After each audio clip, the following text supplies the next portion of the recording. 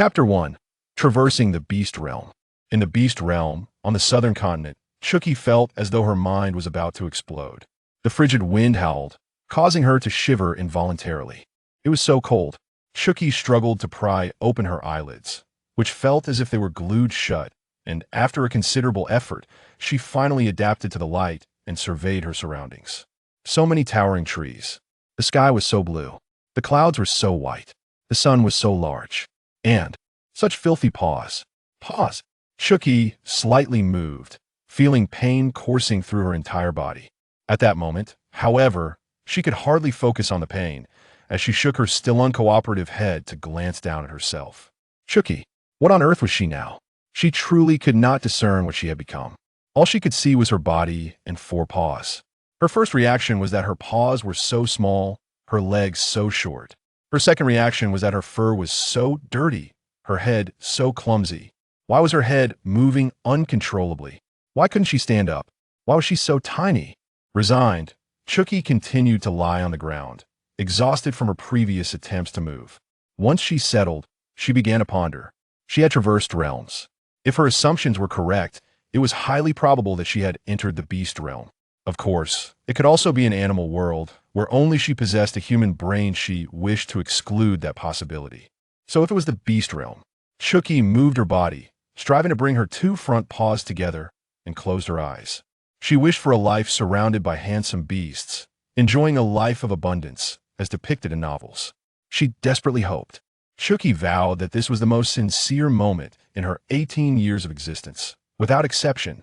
Thanks to her extensive reading, her vast reservoir of knowledge allowed her to deduce quite accurately that she had indeed crossed into the beast realm. Chu Qi was an orphan, discovered by the orphanage's director on the 7th day of the Lunar New Year, hence her name, Chu Qi. From childhood to adulthood, Chu Qi had endured hunger, abuse, and toil as a child laborer, navigating a tumultuous path until she reached 18. On the day she came of age, the 7th day of the Lunar New Year, Chu Qi suddenly desired to buy herself a small cake. She wanted to eat it, and it was imperative that she did. Thus, on the 7th day of the Lunar New Year, at 11:40 in the evening, Chu Qi happily returned to her small rental room, holding a palm-sized cake. As she neared her dilapidated neighborhood, an out-of-control motorcycle careened towards her. She died. The small cake smashed beside her, mingling with her blood. What a pity she had yet to taste even a morsel. A wolf's howl startled Chu Qi awake. Help. There were wolves nearby. Judging by the sound, they were still a distance away, but she, being an unidentifiable creature, was hardly enough to satisfy a wolf's hunger. She needed to flee. Chu Qi attempted to rise on her still unfamiliar 4 legs. To her dismay, after a couple of wobbly attempts, she fell directly into a pile of leaves. Here, no one cleaned the fallen leaves daily, and the thick layer of foliage effectively buried Chu Qi. Chu Qi, what was going on? Could she not walk? No way. Initially, she had been somewhat adaptable, but now she was genuinely alarmed. She could quickly adjust to her new reality and accept her existence in the beast realm, no matter the circumstances, but surely she should possess some basic survival skills. Even if she could not defend herself, the ability to escape would suffice. At the very least, she hoped to struggle before her demise. Now, she was merely a piece of meat left for the wolves and big cats, a race to see who would claim her first. Chu Qi felt a twinge of panic. Although her life had been fraught with difficulties, she still feared death. After floundering in the pile of leaves, she finally managed to poke her head out. Then, she encountered several pillars. Following the pillars upward, the small creature kept craning its neck, only to end up tumbling back into the leaf pile. Chu Qi closed her eyes while buried in the leaves. It was a wolf, a rather large one. It seemed she was destined to die once more. With that thought, she, already physically drained and overwhelmed, truly fainted. After a considerable time passed without any movement from the leaf pile, Bayu's strained back finally slumped, and he began to anxiously sift through the leaves. In a few moments, he uncovered a small cub and promptly bit gently at the nape of its neck, carrying it into the woods. He needed to find a den and assess the cub's condition. Bayu merely wished to leave a good impression on the small cub, so he had attempted to put on a fod, never anticipating how weak the cub would be. He regretted not being more cautious. A female cub, discovered in the wild, surely indicated some trouble within her pack. Upon seeing her peek out, His first instinct was to impress her with his strength. That was a grave error. Baiyu ran into a cave, carefully placing Chu Qi onto the soft bedding of hay and animal hides within. This cave had been dug during a hunting trip with his father, prepared for unforeseen circumstances. Though somewhat crude, it contained all the essentials. The interior was far more spacious than it appeared from the outside, with a sleeping area at the back. Baiyu laid down a thick bare hide beneath the small cub. In the center was a living area with simple stone tools, while near the entrance were hunting implements and some medicinal herbs. After laying Chu Qi down, Baiyu transformed into his human form and carefully examined the cub. Aside from being filthy, she bore no injuries. As long as she was unharmed, that was a relief. Baiyu built a small fire in the cave, heated some water, and prepared the game he had caught. The cub remained asleep, and Baiyu, unable to move his hands, felt a sense of urgency. This was a female cub. Within the entire white wolf tribe, there were only a handful of females and only 2 female cubs. Each time a female was born, the entire tribe would offer prayers for her. Most female cubs would be carried by their fathers and mothers to the tribe's altar, seeking the protection of the beast god. Female cubs went merely to pray. For subadult or adult females, in addition to praying, the beast god would also assign them guardian beasts. However, there were some female cubs without beast parents who, even before reaching subadulthood, would be matched with guardian beasts when visiting the altar for blessings. Due to the significant disparity in numbers between males and females, each matching would yield 5 guardian beasts for the female. If a female was matched with a guardian beast during her cub stage, the guardian would accompany and protect her as she grew. Once the female transformed into her human form, she would decide whether to keep the guardian beast as her mate. Adult females could also rematch to acquire more guardian beasts as their mates. Of course, females could also choose unassigned guardian beasts or mates. Baiyu, having just come of age, felt a flush of embarrassment as he discreetly glanced at the small fox. Baiyu suddenly felt uncomfortable. What once seemed a cozy cave now appeared unappealing in every way. Thus, he rose to begin renovating the cave. Chapter 2, 5 at a time, no upper limit. While the female cub remained asleep and the water had yet to boil, he tidied the cave to ensure the cub would not find it distasteful upon awakening. Before long, Chu Qi cautiously opened her eyes a crack, only to see a tall figure with his back turned to her. Digging into the wall, there was no sound. Chu Qi could not discern his actions, only observing the occasional falling debris of stones or dirt. Baiyu keenly sensed the gaze behind him, causing his spine to stiffen. He dared not move. What should he do now? Baiyu cautiously turned around, and Chu Qi immediately closed her eyes. The 2 beasts remained in a standoff, one feigning sleep while the other posed as a statue for quite some time. After a prolonged silence, unable to resist, Chu Qi opened a sliver of her eyes, only to meet Baiyu's unwavering gaze that had never departed from her. "Ah," Chu Qi awkwardly greeted. "Oh," she couldn't speak either. Upon hearing the soft sound from the little cub, Baiyu's eyes brightened. "Is she speaking to me?" Baiyu hurriedly crouched down, slowly inching closer to Chu Qi. Noticing that she showed no signs of resistance, he gently spoke. "Little fox, I have prepared warm water for you. Would you like a bath?" Chu Qi had resigned herself to the role of a pet. Fully aware of the person's demeanor in front of her, it mirrored how she approached stray cats. However, she had not realized until now that she was a fox. With her dirty white fur, she had thought herself to be a little stray dog. Chu Qi pondered whether there were Wong clans in this beastly world. With someone offering a bath, Chu Qi nodded. Indeed, she could use one. Receiving the little cub's consent, Baiyu immediately set to work. Baiyu brought over a large stone basin he had smoothed with rocks, placing it in the center of the cave. After filling it with water at a suitable temperature, he added a few fragrant leaves. These were the leaves he had picked while following the scent of a female, recalling how his father always gathered them for his mother. The little fox was only slightly larger than Baiyu's palm. He scooped Chu Qi into his arms with one hand while gently splashing water over her back with the other. Initially, Chu Qi was a bit tense, her claws clinging tightly to Baiyu's wrist. "Don't be afraid." The novice dad Baiyu felt nervous as well, but he carefully reassured the little fox. The warm water gradually soaked into Chu Qi's fur, and she began to relax. Baiyu too let out a sigh of relief. "See, it's not so scary, is it?" Baiyu softly remarked. using his fingers to untangle the little fox's somewhat dirty fur. As the water enveloped her, Chu Qi's fur unfurled, soft and fluffy like cotton candy. Bayu's movements were exceptionally gentle, cautious not to hurt the little fox. The water was pleasantly warm, and Bayu's technique was particularly tender and soothing, making Chu Qi feel extraordinarily comfortable. Eventually, she even flipped over, exposing her soft belly for Bayu to wash. After all, she was now a fox. What could a little fox possibly understand? You little fox seemed to enjoy this quite a bit. Bayu chuckled as he watched Chu Qi purring contentedly. Shall I give you baths often from now on? Chu Qi casually responded with a couple of sounds. Observing that the little fox showed no signs of annoyance towards him, Bayu gradually relaxed. Little fox, my name is Bayu. What about you? Do you have a name? The little fox appeared, quite young. She must have been left here due to some misfortune in her clan. At this thought, Bayu's heart tightened. He did not wish to pry further, fearing it would sadden her. Chu Qi contemplated but remained unresponsive, still uncertain if this place was indeed the beastly world or if the animals here possessed any intelligence. To conclude that this was the beastly realm solely based on the towering trees outside seemed rather unrealistic. Chu Qi chose to remain silent, opting to observe the situation first. What if she had truly transformed into an animal? Perhaps this place was merely a bit backward. For now, she would lay low. Patience would yield resolution. She was just a little fox, knowing nothing, and simply watching the circumstances unfold. Noticing Chu Qi's lack of response, Bayu assumed he had touched a nerve.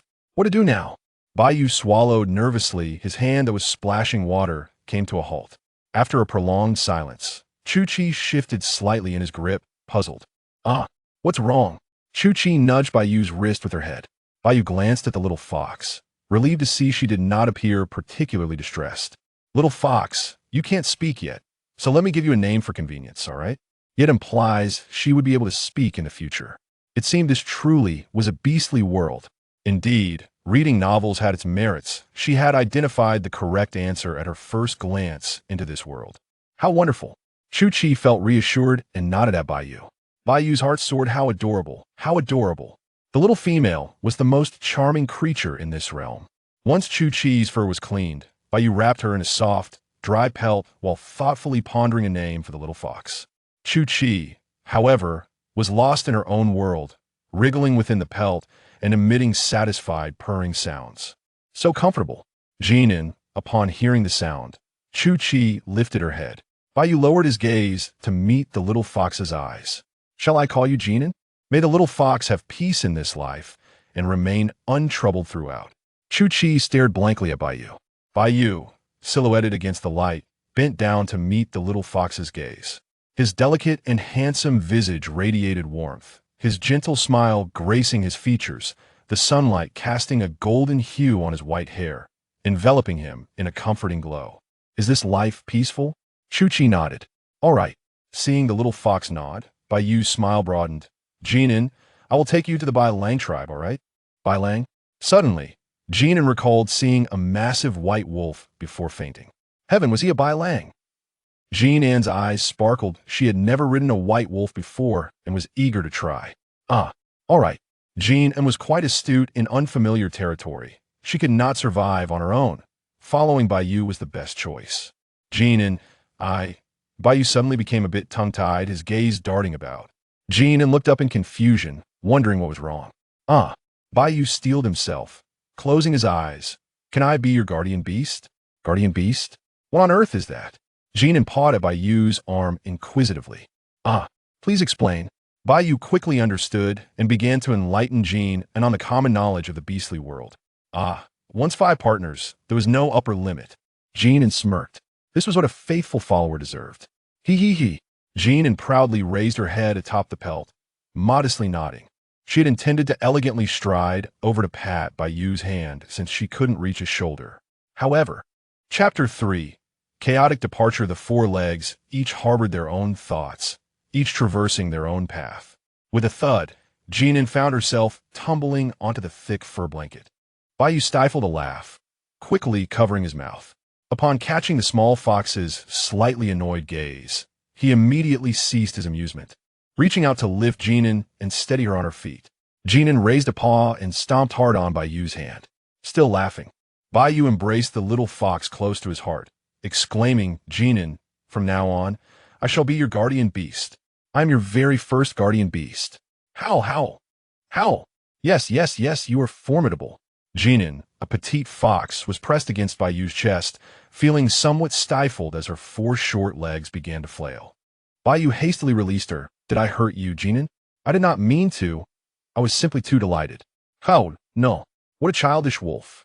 Jin An shook her head, tumbling into the thick fur. I'm so sleepy after my bath. I want to sleep. Are you tired, Jin An? Please rest. I will watch over you. Sleep peacefully. Once Jin An closed her eyes, she slipped into slumber. Bai Yu gazed silently at the little fox for quite some time, marveling at how such a charming and beautiful creature could exist in this world. Jin An was a young, tea-colored platinum fox, a tiny bundle nestled in a corner. Exquisitely adorable, as if she were a meticulously crafted piece of art. Her soft, fluffy fur was vibrant, with a delicate layer of warm tea brown adorning her back, interwoven with white underfur, resembling a beautifully painted ink wash. The warm tea color at her ear tips, the corners of her eyes, and the tip of her tail was equally refined, blending seamlessly on her small body, as if crafted by nature itself. As Jin An slept comfortably, she let out soft whimpers, rolling over, her fluffy tail, nearly half her body length, swaying and curling around her.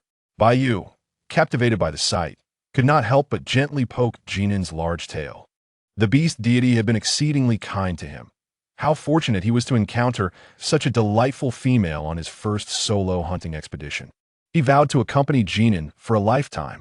In this deep slumber, Jin An rested particularly well. Upon opening her eyes, she found the cave outside enveloped in darkness. Are you awake, Jin An? She withdrew her gaze, noticing numerous recessed squares on the cave walls, each housing flickering flames that illuminated the cave with warmth and brightness. Jin An felt a spark of curiosity. Was this the beastly version of a lamp? How advanced? Without a tray, a mere clump of fire could burn continuously? She was utterly astonished. Bai Yu approached, smoothing down the slightly ruffled fur of the sleeping fox, observing the curiosity and astonishment in her wide eyes. He found her utterly adorable. This is my supernatural flame, Bai Yu explained with a gentle smile. I placed extra so you wouldn't be afraid of the dark when you awoke. When you wish to sleep later, I will extinguish them. What? Supernatural flame? What is that? Sensing Jin An's confusion, Bai Yu felt a pang of sympathy. His little Jin An was so innocent, unaware that even her kin had perished. He cradled her on his lap, gently grooming her fur while meticulously explaining the supernatural abilities of the beast folk. The supernatural powers of the beast folk are divided into 10 tiers, and any beast folk reaching the 3rd tier begins to awaken their unique abilities. For instance, my ability is fire, but there are others like wind, rain, thunder, lightning, and wood. Upon awakening their abilities, one also gains a personal space, which expands as one ascends in tier. Jin An listened intently, nestled on Bai Yu's lap, as if she were immersed in a fantastical tale. So that is how it works.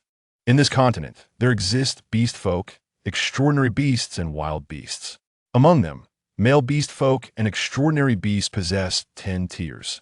The core within extraordinary beasts can assist male beast folk in ascending tiers. The higher the tier of the male beast folk, the larger the space and the stronger the supernatural ability. However, ascending tiers becomes increasingly challenging. In contrast, female beast folk awaken a single ability upon reaching adulthood. These abilities may include strength, speed, or discernment, such as identifying poisonous plants, edible food, or medicinal herbs. However, not every beast folk can awaken their abilities. Some particularly weak ones remain unable to do so, often engaging in internal tribal labor for sustenance. Jin An transitioned from lying down to sitting up, watching Bai Yu chatter away, imparting various knowledge of the beast world. Occasionally, the crackling of the fire punctuated the stillness. Suddenly, Jin An thought, this world is not so bad after all. Oh, it's time for Jin An to eat. Bai Yu placed Jin An back on the fur blanket and rose to retrieve the roasted meat that had been drying by the fire. It's no longer hot. Would you like to try, Jin An? Bai cut the meat into small pieces and held the plate to her mouth. Jin An leaned in, eagerly munching away. Delicious, tender, and fragrant. Bai is quite the chef. Seeing the little fox enjoying her meal brought Bai great relief. Although he had specifically hunted for prey suitable for a female cub, he still harbored doubts about whether Jin An could consume it. Thankfully, she was thriving. Even if she couldn't eat meat, Bai had backup options. He would never allow little Jin An to go hungry. After a few bites of meat, another stone bowl appeared beside her. This is meat soup. Have some meat, then drink this soup. It's very fragrant. Bai was confident in this regard. His father was known for making the best soup in the tribe, so his skills were certainly commendable. Jin An savored her meat and then downed a bowl of soup. Content. She sprawled on the fur blanket, her front paws patting her round belly. So satisfying. Bai gently adjusted Jin An, helping her stand steadily on the fur.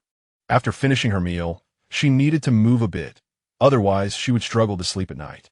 Jin An absently nodded a couple of times, and suddenly struck by inspiration, she decided to practice walking. Thus, the little fox began to tame her 4 legs, and whenever she was about to fall, Bai would reach out to steady her. The atmosphere was warm and harmonious.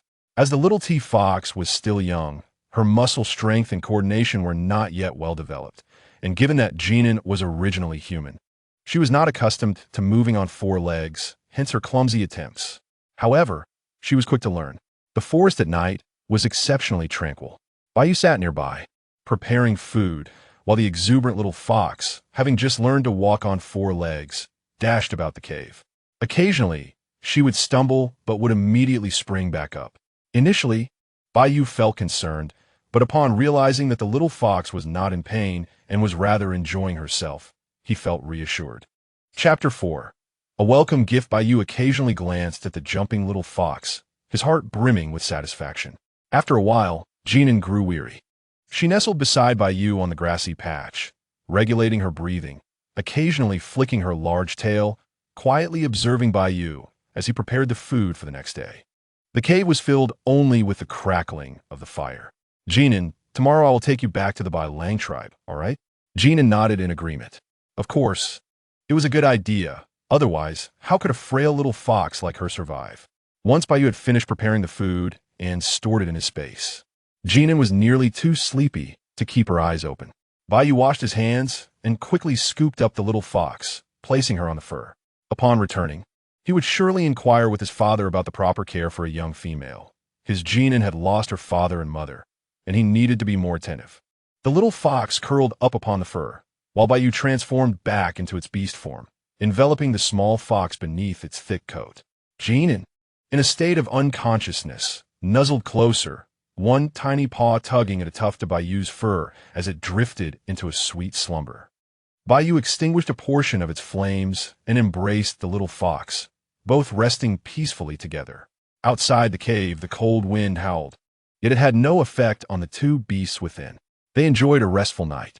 At dawn, the well-fed fox and wolf embarked on their journey home. Bai swiftly shifted into its beast form, straightening its back and glancing sideways at Jin and was momentarily taken aback, still in shock from witnessing the grand transformation. My goodness! The first time Jin encountered the white wolf, it was overwhelmed by fear and hardly observed it clearly. Now, realizing that the wolf was Bai, Jin found the courage to admire it properly. With a swish of its large tail and the patter of its short legs, Jin began to circle around the imposing white wolf, taking in its magnificence. Bai lowered its great head, watching the small fox, which was not even half the height of its legs, prancing around with its fluffy tail held high, filling Bai's heart with joy. This magnificent white wolf truly exuded power. Jin mused. In novels, the female protagonists often ride their beast husbands. Bai is her guardian beast and will undoubtedly become her beast husband in the future. Surely Bai would allow her to ride it, right? Bai stood nervously in place, awaiting Jin An's inspection, its large eyes brimming with anticipation. After observing for a while, Jin and Shirley felt satisfied, right? If Bai invited Jin and to sit upon its back, she would undoubtedly agree. Jin encircled the great white wolf twice before darting between its front legs. Turning to face Bai, the little fox and the great white wolf locked eyes, both pairs filled with eager expectation. Yet it was Baiyu who faltered first. Stammering out the invitation, Jin An, we still have quite a distance to the Bai Lang tribe. Would you allow me to carry you on my back? Jin An nodded eagerly. Baiyu's eyes sparkled as it gently lifted Jin An onto its back, securing her safely. Oh my! That sudden lift nearly startled Jin An. Baiyu exclaimed. Jin An, hold on tight. We are about to set off. Jin An looked up to find her view elevated significantly, her excitement surging as she squealed. Woo! Baiyu ran swiftly and steadily, while Jin An initially lay nervously, her paws gripping the soft fur on Baiyu's back. Soon, however, the little fox became exhilarated and stood up on Baiyu's back, howling joyfully. Baiyu, alarmed, immediately slowed its pace. Jin An, lie down. It's too dangerous to stand. Okay, Jin An replied, obediently lying down. Baiyu noticed Jin An's adventurous spirit and, fearing she might become bored, deliberately sought out obstacles to leap over. As expected, Jin An began to squeal with delight. The little fox's joy invigorated Baiyu, turning what should have been a half-day journey into a day of frenzied running for both fox and wolf until they finally reached the tribe. As they approached the tribe, Baiyu and Jin An encountered a group of returning hunters. The howls of wolves echoed, rising and falling. Atop Baiyu, Jin An was initially startled, but soon her blood surged with excitement as she joined the wolf clan's hunters in their howls. Suddenly, the cacophony of wolf howls ceased, and unsuspectingly, Jin An performed a greeting for everyone present. Jin An's forepaws carved a magical castle upon the back of the great white wolf. Baiyu couldn't help but laugh internally, though he knew he must maintain his composure in his beast form. The attention of the returning hunters immediately focused on Baiyu, concealed within the thick fur of the great white wolf. Jin An was nearly undetectable amidst the scent of blood from the hunting party. Had she not called out, the hunters might not have noticed her presence at all.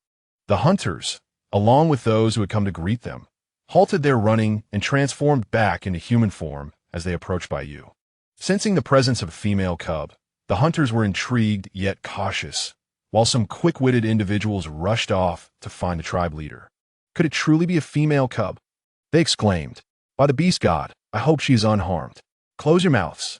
The hunters understood well. Unless a grave situation had arisen in their clan, such a precious little beast as a female cub would never leave their tribe. Poor little cub. One rabbit clan hunter lamented, already shedding tears without having seen Jin An's appearance. Most of the beasts in the Bai Lang tribe were white wolves, but there were also many from other clans who had followed the females. Don't cry, the little cub is still here. A nearby beast admonished, covering the weeping hunter's mouth. Why is the cub so still? Is this a Fox Clan cub? I'll go fetch the shaman to take a look. The newly returned hunters, still reeking of blood, dared not approach the cub too closely, only feeling anxious. Perhaps due to her fox nature, Jin An, feigning death, found her ears particularly sensitive, hearing all the chatter around her. An orphan, Jin An was acutely aware of the emotions of others, sensing their kindness. Yet her embarrassment kept her from lifting her head. Hearing the multitude of worried voices, she hesitated momentarily before a large tail quivered and rose from Baiyu's back. It's a fox cub, a voice exclaimed, causing Jin An to jolt, her tail shaking in response. The tribe leader and shaman arrived, demanding everyone to make way. The leader approached Baiyu, who immediately transformed into human form, cradling the little fox. Father. Chapter 5. A Wealth of Emotional Value. Jin An, who had been nestled against Baiyu's chest, turned upon hearing the word father. The beasts standing behind the leader and shaman were immediately met with a pair of curious, lively eyes. What an adorable little cub, they exclaimed. How tiny, how exquisite, such big eyes, and such a fluffy tail. Does Baiyu even know how to hold a cub properly? The leader raised an eyebrow at Baiyu, who seemed oblivious to the humor of the situation.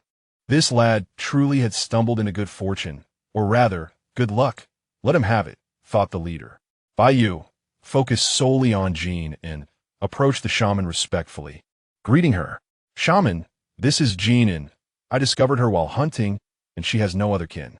Baiyu's grip around Jin An tightened slightly as he paused to continue. The shaman raised her hand. All right, dear. I understand. and I will ensure a grand ceremony is held for little Jin and as soon as possible."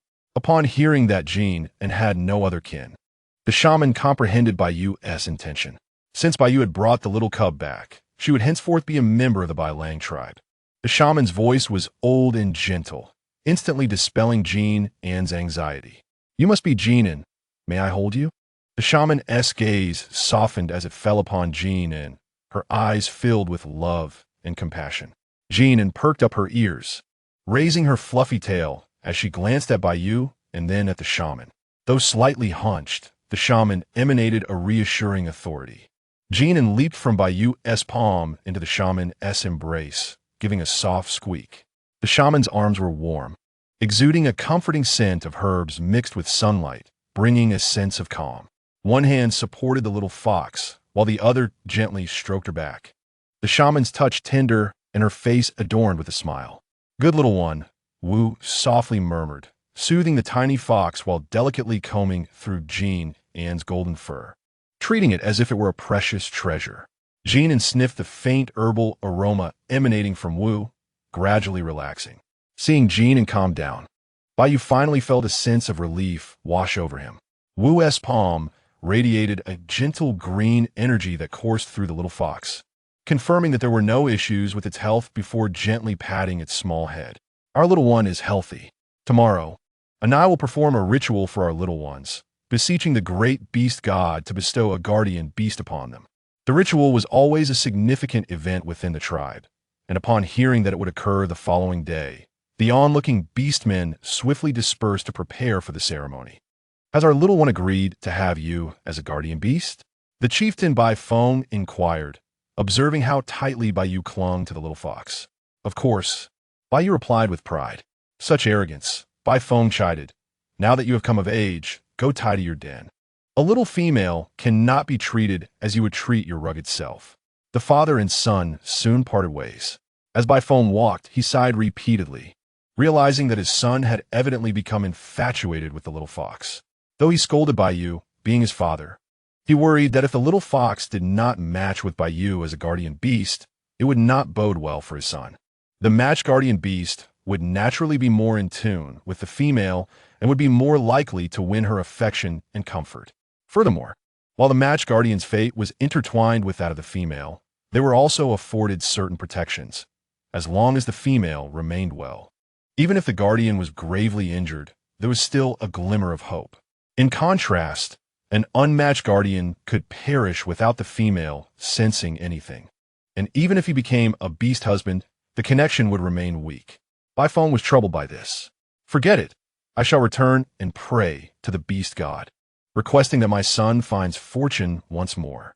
Jin An, nestled on Bai Yu's shoulder, observed her surroundings with delight. The tribe appeared quite splendid, with small wolves, tigers, and rabbits darting about, both in human and beast forms, creating a lively atmosphere. Bai Yu soon led Jin into his cave. He had barely settled in, as most male cubs would establish their own dens upon reaching maturity. Bai Yu's cave was still newly finished, lacking many furnishings. "Let Jin An play for a while. I will prepare the bedding and then cook for you," he said as he set her down. With a cheerful yip, Bai Yu busied himself in the cave, cleaning, arranging bedding, crafting furniture, and preparing food, while Jin An frolicked around his feet, providing ample emotional value. After they had both eaten their fill, Bai Yu jumped into a stream to wash off, then prepared warm water for the little fox. The weather was currently the most pleasant in the beast realm, neither too hot nor too cold, and most beastmen would take this opportunity to stock up on food in preparation for the windy season in 2 months. Bai Yu calculated the days. After the ritual tomorrow, if luck was on his side, he would join the 5 beast husbands. And even if the guardian beast hailed from the distant northern continent, they should arrive here 2 days before the windy season. Regardless of the guardian's strengths, with him around, Jin An would certainly not go hungry, for he was a 6th-tier beast. Having just matured, he was already among the most formidable of the younger generation in the Bai Lang tribe.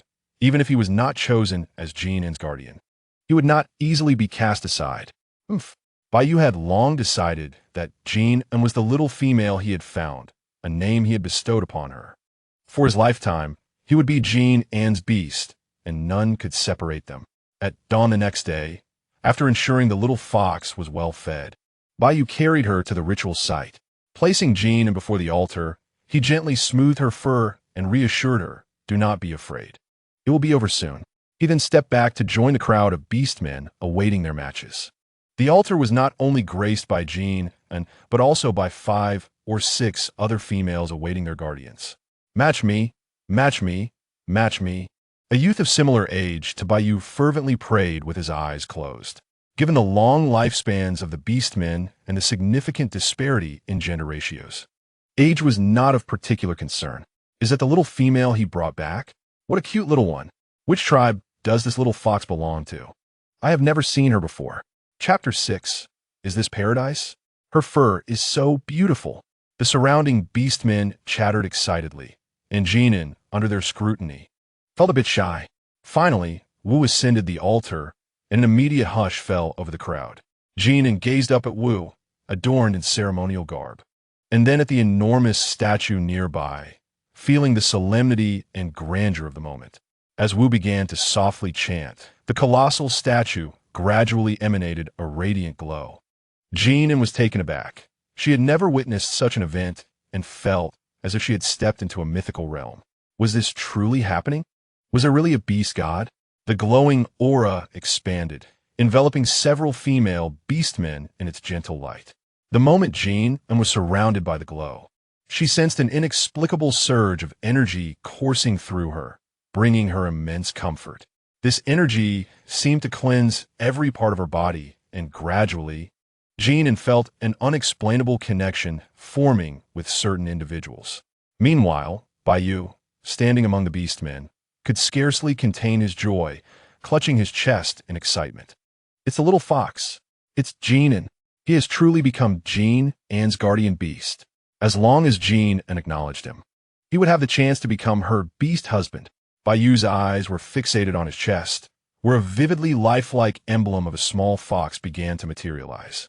His heart radiated warmth from within. Jin An, still a fluffy fox cub, would only bear the emblem of her beast husbands once she matured and formed a bond. However, at this moment, Jin An already had a vague understanding of the forms of several guardian beasts. One was a white wolf. That must be Bai. Another, a large python, appeared quite fearsome, yet perhaps because she knew it was her guardian, Jin An felt no fear. Furthermore, she had heard that snakes had 2 tails. Whether that was true or not, she would have the opportunity to verify it later. Then there was a red fox, larger than her by a significant margin. An eagle with large eyes that seemed to dwarf her own. And oh my, a pale pink rabbit. It looked so soft and huggable. She wondered if it could shrink a bit.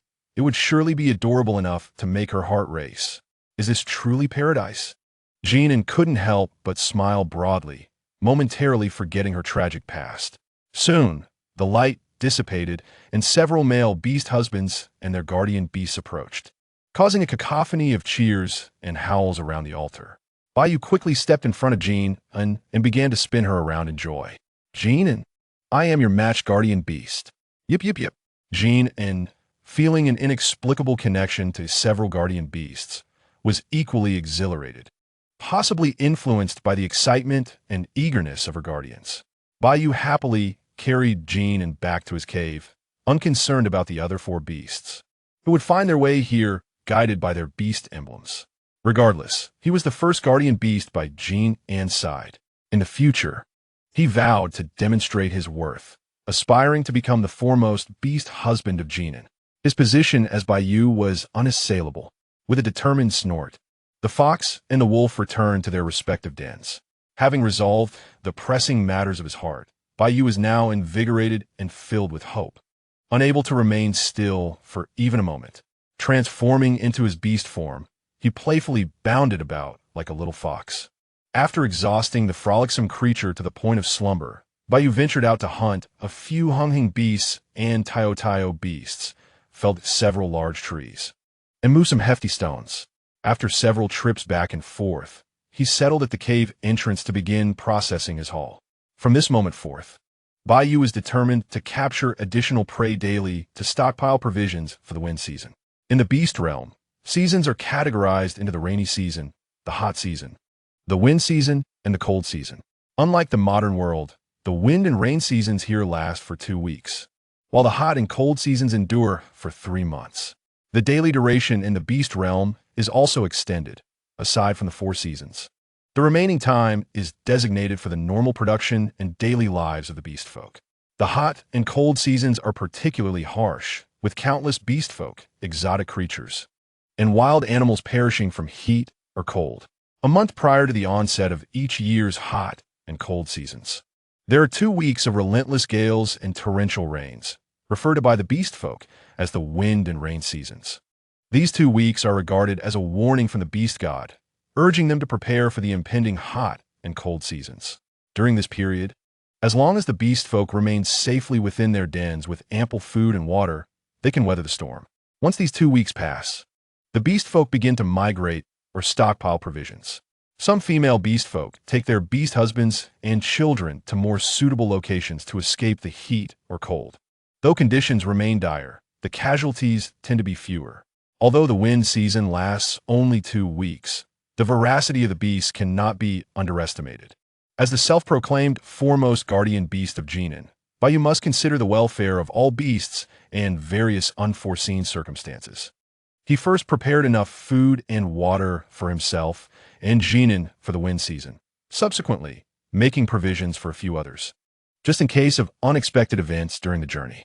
Typically, guardian beasts would bring food for themselves and their mates upon visiting, but the potential for mishaps is considerable.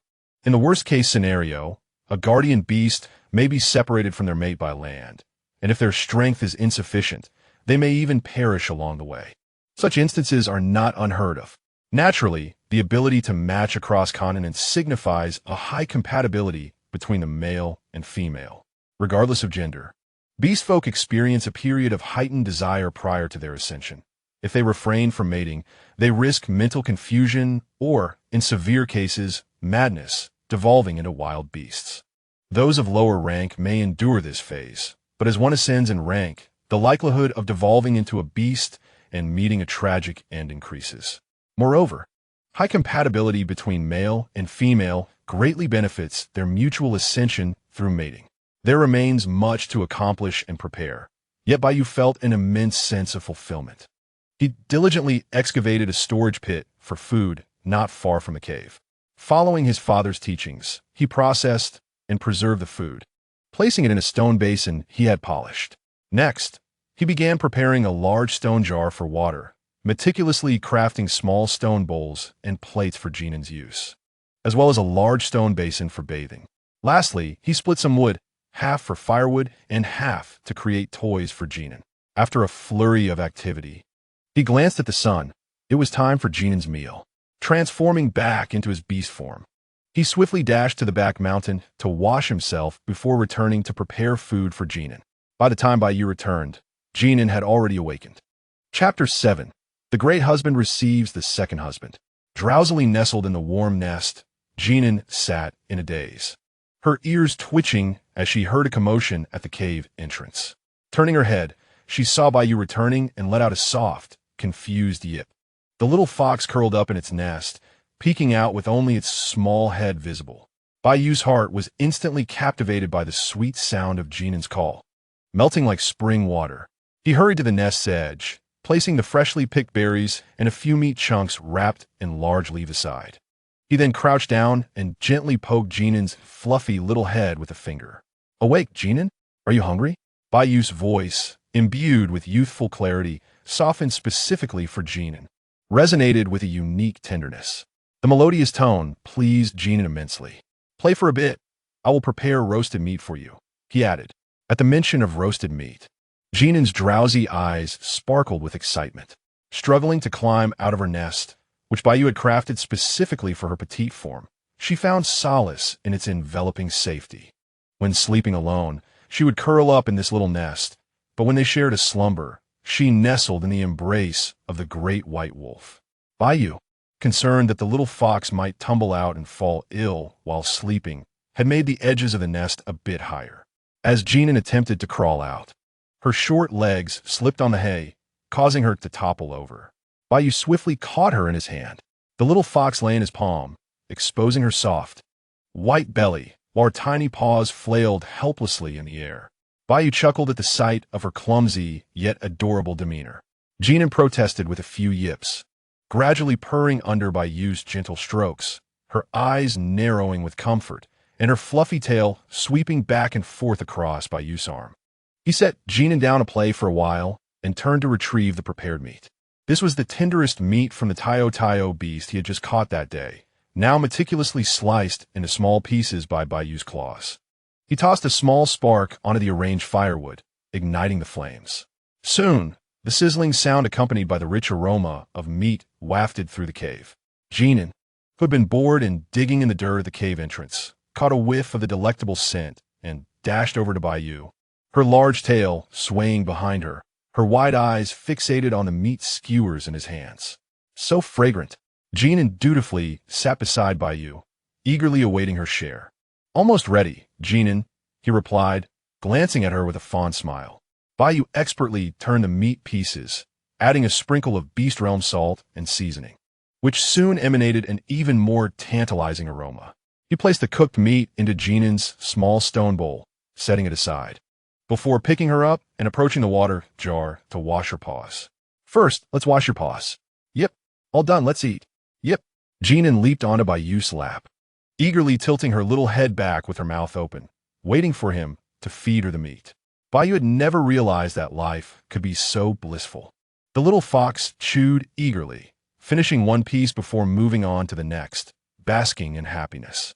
Bai quietly watched the little fox on his lap enjoy her meal, his gaze brimming with tenderness.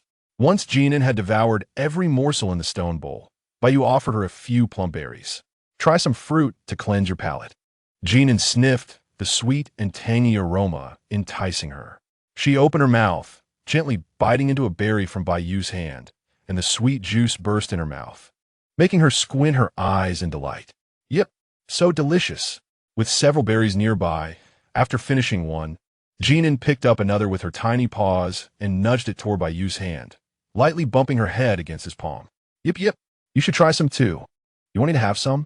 Bai exclaimed in astonishment. The young female generously offered him the fruit. Bai wished to preserve this rare berry with utmost care. It was a treasure he must cherish. Jin An was excitedly anticipating watching Bai finish it before they both howled in delight. Yet to her surprise, Bai held it without taking a bite. Come on, eat, Jin An urged. I want to keep it, Bai replied. What is the storyline? Jin An questioned, perplexed. But this is the first fruit you received from me. Though Jin An felt a bit speechless, the smile at the corners of her mouth could not be suppressed. She had indeed encountered a love-struck individual, which she found amusing. Come on, quickly eat. There will be plenty of fruit in the future. After satisfying their hunger, the little fox, no longer tired or hungry, lazily nestled in Bai's embrace, its fluffy tail unconsciously sweeping across his leg. Bai gazed down at the small creature that relied on him, a wave of unprecedented fulfillment and protectiveness swelling within him. Outside the cave, the cheerful chirping of birds filled the air, while the wind rustled through the treetops, causing the leaves to whisper. Inside the cave, all was tranquil, occasionally punctuated by the crackling of the fire. Bai gently stroked the little fox's fur, eliciting soft purrs of contentment as it completely relaxed. The beast and the fox nestled together, reveling in their rare moment of warmth and solitude. Bai sighed inwardly, wishing these days could last a bit longer. However, as a beast, he knew he could not adequately care for Jin An. Just as this thought crossed his mind, a wolf's howl echoed from not far off at the cave entrance. Bai paused his gentle grooming, sensing Jin An's curiosity as she turned her gaze toward the outside. Was it the great black snake arriving? Bai scooped Jin An into his arms, internally lamenting how swiftly these troublesome beasts appeared. Is the snake here? Jin inquired. A black snake has come to the tribe, claiming to be your guardian beast. Father has sent for us to take a look. Bai placed Jin An on his shoulder and strolled toward his father to meet the snake. As they approached the elder, Jin An felt a mix of emotions, nervousness, excitement, and an inexplicable sense of the bizarre. The great elder, yet to be confirmed, was bringing her to welcome the second elder home.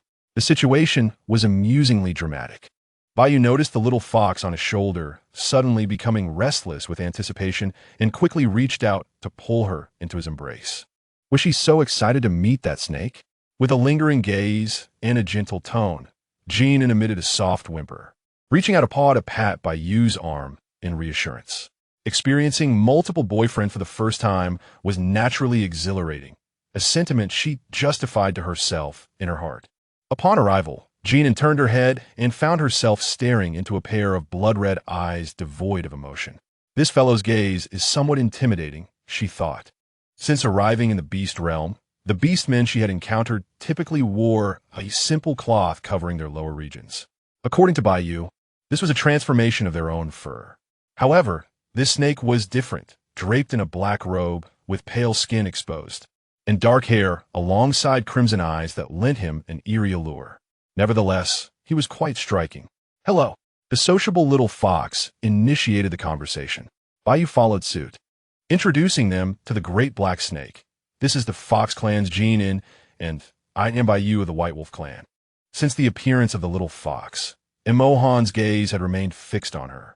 Only upon hearing Bai Yu's introduction did Imohan briefly shift his attention toward Bai Yu.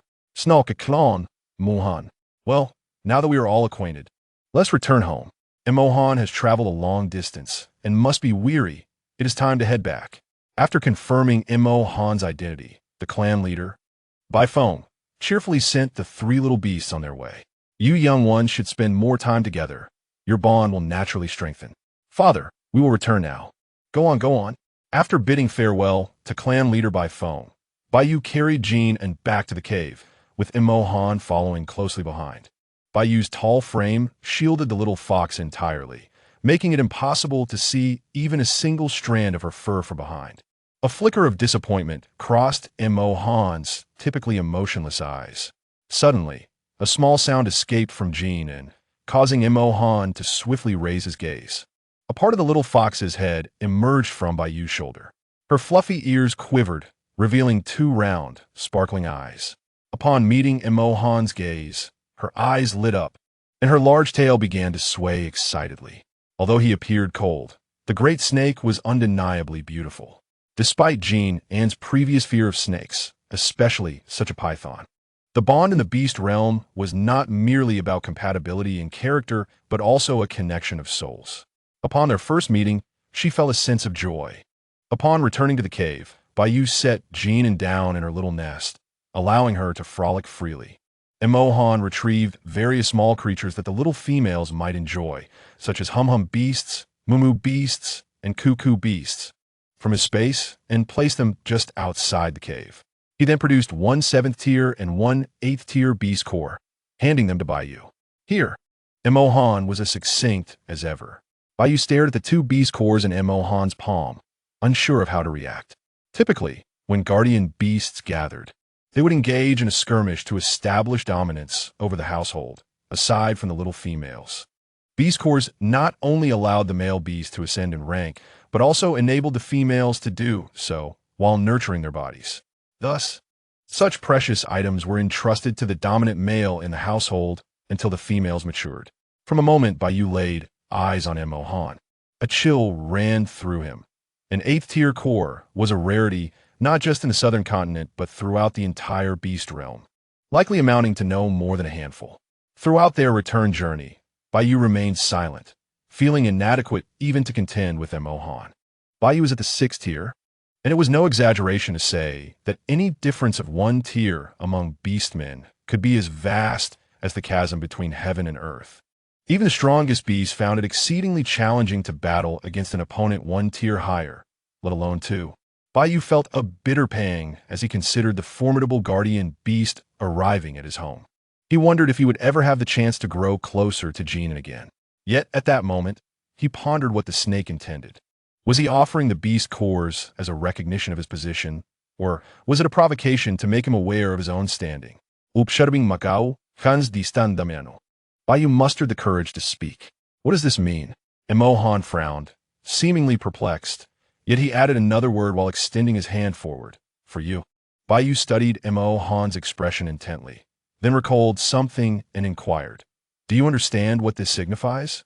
Imohan lifted his gaze to meet Bai Yu's eyes, remaining silent.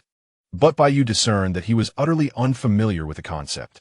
Indeed, The snake clan was known for its solitary nature. It was said that the snake clan rarely gathered unless faced with natural disasters, especially among large pythons, who generally grew up alone unless they were the strongest among their siblings, in which case they might stay close to their father for some protection. However, such occurrences were scarce. The snake clan was inherently cold-blooded and lacked a concept of family, recognizing only their own females.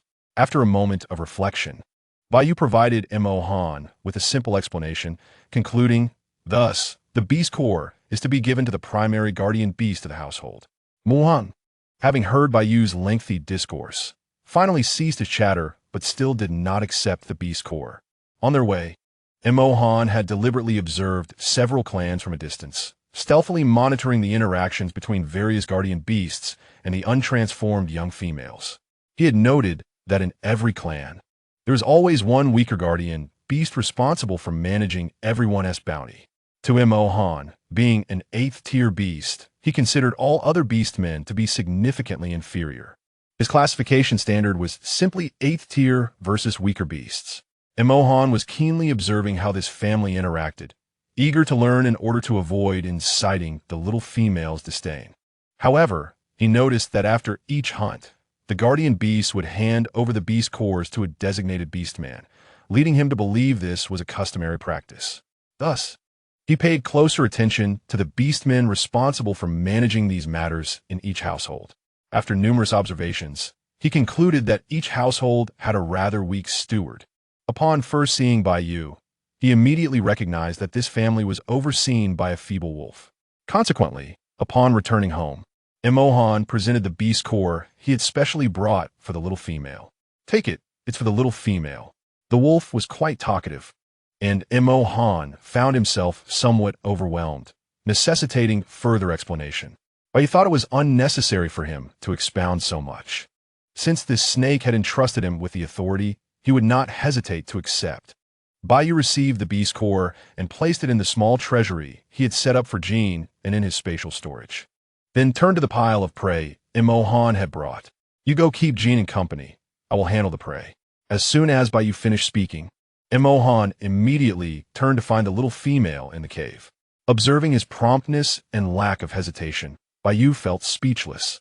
Well, he was now the primary guardian beast. Being magnanimous would foster harmony in the household.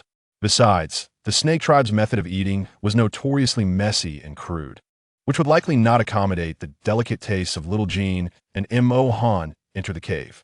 Owo, owo, owo. Have you finished talking? He crouched down in front of the little female, nodding.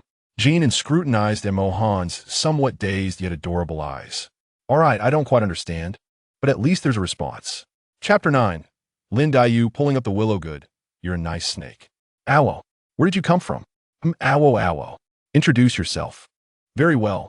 Jin An's eyes sparkled as she believed this large snake could comprehend her words, and she hopped toward Mo Han. He promptly caught her with both hands. The little fox gazed at him with bright eyes, waiting for him to speak. And Mo Han, aware that he must respond to everything the little female said, rehearsed his learned lessons in his mind repeatedly. The two beasts locked eyes for a while, and 6 dots appeared above Jin An's head. Well, this big snake always has a response, yet never seems to say anything substantial.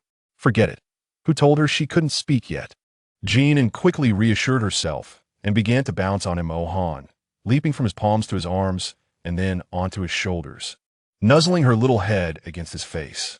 Mo Han, caught off guard, nearly lost his balance, but quickly steadied himself, fearing he might let the little fox tumble.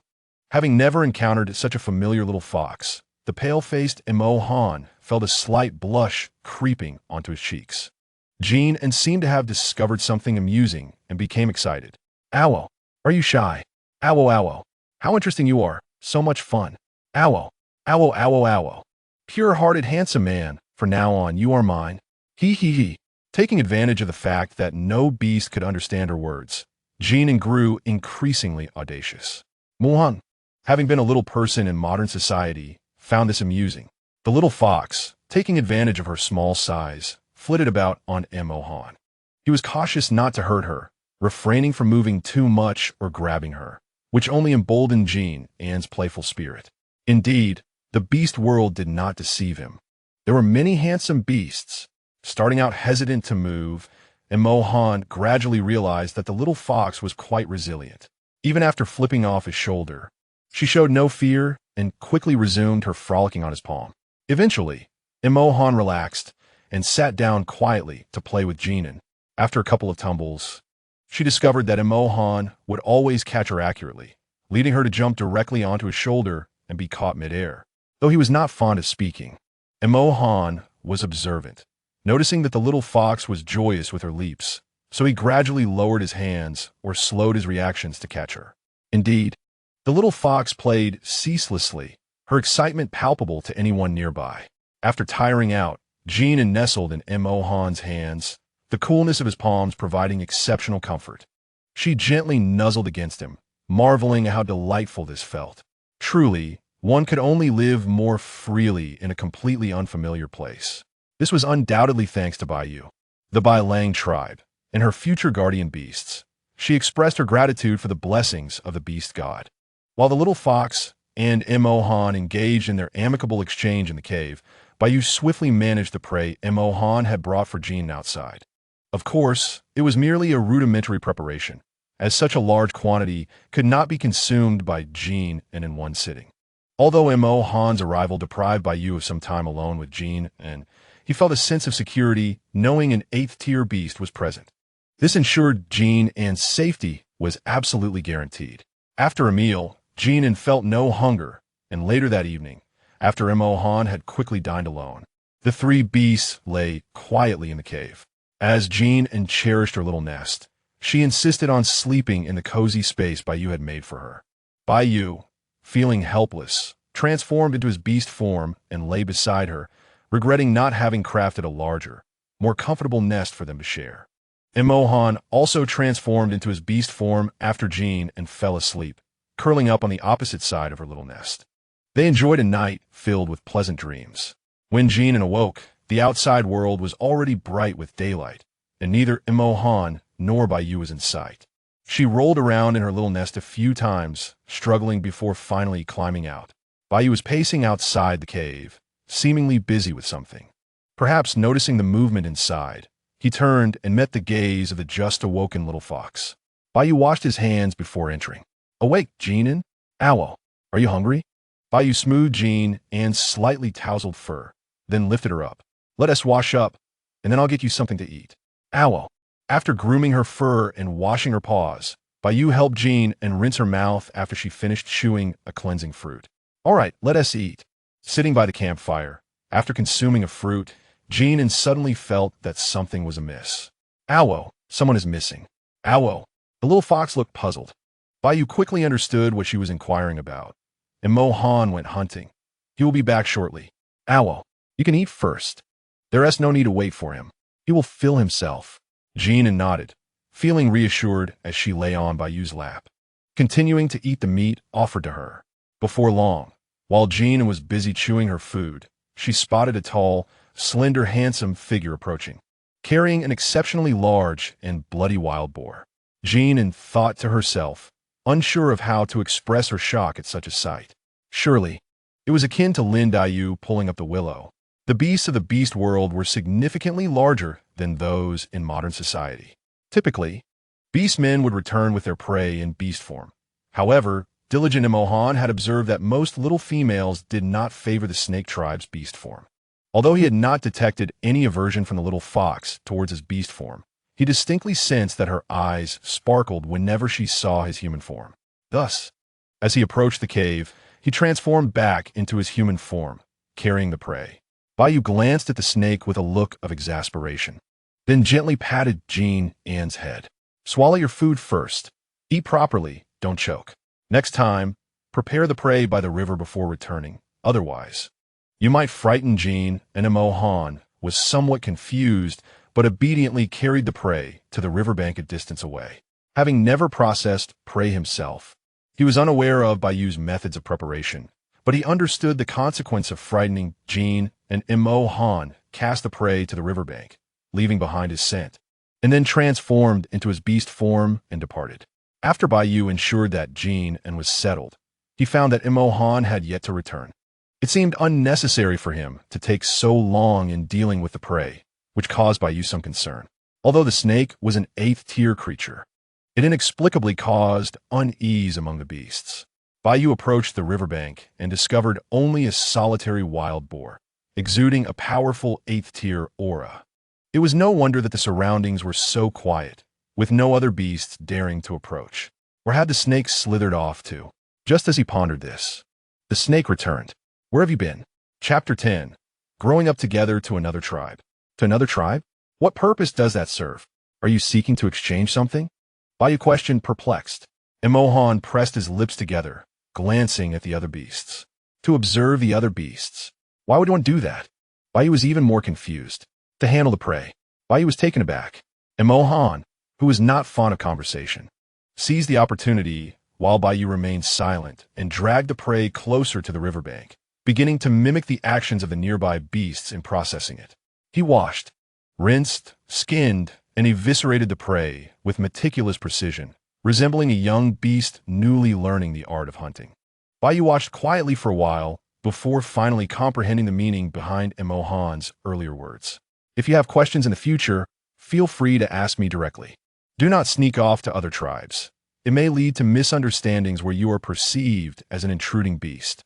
Mohan's strength was formidable, and as a solitary snake beast man, he could easily be misunderstood and regarded with suspicion by the tribal inhabitants. I won't. Mohan paused, realizing that this wolf often failed to grasp his words, and added 2 more words. I will discover. I can teach you more efficiently. I understand you are accustomed to being solitary, but we shall be a family of beasts in the future, and it is essential to grow accustomed to one another. This way, Jin An will have a better life. Baiyu observed Mohan's somewhat clumsy handling of the prey, noting that there were no significant issues.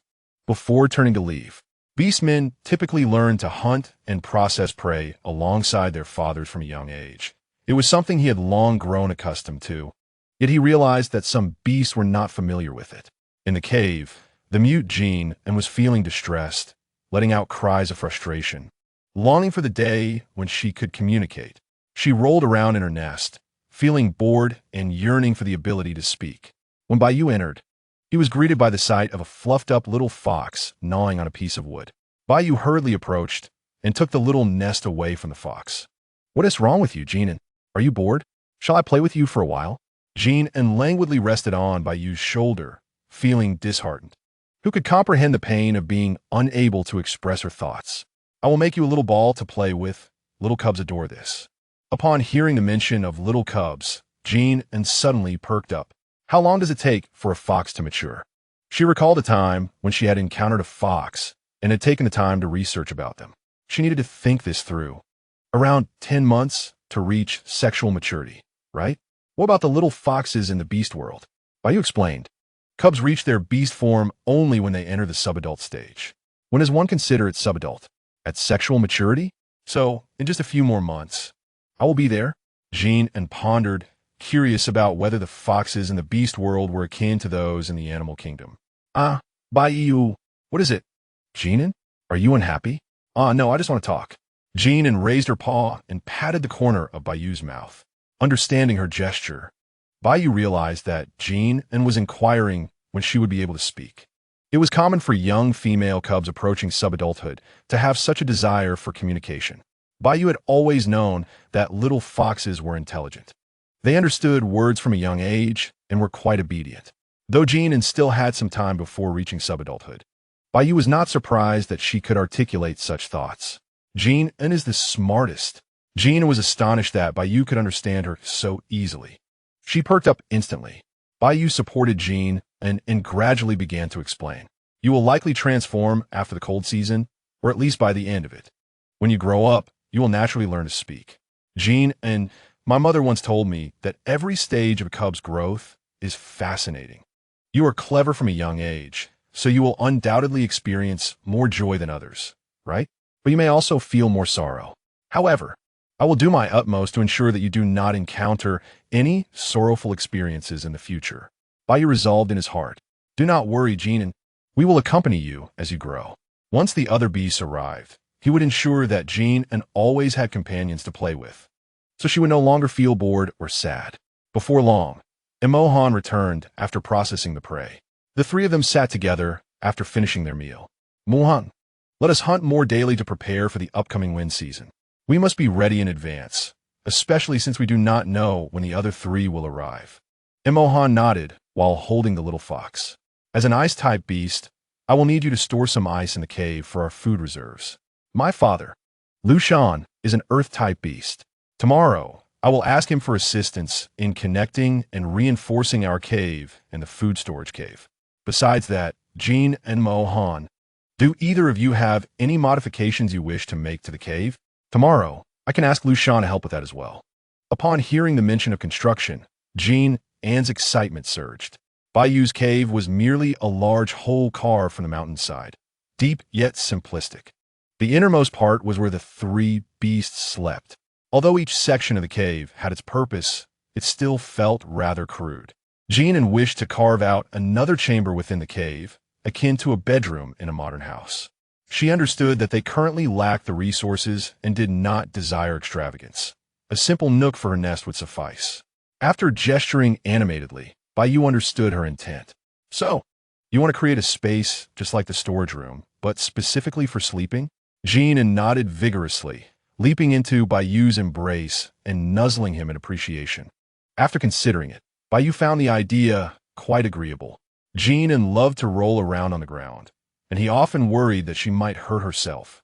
He could lay down soft furs in the dedicated sleeping space, allowing her to play freely.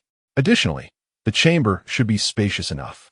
Glancing at Imohan's strength, Bayu had a premonition that Jin An's guardian beast would not be weak either. In the beast world, reaching the 5th tier marked a significant threshold for beastmen. Those above this level were regarded as warriors within their tribes, standing out among their peers. Stronger beasts often possessed larger and more robust forms compared to their kin, along with a stronger sense of territory. A larger cave would be preferable. What about you, Imohan? Do you have any other requests? Imohan shook his head. He was content as long as Jin An was happy. Everything else was inconsequential. At noon, Jin An lay at the cave entrance, quietly observing as Imohan consumed the 5th pot of his poorly made meat soup. Just watching made Jin An feel full. Chapter 11. Fortunately, this was Bayu's first encounter with such a dilemma. Cooking meat soup seemed simple, yet it was proving to be quite challenging for Imohan. It was either too much salt, meat sticking to the bottom, or the soup being overcooked, resulting in an unappetizing color. Bayu snatched the newly made stone pot from Imohan. All right, and the pot broke. Bayu prepared another pot of meat soup for Jin An, serving it to Imohan. Are you able to take care of Jin An's meals? Mohan nodded. I can. He has diligently mastered this skill while outside.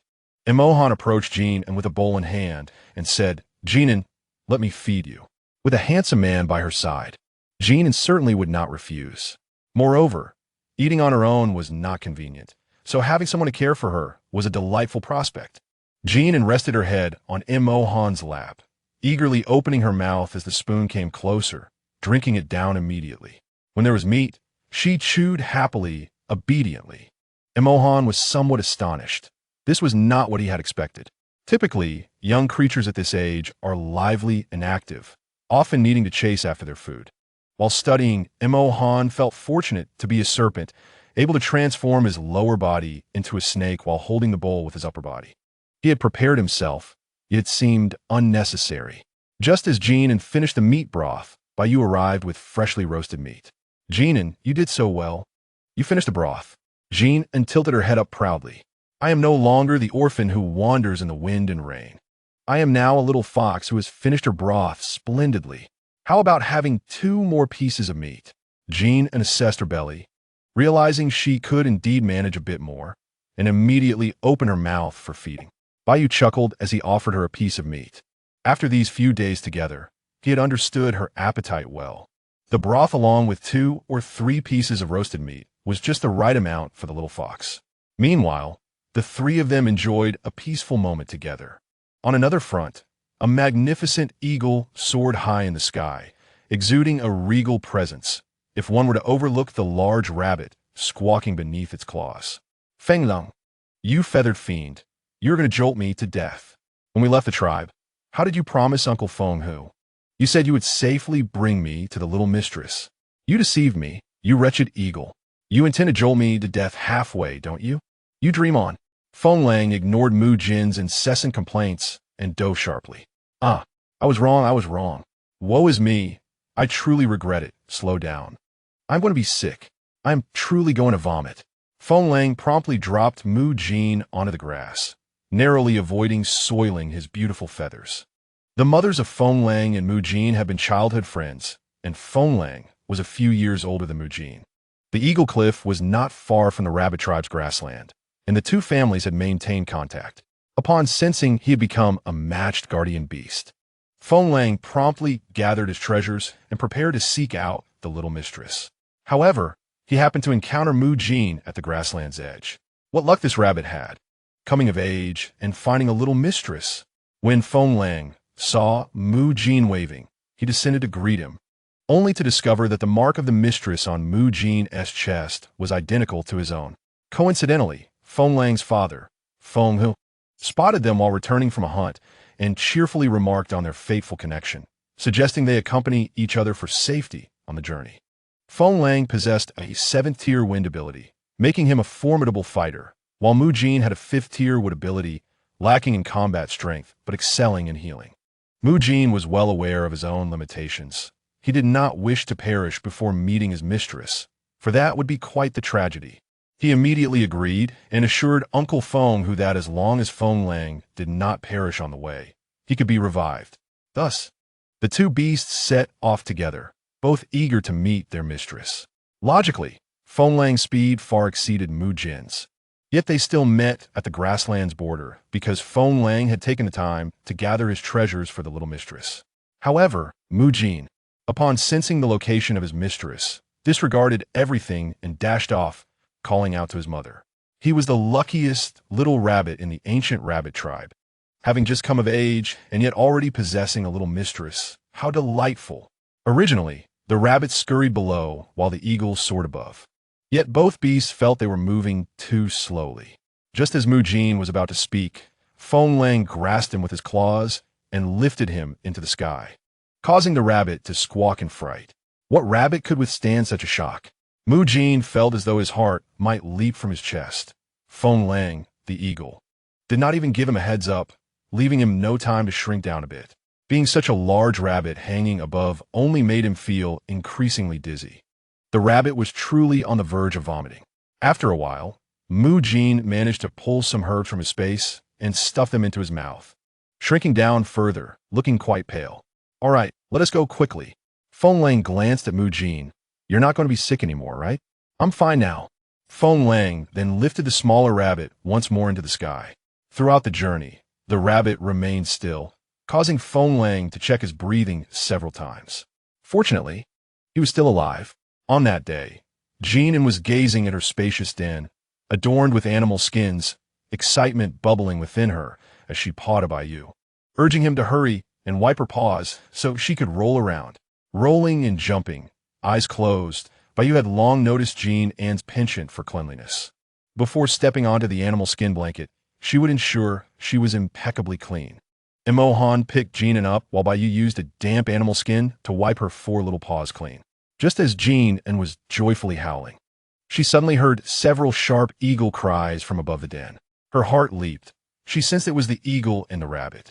Upon hearing the sounds, Bayu and Imo-han exchanged glances, understanding the situation. Jin An, shall we go out and take a look? Oh, whoa. Jin An scampered ahead on her short legs, with Bayu and Imo-han following closely behind. As the three reached the entrance, Feng Lang circled down with Mu Jin. Feng Lang dropped the rabbit from his claws, transforming into human form. Before he could take a step forward, a figure swiftly darted past him and rushed to the side of the little fox. The now smaller Mu Jin was still larger than the little fox, but ultimately much smaller than the wolf or eagle. Jin An beheld a fluffy pink and white rabbit bounding toward her. How adorable! Although she herself was a little cutie, it did not hinder her admiration for other adorable creatures. Chapter 12. A mistress can only have one guardian for life. Mu Jin approached Jin An, gently nudging her little head with his fluffy one, and their furry heads touched, melting both their hearts. The rabbit was predominantly white, with only its ears, tail, and paws adorned in pink, harmonizing beautifully with the little tea-colored fox. Note, the tea-colored white gold fox is referred to as Xiao Chao. The harmony was such that Baiyu felt a pang in his heart. Before Jin An could react, she was suddenly lifted into the air, her four little paws flailing in confusion. Baiyu immediately began to smooth her fur, soothing her with soft words. Jin An, they traveled a long way and haven't bathed yet. Wait until they are clean before you play with them, all right? Jin An had just bathed and not yet played in their cozy den, so Baiyu offered to clean her paws again, suggesting she play first while they bathed. Oh, well, it seemed reasonable.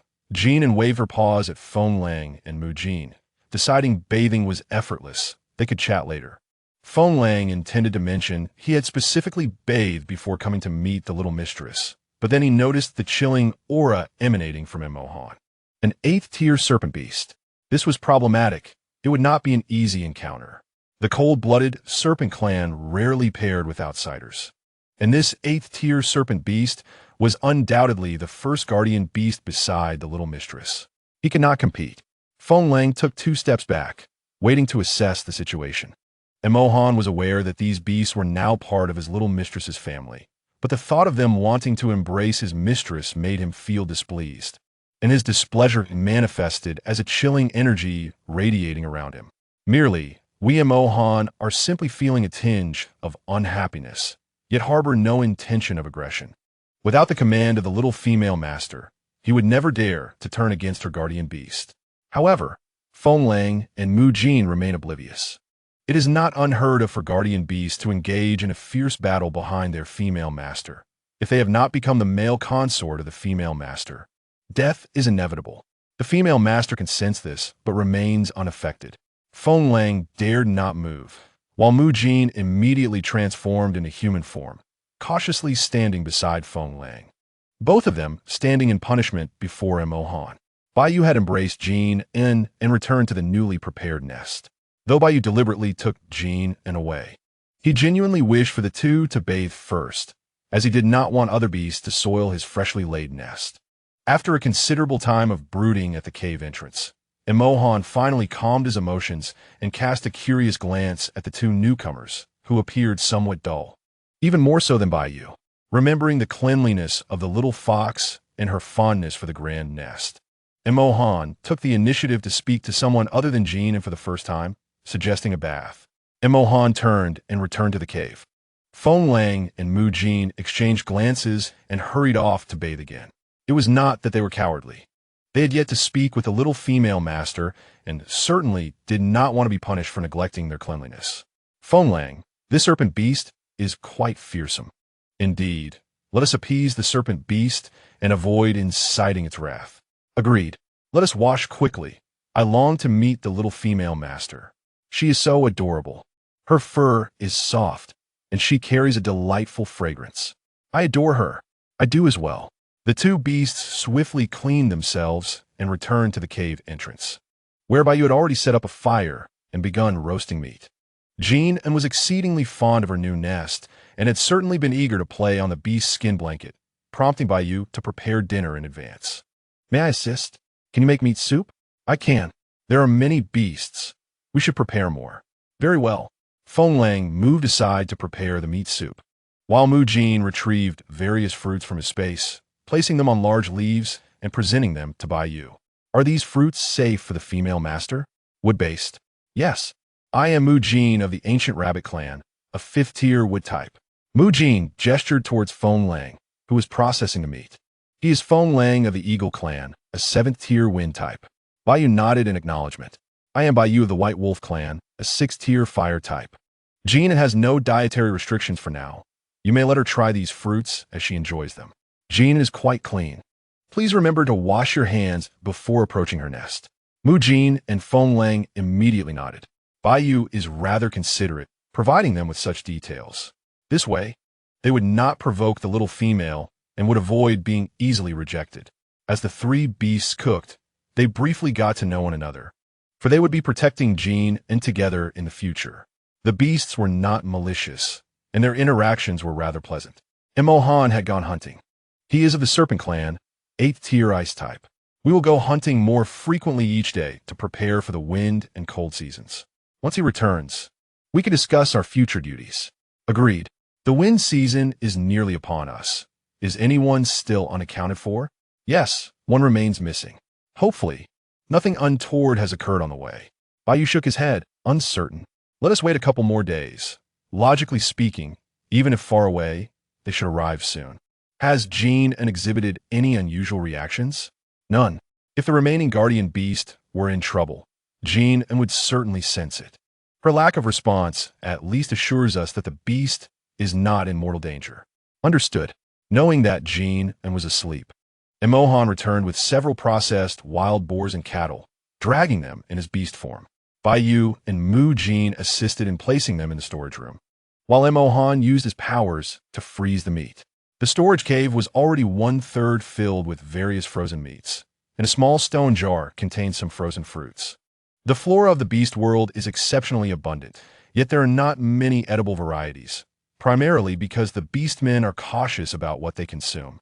Some fruits may be safe this year, but could become toxic the next, which explains why Baiyu and Emohan were aware of Jin An's fondness for fruits, but did not bring back in abundance. Now that they have a wood type among them, they can at least discern which fruits are safe, thus increasing the options available for Jin An originally. Baiyu intended to store enough provisions for a few individuals during the wind season, but considering the harsh conditions of the cold season, it is possible that they may decide to migrate elsewhere to endure together with Jin An. Therefore, they must prepare more provisions, as hunting on a migratory route may prove challenging. Jin An scampered out on all fours, only to find Feng Lang busy preparing meat soup. Upon seeing Jin An, Feng Lang rushed forward. Female master, you are awake. Female master? Me? Jin An was astonished, her fox eyes wide with surprise at such an embarrassing title. It sounds quite delightful. In truth, only after forming a bond can a male rightfully address a female as a female master. If a guardian beast were to directly call a female master, and should she choose not to accept him upon maturity, other females would likely reject him as well. A female master may only have one throughout her lifetime. However, it is rare for a female not to accept the guardian beast that has accompanied her since childhood. Chapter 13. Entering the Noble Family. First and foremost, the divine match of the beast gods ensures a profound compatibility between the male and female beasts, fostering a natural affinity.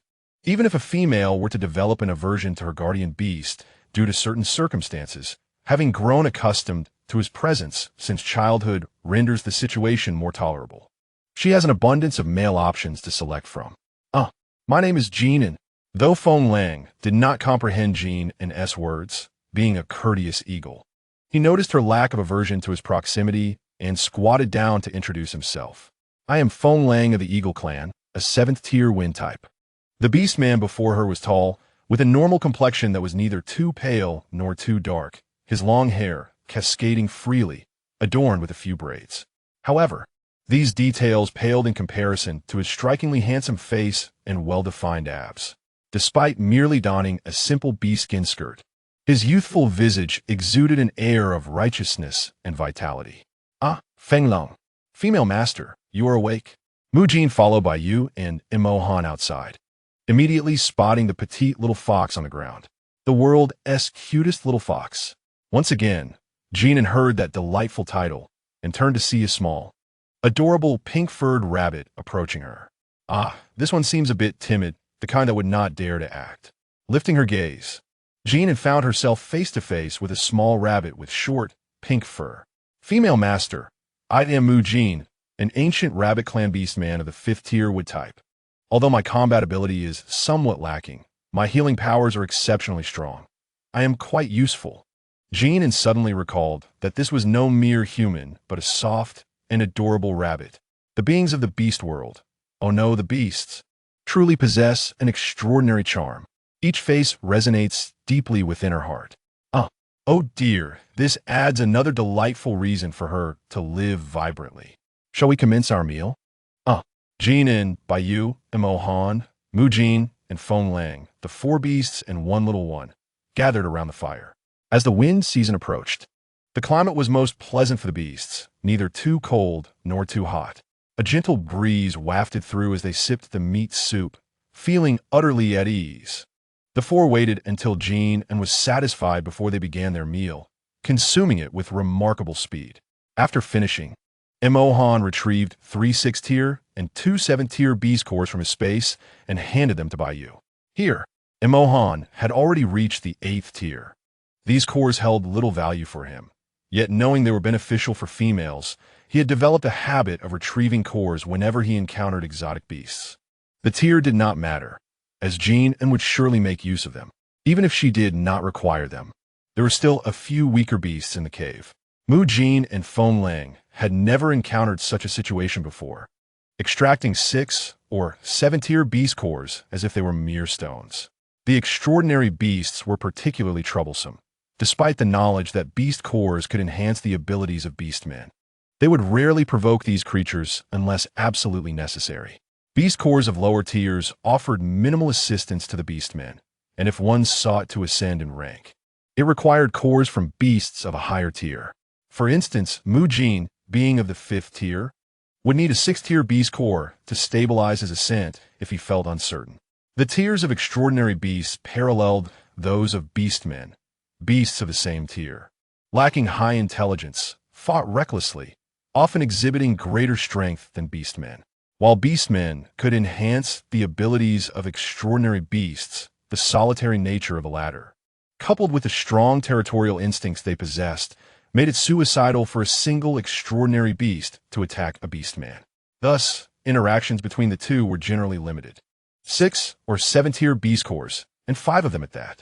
Mu Jin and Feng Lang exchanged glances, feeling as though they had inadvertently married into a wealthy family.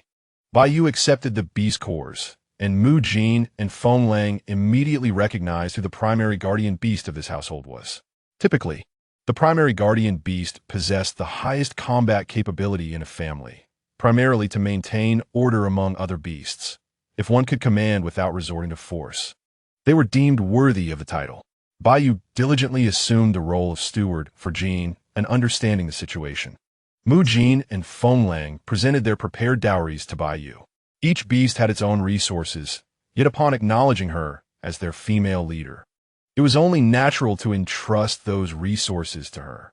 Feng Lang contributed a 6th-tier and 2 3rd-tier beast cores he had saved, though he possessed other treasures he intended to present only to the female leader. A sudden blush crept across Feng Lang's face. Baiyu felt a sense of confusion, but fortunately, Mu Jin handed over 2 peculiar wooden pieces that drew everyone's attention. Jin An, curious about the 2 wooden lumps the size of modern apples, observed their rough, dry, and wilted exterior, uncertain of their worth. Knowing that, Baiyu was responsible for safeguarding valuable items akin to beast cores. Mu Jin's deliberate presentation of these pieces indicated their significance.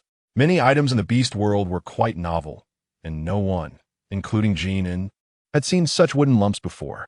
The puzzled gazes of the others turned to Mu Jin, who scratched his head shyly. "Haha, this is my accompanying fruit." This unattractive fruit certainly embarrassed Tuesday. All wood-type beastmen possessed their own accompanying plants, serving various purposes.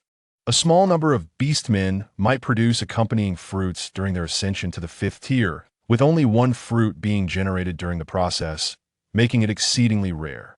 It was rumored that accompanying fruits from wood-type beastmen were vibrant in color and rich in fragrance, capable of reviving the dead and attracting many beasts to fight over them. Moreover, due to the traditionally weak combat abilities of wood-type beastmen, many perished because of this rumor. Subsequently, since the timing of producing accompanying fruits coincided with tier ascension, most wood-type beastmen consumed their fruits upon generation, allowing for a quicker and more stable progression while enhancing their chances of survival. Nowadays, most young beastmen had never encountered accompanying fruits. Accompanying fruit? Baiyu expressed surprise. Though he had never seen one, he had heard stories from his father about the past. His father had mentioned that only those wood-type beastmen with exceptional talent could produce accompanying fruits, and in recent decades, whether through deliberate concealment or immediate consumption upon generation, no reports had emerged of any wood-type beastmen capable of bearing such fruits. Feng Lang was equally astonished, having grown up alongside Mu Jin. He was unaware of the existence of accompanying fruits. It was unclear whether to commend Mu Jin for his cleverness or to criticize him for his naivete. For a moment, the beasts fell silent, relieved that Bai Yu appreciated tranquility, as his cave was relatively secluded, devoid of other beastmen.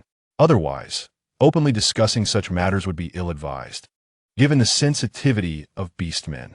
Noticing the silence, Mu Jin became anxious, insisting, "This truly is mine, the accompanying fruit." Chapter 14. Stunned by the unattractiveness suddenly. Mu Jin found his mouth covered by Feng Lang, rendering him speechless. Feng Lang exchanged a glance with Bai Yu and guided Mu Jin into the cave. While Bai Yu lifted Jin and into his arms, and Mo Han extinguished the fire before following the two beasts into the cave. It was only when they reached the innermost part of the cave that Feng Lang released Mu Jin. The beasts settled once more. Jin curiously examined this and that. Wow. Bai Yu smoothed Jin An's fur and quietly recounted the tale of the accompanying fruit from years past. Observing Jin and nodding earnestly, Feng Lang could not help but feel joy. How delightful it was to have a female leader. Mu Jin placed the accompanying fruit on the animal skin blanket between them, reassuring, "Do not worry. My father explicitly instructed me never to disclose the existence of the accompanying fruit to any external beasts, but we are family. Furthermore, our rabbit ears are particularly sensitive. I ensured that there were no other beasts outside before speaking." Feng Lang glanced at the overly casual Mu Jin and reiterated the advice he had long since drilled into Mu Jin's ears. "It's very dangerous. Do not do this." Sigh. Jin An, curious, trotted around the two wooden lumps on her short legs, intrigued by their apparent potency. After hearing Bai Yu's description, she felt a sense of awe but did not dare to reach out with her claws. Isn't it said that accompanying fruits are vibrant in color? Bai Yu posed his most curious question, adding, "And only one is produced during each ascension? Do not be misled by their appearance. They are of great significance." Mu Jin protested, still wondering why it was said that accompanying fruits were beautiful. Who would have guessed he would produce such things? The fruit, born from his accompanying plant in front of him, was undoubtedly genuine. Had he not witnessed it himself, he would have been reluctant to admit that this was his accompanying fruit. "My accompanying fruit aids in ascension." Before Mu Jin could finish speaking, Feng Lang inquired with confusion, "Then why didn't you consume it during your ascension?" Other wood-type beastmen who bore accompanying fruits would typically eat them immediately upon production. Regardless of whether the fruit's effects enhanced their ascent, it was advantageous to consume it. Failing to do so could potentially invite disaster. Mu Jin shook his head, explaining that the fruit's effects were generally negligible for ascension, only benefiting specific bloodlines. Specific bloodlines? Now, all the beasts were intrigued. What specific bloodlines? Mu Jin shyly scratched his head, admitting, "I do not know." The other beasts responded with incredulity, while Bai Yu was astounded that a wood-type beastman was unaware of the efficacy of his own accompanying fruit. Feng Lang also found it perplexing. Was it not said that wood-type beastmen who produced accompanying fruits would naturally inherit knowledge of their effects? Mu Jin, frustrated, retorted, "What inheritance? The moment the fruit is born, the energy flows and imprints a line of efficacy in your mind." I glanced at the first half of the sentence and just happened to see the appearance of the fruit. I was so taken aback by its ugliness that I failed to comprehend the latter half before it vanished. The other beasts were left speechless.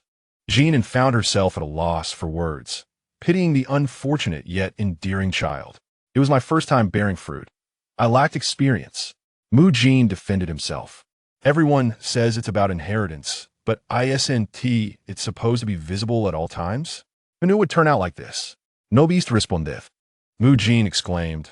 "Regardless, it aids in ascension. We do not need it, and I will not give it to other beasts. Whether anyone sees it or not is inconsequential." That was true. While the beasts were still young, their abilities were already notable, and they indeed had no use for such things. Moreover, that was not the main point. The primary focus was the fruit's other efficacy. The beasts have become accustomed to the occasional startled reactions of this rabbit, yet seeing Jin An's interest, They begrudgingly extended their courtesy and turned their gazes towards Mu Jin, awaiting his further remarks. As he mentioned another function, Mu Jin suddenly felt a wave of embarrassment wash over him, a faint blush gracing his fair complexion, and he became somewhat bashful. The beasts exchanged puzzled glances, wondering what had prompted this unexpected display of shyness from a newcomer like him, especially when it was something Jin An, a girl who quickly grasped concepts, could not comprehend. Mu Jin scratched his head and continued, stating that if he shared a companion fruit with his little female, they would establish a soul link, akin to a bonded relationship, allowing them to sense each other regardless of distance. This prospect was evidently more enticing than the mere possibility of ascending in rank, capturing the attention of the male beast folk present. Several male beast men immediately fixed their gazes on Mu Jin. "What's wrong?" Mu Jin inquired, sensing their scrutiny. "Sharing a companion fruit creates a bond?" "Yes, indeed," he confirmed. The beasts glanced at the two companion fruits laid out on the blanket. Among the four beast men, only the two companion fruits stirred Feng Lang's impatience. "When will you ascend again? We need 2 more companion fruits." Mu Jin widened his eyes at Feng Lang, realizing that ascending from 5th to 6th rank was no trivial matter. Some beast folk spent their entire lives without reaching the 6th rank, and he had only just attained the 5th rank. How could he achieve it so swiftly? "I just advanced to the 5th rank, and this time it's 2. Who knows what will happen next time? I asked my mother and father, and they have never witnessed anyone obtaining 2 companion fruits at once." Disappointment flickered across the faces of the other beasts. Moreover, Mu Jin raised his voice slightly, pride evident in his tone. "The soul link from the companion fruit can only be formed by me and my little female. It is ineffective for others." "Oh!" The beasts suddenly brightened with excitement at this revelation. It turned out they were intrigued by the soul link between him and his little female. This was his unique companion fruit, something others could only envy. The 3 beasts, initially disappointed, rolled their eyes in exasperation upon hearing Mu Jin's concluding remark. "You should have mentioned that sooner." Even Mo Han, who typically exhibited little emotion, radiated disappointment. Fortunately, the beasts were not ill-intentioned. Otherwise, Mu Jin's inability to articulate his thoughts might have sparked jealousy, leading to enmity against him. "Are you certain about the function of the companion fruit?" "Absolutely." Mu Yin affirmed. "The soul link poses no danger to either party, correct?" "None at all. The companion fruit is a fusion of my blood and energy, posing no harm." As for Jin An, Baiyu was meticulous and cautious, probing further, will it have any adverse effects on such a young female? It won't. Mu Jin reassured him, patting his chest. "If anything happens to Jin An, you may take my heart to ensure her safety." Mu Yin. Jin An felt a shiver run down her spine as she glanced at Feng Lang, surprised to see the usually upright youth express such urgency. Their bond seemed to run deeper than she had anticipated. Mu Jin was momentarily startled by Feng Lang's fervent declaration, recalling the instructions from his parents. He felt a twinge of guilt, but quickly reminded himself that he was now a protector of a little female. He would willingly sacrifice himself for her. However, upon seeing Feng Lang's serious expression, Mu Jin's tone wavered. We are all family now." Baiyu understood the undercurrents of their conversation and contemplated whether to excuse himself. Although they were all guardians of Jin An, they had not yet formally bonded with her, and their lives were not fully intertwined. Mu Han, though not accustomed to interactions with beast folk, was perceptive enough to grasp the implications of their dialogue, especially regarding life-saving measures and information. Yet, he dismissed the notion of underhanded tactics, showing no interest in such matters. Noticing Baiyu's subtle gestures, Mo Han nodded and stood up, preparing to leave with him. "No need," Feng Lang interjected, halting the 2 beasts. "I apologize for my earlier reaction. My mother and Mu Jin's mother grew up together, and Mu Jin's father once saved my father's life, so I share a close bond with him." Mu Jin, who had always been somewhat clumsy, interrupted Feng Lang, indignant. "Who is clumsy? I'm not clumsy. I'm not foolish." Feng Lang glanced at Mu Jin, remaining silent, yet conveying an unspoken understanding. Mu Jin continued. Feng Lang didn't say anything further, but he observed Baiyu and Mo Han's expressions. Although they had only known each other for a short time, He sensed they were not malicious beasts. In the future, we will be family, and I should not have reacted so strongly. Jin An listened quietly for a while, piecing together the information Baiyu had previously shared about the beast world, beginning to comprehend some of it. Wood-type beast folk were rather mysterious. Some could even heal ailments. Yet they were scarce. Consequently, one would seldom encounter hostility towards them. Mu Jin likely believed that his heart could save lives, which explained his earlier statement. This young man was indeed bold, having only known them for a short time, and yet daring to express such sentiments. He was clearly an innocent child, untouched by the harsh realities of society. Rest assured, I swear to the beast god that I will not disclose this information to any beast. As long as Mu Jin does not harm Jin An, I will not harm him either. Upon hearing Baiyu swear an oath, Feng Lang regarded him with newfound esteem. Imohan listened to Baiyu's lengthy declaration and hesitated before looking at Feng Lang and Mu Jin. After a moment, he added, I do as well. Baiyu, Feng Lang. Imohan lowered his gaze, meeting Jin An's bright, sparkling eyes, and added, I swear to the beast god. Jin An, looking into Imohan's eyes, hopped into his palm, her bushy fox tail swaying playfully behind her. A subtle smile flickered in Imohan's eyes. The little fox was utterly adorable. Days passed by, and Jin An found herself immersed in a life of ease, where food was provided, and she was surrounded by handsome companions. Each day was filled with feasting, drinking, playing, and sleeping. It was not that Jin An lacked the desire to explore the outside world. It was simply that her current small stature was inadequate for hunting wild beasts. Despite her guardian's formidable strength, their outings were primarily for hunting. Additionally, with the seasons of wind and cold approaching, they needed to stockpile provisions. Relying solely on them would only add to their burdens. Jin An pondered that it would be wiser to nurture herself until she grew larger. After all, she was reluctant to forfeit the enjoyment of her newfound life before fully savoring it. Lazily, she reclined against the trunk of a large tree at the cave entrance. Feeling the gentle breeze and basking in the warm sun, the temperate climate was utterly delightful. Mu Jin and Feng Lang were at the cave entrance processing their catch, occasionally glancing at the sprawled-out little fox nearby. Feeling bored, Jin An flicked her tail and then rolled over, noting that life had been rather dull lately, with even the little wolf cubs and bear cubs absent. This area was somewhat secluded, yet occasionally the tribe's younglings would come by to play. However, the past few days had been particularly quiet, so much so that it made Jin An anxious. Baiyu had mentioned that in 2 or 3 days, the wind season would arrive, leading to nearly deserted paths throughout the tribe. Beast folk were either inside their caves preparing food or out hunting. Hearing a loud roar, Jin An perked up her ears and looked towards the tribe's entrance. Had the hunting party returned? Why were they back so early today? Jin An turned to inquire of Feng Lang. Feng Lang and Mu Jin simultaneously set down their prey.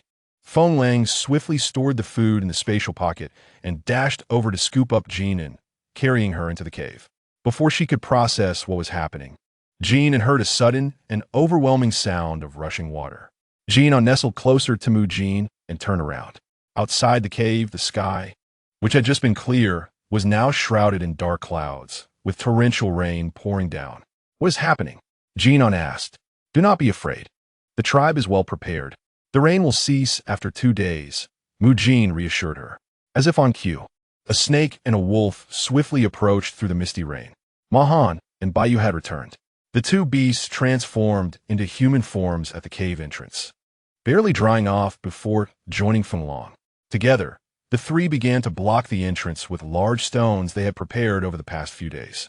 The downpour intensified, the cacophony of rain striking Jin An's heart like a drum. In modern times, she enjoyed rainy days, but this deluge felt as if the heavens themselves had torn open, leaving her in a state of disarray. Mu Jin held the little fox close, gently stroking its fur. Do not fear, Jin An. We are all here. This rain is quite normal. Heavy rains typically fall for 2 days before the wind season. Both the tribe and our family are well prepared. Jin An, feeling anxious, heard Mu Jin's comforting voice near the little fox's ear. Most young cubs encounter fear when witnessing the heavy rains before the wind season for the first time. Yet this is a rite of passage every beastman must endure.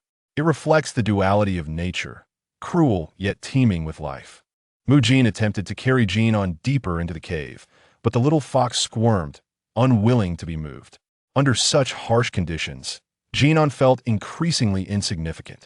Yet, this very sensation brought her a strange sense of reality. Since arriving in the beast world, she struggled to articulate her feelings. Each day felt like a game, with everyone around her merely NPCs, herself included, devoid of any true meaning. She gazed quietly at the relentless rain outside, unable to see anything beyond the downpour. The three beastmen busied themselves at the cave entrance, while others continued to murmur reassurances in her ear. To be honest, her life philosophy had always been to live as best as one could, whether alive or dead mattered little to her.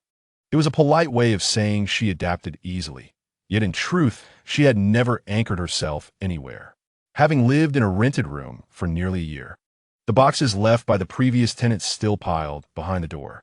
She never attended class reunions, not from a lack of desire, but because she felt like a cold, hard stone amidst the noise. During festive seasons, she merely stared at the cheerful family dinners and dazzling fireworks, feeling detached. She had no specific place to go, no home to return to, nor any gatherings that would feel incomplete without her. It seemed she could exist anywhere, even in the mud, without regret. Stray cats and dogs brushed against her pants, and the elderly vendor offered her warm buns, fleeting moments that she wished to grasp, yet warmth dissipated far too quickly, and she never truly held on to anything. The thought of survival had never been a firm grip. She merely existed day by day, and when life ceased, she would close her eyes, feeling no need to fight or cling to anything. Here, it appeared to Jin An as though it was merely a game or perhaps a dream before her demise. However, at that moment, Jin An lifted her paw to touch the lingering dampness on her face from entering the cave. Suddenly, she felt a profound sense of reality regarding this world. The incessant chattering of Jin continued in her ears, while the three beasts had successfully blocked the large entrance, leaving only a single stone, tall enough for a person to maneuver. With a sigh of relief, the trio retrieved animal skins from their space to dry themselves off before approaching Jin An. "Did you get scared?" Feng Long gently cradled Jin An, soothingly speaking to her. "Do not worry, the rain will stop after 2 days," Baiyu added, igniting several flames by the cave entrance to illuminate their surroundings. Mahan gently stroked the little fox's ears, whispering reassurances. Jin An let out a couple of soft cries, shaking off her previous days. She was uncertain about other places, but here, without her, things could not go on. She was indeed the matriarch of this family. Chapter 16. Specifically here, to defeat him outside. The rain poured heavily, while 4 individuals and a little fox gathered around the fire inside the cave, enjoying an unusually leisurely moment. It was thanks to the formidable strength of the guardian beasts in Jin An's household and their ample food storage that they could remain so relaxed during such weather. In weaker tribes or households, anxiety and worry over survival would reign supreme. After 2 days of rain, a clear day would follow, leading into the wind season. Would the wind season arrive in just a day? Jin An felt a twinge of concern, as she hadn't forgotten that her future mate had yet to arrive.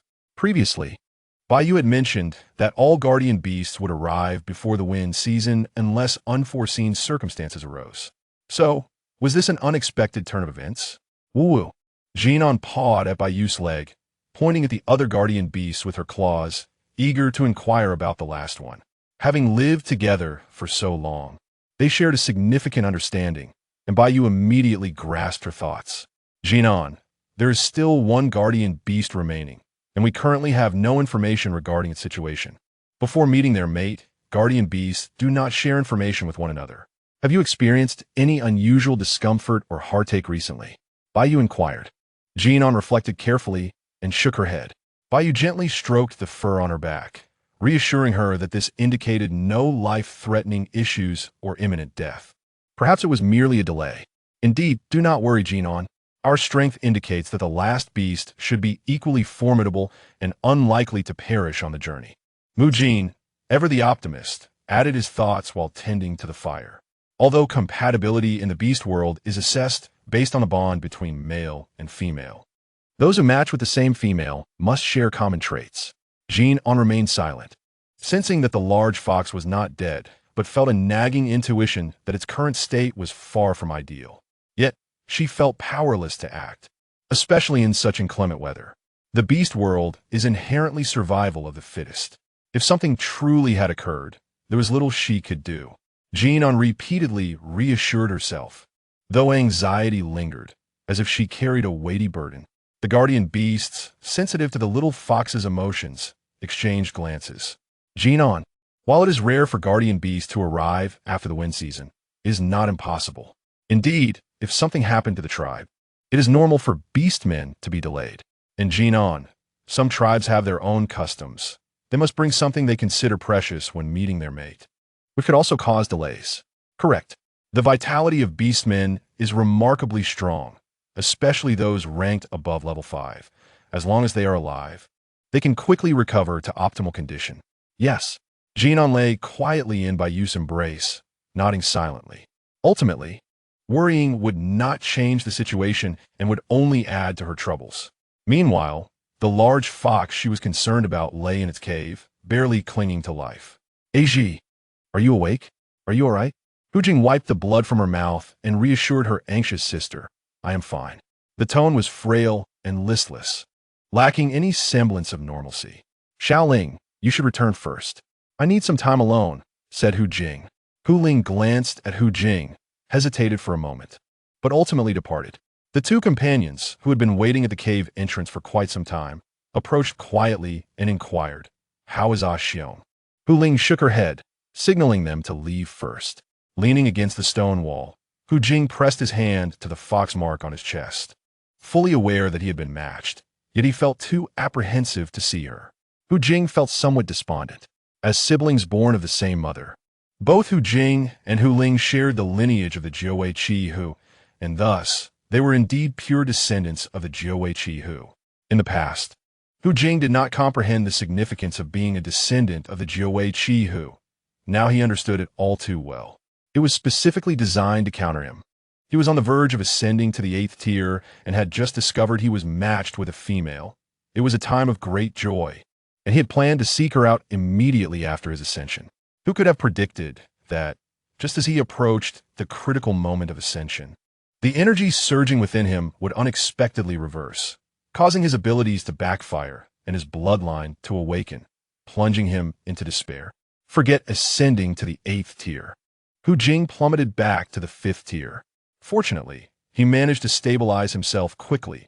Otherwise, he would have been rendered utterly powerless. Seeking out his parents, he learned that this cursed bloodline, when its innate power was too overwhelming, would prematurely awaken, leading to self-damage. Only the fruit of the bloodline could facilitate his ascension to the 8th tier. Hu Jing thought, why was this not mentioned sooner?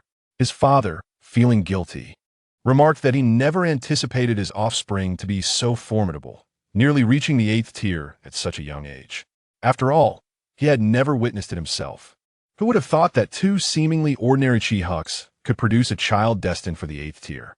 Hu Jing gazed at his current 5th tier strength, wishing he could vomit blood. How could he possibly face the female? And as for that ridiculous bloodline fruit, just the name itself seemed to be a trick to deceive foxes. Hu Jing fumed, clutching his chest in frustration. What creature possesses 9 tails and claims to revert to an ancestor? He was at the 7th tier, now reduced to the 5th tier. He felt like spewing blood and slaying beasts. After several days of rest, during which he regained a modicum of vitality, Hu Jing could no longer remain idle. If he delayed seeking the female, she might dismiss him. Leaning against the stone wall, he consoled himself for quite some time until he finally felt reassured. Fine.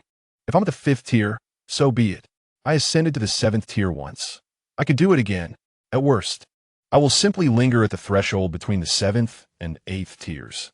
This strength is sufficient to assert dominance in many places. Having pacified himself, Hu Jing prepared to set out, only to realize he had lost track of time during his days of unconsciousness. Upon stepping outside and gazing at the sky, he was struck with dread. Wind season was approaching. Tomorrow marked the beginning of wind season. Just days ago, he wondered why his mother had sent several fathers to deliver food to him. He had thought it was merely to help him recover from his injuries. It turned out it was because wind season was imminent. Fortunately, he had already prepared provisions for the female in his spatial realm, supplemented by what the fathers had brought, which would suffice. Moreover, males could endure hunger. He swiftly sealed his cave and resolved to seek the female as soon as the wind season passed. Chapter 17. The mudball attacked the torrential downpour heralding the arrival of wind season, as anticipated by Jin and others, abruptly concluded in the dead of night. Just as it had arrived, a sudden silence enveloped the surroundings, and Jin An, still in slumber, stirred slightly in the embrace of the large white wolf beside him. Several guardian beasts had already awakened at the cessation of the downpour. The cacophony of rain had ceased, leaving all the beastmen feeling somewhat disoriented.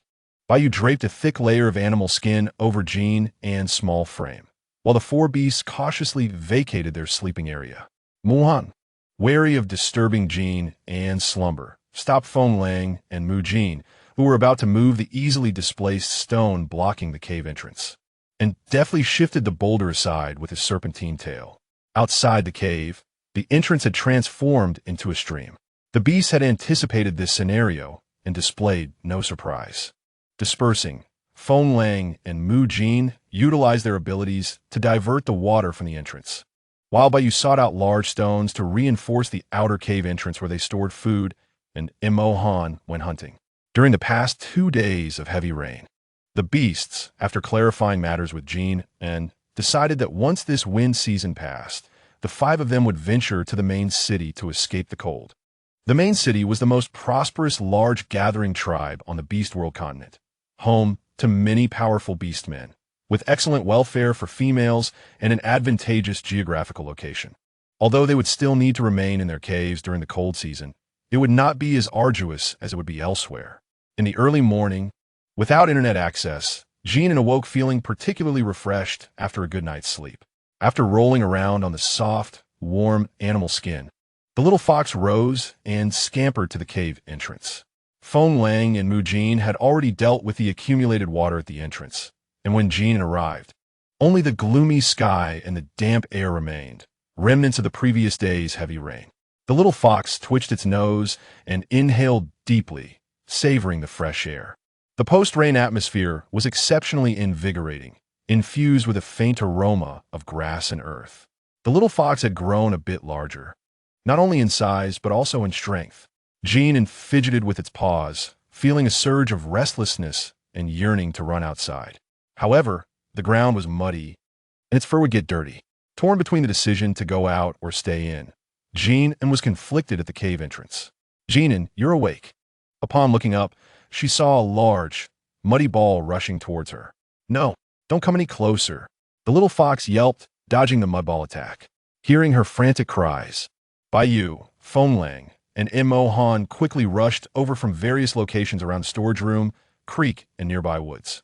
Upon exiting, Baiyu spotted a filthy and foul-smelling large mad rabbit chasing after his obedient and soft little fox.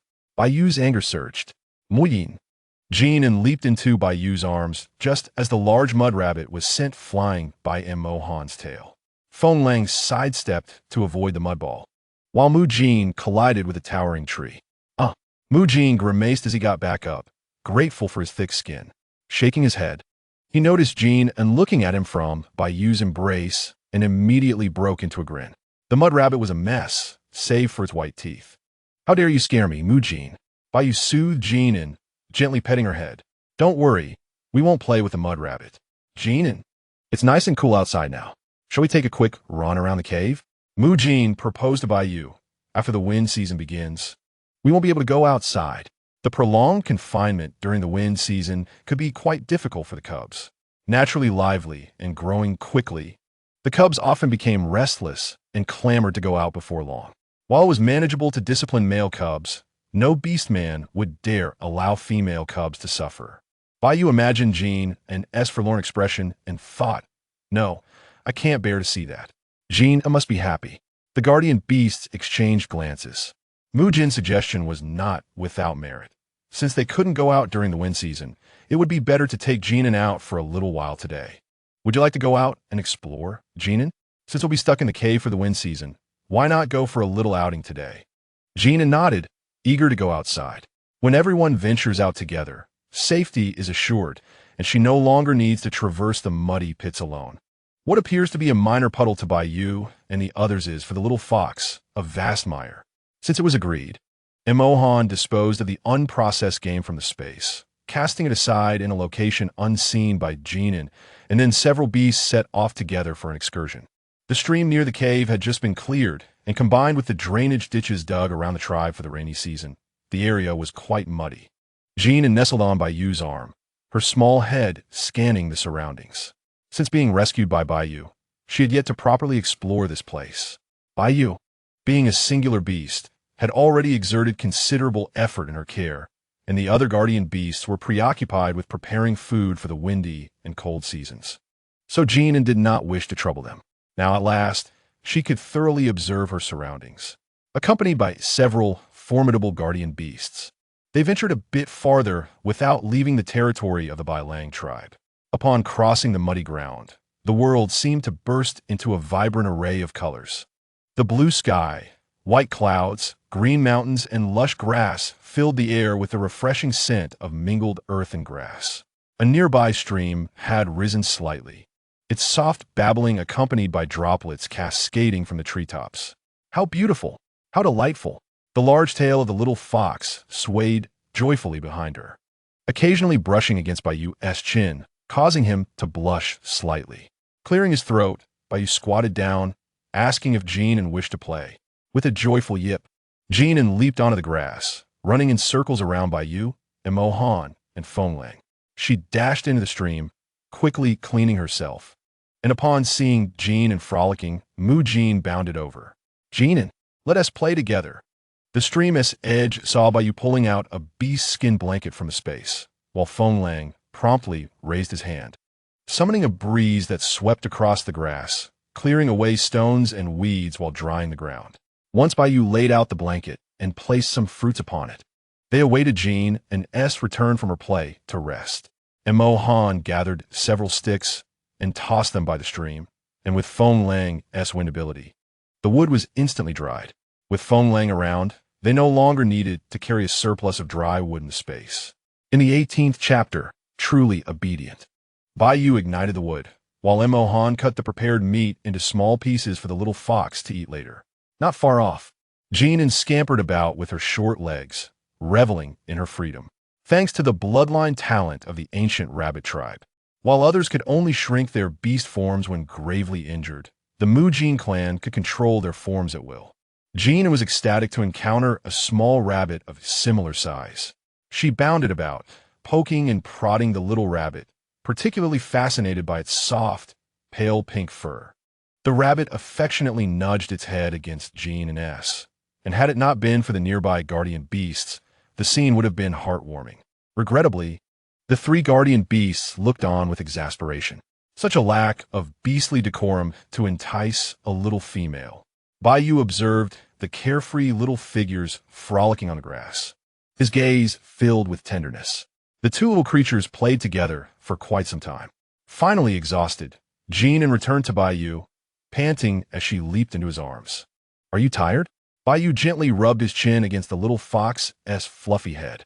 Jin An shook her head, yet her body instinctively nestled closer to Baiu. Seeking a comfortable position, Baiu chuckled softly, carrying her to the laid-out beast skin blanket. Fenglang offered a fruit to Jin An's mouth for a refreshing bite. Jin An opened her mouth, taking a bite, and the sweet and tangy juice burst forth. Delicious! The little fox squinted her eyes in satisfaction. Mu Jin, having transformed back into human form, approached with a small flower crown in hand, placing it atop Jin An's head perfectly. Our Jin An is truly adorable.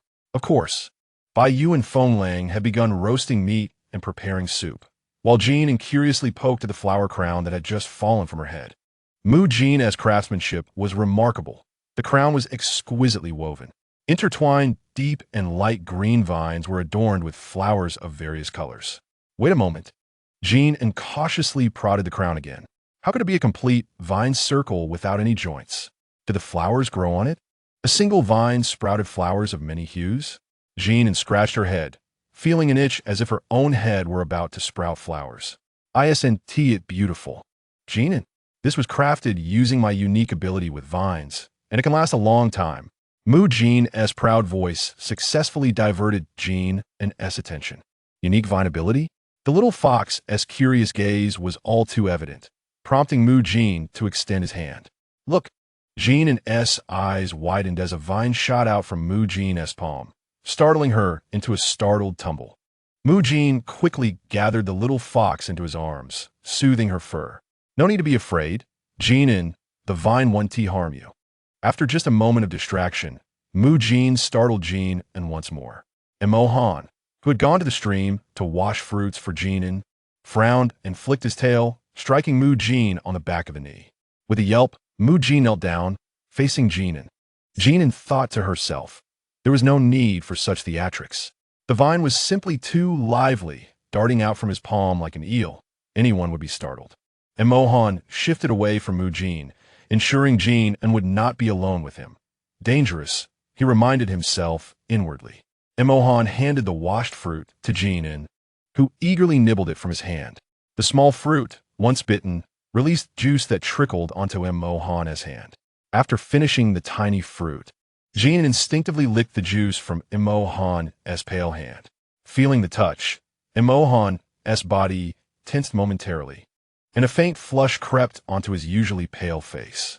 After enjoying her fruit, Jin An rolled onto the beast's skin blanket, oblivious to the fact that Han, half human and half snake, was struggling to maintain his form beside her. Upon rolling, Jin An noticed Han's hybrid form. Puzzled by the need for hunting when it was time to eat, Han always transformed into this form when going hunting.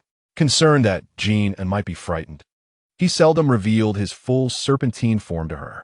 Even when flicking Jin, he would instantly revert after finishing his task. Confused, Jin An nudged Han's arm, urging him to look towards Bai and Fenglang. The food is ready. Perhaps we need not hunt today. Han seemed to understand Jin An's intent, nodding slowly without moving. Jin An raised her paw and patted Han's hand. Very obedient. Jin An, it's time to eat. A gentle breeze, carrying the fragrant scent of the rain-soaked flora, wafted over the clearing by the stream. Jin had somehow gathered several smooth stones, resembling a dining table, while Bai placed the golden, aromatic roasted meat on clean, large leaves atop the stones. Fenglang approached, rinsing the freshly polished stone bowls. Han added a selection of colorful wild berries onto a large leaf nearby, creating a visually appealing spread. Jin An sat amidst a few beasts, the tantalizing aroma of roasted meat wafting from the small fox's tail as it swayed eagerly. Bai, with practiced grace, served a bowl of meat soup for the little fox and placed it aside. A gentle breeze from Fenglang swiftly adjusted the temperature of the soup and the roasted meat to perfection. Bai cast an approving glance at Fenglang, recognizing his perceptiveness. What does Jin An wish to eat first? Jin An raised a paw and pointed at the roasted meat. Oh, meat. Since arriving in the beast realm, Jin An had been feasting on roasted meat at every meal, initially worried that she might suffer from constipation after a few days. However, she soon discovered that she had adapted remarkably well. Each meal of roasted meat and fragrant fruits had left her feeling quite comfortable, and she was steadily growing stronger. All right, let us indulge in meat first, Bai responded with a smile, skewering a piece of roasted meat with a wooden stick and presenting it to Jin An's mouth. Jin An eagerly took a bite, savoring the flavor. Eat slowly, don't choke. Jin, having startled the little fox earlier, was now eager to atone. He transformed his ability into a wooden pestle and started to mash a few berries in a stone bowl, adding some exotic flowers from his vine. A nutritious juice was soon to be ready. With great confidence, Jin pushed the nearly full bowl toward Jin An. Drink this to cleanse your palate. On Jin An's other side, Han lifted the stone bowl to feed her the juice. Upon tasting it, Jin An's large fox eyes lit up with delight. Oh, delicious. Jin beamed with joy, retrieving an assortment of fruits from his space. He had collected a variety of unique fruits from the tribe on his way out, ensuring an ample supply. Observing Jin An's increasing appetite and calculating the time, Bai decided she had eaten enough for the moment. He tore off a larger piece of meat that was not as tender. During the mid-stage of a female cub's growth, it was essential to encourage them to tear apart meat with their teeth. Bai intended to introduce this gradually, knowing that cubs were precious and had been pampered during their early growth, never encountering difficulties with meat consumption. Thus, when it was time for them to tear larger pieces, the cubs might find it novel yet frustrating, often unable to consume it due to their instincts. Jin gazed at the substantial piece of meat wrapped in leaves that had suddenly appeared before her, puzzled. Previously, she had always been served small pieces, often fed directly by Bai. Why then this sudden large chunk? Nonetheless, she thought little of it. Perhaps it had been overlooked during cutting. Bai added several layers of thick animal skin beneath Jin An, elevating her slightly for easier access. As she pawed at the animal's skin, her little nose twitched, inhaling the fragrant aroma of the meat, and she silently resolved to finish it. The surrounding guardian beasts quickly understood Bai's intentions and watched the little fox anxiously. What if she suddenly refused to eat the meat? Why the sudden change? And Mohan, casting a discreet glance at Bai, furrowed his brow, beginning to contemplate ways to coax the little fox into eating. Unfortunately, his life experience was too limited, leaving him at a loss. Fortunately, Jin An merely regarded the peculiar piece of meat for a moment before she eagerly sank her teeth into it, initiating a battle with the large roast. The piece of roasted meat was as large as half her body. Jin An pressed her forepaws against the piece of meat, which was much larger than her face, opened her mouth, and bit down on the edge, giving it a vigorous tug. Alas, she managed to inflict a minor injury to the roast. This only fueled her determination. She adjusted her grip, using her paws to hold onto one side of the meat, shaking her little head vigorously, though she failed to detach it, becoming fully entangled in the feast. Mu Jin and Feng Lang swiftly cleared the remaining food from the large stone table, leaving only the sight of the little fox's valiant struggle. Her large tail stood erect behind her, swaying back and forth as she whimpered and tugged, exerting all her strength from her ears to her tail. Observing her efforts, Bai began to doubt whether he had indeed presented her with an overly tough piece of meat. In truth, given the differences in their species and the absence of a fox elder, Jin An had learned her tearing technique from observing wolf cubs. Nonetheless, perseverance paid off, and she successfully tore off a small piece of meat, proudly holding it aloft with her tail raised high. If you thought to test her? She is no ordinary little fox. Though Jin An found the tearing challenging, she understood that Bai and the others would not deliberately make it difficult for her. This was likely a customary practice in the beast realm. At her age, she was expected to engage in such behavior. Determined to embrace her identity as the little fox Jin An, she resolved not to dwell on her past any longer. After showcasing her triumph to the surrounding guardian beasts and receiving their enthusiastic praise, Jin An dove into her next challenge. A gentle breeze caressed her fluffy body, but the diligent and adorable little fox remained focused solely on the task at hand. With the experience gained from her first piece, Jin An swiftly tackled the second chunk of meat. Clutching the morsel, she noticed the 4 guardian beasts nearby watching her with smiles in their eyes, filling her heart with happiness, and she wished for time to slow down. She placed the torn-off meat onto a leaf. Seeing her pause, the guardian beasts grew tense. Yet they dared not interrupt the little fox's earnest efforts. After finally tearing off 4 pieces, she turned around, and just as the guardians were puzzled, Jin An presented her first trophy to Bai, nudging his hand with her head to encourage him to eat. Oh woo! Bai was momentarily taken aback, gazing into Jin An's clear and earnest eyes, feeling a warm surge within. Before the guardian beasts could process the moment, each one found a piece of meat in their paws. Oh woo! Here for you. The beasts were momentarily stunned, as if under a spell. It was Mu Jin who first recovered, exclaiming as he embraced Jin An's small frame. Jin An, how can you be so wonderful? I shall love only you in this lifetime, remain loyal solely to you. Woo woo. How can you be so amazing, Jin An? Before long, Mu Jin was sobbing uncontrollably. Jin An, what is happening? Feng Lang's eyes were slightly red, holding the meat Jin An had given him in one hand.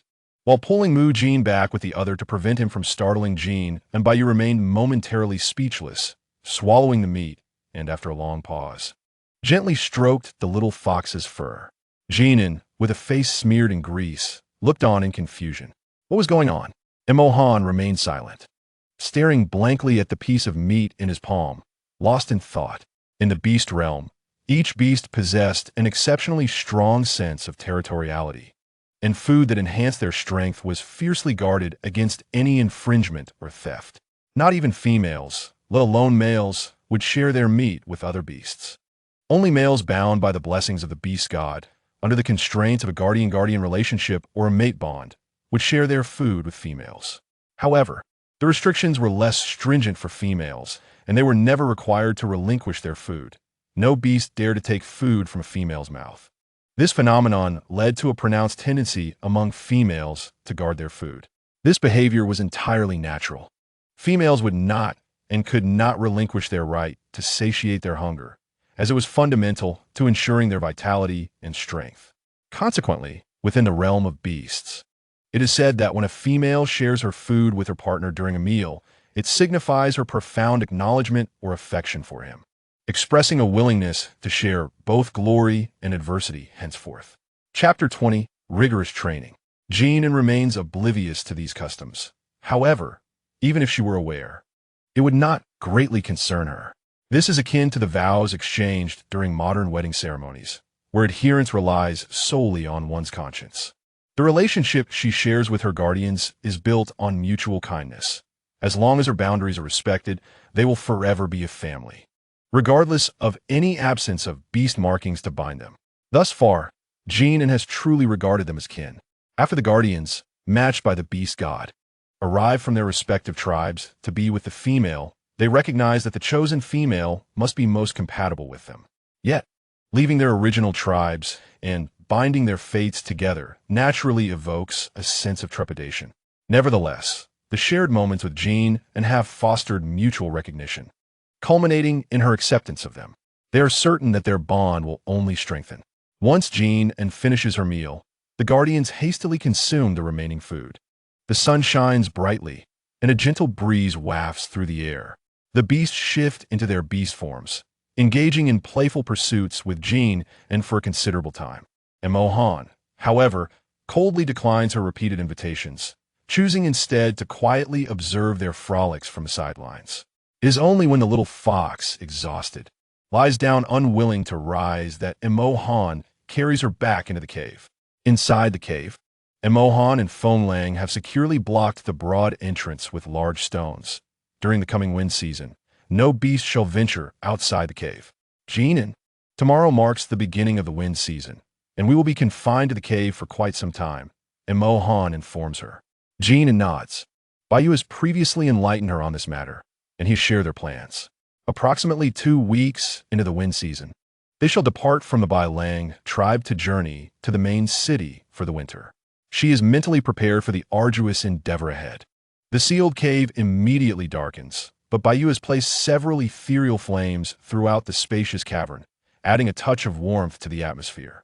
The cave has transformed into a larger, irregular version of a modern flat.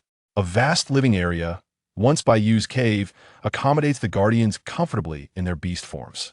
Adjacent is a storage area, its entrance completely sealed, yet connected to the large living room, albeit with substantial stone blocks allowing for movement. This is to prevent the cold air from seeping out, as Mo Han has placed numerous ice blocks inside to preserve their food, safeguarding the little fox from freezing. Furthermore, a spacious bedroom connects to the living room, ample enough for all the beasts to sleep together, with part of the floor covered in thick animal skin blankets. Another part strewn with hay, and several intricately crafted grass nests adorned with animal skins. Scattered across the ground are various small trinkets crafted from wood or stone by Baiyu for Jin An's amusement. A smaller cave within the bedroom holds various bathing supplies for her. Jin An, may I accompany you for a bath today? Mu Jin kneels in front of her, his excitement palpable. Jin An glances at Baiyu, puzzled as to why there is a sudden change in her bathing companion. Baiyu, observing Moyinus exuberance, sigahasa. Tonight marks the first night of the wind season. Mo Han, and I will be keeping watch at the cave entrance for any unforeseen events. This evening, let Feng Lang and Mu Jin keep you company, shall we? Is it very dangerous? Jin An inquires, her concern evident. Bai Yu reassures her. There is nothing to worry about. We are merely taking precautions on the first night of the wind season. We can reinforce any weak spots in the cave entrance. Do not fret. Ruffling Jin An's hair, Bai Yu encourages her. She nods obediently. Having never experienced the wind season herself, she trusts Bai Yu's extensive knowledge from previous encounters. That night, Mu Jin carefully places the little fox into a stone basin filled with warm water, adhering to Bai Yu's instructions meticulously. Animals with fur typically dislike having their coats dampened, finding the sensation quite unpleasant. Each time Jin An enters the water, she instinctively gasps for air, feeling as though she might drown, even though the water does not reach her head. The little fox lets out a few soft whines as the warm water dampens her light brown and white fur. Do not fear, Jin An, I am holding you. Move in his head. Jin An gazes up at him, noticing how his tone and actions closely resemble Bai Yu's customary bathing routine. He is undoubtedly a well-trained participant. Mu Jin gently splashes warm water onto the little fox's back. Once accustomed to the warmth, she shakes her ears and playfully taps the water's surface with her paws, enjoying the sensation. Concerned that the water might cool down and with the temperature dropping due to the wind season, Mu Jin hastens his pace in washing the little fox. Jin An obediently allows him to bathe her, but as he reaches her tail, she cannot help but wag it in the water. No more washing, I'm done, she exclaims. Washing my tail is uncomfortable, it feels strange. Water splashes onto Mu Jin's bare chest, and as Jin An observes droplets tracing down his abdominal muscles, she suddenly finds herself in darkness. Mu Jin uses a soft, thin animal skin to dry her face and head, then wraps her in a larger animal skin as he lifts her out of the basin. Before Jin An can process what just happened, a fierce wind howls, accompanied by the sound of flying stones scraping against one another. The temperature inside the cave drops significantly, causing Jin An to shiver, followed by 2 sudden sneezes. Mu Yin, filled with concern, swiftly carries her to the bedroom. The large bedroom's stone walls have developed numerous indentations, and Bai Yu has ignited more ethereal flames, raising their temperature. Feng Lang approaches, gently using his wind abilities to blow warmth towards Jin and through the animal skins. The little fox purrs contentedly, nestling into the thick animal skins beside the fluffy rabbit. Jin An begins to understand why the wind season is so aptly named. The gusts are powerful enough to uproot the earth itself. As the howling outside intensifies, Jin An instinctively snuggles closer to the large rabbit. Under normal circumstances, Mu Jin would be exhilarated, but now, concern for the little fox fills his heart. Do not be afraid, Jin An, we are all here, he comforts her. The howling wind makes Jin An's perception of Mu Jin and Feng Lang's voices somewhat muffled. Chapter 21, a bit more excited. Jin An harbors a vague sense of anxiety. Unable to see Bai Yu and Mo Han, her auditory senses are compromised, and her instincts as a small animal leave her feeling restless. Feng Lang and Mu Jin exchange glances, both understanding Jin An's predicament from their own experiences as cubs. They begin devising ways to distract her. Feng Lang, in his human form, leans against Jin An's side. Would you like to see what the wind looks like? What does the wind look like? Jin An is instantly captivated, looking at Feng Lang's clear features before glancing down at his outstretched palm. Feng Lang manipulates his abilities, conjuring a small whirlwind within his hand.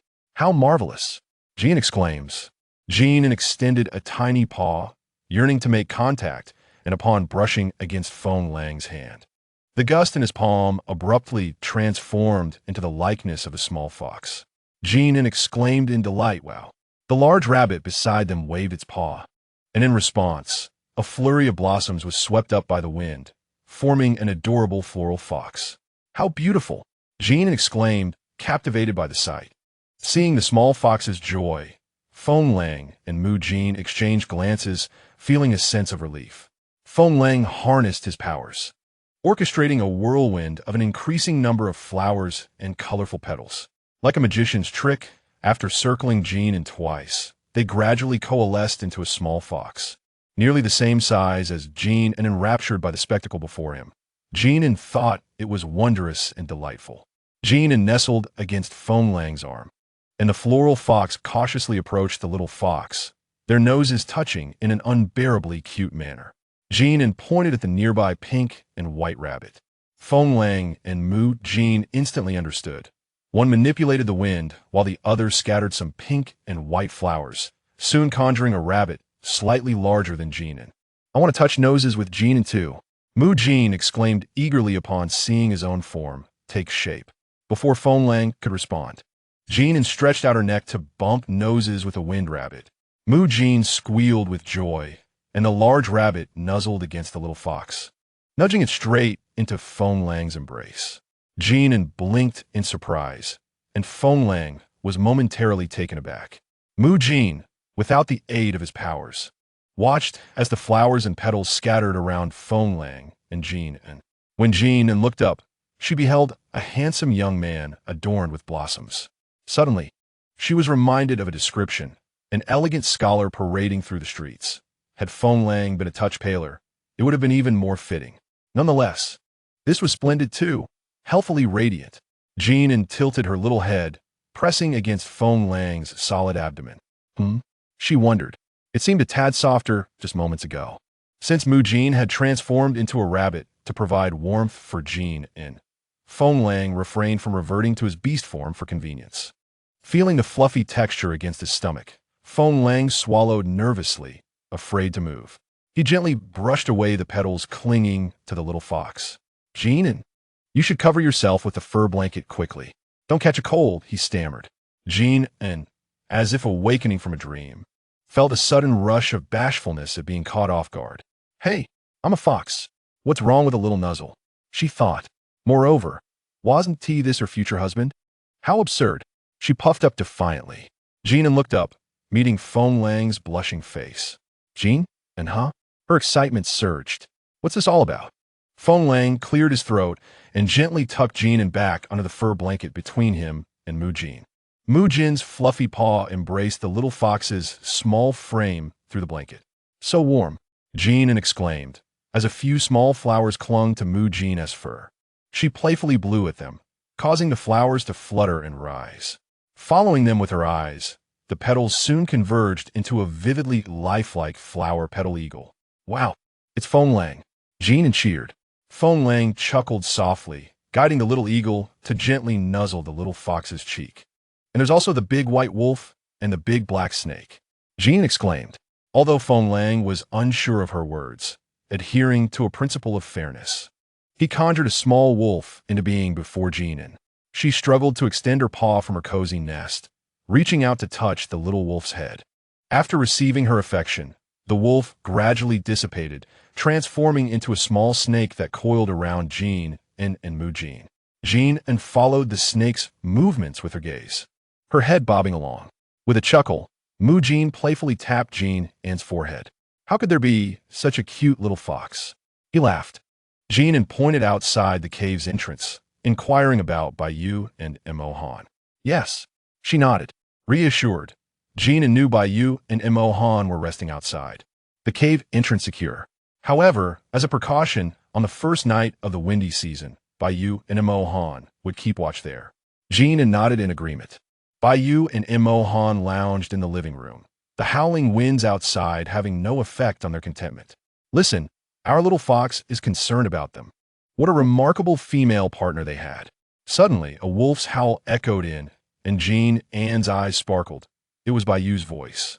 She immediately responded with a series of enthusiastic howls. After their call and response, Jin An finally felt at ease.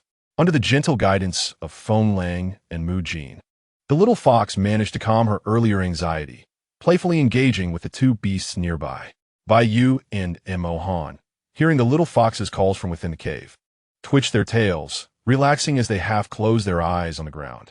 Before long, the little fox, tired from playing, fell into a deep slumber.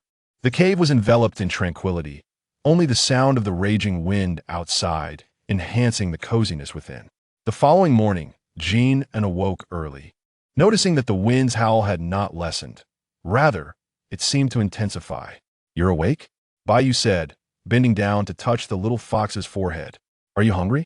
"An owl," Jin An replied, expertly extending her paw, signaling Bayou to pick her up. Bayou chuckled as he lifted Jin An, the cave radiating warmth. He had increased the temperature with his powers, and Feng Lang, aware that Jin An would soon awaken, had added more firewood to the flames, ensuring a robust fire. After spitting out a cleansing fruit, Jin An suddenly remembered how warm the cave was. What about Imohan? Wasn't he afraid of the heat? After freshening up, Jin An leapt from Bayou's embrace, now unafraid of the 2-meter height. She trotted towards Imohan, who was lounging at the cave entrance. Chapter 22. The harmonious man Imohan, in human form, leaned against the cave entrance, appearing as if he had just woken up. However, before Jin An could reach him, he opened his eyes. His blood-red gaze, typically fierce, now held a hint of confusion, making him seem rather adorable. Jin An internally affirmed, definitely adorable. Although the large black snake was not particularly talkative, he was obedient, and his occasional lack of understanding of Bayou's common knowledge only added to his charm. Noticing the little fox approaching, Imohan quickly stood up and intercepted her. "What is it, Jin An?" he asked, lifting the little fox gently. As Jin An's perspective shifted higher, she wiggled her paws and nestled into Imohan's embrace. She reached out to touch Imohan's chest, neck, face, and forehead, finding him still cool to the touch.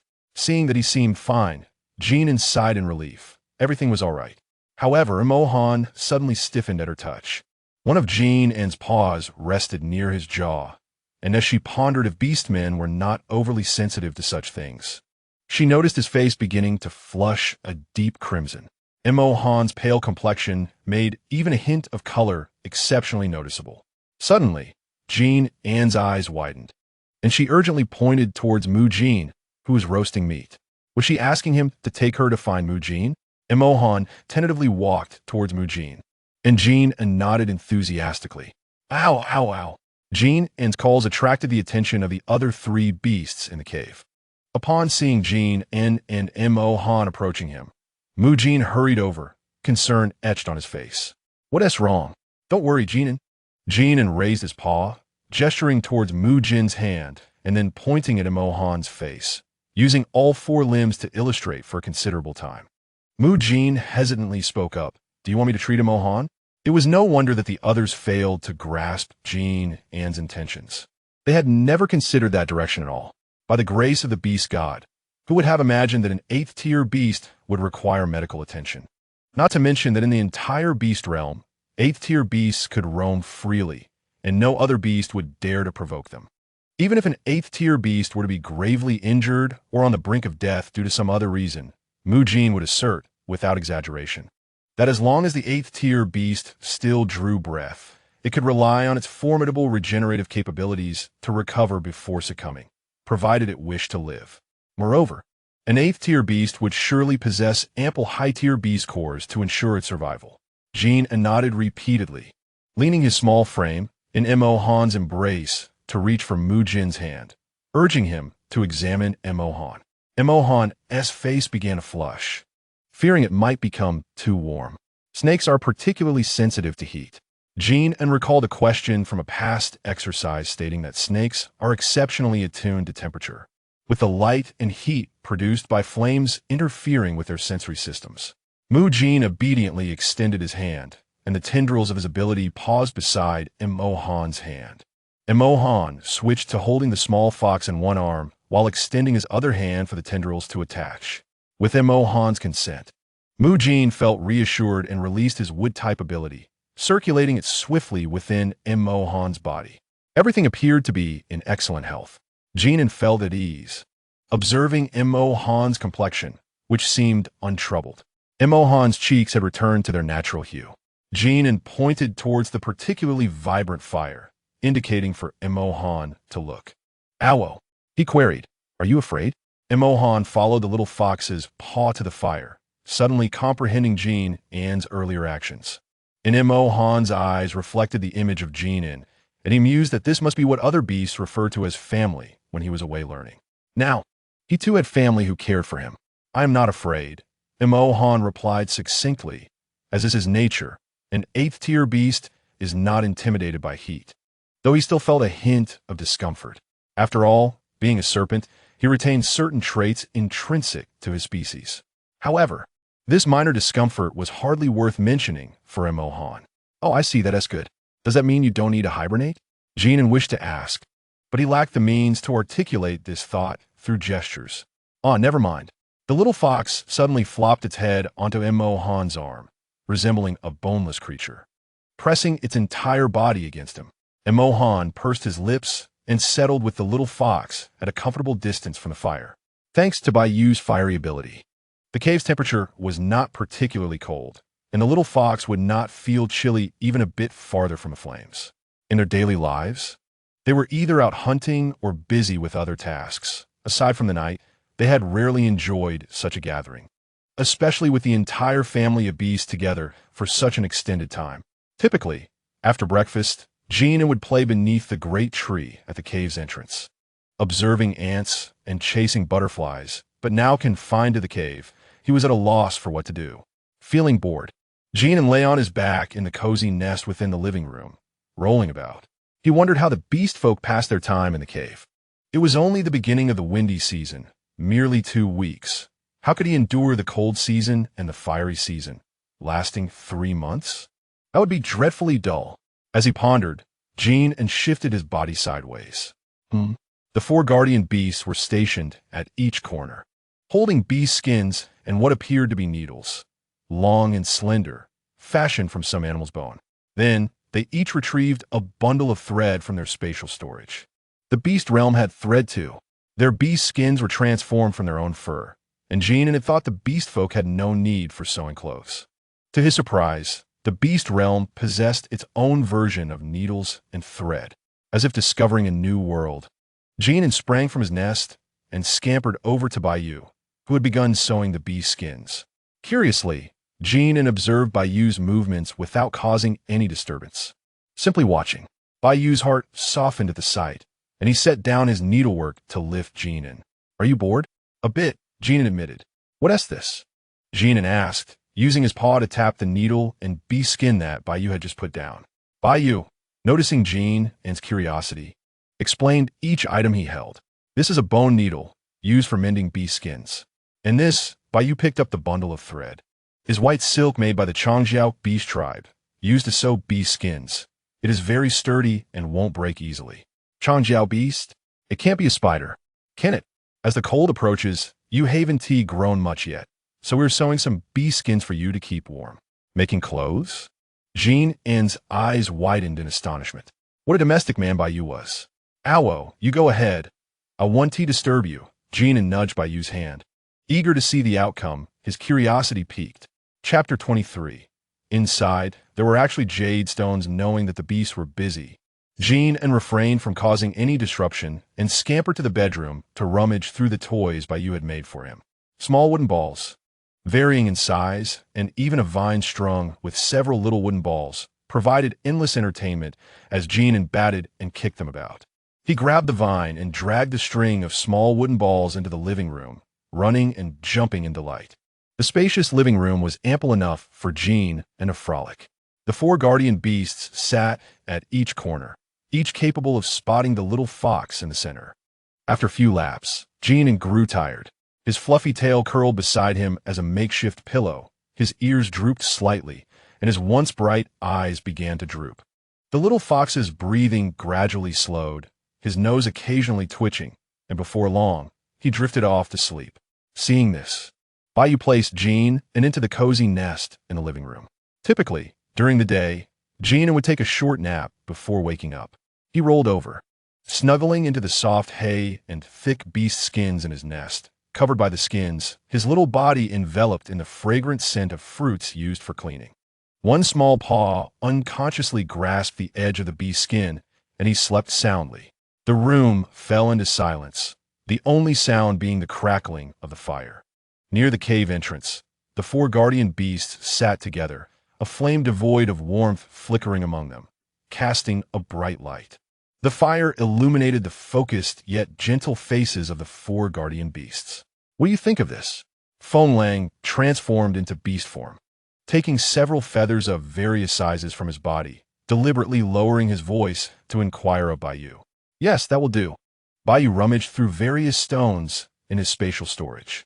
Ever since he had been with Jin An, he had wanted to collect pretty wood, stones, flowers, and grasses during each outing to show Jin and Mu Jin easily threaded the stones and feathers together with a branch of his ability.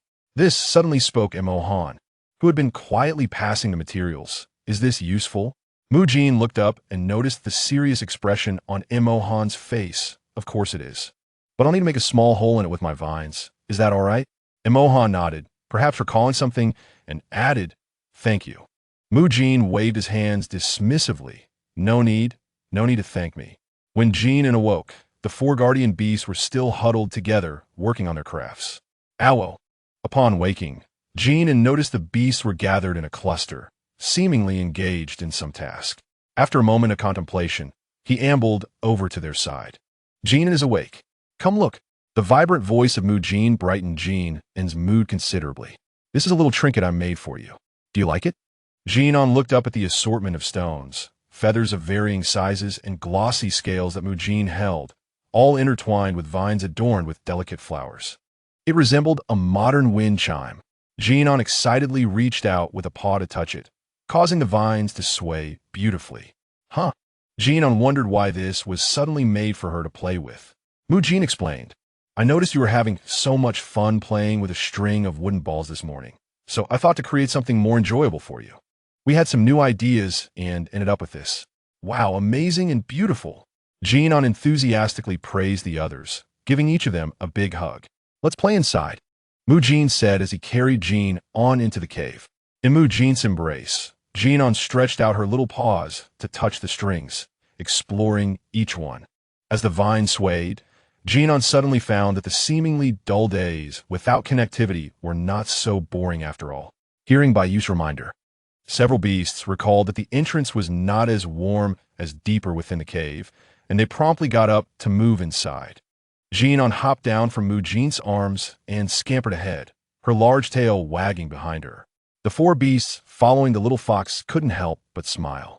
The guardians had meticulously crafted this little trinket with the hope that Jin An would enjoy dragging it around on the ground. Some of the stones were fragile stones from the beast realm that produced delightful sounds when they collided, though they were not numerous. Baiyu imagined that if Jin An dragged them, they would create pleasing sounds, making her even happier. However, once the wind chime was gifted to her, Jin An cautiously tapped at it with her paws, merely listening to the sounds it produced. Her round, bright eyes were filled with awe and joy.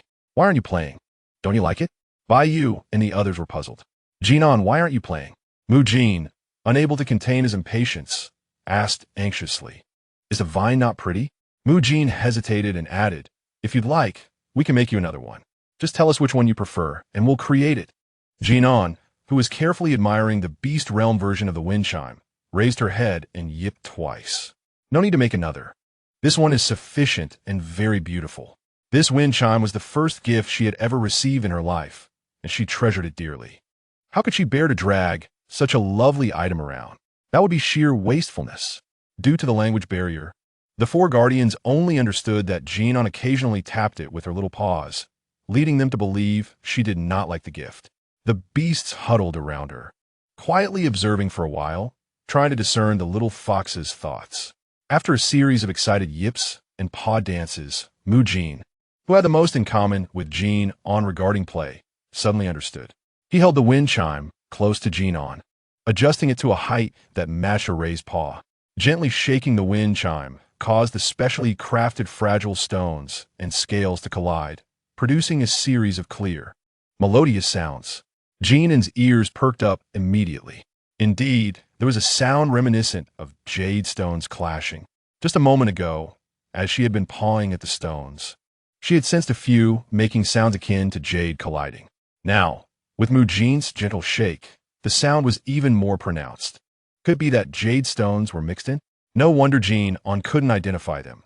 Each stone Baiyu had collected was carefully chosen for its beauty and intricacy, specifically brought back for Jin An to enjoy. Each had its own unique charm and exquisite quality. Jin An felt that any one of these stones, if presented in the modern world, would surely be cherished as a precious item. The guardians were unaware of Jin An's thoughts, only knowing that she enjoyed the trinket, which relieved them.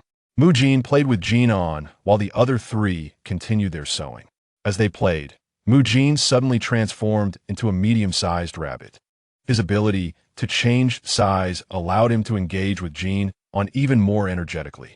The half-sized pink rabbit, clutching the wind chime's vine, nimbly hopped around the cave, with a squealing little fox in hot pursuit. The rabbit occasionally slowed down intentionally, enticing the little fox to chase after him. The cave was instantly filled with the joyous scenes of the rabbit and the little fox frolicking. Jin An was ecstatic, her fluffy tail wagging energetically behind her, almost leaving a blur in its wake. If she could see her own wagging tail, she would probably exclaim, "How ungraceful I look, like a hapless puppy."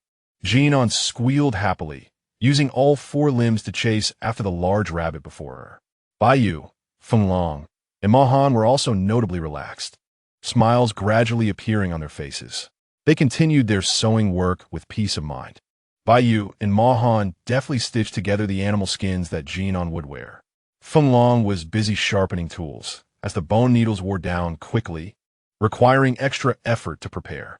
With the cold season approaching, they needed to hasten their preparations for warm animal skins for the little fox. After some time of playful antics, Mu Jin noticed that Jin An's breathing had quickened and her steps had slowed. She was clearly exhausted. He immediately slowed his pace and finally stopped, turning around to allow Jin An to nestle into his fluffy embrace. The two furry creatures cozied up together, radiating warmth and comfort. Jin An carefully placed the little wind chime in the safest spot next to her sleeping nest, ensuring it would be unharmed no matter how much she turned in her sleep. She intended to preserve it well. Snuggled in the warm embrace of the large rabbit, Jin An felt the reassuring heartbeat and warmth, gently calming her breath. "Are you hungry? How about some roasted meat?" Fenglong, seeing that Jin An had regained her composure, approached with a portion of roasted meat suitable for her. "Yay, food!" Jin An exclaimed. "Just place it on the ground." Now, she was a grown-up fox, and the meat didn't need to be cut into tiny pieces for her. More importantly, she wanted to eat on her own. The others had already exerted enough effort sewing and playing with her. She didn't need anyone to feed her. Initially, she had struggled with how to eat like an animal, unsure of how to start, but with Baiyu feeding her, she felt much more at ease. Noticing the little fox's determination, Fenglong regretfully set down the roasted meat and sat next to Jin An, watching her eat. This was a hard-earned opportunity for him to feed her. Yet little Jin An insisted on feeding herself today. Fenglong felt a pang of sorrow. As night fell and the winds grew cooler, the four guardians nestled Jin An in the center, enveloping her in warmth. Outside, the howling winds echoed, while the crackling fire within the cave provided a comforting ambience. Wrapped in warmth and safety, Jin An's eyelids grew heavy. Just before drifting into a deep slumber, she sensed she was experiencing a conscious dream. In her dream, the flower crown atop her head bloomed vibrantly, and the clear sounds of the wind chime transformed into the gentle breaths and heartbeats of her guardian beasts, accompanying her through a series of peaceful nights. This was the first and most precious home that Jin An had ever possessed in the beast realm. The next night, the fierce winds would likely cease. Several beasts sat together, indulging in grilled meat and occasionally exchanging a few words. "Well, let's pack our belongings tomorrow and prepare to set off for the main city." "Yes, sounds good. No problem." The enthusiastic response from the little fox prompted a few guardians to chuckle softly. The precious wind chime, cherished by Jin An, was ultimately hung on the most prominent stone wall of the cave under Jin An's careful direction. Quite nice indeed, the little fox admired it repeatedly. After dinner that day, the guardians organized their supplies for the journey to the main city, gathering in one place. Their food crystals were sufficiently abundant, and they could hunt for more along the way. With provisions in hand, one feels at ease. Jin An nestled comfortably among the white wolf, the rabbit, the eagle, and a large black snake with a half-human form. "Are you full?" Baiyu gently patted the little fox's belly. Over the past few days, Jin An had eaten considerably more and had grown significantly in size. However, with no other foxes at home, Baiyu was uncertain whether Jin An's sudden increase in appetite was normal, which left him somewhat worried. No, I'm not full at all. Jin An shook her head, standing firmly at the entrance of the bedroom cave, her small frame upright.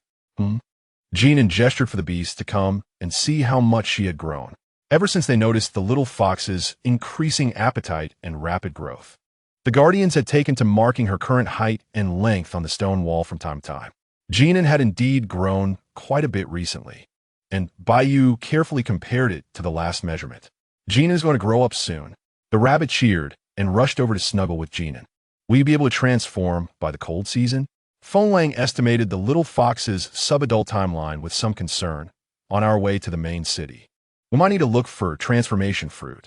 Both females and males typically undergo transformation during their sub-adult phase, which consists of 3 stages: the estrus phase, stable phase, and sub-adult phase. Each beastman is influenced by various factors such as their physical condition and race, and can transform at any time during these stages. The stable phase is the time when, according to generations of observations by the shamans of the beast world, beastmen are most likely to transform. However, due to the recent natural selection among beastmen, where each generation becomes stronger, this stable phase has gradually become less stable. Many subadult beastmen have transformed even during the early stages of estrus, when they first show signs of heat. The difference between females and males lies in the fact that females experience several days of bleeding during their estrus phase. During this time, females may exhibit symptoms of weakness, drowsiness, and fatigue. The transformation fruit can effectively alleviate the various discomforts experienced by females during this period. After consuming the fruit, subsequent estrus phases for female beastmen will not be accompanied by excessive physical discomfort, aside from the bleeding. However, transformation fruit is exceedingly rare, and few beastmen are able to acquire it. Jin An's guardians, possessing considerable strength, naturally wish to provide her with the best and most comfortable life within their capabilities. Chapter 25. Her serpent husband Baiyu nodded, noting that Jin An would likely enter her subadult phase in the 2 days following the end of the cold season. So it would be prudent to keep a watchful eye on their journey. There is ample time to explore more places. Imohan mentally calculated the travel time from the White Wolf tribe to the main city. They had set out ahead of schedule, with plenty of time to spare. Jin An listened quietly to their plans, her heart filled with anticipation as she yearned for adulthood, which would allow her to communicate with them normally. As for the transformation fruit, she was not overly concerned about its presence. She understood the fruit's rarity and the fact that most female beastmen had never tasted it. It was not something she deemed necessary. That evening, the little fox was brimming with energy, practically outgrowing the small cave. Initially engaged in a chase with Jin An, annoyed after several unsuccessful attempts, playfully kicked the rabbit's leg with her paw. The 3 beasts who had been merely spectators immediately transformed into their beast forms to join in the fun.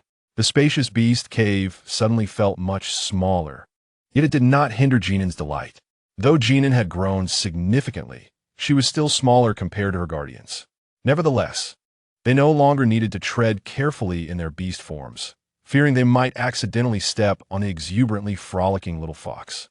The sight of their massive forms moving clumsily was both comical and endearing, causing Jin An to laugh heartily in her heart countless times. Imohan hesitated for a moment, maintaining his half-human, half-snake form, his long serpentine tail swaying gently behind him, yet he refrained from fully transforming into a giant python. He remained concerned that his cold scales and imposing snake body might frighten the little fox. While the others played, Imohan lingered nearby, his gaze reflecting the lively figure of the little fox. Whenever Jin An ran too fast and nearly stumbled, he would subtly use his tail to gently support her, ensuring her safety. Just this simple contact filled Imohan's heart with satisfaction and joy. On his way to find the little fox, he had envisioned countless potential outcomes: being disliked, scolded, driven away, or having his beast mark erased. Imohan thought to himself that his strength allowed him to provide her with abundant food and crystals. Surely, he could at least retain his beast mark. He had considered many possibilities, yet he never anticipated such a delightful outcome. From the moment he laid eyes on Jin An until now, it had been the brightest and happiest time of his life. Though the little fox was having a blast, her attention was not solely focused on herself. Jin An sensed Mohan's silence and, during a playful interlude, scampered over to him, rubbing her fluffy little head against his cool serpent body. Her soft, melodic call seemed to invite him while also offering comfort. Each time, Jin An's sudden affection would send a shiver of surprise through Mohan's heart. Eventually, as Jin An became more animated, she stumbled over her own paws, and Mohan dared to gently wrap his tail around her. When she grew tired of playing, instead of leaping towards Bayu or Mujin as usual, Jin An scampered over to Mohan. She lifted her paw and lightly touched his coiled serpent form. After catching Mohan's gaze, the little fox took a few steps back, and with a running start, she leaped onto his snake body. Mohan instinctively caught her with the tip of his tail and gently set her back on the ground. Jin An, undeterred, ran back to him, this time not needing a running start, directly climbing up his serpent form.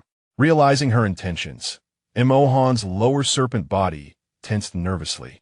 Overwhelmed by her affection, fearing she would slip off, he hesitated, afraid to move. Though he remained still, his heart raced with excitement, as if it would leap from his throat. Jin An lay atop the cool tail of the great black snake, not climbing into his embrace as Mohan had imagined, but simply resting there, motionless.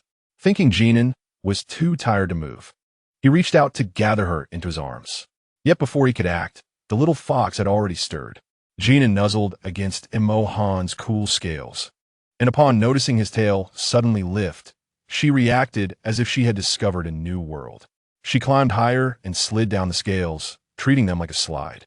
Unfazed by Mohan's serpent form, she scurried about and playfully rubbed against him, sending a clear message. I am not afraid of you at all. There is no need to hide from her every day. Mohan's pupils suddenly constricted, and his heart felt as if it had been struck by something forceful. Observing the little fox, so unguarded and wholly trusting, Mohan's heart seemed to find a crack through which the warmth radiated, slowly dissolving the deep-seated insecurities and fears within him. Jin An patted the snake's body, urging him to transform. Although Mohan's mind was not particularly agile, he understood Jin An's intention at this moment. I transform into a snake? Yes. Come on, let me take a serious look at my snake husband. I am ready. Transform. Mohan cautiously lowered his head. Under Jin An's watchful gaze, a massive snake head gradually approached her. The initial surprise in her heart was soothed by the gentle and hesitant movements of the large black snake. This was her guardian beast, her beast husband, her spouse. Her man, her snake, Jin An kept silently repeating in her heart. It was enormous. Suddenly meeting the blood-red eyes, she felt a twinge of fear. However, she calmly scrutinized the large black snake's crimson gaze, finding no trace of bloodlust. Every guardian beast had treated her well, and she wished to embrace all of them. Jin An did not retreat, but instead extended her small paw to gently touch the scales on its snout. This completely shattered Mohan's defenses. This was his female master, and he felt fortunate. Mohan let out a soft hiss, carefully encircling Jin An with his tail, forming a secure cocoon around her. Jin An was enveloped in his embrace, feeling as though she was aboard a stable ship, excitedly calling out while her small paws playfully patted his serpentine body. The great white wolf, witnessing this, deliberately provoked the snake and the fox. Provocation. How could that be tolerated? The little fox immediately commanded her large black snake to attack. The chase between the 8th and 6th tiers was exhilarating, with the little fox lying atop the black snake's head, excitedly calling out nonstop. Mujin, watching from the sidelines, laughed uproariously, her rabbit ears twitching with her laughter. Mujin leaped beside Feng Long, tapping him with her paw. Chapter 26. A Tickle for a Little Fox. Look, even Bayu has his day. Ha ha ha ha. Mujin found it amusing to see the typically composed Bayu appearing somewhat flustered while being chased by an 8th-tier beast. Feng Long was focused on the little fox, concerned she might play too wildly and hurt herself or fall. Upon hearing Mujin, he cast her a helpless glance. You have to let Mohan chase. He won't even have the chance to struggle. Mujin, unable to laugh, Feeling the little fox's excitement above, Ma moved his head, wanting to nuzzle Jin An, which startled the little fox into clutching his large head with all four limbs. The sudden movement made Mahan's heart leap, and he soon felt a warmth spreading through his chest. He would always protect her. 2 weeks, neither long nor short. Amid the laughter of Jin An and her 5 beasts, time flew by. Outside the cave, the howling wind gradually ceased its roar, leaving behind a long-awaited tranquility that brought peace to the world. Suddenly, with the absence of the wind's howling, the little fox's ears twitched as they adjusted. She peered out from the snake's tail, nest created by Mahan, curiously gazing toward the cave entrance, where the stones had been moved aside. There, the long-awaited morning light gently spilled in. The wind season had ended. The 5 of them swiftly finished breakfast. Baiyu dashed off to inform his father, while Mujin and Fenglong checked the herbs, fruits, and meats they would bring. Mahan stuffed the remaining space in the storage room with animal skins. Just as they were busily packing their belongings, preparing to set off on the other side. With the wind season's end, a figure far in the main city began to stir. A robust, fire-red Chi fox, sensing the beast markings on its body, swiftly made its way towards Jin An's location. Jin An and her companions had everything ready and embarked on their journey to the main city. Mujin carried Jin An on her back, while Baiyu and Mahan flanked her, clearing the path and remaining vigilant to their surroundings. Fenglong circled above, occasionally scouting ahead. The group moved swiftly, aiming to save time, stopping only to investigate the transformation fruits when encountering other tribes or steep cliffs. Transformation fruits typically grew atop cliffs, and in the beast world, cliffs were abundant. Baiyu and the others had already decided that if they had not found any news of transformation fruits halfway through their journey, they would split up temporarily. Fenglong, being an eagle, had a broad vision and swift speed, would search for the transformation fruits alone. Once they successfully brought Jin An to the main city, Mahan would follow the trail left by the eagle to find him, and the 2 beasts would continue their search together. Collaborating between 7th and 8th tier beasts, there were practically no places in the beast world they could not reach. At worst, they would venture into the abyssal forest. The abyssal forest was home to numerous high-tier extraordinary beasts, and generally, no beastman would recklessly step into it. However, one thing was certain. The abyssal forest certainly contained transformation fruits. In the past, for reasons unknown, the Chi tribe's beastmen had brazenly stormed into the abyssal forest, suffering heavy casualties, yet also bringing back plenty of transformation fruits, thus solidifying the Chi tribe's status in the main city. The first half of the journey went relatively smoothly. They traversed familiar forests and crossed several clear streams. Let's take a break here, Fenglong suggested after circling the area to ensure it was safe. As they moved forward, they would enter the territory of other beast tribes, where the unfamiliarity would increase the potential dangers. All right, let's take a break. The white wolf nuzzled the little fox's small frame, feeling a pang of sympathy. The journey was tiring, yet the little fox remained quiet and composed, making Baiyu feel increasingly uneasy. It was nearing noon. Baiyu gently set Jin An down onto the prepared animal skin mat. After a morning of bouncing around, although the rabbit was steady, Jin An still appeared somewhat exhausted. Unlike her guardian beasts, who seemed as lively as if they had not been on the move all morning, Jin An sighed inwardly. It was tiring. This was only the first morning, and she wondered how many days lay ahead. However, suddenly, she gave herself a boost of motivation and felt invigorated. Their stamina was so impressive, which implied she would have a bright future ahead. If she thought about it this way, these little hardships were well-deserved. While Jin An lay there lost in thought, her guardian beasts were already busy at their tasks. Fenglong patrolled the area to ensure safety, while Baiyu gathered dry twigs and, with Mujin, started a fire to cook. Mahan went to the creek to process a freshly caught prey. Jin An lay on the animal skin, catching her breath, quietly observing the 4 magnificent beasts bustling about. Who said they were tired? Who said they were tired? They were not tired at all. This life was simply delightful. Once they had finished their tasks, Mujin rushed over to feed the little fox, only to find her staring intently at a cluster of vibrant mushrooms sprouting not far away. Upon seeing this, Jin's heart seized. This was serious. Jin An, please don't like those. They may look beautiful, but they are highly poisonous. Jin An, Jin pointed at the cluster of mushrooms, urgently explaining, those are called Saigu. Extremely toxic. You must not touch them. Just one touch could spell trouble for a little fox. Do you understand? Jin intentionally lowered her voice, trying to scare the little fox. Jin nodded. She understood that the more beautiful a mushroom appeared, the more poisonous it could be. She simply could not resist admiring these particularly vibrant ones a little longer. You absolutely mustn't touch them. Jin repeatedly emphasized, filled with worry. What happened? Emohan observed Jin for a while, noticing that Jin An had yet to join for the meal. He approached to inquire about the situation. Whether conveying information to one or two, Jin included Emohan in her explanation, pointing out a vibrant cluster nearby. Saigu, highly toxic, and advised against any contact. Emohan followed her gaze. Toxic? Such perilous danger, and they had not discovered it sooner.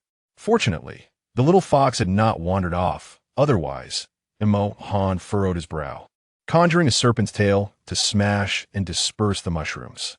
Jin was astonished. This toxicity, she had just warned against touching it, yet his tail had already struck.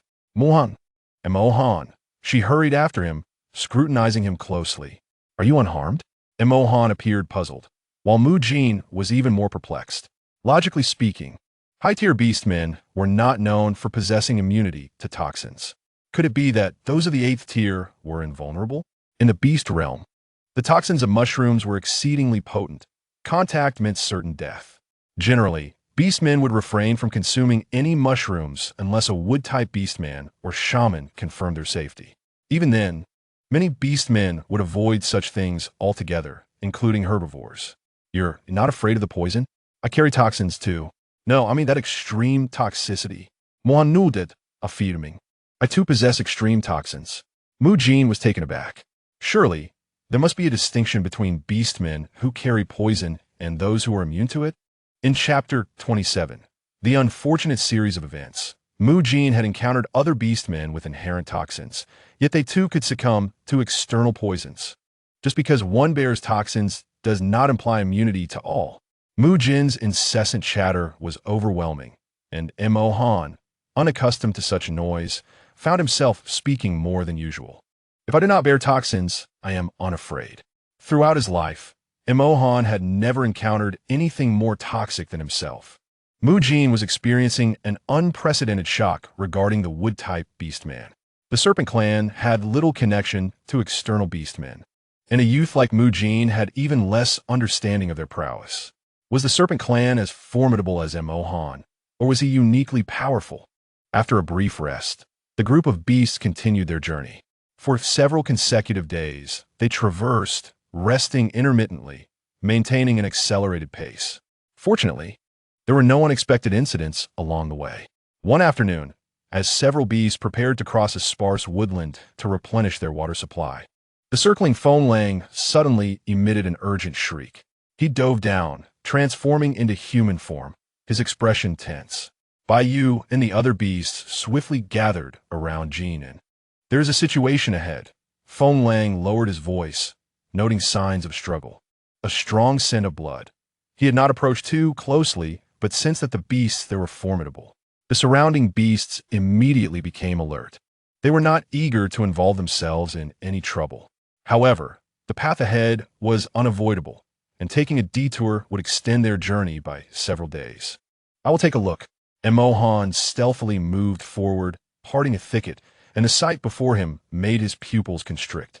Not far away, a clearing was strewn with the massive forms of black-maned wild boars, all lifeless.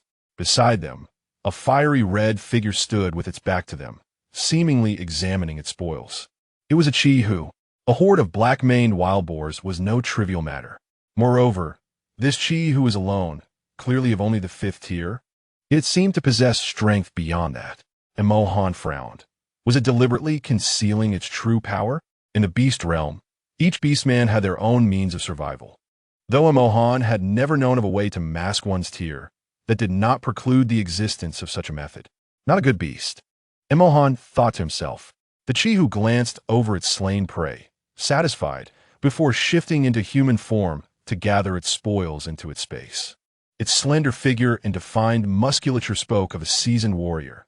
Fresh bloodstains marred its body, clearly the result of a fierce battle with the wild boars. At that moment, the Chi, who seemed to sense a gaze from behind, abruptly turning to lock onto the black python in the bushes with its sharp, amber eyes.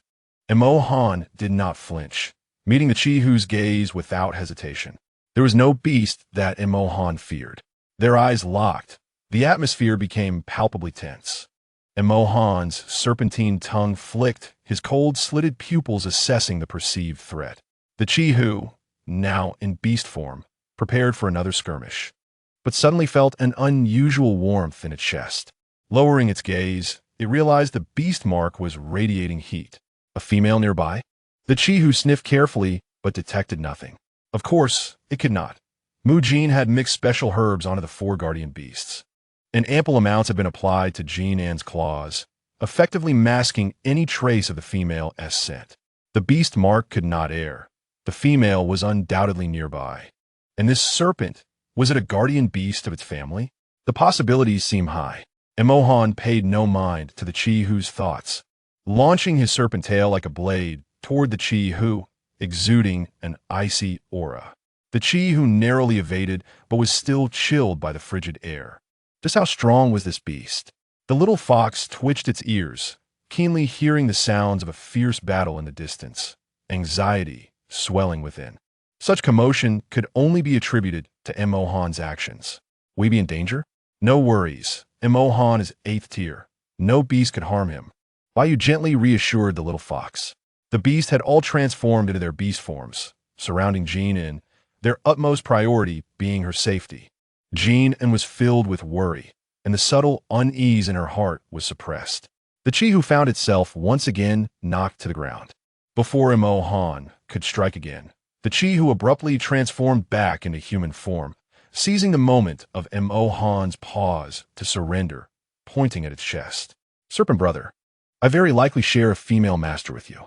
Mo Han hesitated for a moment, and the Chi-Hu quickly climbed the metaphorical ladder. Serpent brother, I can sense my female master nearby. Even if we do not share the same, I'm still a good beast with a female master. My transgressions are not grave. Mo Han glanced at the Chi-Hu's beast mark, which resembled his own. His serpent tail flicked uneasily on the ground before retracting. He was uncertain. The crisis averted. The Chi-Hu exhaled deeply, relieved. Lately, misfortune had befallen it. It had failed to ascend, its strength diminished. It had originally hoped to secure a transformation fruit for its little female master in the arena, but injuries had rendered it unable to compete. On the way to find its little female master, it had encountered a troublesome group of wild boars, only to be confronted by an 8th-tier serpent afterward. Was the divine beast determined to ensure its demise?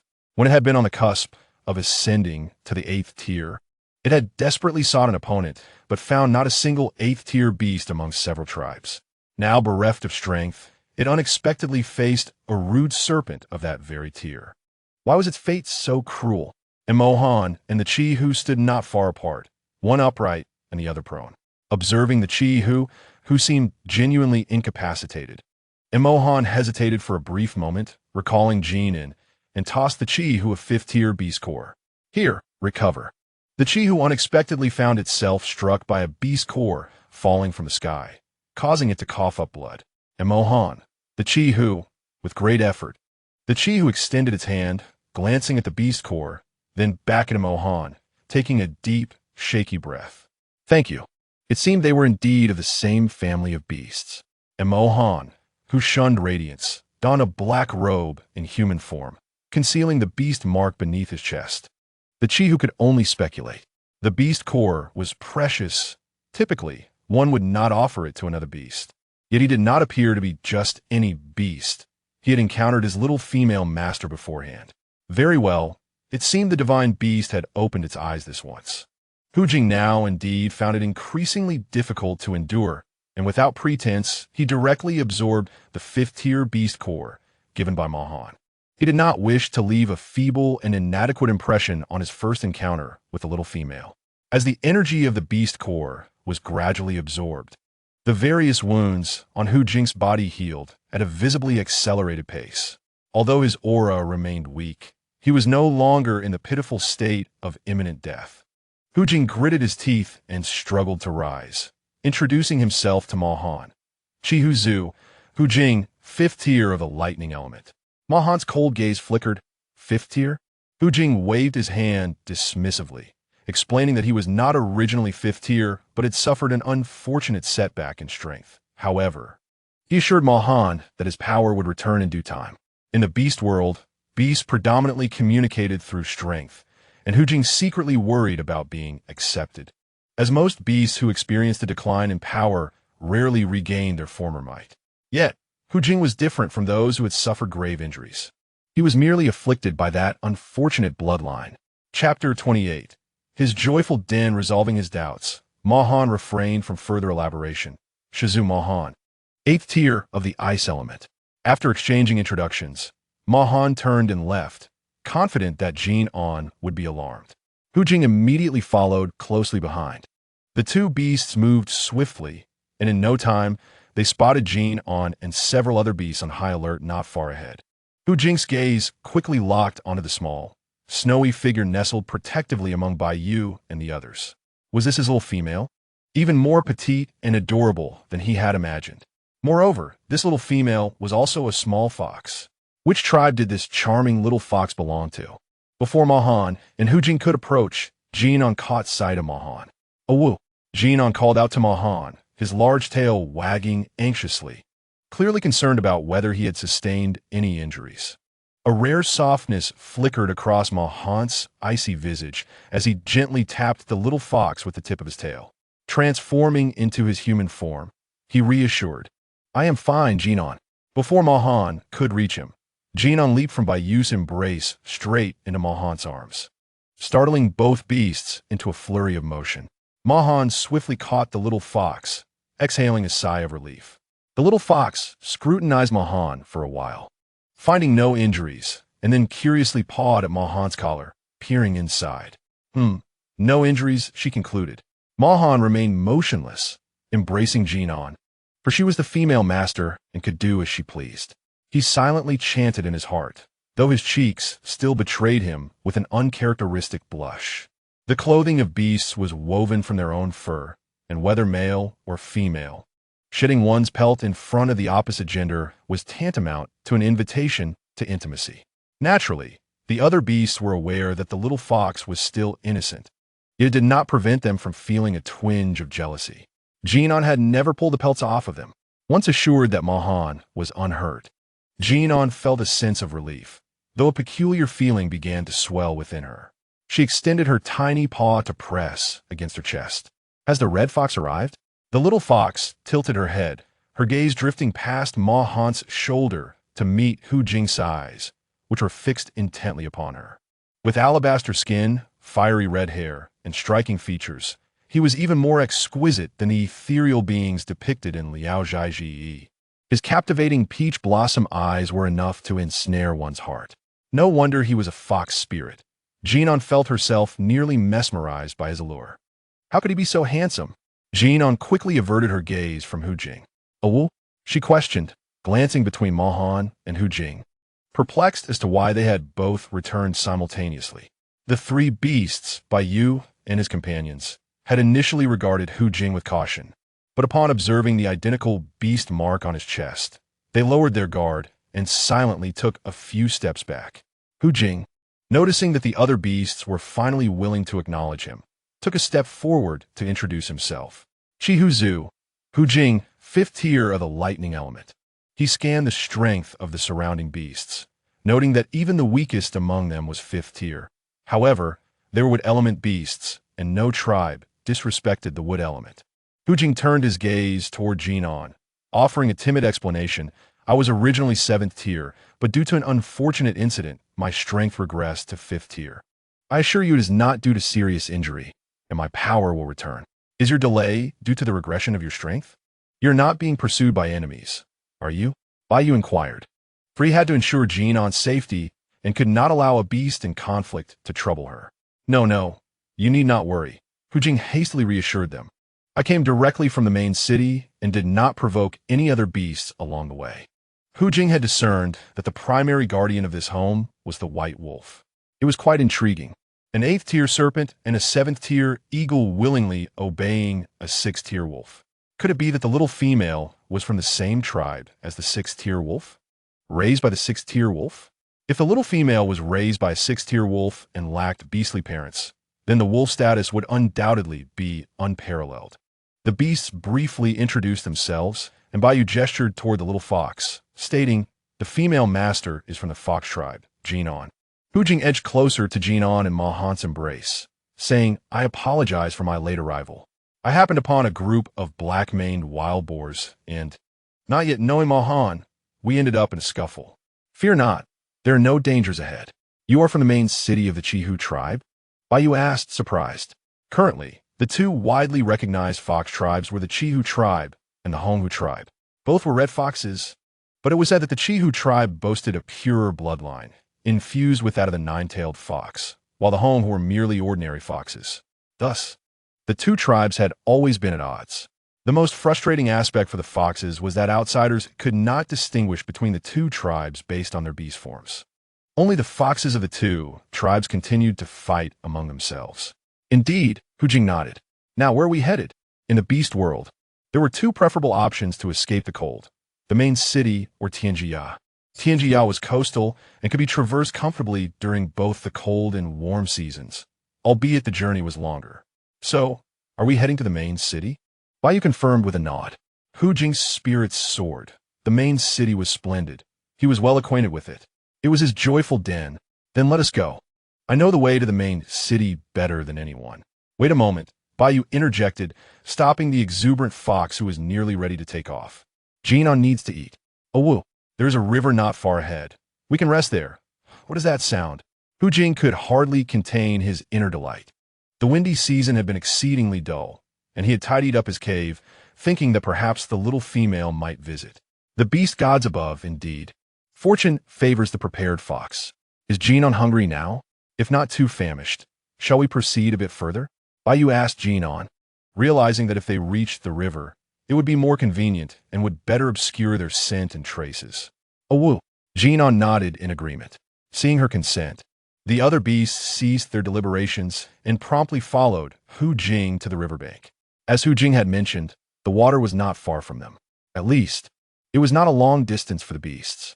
With the crisis averted, Jin An perched atop Ma Han's large head, curiously gazing at the surrounding scenery, finding the journey quite manageable. After laying down the beast pelts for Jin An to rest upon, the guardian beasts dispersed to fulfill their respective duties. Having just joined this family, Hu Jing was determined to make a good impression. He went to the river to clean the wild boar he had just hunted before assisting Bayou in preparing a meal. Bayou accepted the meat from Hu Jing's hand and spoke softly. "You go accompany Jin and interplay. Leave this to Feng Lang and me." Hu Jing was momentarily taken aback, seemingly surprised that Bayou would utter such words. Accompany Jin and interplay? Could such a fortunate opportunity actually fall to him? Chapter 29. The desire to hunt beasts. Noticing Hu Jing's hesitation, Bayou frowned. "Are you unwilling?" "Of course I am willing. Thank you," Hu Jing replied. Unable to conceal his eagerness, he would gladly stick close to the charming little fox. As Jin An leisurely lay on her back with her 4 tiny paws raised, counting leaves, a delicate and beautiful face suddenly appeared before her. Jin exclaimed, "Ah!" Startled, the little fox flipped over, and upon recognizing Hu Jing, she settled back down. "I'm sorry. I'm still not very familiar with you and got a fright, thinking you were a stranger." "Are you bored, Jin An?" Hu Jing asked, attempting to strike up a conversation. Jin An nodded slightly in acknowledgement, appreciating the gesture. TSK. She has indeed matured, Hu Jing thought. In the past, she would have been completely captivated by his handsome face, but now, after spending time surrounded by various charming males, she was no longer so easily enchanted. Hu Jing's eyes sparkled with excitement as he leaned forward slightly, whispering to Jin An, "How about I show you something fun?" Jin An's interest was piqued. "Oh, what is it?" Hu Jing extended his hand, tentatively asking, "Can I hold you while I show it to you?" Jin An hopped onto Hu Jing's hand, and he immediately embraced the little fox with delight. Jin An, watch closely, he instructed. Jin An focused intently on Hu Jing's hand. Suddenly, tiny purple sparks began to dance at his fingertips, gradually crackling with sound. Jin An was astonished. The cluster of electric light in Hu Jing's palm was not violent. Instead, it resembled a group of purple little sprites, circling his fingers, flickering with a dreamlike glow. This is my unique skill. No other thunder-type beastman can do this. What do you think? Hu Jing's tone carried a hint of pride. Do you like it, Jin An? Jin An nodded enthusiastically. Despite having witnessed the unique abilities of several guardian beasts, she still found each new display of powers utterly fascinating. The purple light reflected in her eyes as she leaned forward slightly, her gaze shifting from Hu Jing's boastful expression to the shimmering electric halo before her. Can I touch it? Jin An inquired, cautiously extending her paw toward the brightest spark. It might feel a bit tingly. Are you sure you want to touch it? Hu Jing warned. Beastmen can control the intensity of their powers. The purple electricity flickered less brightly at Hu Jing's fingertips, yet remained captivating. Jin An nodded, reaching out her small paw carefully to touch one of the brightest sparks. With a soft pop, the purple spark lightly rebounded off her paw, leaving a gentle, tingling warmth before dissipating. Jin An squealed with delight. Seeing her happiness brought joy to Hu Jing as well. The purple electricity in his palm had vanished, but the little fox continued to pat his hand with her tiny paw. He had been slightly late, yet he remained her guardian beast, and she held no resentment toward him. Hu Jing smiled, feeling fond of his little fox, though the surrounding guardian beasts were busy with their tasks. They kept a watchful eye on Jin An. After witnessing Hu Jing's charming display to amuse Jin An, the other beasts felt satisfied. Having eaten and rested, they set off once again toward the main city. With Hu Jing leading the way, their pace noticeably quickened. Having traveled most of the way, Feng Lang proposed that he venture ahead to search for the transformation fruit. With Hu Jing's inclusion, the group of beasts had gradually adjusted, and Feng Lang felt less anxious about Jin An's safety as he departed, following their previous agreement. With Hu Jing guiding us, our speed has significantly increased. Once you arrive at the main city, Imohan will join me, Feng Lang explained. This way, our chances of finding the transformation fruit will be greater. Imohan nodded in agreement. Wait, Hu Jing suddenly interrupted the conversation. What do you mean, transformation fruit? What's going on? Have you all been searching for the transformation fruit? His tone was filled with disbelief. Yes, the other beasts echoed, equally puzzled by Hu Jing's seemingly foolish question. Along their journey, Hu Jing had only noticed that whenever the beasts stopped to rest or hunt, they would instinctively search for something. But he assumed it was related to Feng Lang's personal matters and did not inquire further. After all, he too often found himself instinctively searching for that elusive bloodline fruit during hunts, not being able to ignore the fact that their strength was formidable. He felt compelled to advance in rank, unable to linger at the 7th level indefinitely. Feng Lang was searching, and so was he. This led Feng Lang to believe that Bai Yu and the others had informed Hu Jing about the transformation fruit, and he did not elaborate further. Whenever Hu Jing and Feng Lang returned, Feng Lang would always mention to Bai Yu that they had found no clues. Bai Yu assumed that Feng Lang and Hu Jing were simply working in tandem. Moreover, Hu Jing believed that searching for the bloodline fruit was his own private concern, not wanting to trouble the others, hence he never mentioned it to them. Additionally, the matter of the transformation fruit was not particularly challenging for Hu Jing. He had never considered it a priority, initially worried about his diminished strength and his ability to secure the transformation fruit for Jin An. He found reassurance in the strengths of Imohan and Feng Lang, feeling no apprehension regarding the matter. Over time, although the information was unevenly distributed, no one detected anything amiss, resulting in Hu Jing only now realizing they had been searching for the transformation fruit all along. In the past 2 years, the main city has held a contest before the cold season, wherein if a female beast father or guardian beast is a male from the main city, then all her mates and guardian beasts can participate in this contest to win the transformation fruit for the female offspring. The last 3 beasts standing in the contest are awarded the transformation fruit. Observing the gazes of the surrounding beasts eager to hunt, Hu Jing's voice grew quieter. Okay, I thought Feng Lang and I both had our private matters. Turns out, I was the only one looking for my bloodline fruit during hunts. After hearing Hu Jing's words, the other beasts were momentarily speechless. Hu Jing assumed everyone was aware of this matter, thus never worrying about the transformation fruit. However, in this beastly world where information is primarily conveyed through loud calls, the delays in communication were evident. Moreover, Bai Yu and the others were essentially newly matured guardian beasts, having never left their tribes, and thus were unaware of such benefits offered by the main city. Feng Lang was the most incredulous. You didn't know we were searching for the transformation fruit? Hu Jing nodded sheepishly. Well before. How do we coordinate so well? With me searching east and you immediately heading west? Chapter 30. Apologies, I thought you didn't want to be disturbed about personal matters. Feng Lang retorted. Then what were you searching for? Feng Lang recalled several instances when he had asked Hu Jing if he had any leads, only to receive a shake of the head in response. At that time, I thought I had inadvertently mentioned something, and you all knew I was looking for the bloodline fruit. Hu Jing felt utterly wronged. He was typically quite talkative, and after meeting Mu Jin and Jin An, he had become even more so. When Feng Lang inquired, he assumed he had previously mentioned the matter, prompting their knowledge of it. There was nothing he couldn't share, so he did not think much of it when he shook his head. Feng Lang, in this feral world, a beast has emerged that leaves him even more speechless than Mu Jin. Nevertheless, the news of the Hua Xinghua has resolved many concerns, allowing all beasts to breathe a sigh of relief. With the information about the Hua Xinghua at hand, they can rest in place for a while, alleviating the urgency of their journey. Bai Yu, cradling a little fox that was dazzled by the spectacle of the world, turned to spread out the beast pelts. Jin An felt a swell of happiness seeing several beasts so concerned about her well-being, yet she did not wish for her guardians to exert themselves excessively. However, their determination to locate the Hua Xinghua compelled her to minimize any inconvenience she might cause them. During their travels, Jin An found herself somewhat unaccustomed to the pace.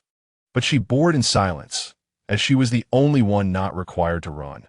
It would be inconsiderate to complicate matters further. With the news of the Hua Xinghua, her guardians felt reassured, and Jin An finally relaxed. Bai Yu noticed the little fox in his arms sigh quietly, causing him to pause. Reflecting on recent events, Bai Yu suddenly stiffened, feeling a pang of regret. They had been so focused on finding the Hua Xinghua before the cold season that they had not considered Jin An's comfort, especially with Hu Jing leading the way, making their journey swifter. Throughout the journey, Jin An had been obedient and quiet, yet Bai Yu had overlooked her understanding nature. How could he forget that even when the little fox was uncomfortable, she would not raise a ruckus? How could he disregard her feelings? Jin An was still so young. Could she truly endure such a taxing pace? The realization struck Bai Yu fiercely, and he wished he could chastise himself for not paying closer attention to Jin An's state. Jin An had been playfully resting on the beast pelts, entertaining herself with Bai Yu's fingers as he allowed her to do so. Suddenly, he had stopped moving, prompting her to look up in confusion and meet his gaze filled with guilt. What is wrong? She inquired. Bai Yu opened his mouth, hesitating before speaking. I'm sorry.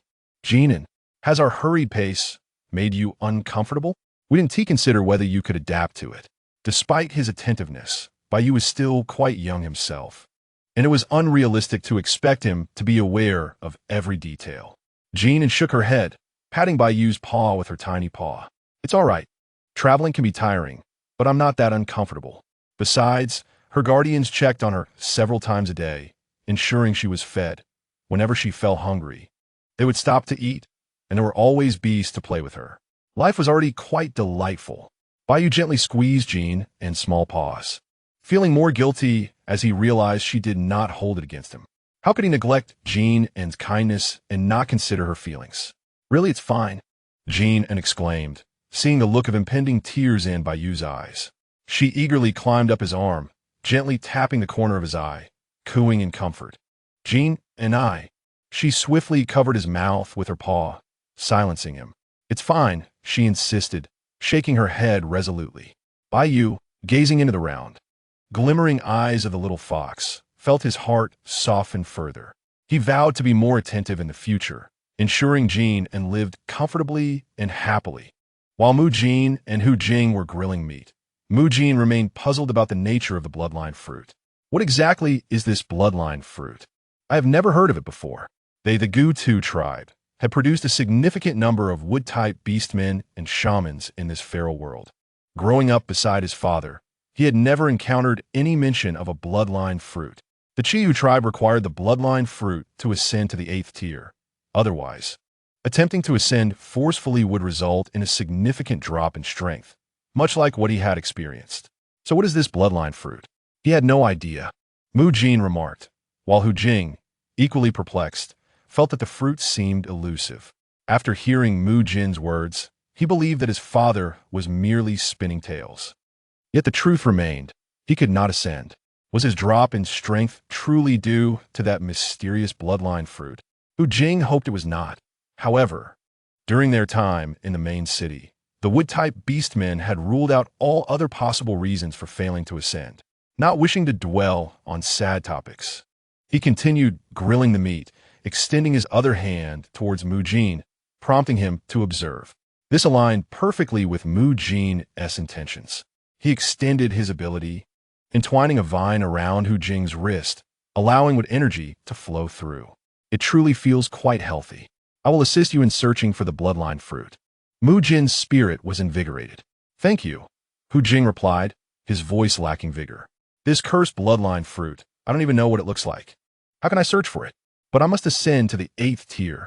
Hu Jing gripped a large piece of beast meat, beginning to roast it in frustration. As their journey progressed, the beasts began to walk more leisurely, allowing Jin and to explore and enjoy their surroundings, resembling a pleasant outing rather than a hurried trek. The transitional period between the wind season and the cold season was typically the most comfortable weather for beasts. Jin and lay on Hu Jing's back today, watching the clouds drift across the sky, feeling the gentle breeze. What bliss! After traveling for a while, she noticed the absence of movement on her back, causing Hu Jing to pause and turn his head in confusion. Baiyu, noticing Hu Jing's slowed pace, glanced over. She has fallen asleep, Baiyu remarked softly. Hu Jing nodded. They had been busy rushing and had not allowed the little fox to rest properly. The guardians tacitly reduced their speed, ensuring Jin and could enjoy a peaceful slumber.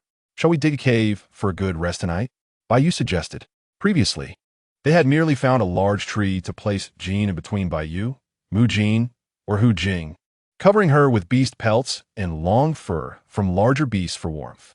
However, now it felt too unfair to Jin and Mohan, Hu Jing, and Jin nodded in agreement, and Feng Lang immediately flew ahead to scout for a suitable location. Before dusk, the beasts halted their journey. Jin and felt puzzled. It was still early, so why had they stopped?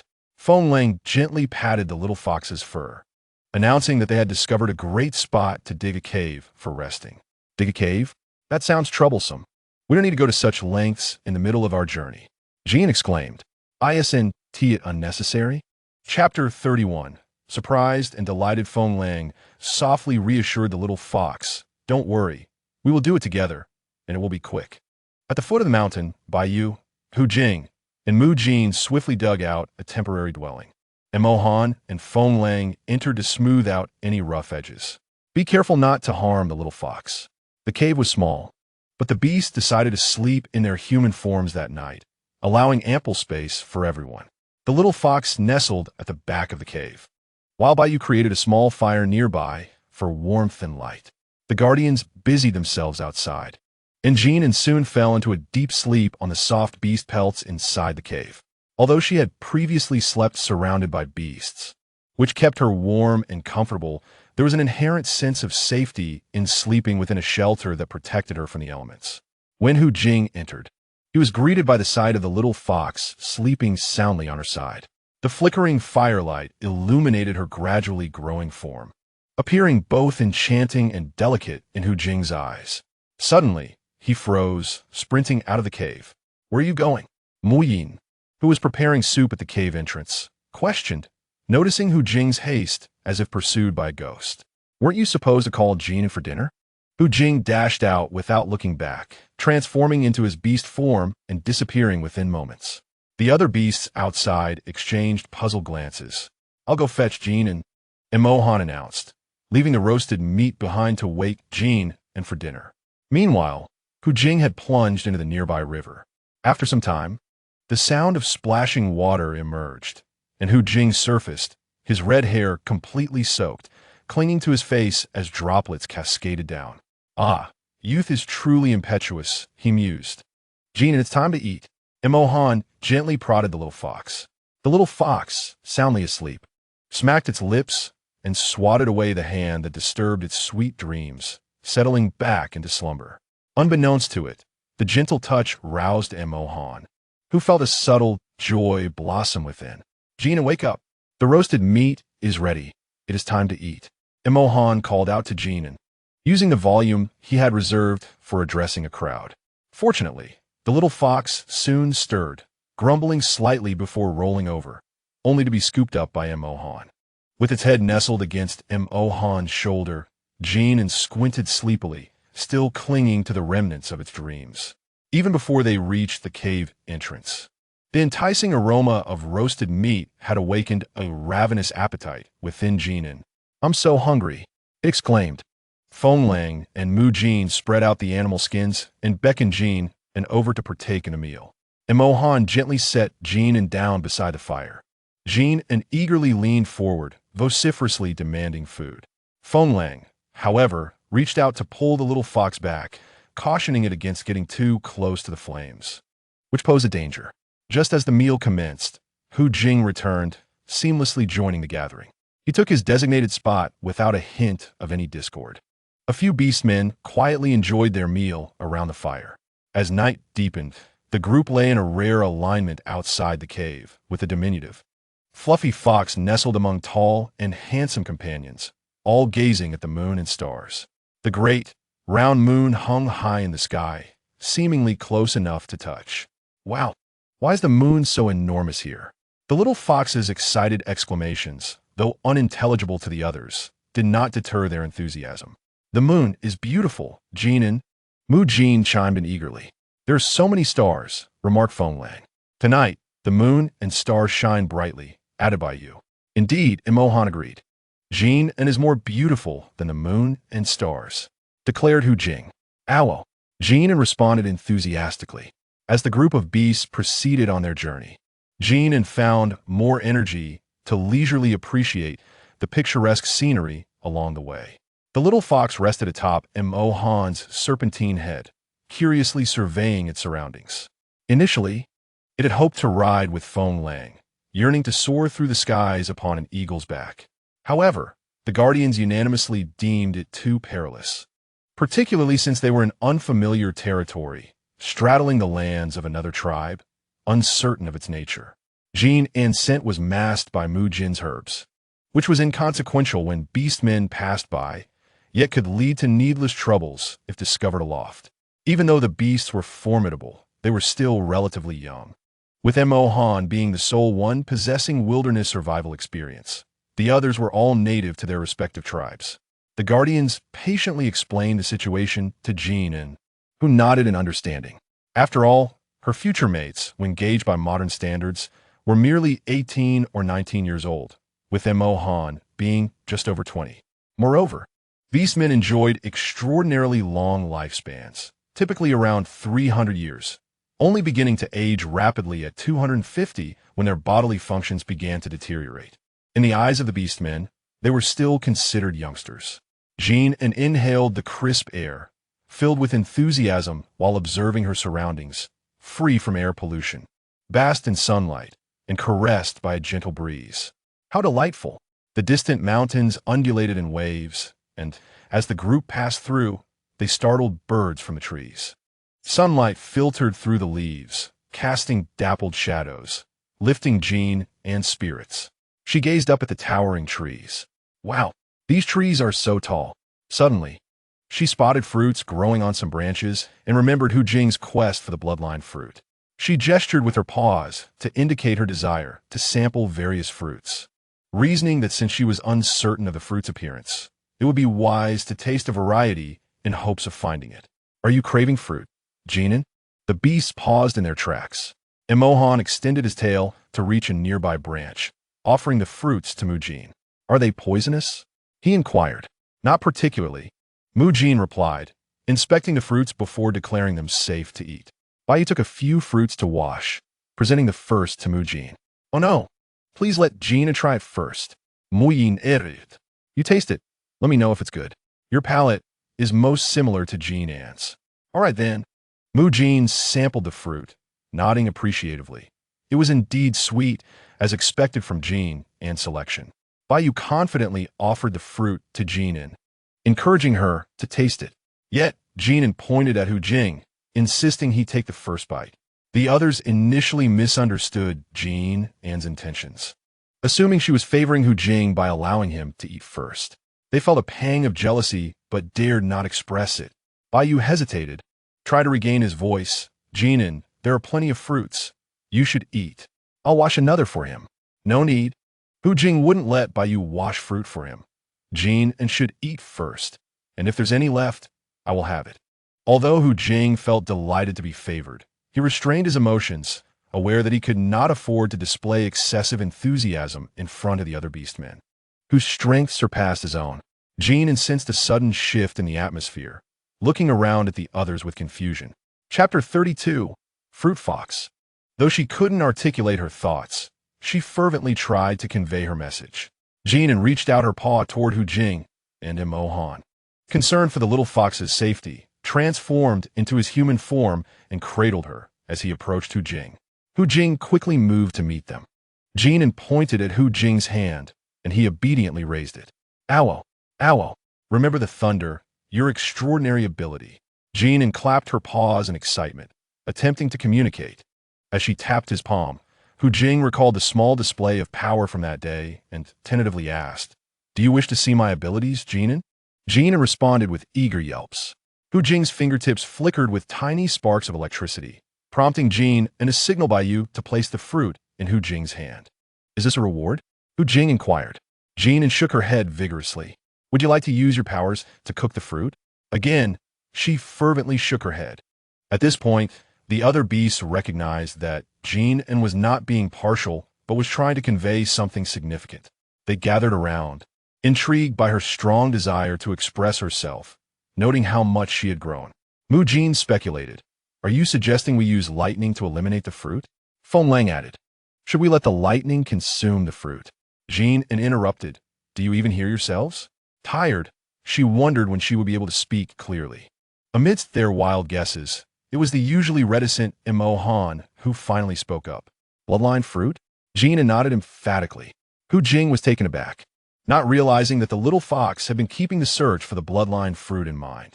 Although the fruits before them were evidently ordinary, Hu Jing felt a surge of emotion at Jin An's consideration. Under her watchful gaze, Hu Jing consumed the fruit, only to find no reaction.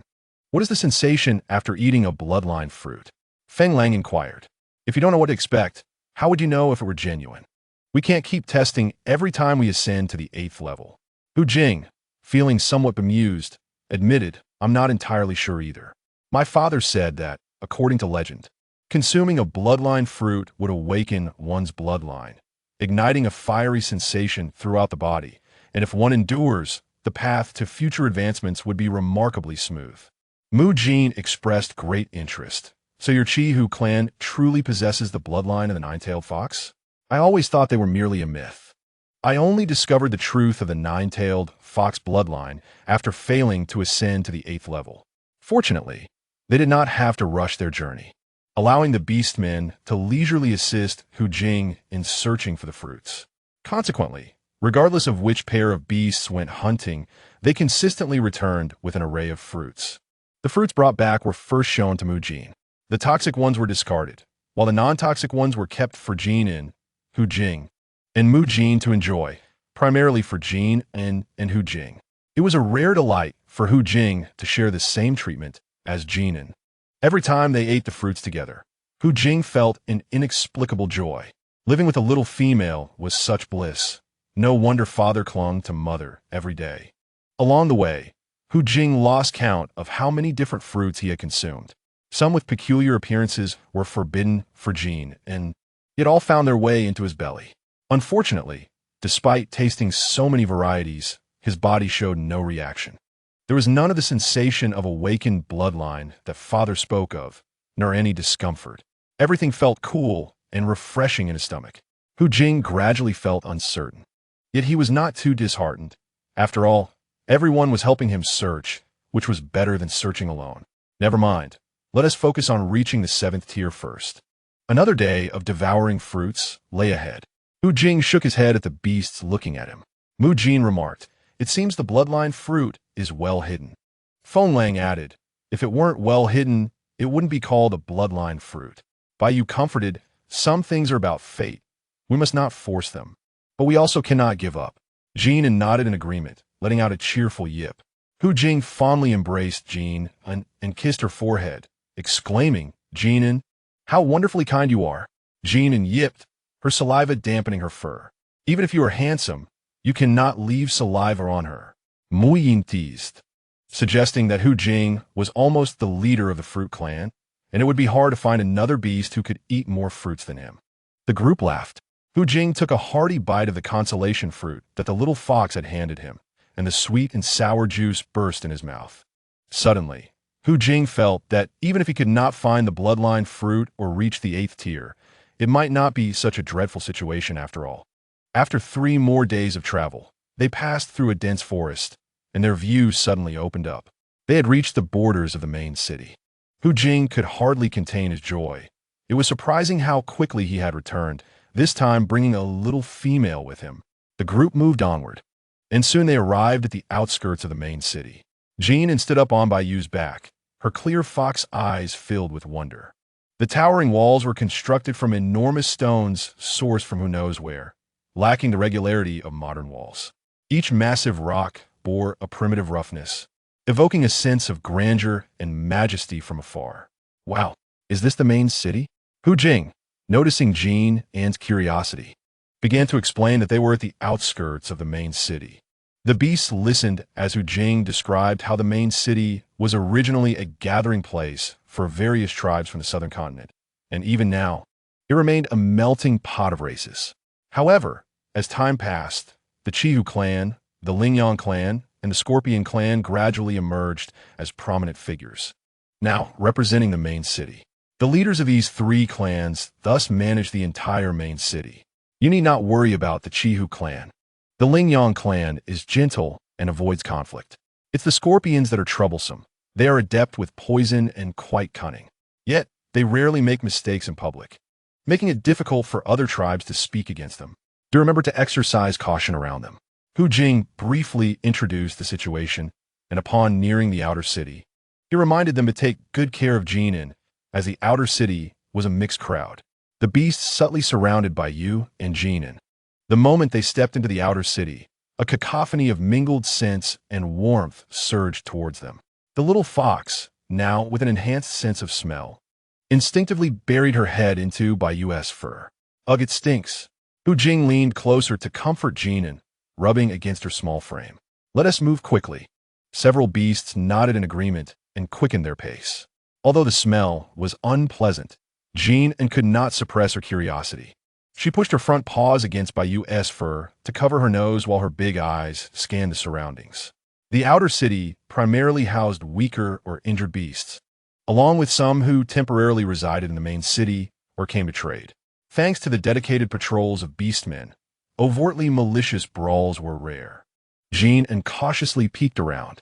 The wide main road was lined with scattered stalls, with many beastmen wandering about, exchanging goods. "Wow!"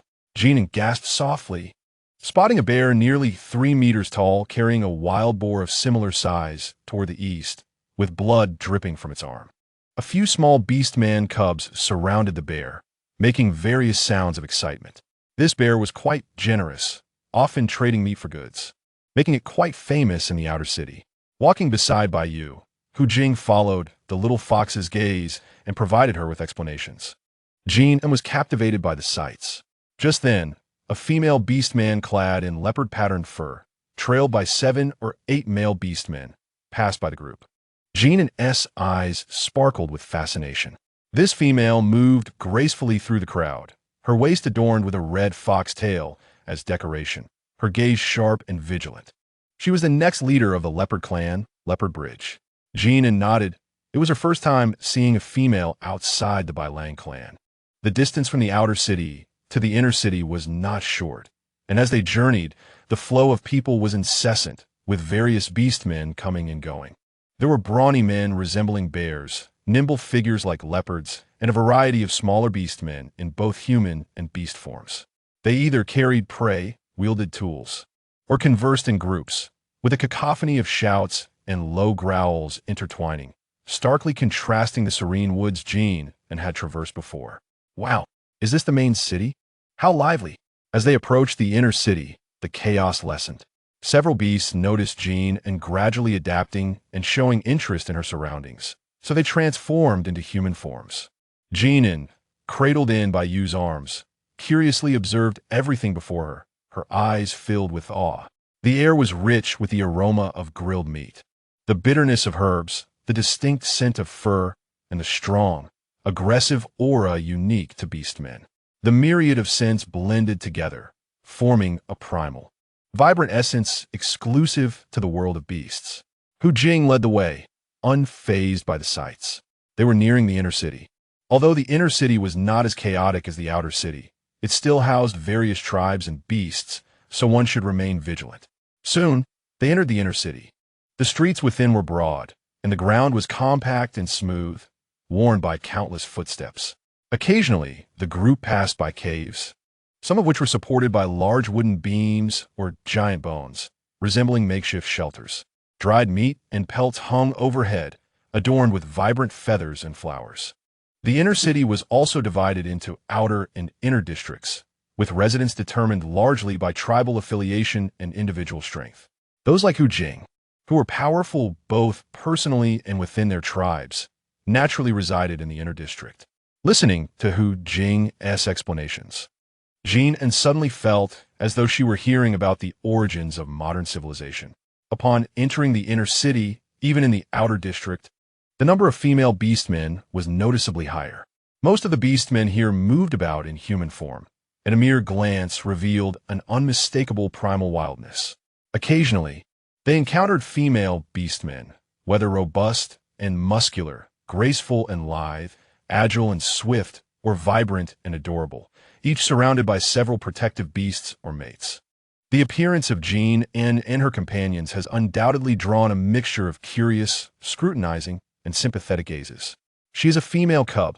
Which clan does she belong to? Has a small kin been exterminated? Silence yourself. Do you lack a beast father?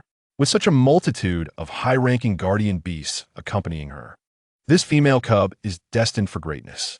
Is that not Hu Jing? Has his strength diminished? Surely not. I have not heard of any severe injuries. You, a mere weakling, can discern nothing. She is of the 7th rank, while you are but a trifling entity judging her prowess. Which clan does this cub belong to? I have never seen one so adorable. Perhaps her clan is relatively small. Will this little cub still receive a guardian beast? I should recommend myself another day. Take a look at yourself first. Whether it be Jin An, the female cub, or the 5 young and powerful guardian beasts, they have undeniably attracted the attention of several beasts. Hu Jing remains unfazed, instead standing tall and reveling in the spotlight. He purposefully bared his teeth at a youthful member of the Liu clan, who was gazing at Jin An with rapt fascination, asserting his claim. Muan, with an impassive demeanor, shielded Jin An from the various intrusive gazes, his frosty glare sweeping over those who were overly eager. Those who met his eyes quaked within, hastily averting their gazes. The pressure of his 8th rank quietly emanated, deterring many who were foolish enough to approach Jin An glanced at a seemingly ordinary passerby. Surveying her surroundings when suddenly, she exclaimed, "Ah!" and quickly buried her face into Bai Yu's embrace. Several guardian beasts immediately turned their attention toward the direction Jin An had been observing. A beast man, who had just discarded his pelt to flaunt his strength to the little female, was caught off guard by the lethal stares from the higher-ranked beasts. Particularly, the cold gaze from the Serpent Clan felt as though it could pierce him. The beastman hastily transformed back into his pelt, shielding himself and fleeing. Little did he know, he would soon face relentless beatings for a considerable time. Mo Han's vertical pupils reverted to a human form the moment he saw Jin An lift her head. "Do not fear, Jin An," The little fox nuzzled against the hand, and Mohan extended. I am not afraid. It is merely blinding. Let us head directly to my beast den. We shall expand it to accommodate all of us. The group of beasts nodded in agreement. Females seeking refuge in a main city can be directly assigned to the inner district's beast dens. However, since Hu Jing already has a den here, it would be more convenient to go there, as they are familiar with one another. The news of Hu Jing's return had long since reached Hu Sheng, Hu Jing's father, and Hu Ling, Hu Jing's sister. Upon learning that Hu Jing had matched with a female beastman who was still a cub, both families understood the situation and refrained from intruding. Female cubs are known for their strong territorial instincts, and those who have lost their beast fathers and mothers are particularly prone to fright. Hu Sheng and Hu Ling sent someone to deliver some fruits and extend their greetings. Chapter 34. Learning from experience, Hu Jing's beast den is built against the mountainside, occupying an excellent location. The entrance faces the sun, with a vast, flat area in front, partially surrounded by natural boulders and forests, providing both concealment and safety. One need not approach to sense the aura belonging to high-ranking beastmen. This is the place, Hu Jing announced, halting and glancing back at his companions. They nodded and immediately began to tidy up the space. Baiyu understood and promptly carried Jin An inside for a tour. The interior of the beast den is remarkably spacious. Jin An estimated it could comfortably accommodate the beast forms of at least 3 from her family, significantly larger than Baiyu's original den. However, it would undoubtedly expand twofold in due course. In one corner of the hall, some unorganized stones and pelts were piled up, their purpose unclear. There are 2 openings on either side of the hall, one leading to a storage room and the other to a bedroom. The bedroom is simply yet practically furnished. To Jin An's surprise, one side features a large stone bed adorned with the thick, unknown fur of a giant beast, resembling that of a brown bear, appearing soft and comfortable. So, the concept of a bed exists in the beast world. Each clan has its own sleeping arrangements. Perhaps the Bai Lang clan did not create beds due to their incompatibility? Jin An pondered silently. The cave walls have been polished to a smooth finish. Baiyu entered first and created a few indentations, placing several fireballs within to illuminate the cave, facilitating Jin An's observation. Jin An, this will be your new home, and we shall modify it as you wish, Hu Jing teased, leaning against the wall at the bedroom's entrance. Yes, whatever you say, we will make those changes. Muyin Kenkert. The other beasts looked at the little fox, their eyes filled with affection and amusement. The group gathered to share a meal, and after a lively discussion, they commenced their construction project. Baiyu and Hu Jing took charge of the bedroom, and Mohan oversaw the living room. Feng Lang and Mu Jin managed the storage room, while Jin An was responsible for keeping watch at the entrance. Initially, they intended to leave a beast for companionship, but Jin An firmly refused. She was now a mature fox. Jin An had grown over 5 times her original size, once a tiny cub that could fit in Baiyu's palm. She now required both hands to be held. The little fox had indeed grown considerably. Inside the cave, the beasts wielded their claws like blades and their serpent tails like swords, sending shards of stone flying as the space within expanded rapidly. The long-awaited sunlight streamed into the cave, illuminating the scattered debris and the group of beasts from different clans, united by their bond with the same little fox. A new chapter unfolds. Jin An mused to herself, wagging her large tail and basking in the warm sunlight at the cave entrance. As the days passed, the weather grew progressively colder. One morning, the main city square was covered with a thin layer of white frost on the massive stone slab road. Should any beastman tread upon it, a delightful crunch would sound. The noise made Jin An's teeth ache slightly. Having spent several days at home, she found herself growing bored once again and yearned to venture outside. The inner city was quite safe, and her companions would take her out for strolls whenever she desired. Lying on a pelt blanket, Jin An waved her paws at the sky. The expansive sky appeared as if it had been scrubbed clean, an azure brilliance that felt chilling upon a single glance. Jin An rolled over, perching at the cave entrance, her small frame involuntarily shuddering from the cold. The chilly season was fast approaching. The beastmen were increasingly busy, and Mohan and Hu Jing prepared to venture out that day to exchange for some vegetarian delights that Jin An might enjoy. Upon learning this, Jin An clung to them, insisting on accompanying them to explore the main city's market. At the inner city's market, the sounds of transactions grew louder than usual. Beastmen traded excess furs, handcrafted items imbued with unique tribal characteristics, and various specialties for dried meats and storable tubers. The air was thick with the aroma of smoked meat, mingling with the howls of various beasts. Jin An, nestled within Hu Jing's embrace and wrapped in thick pelts, revealed only her fluffy little head. Her clear, inquisitive eyes scanned the bustling beast market, finding novelty in every sight. Under Bayu's instruction, Han exchanged some unused furs for sweet blocks. Sweet blocks? Jin An chewed thoughtfully. They were made from sugarcane. The sugarcane did not require spitting out any pulp. One could simply chew it to release sweet juice. And the remaining pulp was not abrasive, easily swallowed. The beastmen, who had already transformed, appeared unaffected by the cold. As Jin An explored the market, she noticed that, regardless of gender, the beastmen were primarily clad in only a single pelt covering their vital areas. Occasionally, one might spot individuals from certain clans, like Han, wearing thin robes, but even those were scarcely layered. The beastly younglings scurry across the ground, seemingly enveloped in thick fur. Jin An wonders, why is this so? Has her uniqueness, having traversed realms, been discovered by a few guardian beasts? Following Jin An's gaze, Hu Jing observes several fox cubs and wolf pups frolicking about. With a gentle hand, he ruffles the fur atop a small fox's head. Jin An, let us not compare ourselves to them. Their hides are tough and resilient.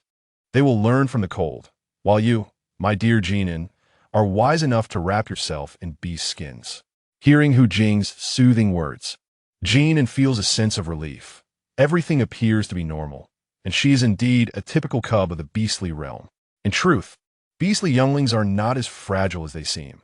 However, Jin An, having lost her tribe and kin, is weaker than her peers. Furthermore, she requires the nurturing of beasts from other tribes, as the customs of the beast clans vary significantly, leading to a lower survival rate for such younglings. This knowledge is commonplace among the beast folk. Thus, the guardians take meticulous care of Jin An, who, being an innocent cub, is blissfully unaware of their underlying concerns.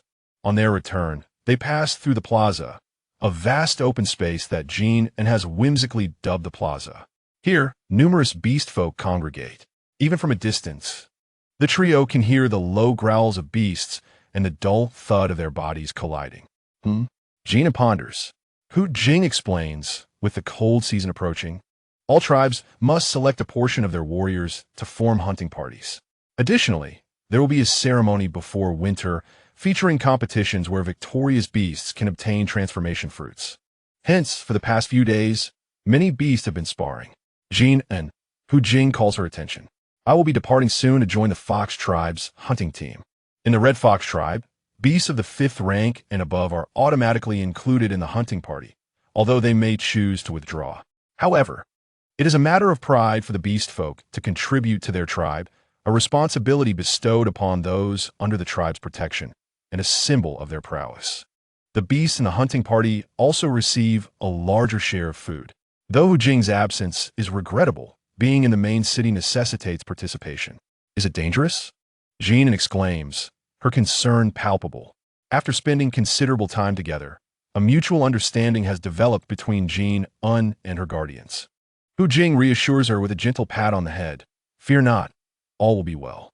And Han, feeling the chill, refrains from holding the small fox, choosing instead to silently observe the tender interactions between Jin An and Hu Jing, secretly nursing a twinge of jealousy, yet expertly concealing his emotions from all. Suddenly, as Han is lost in thought, he is playfully swatted by a small paw, causing his pupils to momentarily shift to slits. Upon noticing the fluffy white paw resting on his arm, his gaze softens. Jin An's fierce little roar reverberates, and she instinctively understands that the large black serpent is likely lost in his own chaotic thoughts. A smile unexpectedly breaks across Han's face. Why are you smiling so charmingly in public? Jin exclaims, you are shamelessly attempting to entice me. The resolute little fox is not easily swayed. Han gently squeezes the small paw resting on his arm before returning it to the warmth of Hu Jing's fur blanket. It's cold outside. We mustn't let you catch a chill. After swatting away the distractions in her mind, Jin An's attention returns to the lively plaza. Thanks to Hu Jing's height, she can occasionally glimpse the midst of the ongoing brawls among the beast folk. While she lacks a complete understanding of the details, she catches sight of wolves leaping, a leopard twisting in midair, and a large tail sweeping through the fray. Seeing Jin An's interest, Hu Jing and Mo Han position themselves at a safe distance, allowing her to observe the spectacle. Suddenly, a robust tiger warrior lets out a powerful roar, transforming into a magnificent striped beast.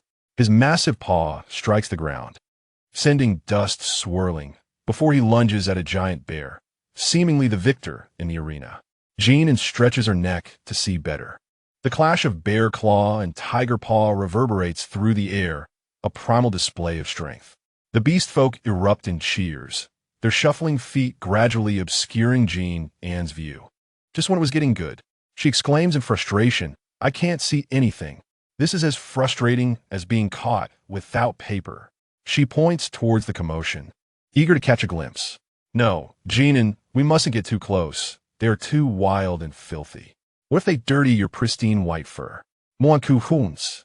Though the little fox emits an aura of displeasure, she reluctantly raises her gaze in the direction he indicates.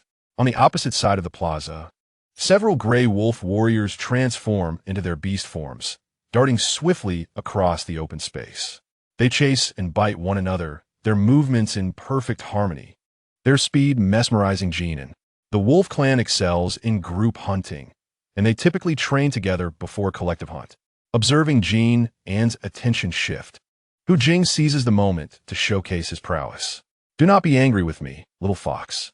While Jin An may not comprehend the intricate tactics at play, she can certainly feel the overwhelming presence of powerful beasts. Instinctively, her small body shrinks deeper into Hu Jing's blanket, yet her eyes sparkle with excitement as she watches their pursuit. This is far more captivating than any documentary. On their way back, Jin An remains exhilarated. Upon entering the cave, Feng Lang takes the small fox from Hu Jing's arms. "What has you so joyful, Jin An? Did you encounter something fun outside?" The little fox excitedly waves her paws, mimicking the warriors' battles, her chirps and growls filled with enthusiasm.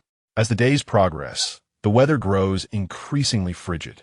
The beasts take turns hunting, while Hu Jing begins preparation for the tribe's upcoming expedition. "Jin An, I shall depart early tomorrow. Do not forget me," he gently reminds her. That evening, Hu Jing cuddles the small fox, nuzzling her affectionately. The little fox, feeling exasperated, realizes that this playful fox has been using the pretext of his impending journey to snuggle with her incessantly. He even has the audacity to have Mu Jin adorn his hair with vibrant flowers, making him look quite ostentatious. Jin An shudders at the thought of what a disaster it would be if such flowers adorned her own head. Yet, one cannot deny that a beautiful visage is the finest accessory. With a face like his, success is guaranteed in any endeavor. Is it any wonder they call him a fox spirit? Initially, Jin An found herself enchanted, even succumbing to his charms with numerous kisses, much to the envy of the other beasts. Subsequently, the guardians took action. Amidst a playful tug-of-war, the little fox grew weary of kissing, declaring herself done with the affection. After their kisses, the guardians seemed to be in a constant state of eagerness, seeking her presence at every opportunity, longing to cuddle and shower her with affection. Yet, after numerous instances, the little fox not only ceased kissing them, but also refused to indulge any further. That night, the guardians sat solemnly together, their expressions grave, as if deliberating a matter of great significance. They analyzed the reasons behind the little fox's actions and ultimately concluded they had been too hasty, showering her with affection far too often. Another reason emerged as Mu Jin indignantly spoke, capturing the attention of all the beasts. He pointed at Hu Jing, exclaiming that this fox was simply too fiery.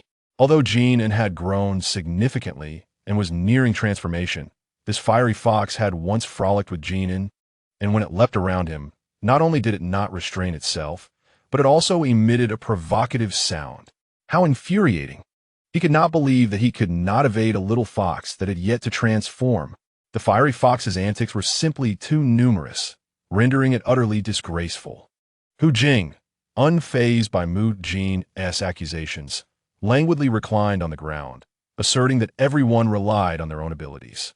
While Hu Jing typically behaved normally during work, if he intended to entice or irritate others, he would excel at it. Chapter 36. No beast dares to underestimate any special ability. Hu Jing was undoubtedly the most exquisite among the beasts. When he chose to be deliberate, his eyes could be enchanting and his breath fragrant, which thoroughly disgusted Mu Jin. Was he to concede to them in bed in the future? Hu Jing provocatively surveyed the group.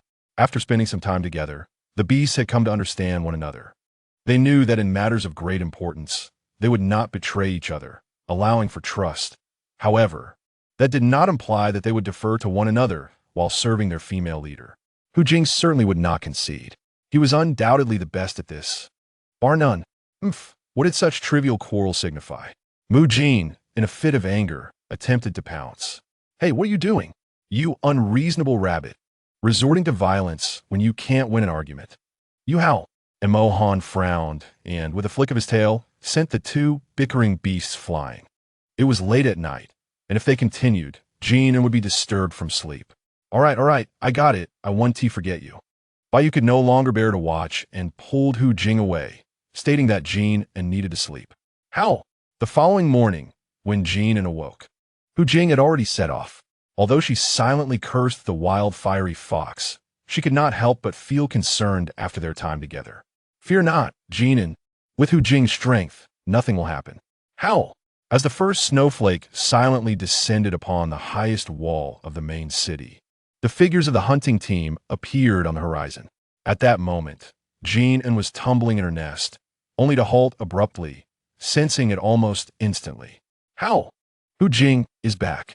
Jin An shot out of the beast inn like a little cannonball, swiftly climbing to the highest level of the climbing frame Bai Yu and Mu Jin had built for her. Alas, she could not see anything. Feng Long, transform into beast form. Let us go find Hu Jing. Jin An howled joyfully as she leapt onto Feng Lang's back. The two soared into the sky, quickly spotting several tribal hunting teams. Jin An immediately recognized the large red fox.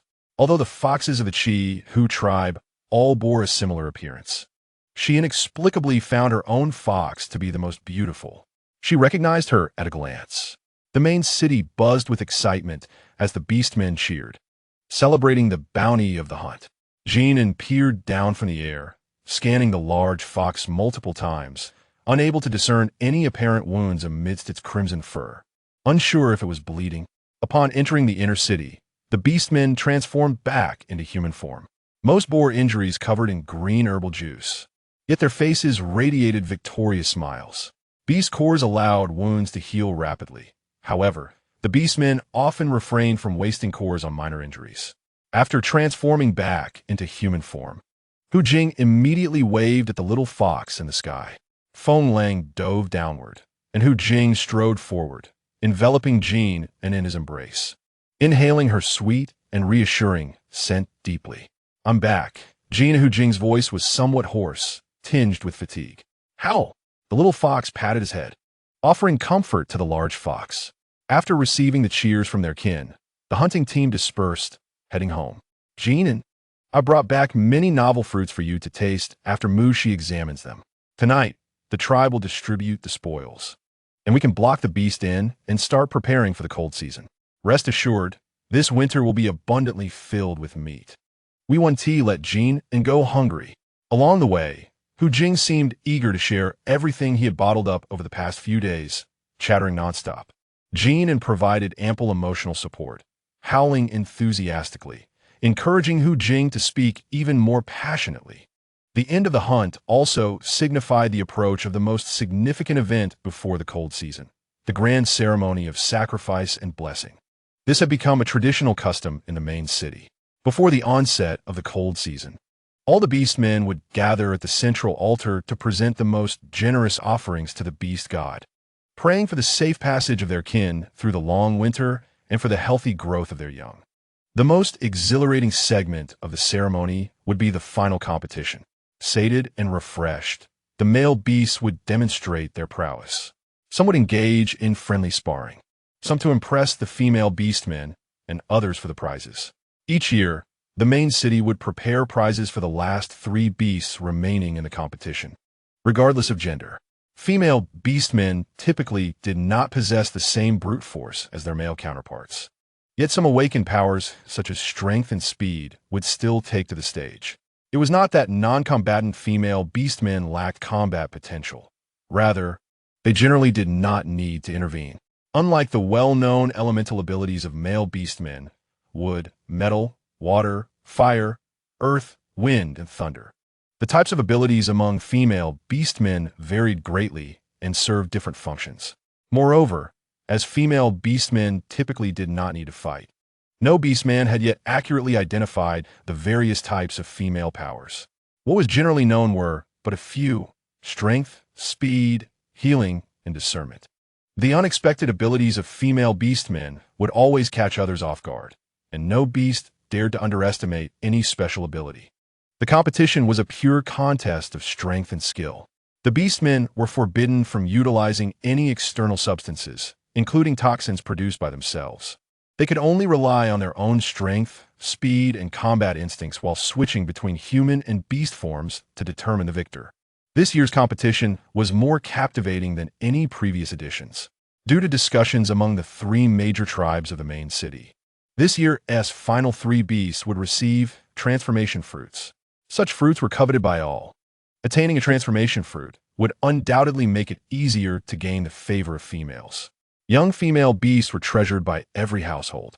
Possessing a transformation fruit would elevate one's standing within the home. The beastmen were fervent, eager to take the stage and engage in battle. Bai Yu and his companions were not in a rush, as the initial matches involved beasts of lower ranks, allowing most to feel included. Since each household could only claim 1 prize, Bai Yu decided that it would suffice for Mo Han to take the stage. After all, he had yet to witness an 8th-tier beast in the main city. The hidden tortoise was not a consideration for Jin and S family. They merely desired the transformation fruit, and if it were unavailable, they would not participate in the competition. The arena was ablaze with excitement, while cheers resonated from all corners. Jin An perched on Bai Yu's shoulder, thoroughly enjoying the spectacle, occasionally munching on morsels of meat that Mu Jin offered, feeling elated. After several rounds of competition, finally, Mo Han took the stage. Chapter 37, Awakened by the Cold. Jin An excitedly howled, cheering on Mo Han. What others have, we want too. Mo Han was there to fight. Thus, as the 8th-tier serpent beast leaped onto the stage, its overwhelming presence swept over the crowd like a tidal wave. The once boisterous square fell into an instant silence, leaving only the incongruous howls of excitement, suddenly betrayed by the multitude of beasts. Jin An found herself in a state of bewilderment.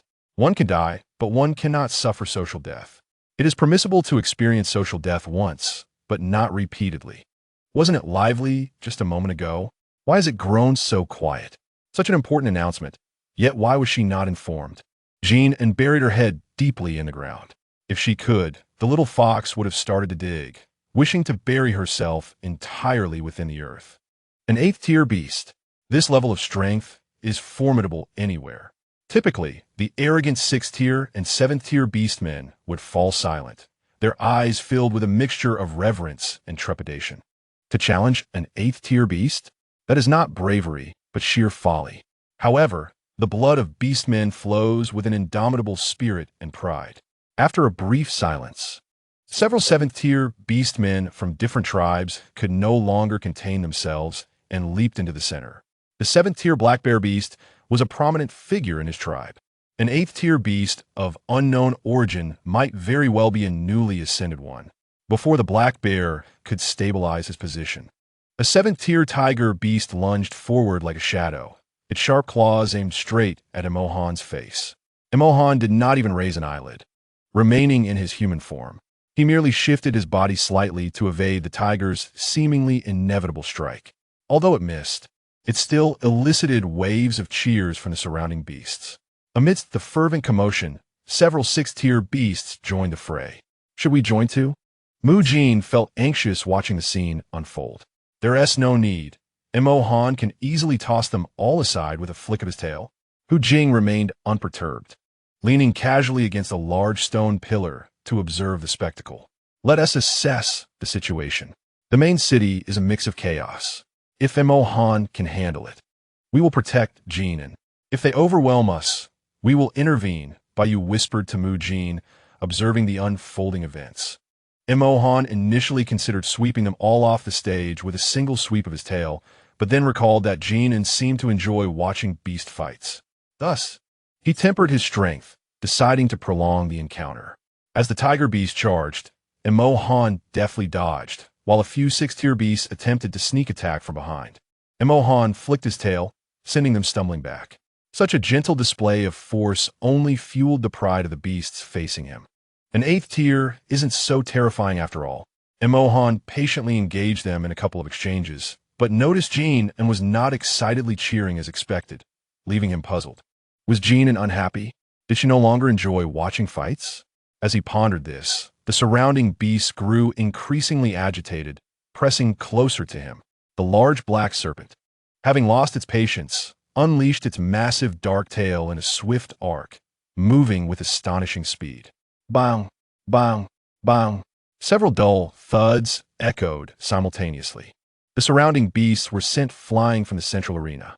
Mo Han recalled Bai Yu's instructions to avoid collateral damage, so he cast them further away, beyond the onlookers, and into the distance. With a single sweep of his tail, the outcome was sealed. The arena fell into silence once more. All beasts were awestruck by Mo Han's final, earth-shattering tail strike, their minds consumed by a singular thought. So this is the power of an eighth-tier beast. Without resorting to any supernatural abilities, he had effortlessly repelled all attacking beasts with sheer brute force. Unconcerned with the thoughts of the surrounding beasts, Mo Han remained indifferent, scanning his surroundings to find no one daring to approach. After a prolonged moment of stunned silence, the crowd of beastmen erupted into enthusiastic cheers. Beastmen are naturally drawn to strength, and their excitement was palpable. The chaotic battle concluded in the late hours of the night, and without surprise, Mo Han received a transformation fruit as a reward. However, the jovial atmosphere of the main city did not last long. The rituals had concluded, and the cold season would arrive the following night. The sun had long vanished, giving way to a biting wind that howled and stirred a flurry of snow. The cold season had arrived. The earth froze, and life withered as Jin An cast one last glance at the sky before the cave entrance sealed shut. It was chaotic and oppressive, draped in a leaden gray, resembling a massive, soiled white blanket weighed down upon the undulating mountains. Snow began to fall, mixed with hailstones that struck like shards of glass against the rocks, creating a cacophony of sound. Feng Lang cradled Jin, and as they ventured deeper into the cave, while Mu Jin exaggeratedly trembled beside them, exclaiming how cold it was. The cave was illuminated by the fireballs placed by Bai Yu, ensuring it was not dark. Jin An had initially thought it would be like the windy season, just a longer duration of staying comfortably in the cave. However, that night, nestled within thick beast pelts, she was jolted awake by the cold. Jin An. The little fox stirred, and the nearby beasts immediately opened their eyes. Are you cold? The little fox shivered again. The frigid air seeped into the cave, as if alive, penetrating the stone walls.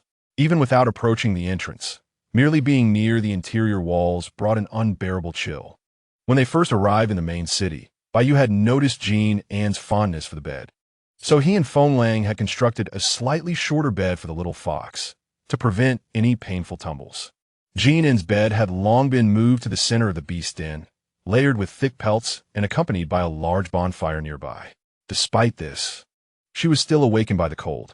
This was merely the first night of the cold season. The guardian beasts were becoming increasingly anxious. The cold season is known for its high mortality rate among cubs, and with the little fox's frail condition, the beasts dared not dwell on it. How about Jin An sleeps with me under my fur? Mu Jin suggested anxiously, worried that the little fox might suffer from the cold. Mu Jin, Feng Lang interjected. It's still the early days of the cold season. If we allow Jin An to sleep in the warmth of our beast forms now, what will happen later when the cold is at its peak? She will be even more susceptible to the cold. The beasts refrained from allowing Jin An to sleep directly under their protective forms, fearing she would not withstand the harsher conditions of late winter. While none of the beasts had experience caring for cubs, they had all been cubs themselves. Cub survival through some cold was essential for future resilience and strength. Chapter 38. The kind of painful experience Jin An had not been unfamiliar with sleeping among the pelts of several beasts before. She knew it was warm, but the beasts, being more knowledgeable about the beast world and the beastmen, had their reasons for not suggesting such an arrangement earlier. Jin An trusted them and had a certain understanding of their natures. Thus, she declined Mu Jin's proposal. I can endure a bit longer. Jin An reassured herself. The edge of the sword is sharpened through the trials it faces. The little fox nestled deeper into the layers of thick pelts, shivering uncontrollably, while the beasts looked on with helpless concern. Baiyu silently increased the warmth of the central bonfire.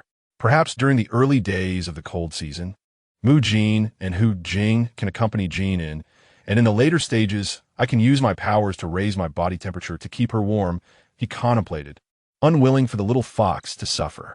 He had previously promised to provide Jin An with the best and most comfortable life within his means. The other beasts needed to toughen up their cubs for the cold, but that was due to their lack of abilities like his. Since he possessed fire abilities and the strength to maintain warmth, why should Jin An be made to endure hardship? Owl. Jin An sensed the hesitation of the beasts and gently nudged them with her nose and mouth, offering comfort. It's all right. This is just my first cold season, and I was unprepared. I can manage. Brave Jin An never give in. Upon hearing Baiyu's proposal, several beasts felt a stir in their hearts. And Mu Jin's eyes sparkled with excitement as he immediately voiced his agreement. Baiyu, you truly are our foremost guardian beast. I acknowledge you. Mu Jin promptly transformed into a rabbit, drawing the little fox into his embrace. Jin An, it's not cold at all. I shall warm you. The little fox's paws were chilly, which pained Mu Jin greatly. Suddenly, Jin An, feeling the warmth, exclaimed, "What is this paradise on earth?" The trembling little fox gradually calmed down under the gentle warmth. Mu Jin exchanged a glance with the other beasts, who then felt reassured. Mohan silently approved by EU, offering him several 6-tier beast cores. Baiyu questioned, "For me?" "To replenish your energy," Mohan replied. Though Baiyu possessed the capability to elevate his body temperature using energy from the 6-tier cores, he was surprised that Mohan had specifically provided them for him. Generally, the beast cores collected by guardian beasts belonged to the female master, yet not all were surrendered. If only one core was obtained, it would be handed over entirely. However, if several were acquired, one would keep half or less for self-protection. Nonetheless, beast cores were rare, and typically, every household fully surrendered them to the female master. Unbeknownst to Mohan, he simply felt that anything below 7th tier was unworthy of Jin An, so he decided to offer the lesser 6-tier cores to Baiyu.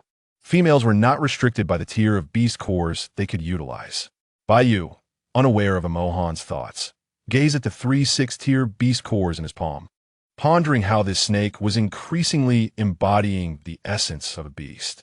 As dawn broke, Jin An remained ensconced in slumber. Fenglang was the first to awaken, the cave still shrouded in a dim light. During the night, Baiyu had retracted the small fireball somewhat while Jin An slept. However, this did not hinder Fenglang's vision. He transformed into human form and cautiously made his way to the center of the sleeping chamber, adding a few pieces of dry wood that had been prepared earlier. Baiyu was also awake. The two beasts exchanged a glance and proceeded to the spacious living area of the cave to start a fire for roasting meat. Within the cave, Jin An had lost all sense of time, unable to distinguish between day and night. She relied solely on the calls from Baiyu and the other beasts, summoning her for meals to gauge the passage of time. Nonetheless, being in a nearly enclosed cave, sometimes their calls were unnecessary.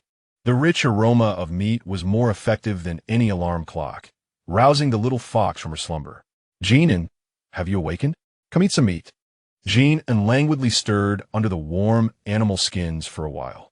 After some time, she cautiously extended a small paw towards the outside, but upon feeling the cold air, she swiftly withdrew it back into her cozy nest. Oh, it's so cold. I refuse to get up. I might freeze to death. Hu Jing stood nearby, amused as he watched the little fox for a while before gently lifting her, along with the animal skins, into his arms. Suddenly lifted into the air, the little fox frantically emerged from the bedding, her little head meeting Hu Jing's smiling face. With someone holding her, the little fox relished the moment. Her paws nestled within the warmth of the bedding, her head resting on Hu Jing's shoulder, eagerly awaiting her meal. In the biting cold, the frigid Mo Han lost the opportunity to embrace Jin An. Thus he took it upon himself to ensure she was fed. Feng Lang handed the roasted meat to Mo Han, who sat beside Hu Jing, feeding the little fox piece by piece. Jin An, utterly satisfied, shook her little head. Is it delicious? Yes, it's delicious. The little fox nodded vigorously, her large eyes sparkling. After consuming the meat and drinking the broth, warmth enveloped Jin An. She struggled to venture out again, thinking she couldn't remain nestled in the bedding all day. She wriggled a bit in Hu Jing's embrace before declaring, I am ready to face the cold. The little fox encouraged herself. Hu Jing, patting her back through the animal skins, inquired, What is it, Jin An? Feng Lang stepped forward. Is Jin An eager to stretch her legs? The little creature was never one to remain idle. Baiyu glanced at Mu Jin, who promptly approached, retrieving the animal skin clothes made for the little fox by several beasts. Which one do you like, Jin An? Mu Jin eagerly rummaged through the garments. They finally had a purpose for the clothes they had crafted for their female master. Jin An surveyed the array of thick little garments made from various animal pelts. A bit surprised. They were quite well made, resembling the modern clothing for dogs, but these were crafted from genuine beast skins of a notably high quality. Jin An, not one to be picky, let out a few excited yips, nudging her head toward the topmost garment. Moyenne Spirit's sword. Haha, he is indeed clever. Placing his creation atop. The other beasts, however, were not as naive. They understood that the little fox would require frequent changes of clothing, and each piece would be donned. Most importantly, they were not as childish as this rabbit. Mu Jin stored the other garments back into the spatial realm and presented the outfit he had made from wolf fur to the little fox. Rest assured, I crafted it with utmost care. It is guaranteed to be soft and warm. Once dressed in her new attire, the little fox hopped down from Baiyu in Mu Jin's arms, inspecting the animal skin clothing adorning her form with curiosity, sniffing at it. There were no peculiar odors, only the fresh scent of cleanliness. Jin An lifted her paw to touch it, then took a few steps around. It's quite nice. Chapter 39. He not bad at all. Impressive. Jin An affectionately nuzzled Mu Jin, silently commending him. As long as Jin An is pleased, Mu Jin crouched down to converse face-to-face with the little fox, reveling in his delight, when suddenly Feng Lang gave him a light kick. Mu Jin immediately snapped back to reality, quickly adding, Baiyu and the others also made many animal skin outfits for Jin An. She can change them daily. Initially chilly upon emerging from the bedding, Jin An, after a bout of running and jumping, had acclimated somewhat and no longer felt the cold as intensely. The beasts gathered around the fire, with Mo Han positioned near the semi-enclosed cave entrance to the storage room. As an 8th-tier ice-type beast, he neither required hibernation nor feared the cold. Of course, not fearing the cold did not mean he could endure the harsh winter outside. The winter could freeze beasts to death, and they could also perish from being struck by massive hailstones, sliced by sharp icicles, suffocated by the cold, or starved due to lack of food. In summary, those who braved the winter outside faced a variety of potential deaths, without exception. During the winter months spent in the cave, the primary concern was not just the cold, but also the availability of food. Fortunately, Jin An's guardian beasts were strong, allowing her to live in such ease and happiness. Outside the cave, the wind howled fiercely, and the sounds of ice and stone colliding could be heard intermittently.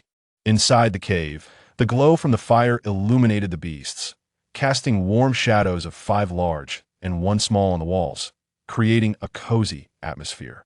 The little fox, having run around the cave, now rested quietly on Mo Han's lap. Despite being moved away from him twice, the little fox steadfastly chose to remain pampered by him. A woman with several partners can always balance her affections. The beasts, confined within the cave, had little to occupy their time, spending their days accompanying the little fox in eating, drinking, and playing. Taking advantage of the early winter, they encouraged the little fox to run about and build her resistance.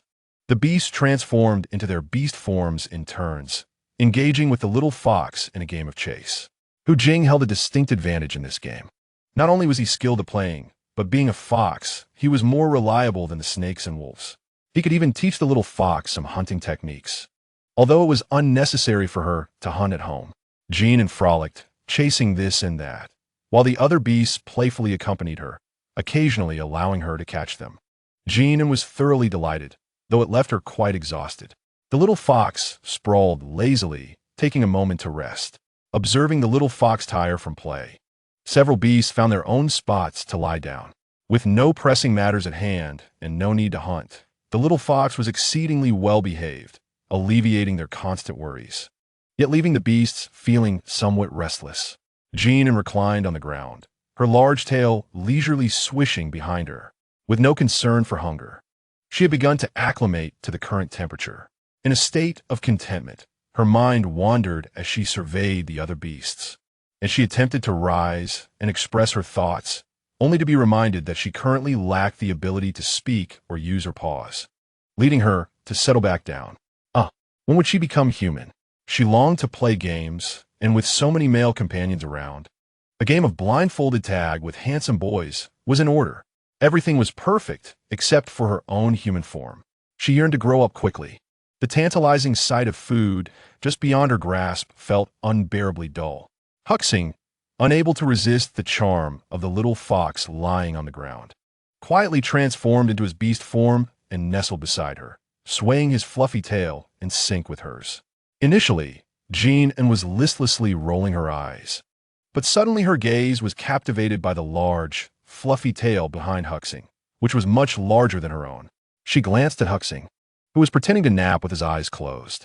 Thus, the little fox stealthily climbed onto Huxing's back, extending her soft little paw to tease that wildly swaying tail. Huxing, of course, was not asleep. Upon realizing Jin An's intentions, he was more than willing to indulge her in play.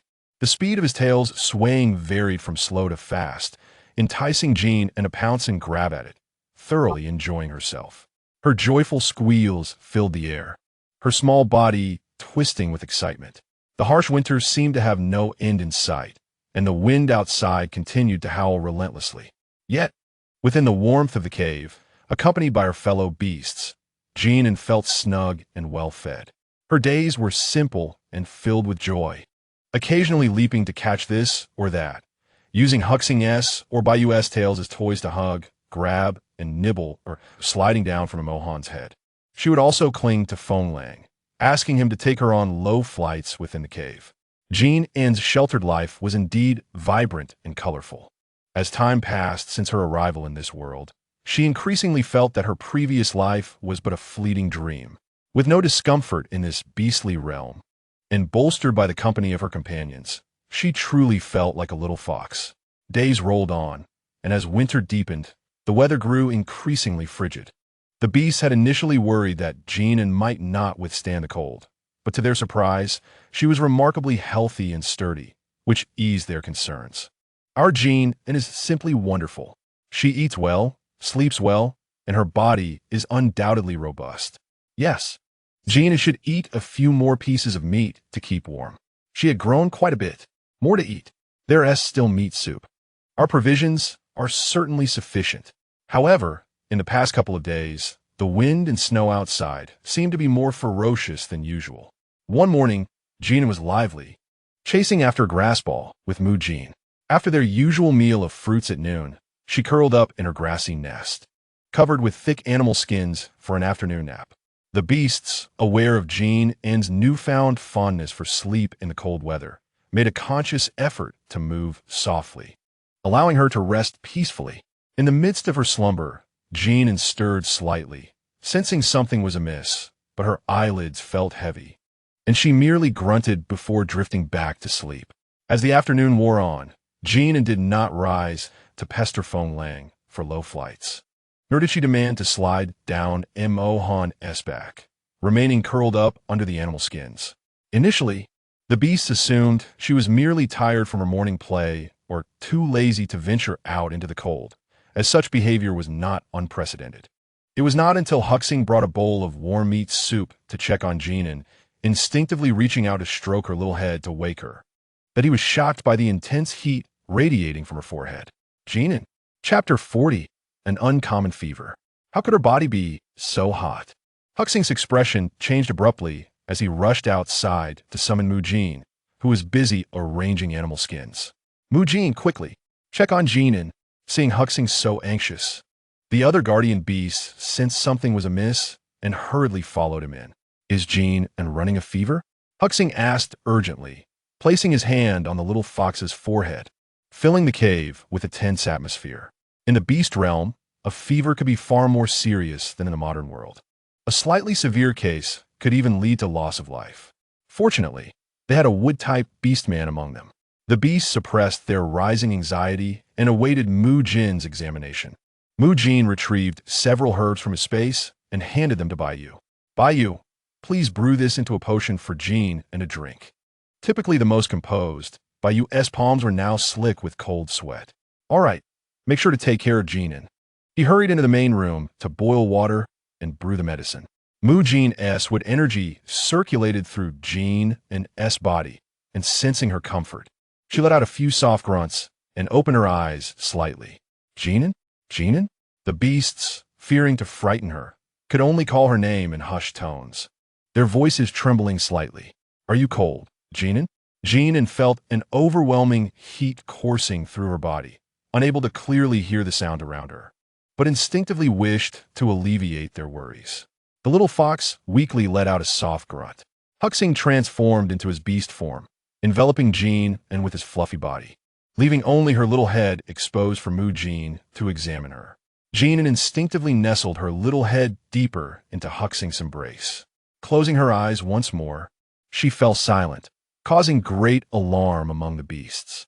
Mo-han, usually stoic, exhibited emotions for the first time, feeling like a trapped beast. His hands pressed against the cave wall, causing small stones to tumble down as he struggled to maintain his composure, anxious that his agitation might frighten Jin An further. Mu Jin, sensing that his energy could provide some relief to the little fox, repeatedly channeled his healing wood energy within her. However, during this process, he suddenly felt that something was amiss. This seemed to be no ordinary fever. Fever could arise from two scenarios, one being a typical response to cold, heat, or injury, and the other being the fever preceding transformation. Yet the time frame seemed too early.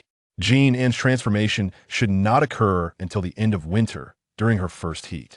But it was still only the midpoint of winter. How could this be a transformation fever? Just then, Baiyu returned with the herbal concoction, his steps steady but his heart racing as he approached Jin An. He poured the prepared medicine into a small bowl and, passing by Feng Lang, let him warm it with his breath before presenting it to Jin, and Mu Jin temporarily suppressed his growing suspicions, deciding to test the herbal remedy first. He had never encountered a transformation fever so prematurely. If Jin An truly was experiencing such a phenomenon, they would be utterly at a loss and filled with dread. Jin An, my dear, please drink this medicine. It will ease your discomfort. Baiyu's voice was soft, coaxing the little fox to take a sip.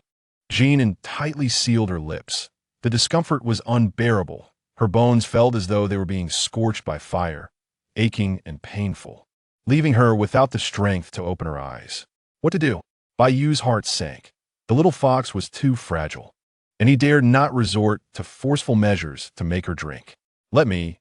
Mu Jin finally spoke after a long silence, stepping forward and conjuring a small flower from his palm, letting its pollen waft gently towards Jin An's nose. Jin An's tense body gradually relaxed. Baiyu seized the opportunity to gently feed the bitter medicinal liquid into Jin An's mouth, causing him to grimace at the unpleasant taste as it slid down his throat. Yet he ultimately swallowed it. The herbs administered to Jin and by Mu Jin were derived from the very vines that grew alongside him. While the effects might not be immediate, relief should soon follow. Nevertheless, Jin An's body remained feverish, and his breathing grew increasingly rapid. Mu Jin's hands trembled slightly as he endeavored to maintain his composure and reassess Jin An's condition. This situation was untenable. Furrowing his brow, he cautiously channeled a strand of gentle wood energy deep into Jin An's body. After a thorough exploration, his expression darkened with concern. Retracting his hand, he fell into a momentary silence before finally lifting his gaze, his eyes reflecting an unprecedented seriousness as he confided in a few beasts his suspicions. Jin An's current state likely did not stem from an ordinary fever. What did that imply? The hearts of the assembled beasts tightened in unison as they turned to Mu Jin, their voices tinged with an irrepressible urgency. What was happening to Jin An? His condition bore a striking resemblance to the onset of shape-shifting fever. What? This astonishing conclusion left all present in disbelief. It was only midwinter. How could Jin An possibly be experiencing shape-shifting fever at this time? Moreover, he had yet to reach his first heat cycle. Typically, shape-shifting occurs during the heat period. Mu Jin, are you certain? Feng Lang questioned with palpable urgency. I had diligently studied under my father and witnessed his diagnoses for others. And Jin An's current condition closely resembles the preliminary state preceding shape-shifting. However, those beasts typically entered this phase during their heat. Mu Jin refrained from jumping to conclusions. The occurrence of early shape-shifting fever, even in other beasts, was not something he would casually assert, especially considering Jin An's significance to him. What course of action should we take now? Emohan's voice was hoarse with concern. Mu Jin, are you truly certain? Mu Jin's voice trembled as he forced himself to remain composed, though the urgency in his eyes was irrefutable. Shape-shifting fever was no trivial matter. If this was indeed shape-shifting fever, they would need to provide Jin An with shape-shifting fruit. However, there was only one shape-shifting fruit, and it was effective only during the fever or after reaching maturity. Should this not be shape-shifting fever, they would have no further fruit for Jin An, meaning he would have to endure all the discomforts of shape-shifting on his own. Consuming the fruit after maturing would only alleviate future heat cycles, not the current discomfort brought on by shape-shifting. I cannot be entirely certain, but this is the closest hypothesis to Jin An's current state. Mu Jin's eyes were filled with self-reproach. If only he had understood more, perhaps Jin An would not be suffering so. Should we give Jin An the shape-shifting fruit now? Feng Lang's heart ached fiercely, the overwhelming pressure nearly stifling. Feed Jin An the shape-shifting fruit. After a moment of silence, Bai Yu spoke up, but Hu Jing's voice carried a hint of hesitation. We have only one shape-shifting fruit. If Jin An's fever is not due to shape-shifting, then even if we venture out to find another, it will only be available once Jin An reaches maturity. His words intensified the already palpable anxiety among the beasts. The cave fell into a suffocating silence, broken only by Jin An's labored breaths, each one striking a chord in the hearts of the beasts. Yes, Bai Yu reiterated. There are no better solutions at this moment. He could not bear to watch Jin An suffer so. If this truly was not shape-shifting fever, he would venture out in the cold season to procure another shape-shifting fruit for Jin An, even if it meant risking his own abilities. I agree. Emohan was the first to shatter the silence, his eyes filled with determination and a hint of madness. If this is not shape-shifting, I will go out to find one, ice element, impervious to the cold. I will accompany you, Feng Lang replied solemnly, preferring to try than to let Jin An endure such pain. Then let us proceed. Hu Jing slammed his fist against the cave wall. We will scour every location our fathers have searched for the shape-shifting fruit. Bai Yu approached Mu Jin and patted his shoulder. Mu Jin, do not feel overly burdened. We are all Jin An's guardians, and our presence is to offer everything we have when he is in need. Even if something goes awry, I believe Jin An would not blame anyone for it. We trust Jin An and trust you. Mu Yin nodded. He harbored no fears of blame. His only concern was Jin An's discomfort. If Jin An continued to suffer, he would use his own heart's blood to heal him, and if that proved ineffective, he would offer his heart. Everything he possessed belonged to Jin, and Mu Jin retrieved the shape-shifting fruit, bringing it to Jin An's lips, softly coaxing him. Jin An dear, open your mouth, consume this, and you will soon feel better. Jin An seemed to be drawn by the fruit's sweet aroma, drowsily parting his lips. Jin placed the shape-shifting fruit into his mouth. It melted upon contact, transforming into a powerful yet gentle warmth that surged through Jin An's body. Under the anxious gazes of the other beasts, the little fox's labored breaths gradually began to ease. Each beast, keen of hearing and attentive to Jin An, finally sighed in relief when his breathing stabilized. Jin gently smoothed the little fox's fur, allowing what energy to flow from his palm into Jin An's body. Although there was still some residual heat, his condition had improved significantly. It truly was shape-shifting fever, Feng Lang murmured. How could Jin An experience it so early? On the bright side, perhaps it was because Jin An's constitution was stronger than that of most beasts, allowing for an earlier transformation. As long as Jin An felt better, Jin's demeanor would return to its usual brilliance. We will monitor the situation closely, Bai stated, tucking the animal hide around the little fox. We will take turns watching over Jin An day and night for the next few days. The others nodded in agreement. Before long, the heat and discomfort plaguing Jin An began to dissipate, replaced by a warm, languorous sense of comfort. After a day of turmoil, the little fox could no longer hold on. Its eyelids grew heavy, and it succumbed to a peaceful slumber. Jin dared not let his guard down. Once more probing Jin An's body with a gentle wood energy, meticulously examining him. There appeared to be no major issues. Jin's previously tense shoulders finally relaxed, and he exhaled quietly, noting that some residual heat might persist, which was a normal part of the shape-shifting fever process. The beast had now confirmed that Jin An was indeed experiencing shape-shifting fever. Over the next few days, Jin An would likely experience recurrent fevers, drowsiness, increased appetite, and fluctuating emotions. Everyone should remain vigilant. Jin An would not suffer like this anymore, would he? It wouldn't be so severe, but given that it was shape-shifting, there would still be some discomfort. When would Jin An awaken? He would wake up naturally once he had rested well. Listening to Jin's vague reassurances, Jin surprisingly refrained from interjecting, his voice carrying a hint of relief. That is good. Rest assured, Jin An will soon shape-shift. His body is adjusting. And after a good sleep, he will be well again. Are you truly certain Jin An is fine? Feng Lang remained unconvinced, pressing for reassurance. Muyi nodded earnestly, his tone resolute. I am certain.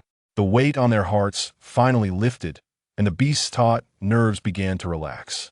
Without further discussion, they each found a corner in the cave, quietly settling around Jin An's nest of grass in the center. The cave was enveloped in silence, punctuated only by Jin An's steady, elongated breaths and the howling winds outside. Several beasts quietly observed the little fox, having never realized how arduous the time spent in the cave during the cold season could be. Suddenly, Bai softly spoke. We have yet to make clothing for Jin An. The other beasts gasped in unison. Indeed, Jin An transformed ahead of time, and we have not yet crafted her human attire. Promptly, the creatures began rummaging through their respective spaces, retrieving their finest furs to fashion garments for Jin An. It had already reached the hour when Jin An typically dined, yet today, not a single one of them moved an inch. As the little fox slept, she felt as if an invisible force was stretching and shaping her body, causing some discomfort, though not the intense pain experienced during her earlier transformation. Noticing the little fox's movements, several beasts set down their sewing tools, anxiously focusing their attention on Jin An.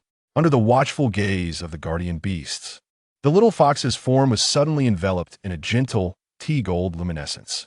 Within this glow, her mottled fur transformed into sparkling stardust, dissipating and reconstituting repeatedly until it manifested a human form. The soft crackle of her bones echoed, and the large tail that often swayed behind Jin and was absorbed into her body as shimmering points of light, curled up within the fur blanket. Her diminutive frame swiftly unfurled in the radiant light, ultimately shaping a graceful silhouette of a young woman. Her long hair cascaded in a warm tea hue. As the light faded, the once visible little fox had vanished from the grass nest, replaced by a maiden of approximately 18 or 19 years. She possessed a slender figure, skin as smooth as cream, and her delicate features resembled a fine painting. The guardian beast stood rigid, not daring to move, silently observing the young woman at the center, fearful of disturbing her. Emohan remained seated against the stone wall closest to the entrance, motionless like a statue. Yet his gaze never strayed from the small figure nestled in the grass nest. The expansive grass nest that Baiyu had originally crafted for the little fox now appeared somewhat cramped. Nevertheless, it was still sufficient for Jin An. Baiyu sat a short distance away, staring at Jin An, who had suddenly transformed into a young woman, his fists clenched tightly, his heart racing with anticipation. Jin An lay with half her face buried in the fur, rendering it impossible for the beast to discern her complete visage, yet none dared to intrude. The beast remained in a daze, seemingly entranced. A profound silence enveloped the cave. Muyin swallowed hard and hesitantly spoke. "May I see Jin An's body?" Mu Jin was seated beside the nest, close to Jin An. He wished to touch her, but hesitated, ultimately extending his ethereal vines cautiously to wrap gently around Jin An's wrist, resting on the edge of the nest. The vines shared a degree of connection with Mu Jin. The moment they made contact with Jin An's wrist, the soft, warm sensation was entirely different from the little fox's furry paws. A strange yet satisfying feeling surged within Mu Jin's heart. His little mistress had grown up. Mu Jin could not help but imagine the excitement and joy on Jin An's face when she beheld her human form. Time flowed slowly in the ensuing stillness. It was unclear how long had passed, but outside the cave, darkness had completely enveloped the sky. Inside, the crackling flames occasionally emitted soft pops, illuminating the 5 towering figures and the graceful silhouette within the nest in a warm glow. Suddenly, a subtle rustling sound emanated from the nest, and Jin An, tightly wrapped in the fur, stirred. All the guardian beasts instantly opened their eyes, their gazes fixated on the nest. Jin An turned over, her eyes still closed, and stretched her limbs in a grand yawn. Like when she was still a little fox, she clutched the fur and wriggled around. None of the guardian beasts dared to make a sound.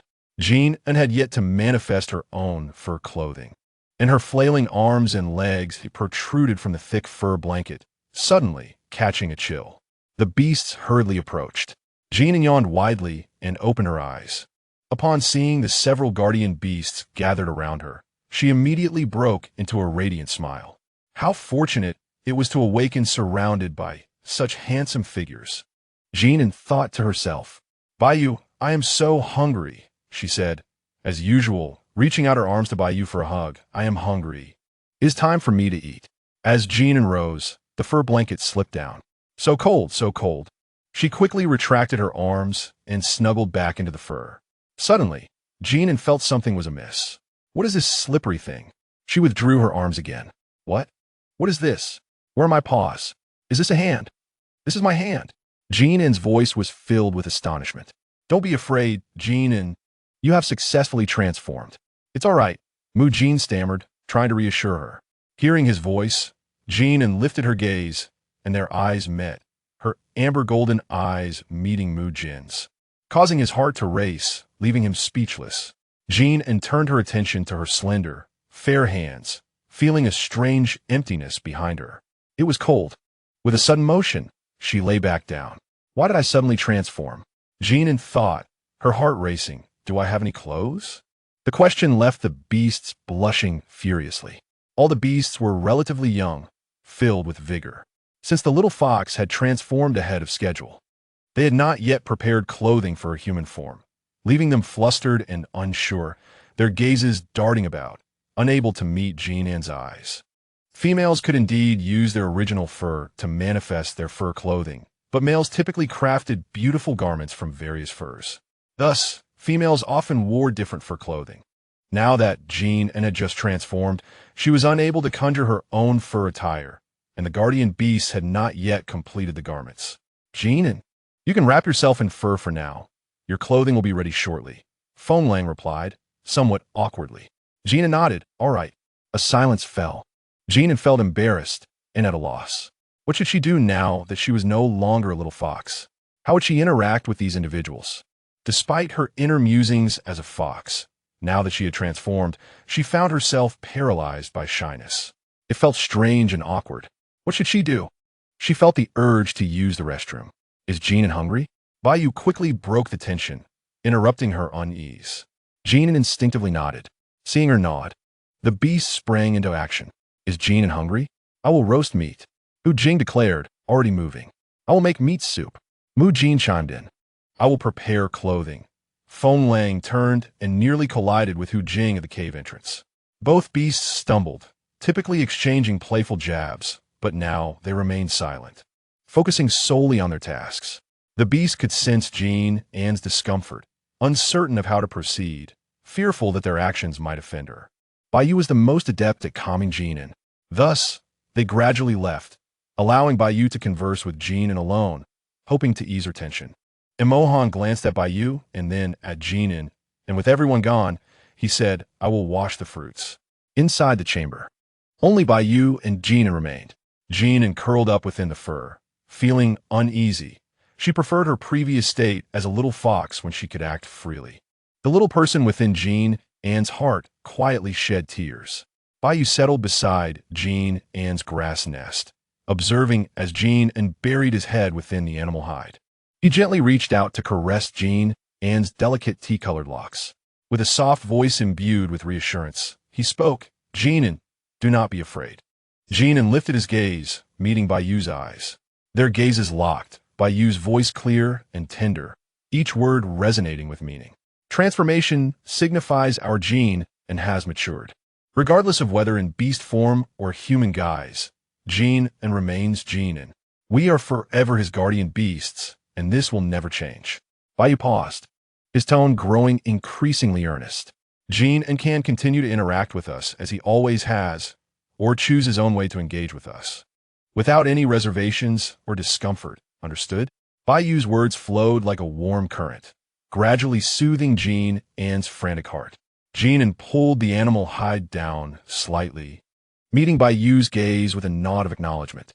After a brief silence, Jin An suddenly spoke, Thank you, Baiyu. Baiyu's face flushed suddenly. Chapter 43. A heart uncontrolled, he had never realized how melodious his name could sound. In the living room, several beasts appeared engrossed in their own activities. Yet each had perked up their ears, attentively listening to the sounds emanating from the bedroom, where Baiyu and Jin An were. As the moment seemed right, the beasts needed no discussion. They hastily set down their tasks and rushed inside. A commotion erupted at the bedroom door. Jin An looked up to see several eager beasts vying to enter. Jin An, are you feeling better? Is there anywhere that hurts? The words Baiyu had just spoken to Jin An were equally directed at them. They were Jin An's guardians, a bond that would never waver. No matter his form, they would always cherish him. Their past interactions could continue into the future just the same. Mu Jin's lively and clear voice instantly brightened Jin An's spirits. Like a gust of wind, Mu Jin dashed in and flung himself beside Jin An. As Jin An sat up, feeling the warmth of transformation coupled with fatigue from having been inactive for too long, he found himself unable to support the weight of the animal hide. He swayed slightly. Behind him, a large hand promptly steadied his back. The contact made Jin An's cheeks flush, feeling the warmth radiating from the cool palm of Imohan. How could he be without clothing? Sensing Jin An's discomfort, Imohan quickly withdrew his hand, then pulled out a thin animal hide blanket to cover Jin An. I'm sorry, Montakhan Momulit. Realizing he might have chilled Jin An and immediately apologized in a low voice. Half kneeling behind Jin An, he draped the blanket over Jin An's shoulders, which Baiyu took over. Just as Imohan intended to retract his hand, he was unexpectedly caught by a warm little hand. He had never felt so tense before. It was as if he could not breathe. No need to apologize, Imohan. Jin An quietly squeezed Imohan's palm. I simply did not react in time. Jin An understood Imohan's sensitive heart all too well and quickly clarified. She was a little fox who would never allow misunderstandings to linger. Imohan's ears turned crimson, and for a moment, he could not utter a single word, only nodding helplessly. The sight of the handsome man blushing stirred something within Jin An. So beautiful, she thought. Clearing his throat, Baiyu interrupted the silent exchange between Jin An and Imohan. Jin An immediately adopted a serious demeanor. Having just transformed, she needed to act like a person for a few days. Jin An, Mu Jin tugged at her hand, shaking it playfully to regain her attention. Wrapped in the animal hide, Jin An looked at the wriggling Mu Jin. Now in human form, her perspective had shifted dramatically from that of a little fox. Sitting face to face with Mu Jin, her rosy lips and fair skin glowed, her rabbit-like eyes brimming with unabashed delight and excitement. Mu Jin seized Jin An's hand, admiring her from head to toe, exclaiming, "Our Jin An is simply stunning, even more beautiful than I ever imagined." Unable to contain her laughter, Jin An replied, "Mu Jin, you are lovely too, and quite adorable." "Wow, Jin An, call my name. It's so lovely. Your voice is delightful." Before Mu Jin could launch himself for a grand embrace, Hu Jing yanked him away. "All right, it's my turn now." Mu Jin glared at Hu Jing, pouting in irritation, while Hu Jing promptly settled into the space Mu Jin had vacated, wrapping his arms around Jin and noticing Jin An's lack of resistance. He took the liberty to lean his head on her shoulder, declaring, "Jin An is the most beautiful little fox in our clan." The other beasts rolled their eyes in response. "Of course, Jin An is beautiful, but she is not of your clan," Mu Jin retorted fiercely. "Our Jin An's fur is exquisite, unlike yours, which is all red." "How infuriating. Why didn't he get a hold of her first, and now this smelly fox is hugging her?" Jin An looked at the rabbit with amusement.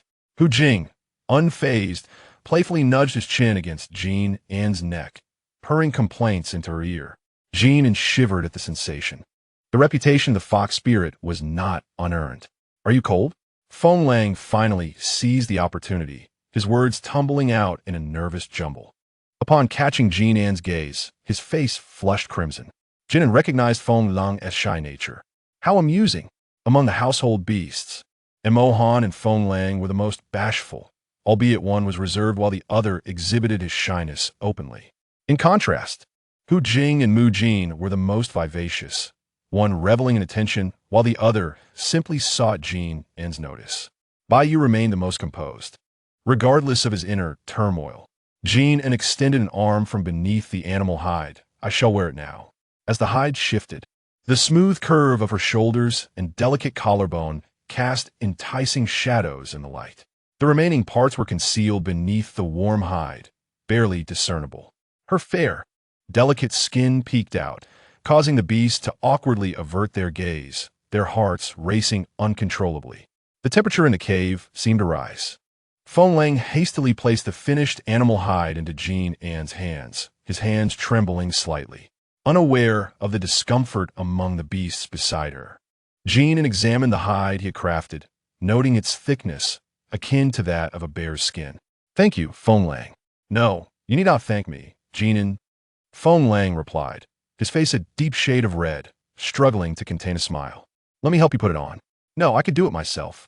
Jin An gently pushed the large head resting on her shoulder aside. "You all turn around while I get dressed." Before the beasts could react, Jin An swiftly shimmied beneath the blanket and began to dress. It was simply a matter of slipping one piece over the top and another beneath, straightforward enough. Of course, it offered little warmth. Beasts primarily relied on their innate physique and fur to withstand the cold, and with the ability to advance in rank, their bodies grew stronger, making them less susceptible to the chill. However, Jin An was still a low-tier little fox who feared the cold. Chapter 44. Teasing the handsome man, but it was all right. Jin An can make clothes. Moreover, Jin An can now speak and possess his hands and feet, making many tasks exceedingly convenient. Before she can withstand the cold on her own, it is imperative that she first has a warm garment. Otherwise, she cannot simply run about wrapped in animal hides. Transformed into a human, Jin An is now filled with anticipation for her future life. However, we shall discuss that later. For now, the most pressing matter is her hunger. "Bai Yu, I am so hungry. Let's dine at once." "All right." Jin An adamantly refused to eat in the bedroom, wrapping herself in animal hides as she followed a few beasts to the living room. Suddenly walking on two legs, she felt a bit unaccustomed. Bai Yu discreetly protected her from behind, observing as she initially stumbled but gradually gained proficiency, her pace quickening from slow to swift. Our Jin An is indeed astute, learning faster than when she was a little fox. Just as she was about to step out of the bedroom, her movement abruptly halted. She had forgotten that the living room was not covered in animal hides. The chilling air rose from the floor, causing her exposed toes to instinctively curl. If she were to step on the cold ground, her feet would surely freeze. Bayu noticed Jin An's hesitation and immediately understood. How about you sit at the entrance of the bedroom to eat? The ground outside is quite chilly. Jin An nodded immediately. A few beasts dragged a large, flat stone slab to the entrance of the bedroom, placing it before her. Jin An sat cross-legged at the entrance, burying her feet in the soft animal hides. Warmth spreading from her toes throughout her body.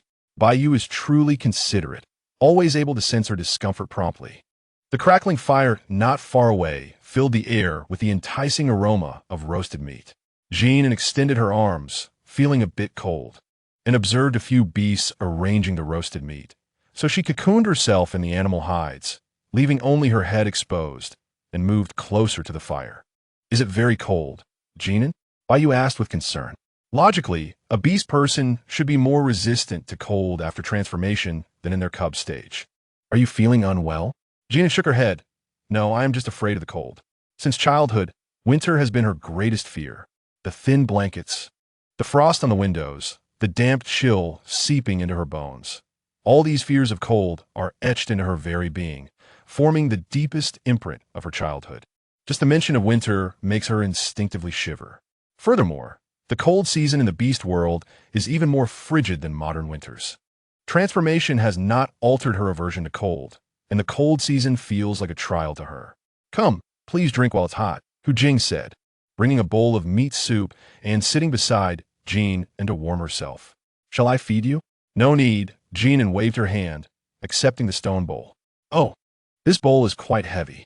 However, perhaps because she is now truly one of the beast people, Jin An found it easy to hold. She sipped the warm soup, which quickly dispelled the chill within her. The surrounding beasts quietly watched her, having grown accustomed to such scrutiny since her time as a little fox. Jin An felt less discomfort this time. Yet, having just transformed, she was curious about her current appearance. Am I beautiful? The sudden question caught the beasts off guard. Jin An's gaze happened to land on Feng Lang. He was an honest child. With a hint of playful mischief, she stared at Feng Lang, and as their eyes met, his face flushed as if suddenly ignited, burning from his ears to his cheeks. Noticing the laughter in Jin An's eyes, he felt a twinge of frustration at his own bashfulness. Whenever he locked eyes with Jin An, his heart raced uncontrollably, as if something were incessantly pounding against it. Feng Lang, why aren't you speaking? Oh, of course you're beautiful, he stammered. Seeing Jin An's lack of immediate reaction, fearing she might not believe him, he continued. Jin An is truly beautiful, with bright golden eyes, fair skin, lovely hair, and a delightful voice. As he spoke, Feng Lang grew increasingly shy, scratching his head before finally managing to add, in any case, Jin An is really very beautiful. Jin An was amused. Teasing handsome boys felt quite delightful. Ha! In the evening, the beasts pulled out all their finest animal hides from their spaces, allowing Jin An to choose her favorites. Jin An had transformed ahead of time, catching the beasts off guard, as her own animal hide was not yet prepared. Gazing at the various animal skins laid out on the hay, tiger stripes, leopard spots, brown bear fur, rabbit pelts, and fox furs of all colors, Jin An was utterly amazed. To use such premium animal hides merely for wrapping would be an utter waste. Suddenly, she lifted her head, her eyes sparkling with excitement and anticipation. Let's make clothes together. Clothes? The beasts exchanged puzzled glances. Jin An had not considered hiding her uniqueness from them at all, since she intended to spend her life with them. It would be better to let them notice her differences sooner, allowing them to enjoy it earlier. If they asked her, she would tell them the truth. If they did not, she would simply go with the flow, pretending to be just a little fox in the beast world. Jin An was not overly concerned about this. Jin An, what are clothes? The beasts asked, somewhat confused. Clothes are what we wear, Jin An explained in detail, gesturing to her own body as she spoke. But the clothes I refer to are not quite the same as what you currently make for me. She crouched down, picking up a soft snow rabbit hide and demonstrating. The clothes I speak of can cover the entire upper body, including the arms, neck, and belly. Is it possible to do it this way? Jin An traced the outline of clothes and pants on the animal hide, indicating that pants would wrap around her legs, making movement easier and providing more warmth. As she spoke, she sketched the contours of the clothes and pants on the hide. Sleeves, pants, such a novel concept. Although Mujin was somewhat baffled by the terminology. Imagining along with Jin An, he realized that indeed, making them in such a way would provide better warmth. So, do you understand now? Jin An asked enthusiastically. Baiyu nodded, comprehending. Baiyu has always been the most skilled craftsman in the family. Baiyu, you are remarkable and incredibly smart, Jin An exclaimed, filled with joy. And she leaped into Baiyu's embrace like a little fox. Baiyu, initially curious about where Jin An had come up with such peculiar ideas and names, found himself unable to think of anything else once she hugged him. Jin An's unexpected embrace ignited an inexplicable competitive spirit among the beasts. Jin An, I could do it too. I could do it too. Jin eagerly wrapped his arms around Jin An from behind, nuzzling against her neck affectionately. Suddenly caught between two beasts, Jin exclaimed, wait, this might not be quite right. The little girl, blushing fiercely, managed to break free from their embrace. Clearing her throat, she shifted the topic. Well, let us begin. Having already planned to make a top from the snow rabbit hide, Jin An casually picked up a relatively neat tiger hide and handed it to Baiyu to start working on. The beasts exchanged knowing glances, taking note of Jin An's flushed ears, and began to busy themselves. They must not press her too hard. Hu Jing, who had also wanted to ask for a hug, was halted by a mere glance from Baiyu. Jin An gently stroked the thick fur, causing the originally fluffy and heavy coat to lie down in the direction of her fingers, leaving two distinct marks on the beast's skin.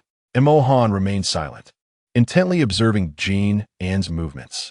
Although he appeared somewhat dazed, his ability to learn was remarkable.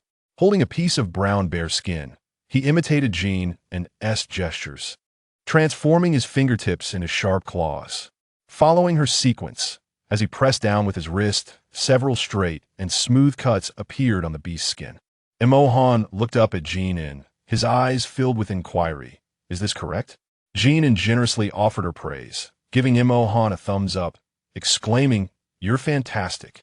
Initially, Jin An contemplated measuring her size, but to her surprise, the beast did not need to measure. A mere glance sufficed to ascertain her dimensions. Could this be the case of my eyes, serving as a measure? The beasts laughed and joked as they worked on the clothing, and before long, time had slipped away. Jin An, who had been bustling around, was now exhausted and sat between Baiyu and Feng Lang, feeling drowsy. Her head bobbed, and ultimately, she succumbed to sleep, resting on Feng Lang's arm. Imohan and Mujin carefully placed the newly crafted sleeping nest for Jin An in the bedroom. Baiyu and Hu Jing arranged several thick layers of beast skin around, ensuring that Jin An would sleep comfortably.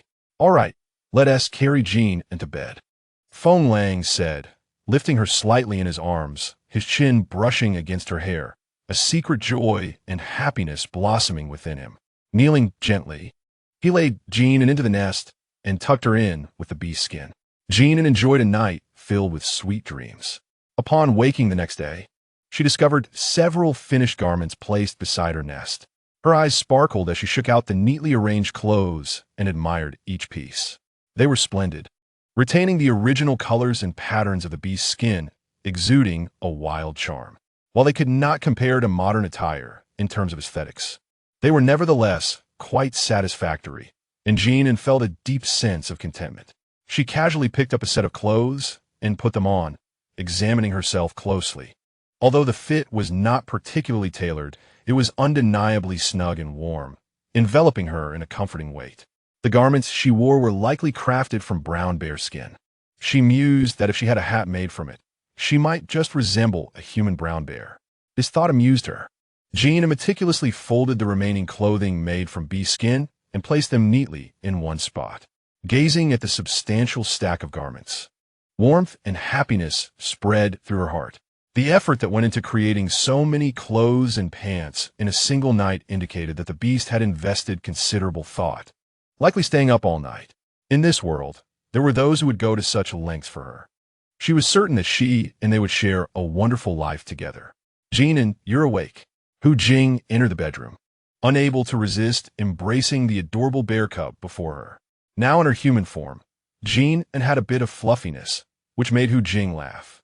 Jin An, now approaching her young adulthood, stood at approximately 165 meters, quite similar to her height in the modern world. However, according to Bai Yu and the others, she would grow even taller upon reaching full maturity. In the beast realm, females typically range from 1.9 to 2.1 meters, so it was certain she would gain more height.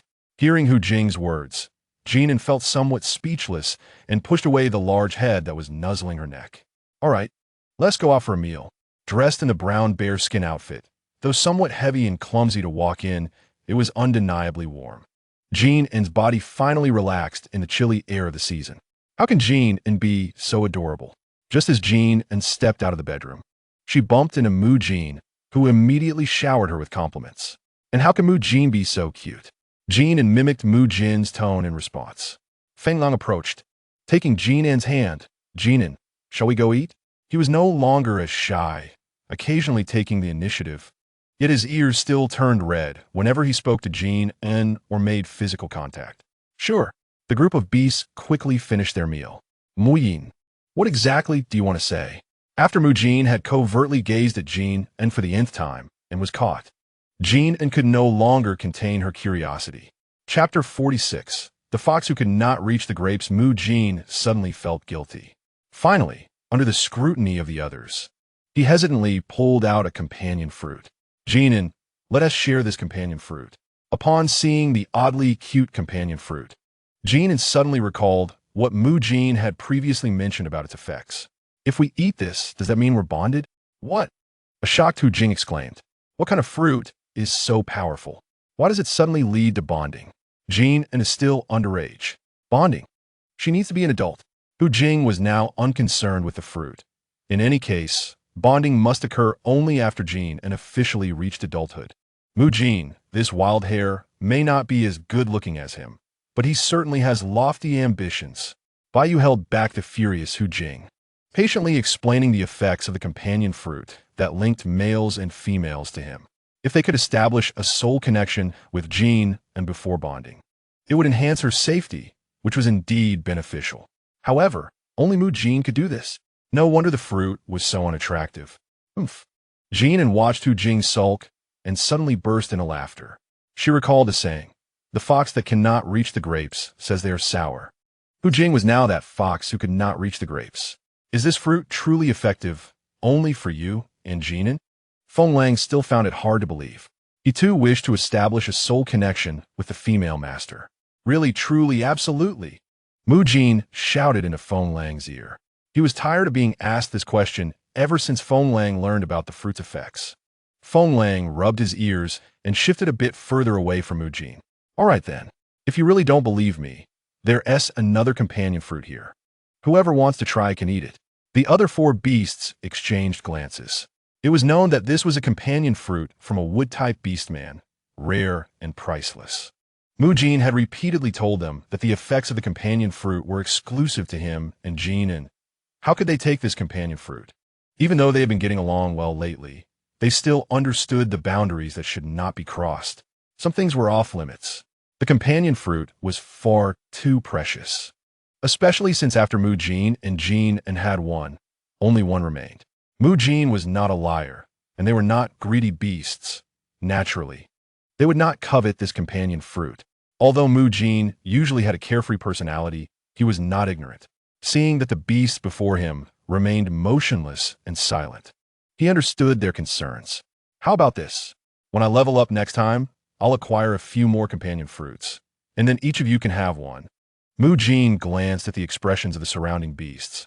I have a feeling that I should obtain 3 companion fruits the next time I level up.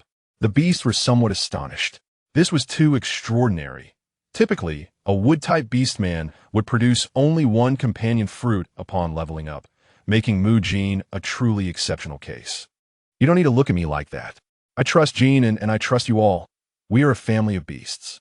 I know the companion fruit has its advantages, but it won't be of much use to us. When the time comes, you can just treat it like an ordinary fruit. Mu Jin harbored no intention of revealing his possession of the accompanying fruit.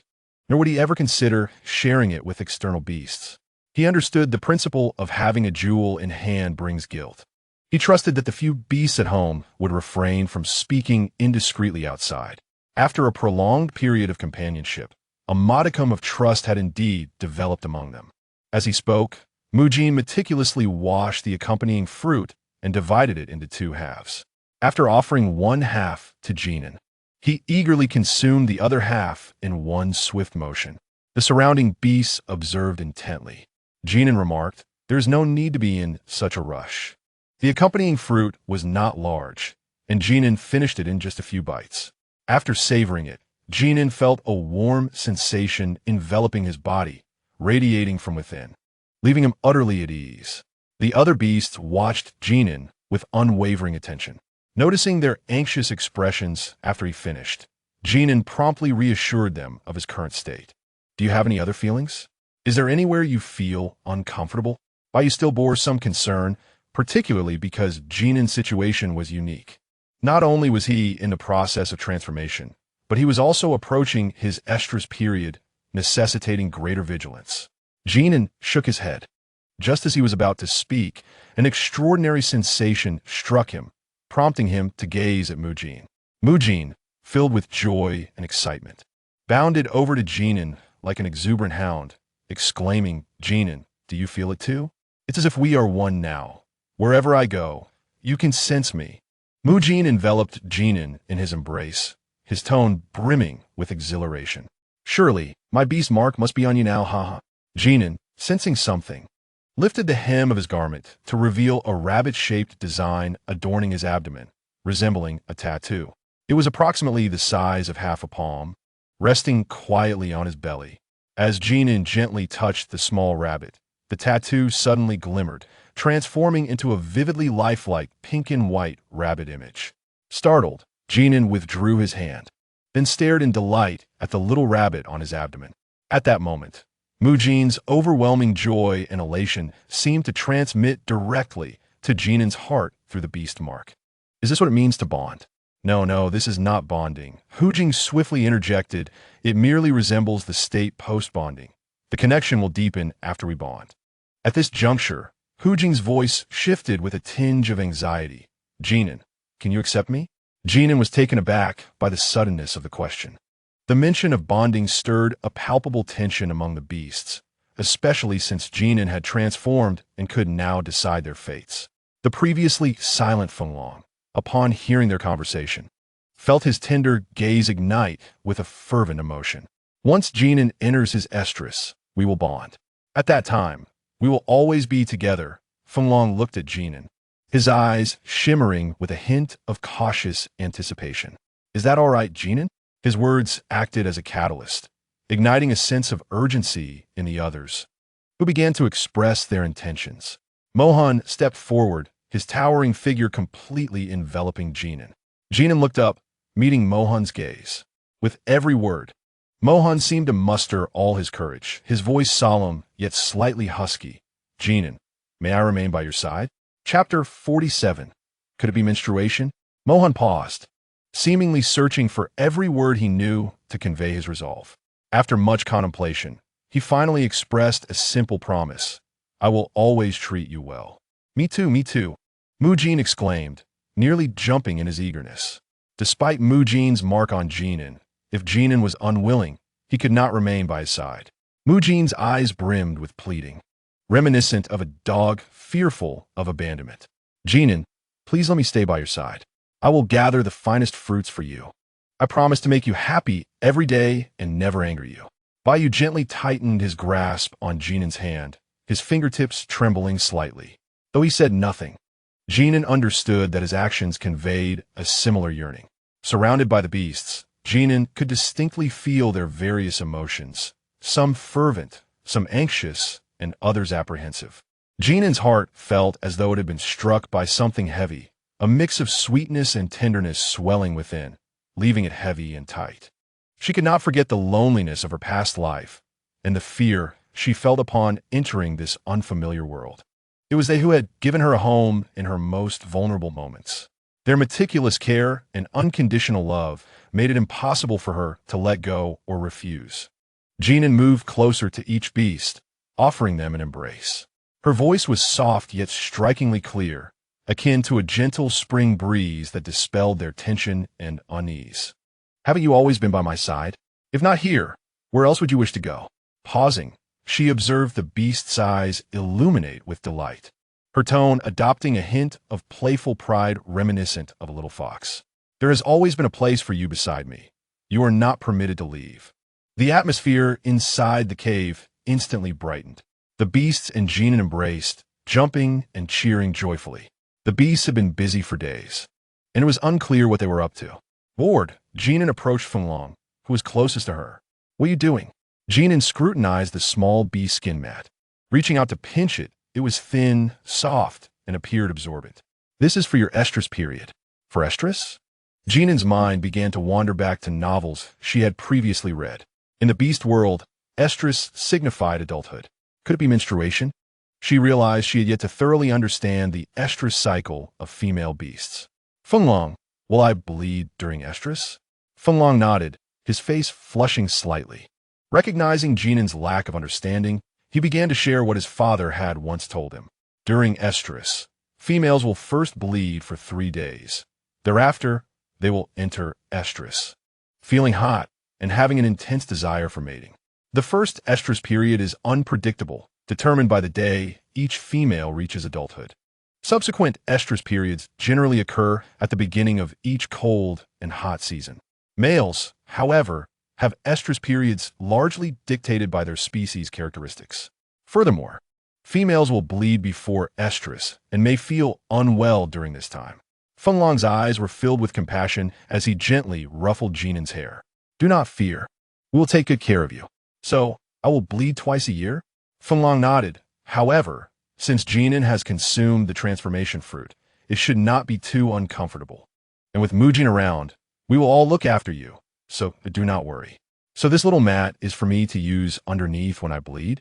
Yes. Feng Long confirmed with a nod. Will this thin mat suffice? Jin An inquired. It won't let the blood seep through, right? No need to worry. It is highly absorbent. And placed underneath, it won't feel sticky. If I bleed, I'll just have to stay in bed on this mat. Perhaps sensing Jin An's discontent, Feng Long hesitated before nodding. Whatever you wish to do, we can cuddle with you. Hu Jing chimed in from behind Jin An, offering comfort. Jin An furrowed her brow in contemplation. Could we make it in a style like this? As she spoke, she gestured to indicate a triangular design. If I wear it, I can still walk around even if I bleed. Indeed, this is quite convenient. We could get a try. Ever since I crafted garments for Jin An, Mu Jin has developed a profound trust in my various ideas. Remarkably, after some tinkering, several bees have indeed fashioned something quite impressive. Jin An tried them on, and they fit perfectly. It seems that no matter the task, persistence pays off. That morning, while Jin An typically would have already risen, she was curled up in her cozy nook lined with thick hay and plush animal hides, her face contorted in discomfort. A familiar sensation of dull pain in her lower abdomen signaled her menstrual cycle had commenced. However, compared to her experiences in the modern world, Jin An's current state was vastly improved. Here, the discomfort was merely slight and bloating, whereas in her previous life, the pain would have rendered her unable to rise or speak. Fortunately, several beasts had prepared a few pairs of sleep pants designed for this world in advance. Turning to check her condition by the firelight, Jin An observed that the animal hide surrounding her had indeed been stained with a hint of crimson. Realizing the warm liquid was slowly flowing from her body, she swiftly sat up and called to stop Muhan and Hu Jing, who were about to enter. After donning the sleep pants resting beside her pillow, she invited them in. I am ready. You may come in now. By the time Jin An called for Muhan and Hu Jing, the beasts outside had sensed something amiss and had gathered at the entrance of the bedroom. Hearing her invitation, they entered in quick succession. Upon seeing Jin An holding her abdomen with a pale expression, their eyes widened in concern. Jin An, are you unwell? Mu Jin rushed forward, placing a hand on Jin An's forehead. Fortunately, there is no fever. The keen sense of smell possessed by the beastmen had already alerted them to the metallic scent of blood outside. Their worry intensified. It's nothing serious. It just caught me off guard. Please don't worry. I am not in pain, Jin An reassured them, noticing their furrowed brows elicited a chuckle from her. Did you not provide me with the transformation fruit? I assure you, I feel fine. It's merely a slight discomfort in my abdomen. Bai sat beside her, placing a hand on her lower abdomen. Chapter 48. The beast growing warmer. Initially perplexed, Jin An suddenly felt a warmth radiating from her abdomen. Lowering her gaze, she was astonished to discover that Bai's palm was emanating heat. What a delightful natural warmer. Bai was taken aback when Jin An embraced him, her praises echoing in his ears. How remarkable you are, Bai. Jin An, Mu Jin interjected, feeling competitive. I am impressive too. Oh no, oh no. I forgot to serve water, Jin An exclaimed, lamenting the oversight typical of a woman of her stature. She quickly remedied the situation. Indeed, you are quite remarkable, Mu Jin. Mu-Han is also incredibly skilled. His ice powers can freeze meat, preserving its freshness. Before Mu-Han could feel disheartened, a smile crept onto his lips. Feng Lang's feathers are the most beautiful I have ever seen. Feng Lang beamed with pride. Hu Jing is the most exquisite fox I have ever encountered. Hu Jing grinned widely. All right, Jin An need not concern herself with us. She should rest well. Bai gently massaged her abdomen while Hu Jing fetched roasted meat for her. Mu Jin clung to Jin An, insisting on warming her. Mu-Han refused to let her eat alone, insisting on feeding her piece by piece. Feng Lang and Hu Jing sat beside her, crafting sleep pants while occasionally glancing her way. It's really not necessary, Jin An said, feeling as though she had no discomfort at all, enjoying the moment even more than usual. Suddenly, laughter erupted from Jin An. The guardian beasts turned to her, curious. What is so amusing, Jin An? Hu Jing inquired, raising an eyebrow. I am laughing, Jin An elongated her voice, playfully rolling her eyes before bursting into laughter. But I won't tell you. The beasts around her erupted in laughter as well. Hu Jing mischievously nestled against Jin An's leg, resting his head on her knee, his eyes glimmering with mischief. Are you really not going to tell us? Hu Jing's voice dropped, taking on a slightly coaxing tone. Then I shall not hold back. What do you mean by not holding back? Jin An replied, unafraid but rather intrigued.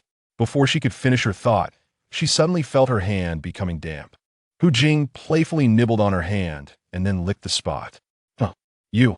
Jin An withdrew her hand, blushing, and shot Hu Jing an incredulous look. Are you a dog? Why are you biting me? A dog? What does that mean? I am a fox of the Hu clan. Hu Jing responded, defiantly raising his tail. Seeing Jin An's flustered expression, Bai grew worried that Hu Jing's antics might backfire, making Jin An hesitant to interact with them. He shot Hu Jing a warning glance. Hu Jing gently kissed the back of Jin An's hand, retreating to his original position under the watchful eyes of the other beasts. Jin An chuckled at Hu Jing's predicament. Her spirits lifted. Are you particularly happy today? Feng Lang asked, offering Jin An a fruit with a gentle voice. Indeed, I am extraordinarily happy, Jin An replied, taking a bite of the sweet fruit, which tasted as though it were infused with joy itself. Finishing the fruit in a few bites, she clapped her hands, her eyes sparkling like a fox's. Having all of you by my side brings me immense joy. Her unexpected words of affection left the beasts momentarily stunned, before their faces broke into radiant smiles.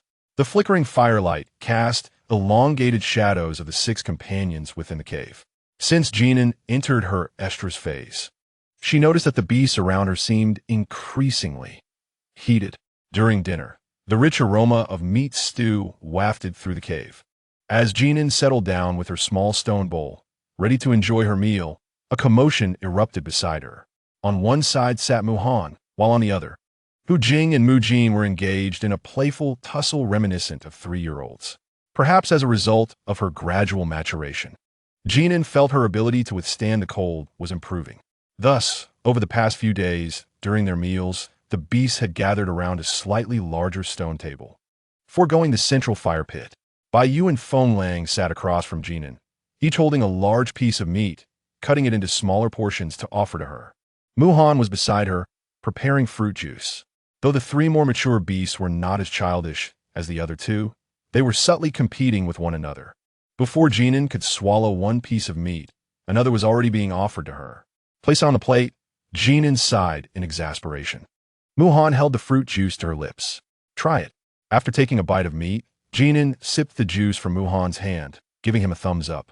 It was indeed delicious. Jin An, you have something on your mouth, Bai suddenly remarked. Jin An responded with confusion, instinctively sticking out her tongue to lick it away. But a hand was quicker than hers. Bai's long fingers gently brushed against her warm lips, a delicate touch that Jin An could not ignore. Though they had often engaged in more intimate gestures, today, for some reason, Jin An felt a wave of discomfort wash over her. Bai's fingertip moved slightly, wiping away the remnants from the corner of her mouth. Under the watchful gaze of Jin An, the finger, tainted with her essence, was brought to his lips. Jin An exclaimed, "Stop! You!" Her astonished eyes met Bai's.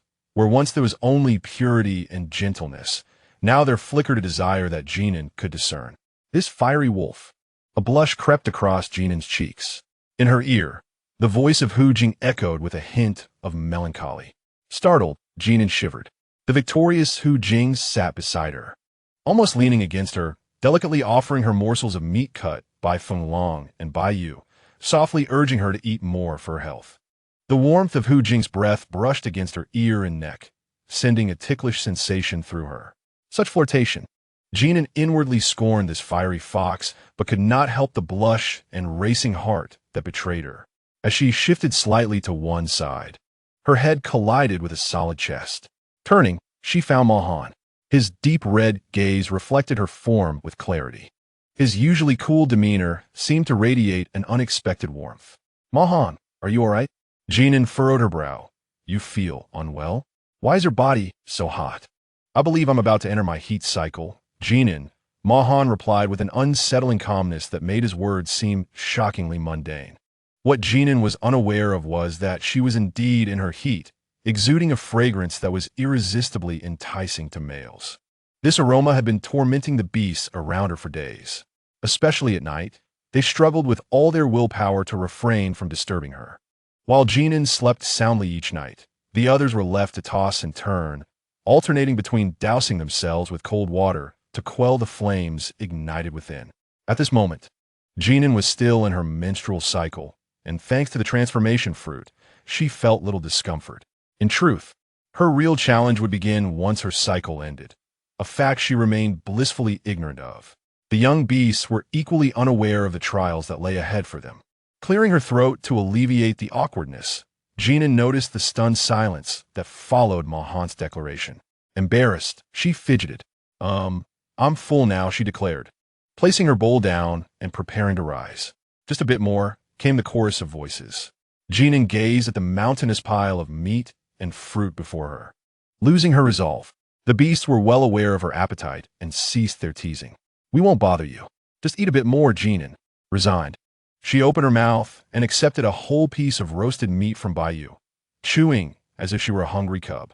The beasts, seated closely around her, inhaled the fragrance emanating from her, their bodies growing increasingly restless. "I can't take it." Feng Long suddenly stood, stammering under Jin An's puzzled gaze. I'm full. I'll guard the entrance." As Feng Long rushed to the cave's entrance, Mu Jin appeared to be in a daze, rummaging through his spatial pouch. Finally, he produced several unknown herbs, tossing them into the fire. With a crackle, the flames leapt higher, releasing a crisp yet bitter herbal aroma. Having just finished chewing her meat, Jin An asked, "What now?" "Mu Jin, what herbs are these?" "They invigorate the mind and dispel cold." Mu Jin replied succinctly, his usual exuberance replaced by a more serious demeanor. The fragrant smoke gradually filled the cave, diluting the previous sweet scent and clearing the reddened eyes of the beast somewhat. "Quite pleasant," Jin An noted, sniffing the air. It was subtly fragrant and decidedly agreeable. At last, they had finished their meal. The beasts, who usually preferred to keep a distance, now gathered in a line against the stone wall of the cave after Jin An settled down for her afternoon nap. The cold air seeped in from the outside, sending shivers through them, thereby calming their inner turmoil. Mu Jin sighed heavily. "I feel so restless. I want to hold Jin An. Tomorrow night should be better." Feng Long suggested. "Jin An shouldn't be bleeding then, right?" "Yes," Mu Jin nodded weakly. "If Jin An isn't bleeding, it should be less difficult for us." Hu Jing leaned against the stone wall, feeling the chill at the back of his head. "But will Jin An start feeling unwell afterward?" After her heat cycle ends, won't she feel as restless as we do? What will we do then? Feng Long pondered. We'll just follow Jin An's lead, Bai Yu declared. Whoever she favors will be by her side, and everything will revolve around her.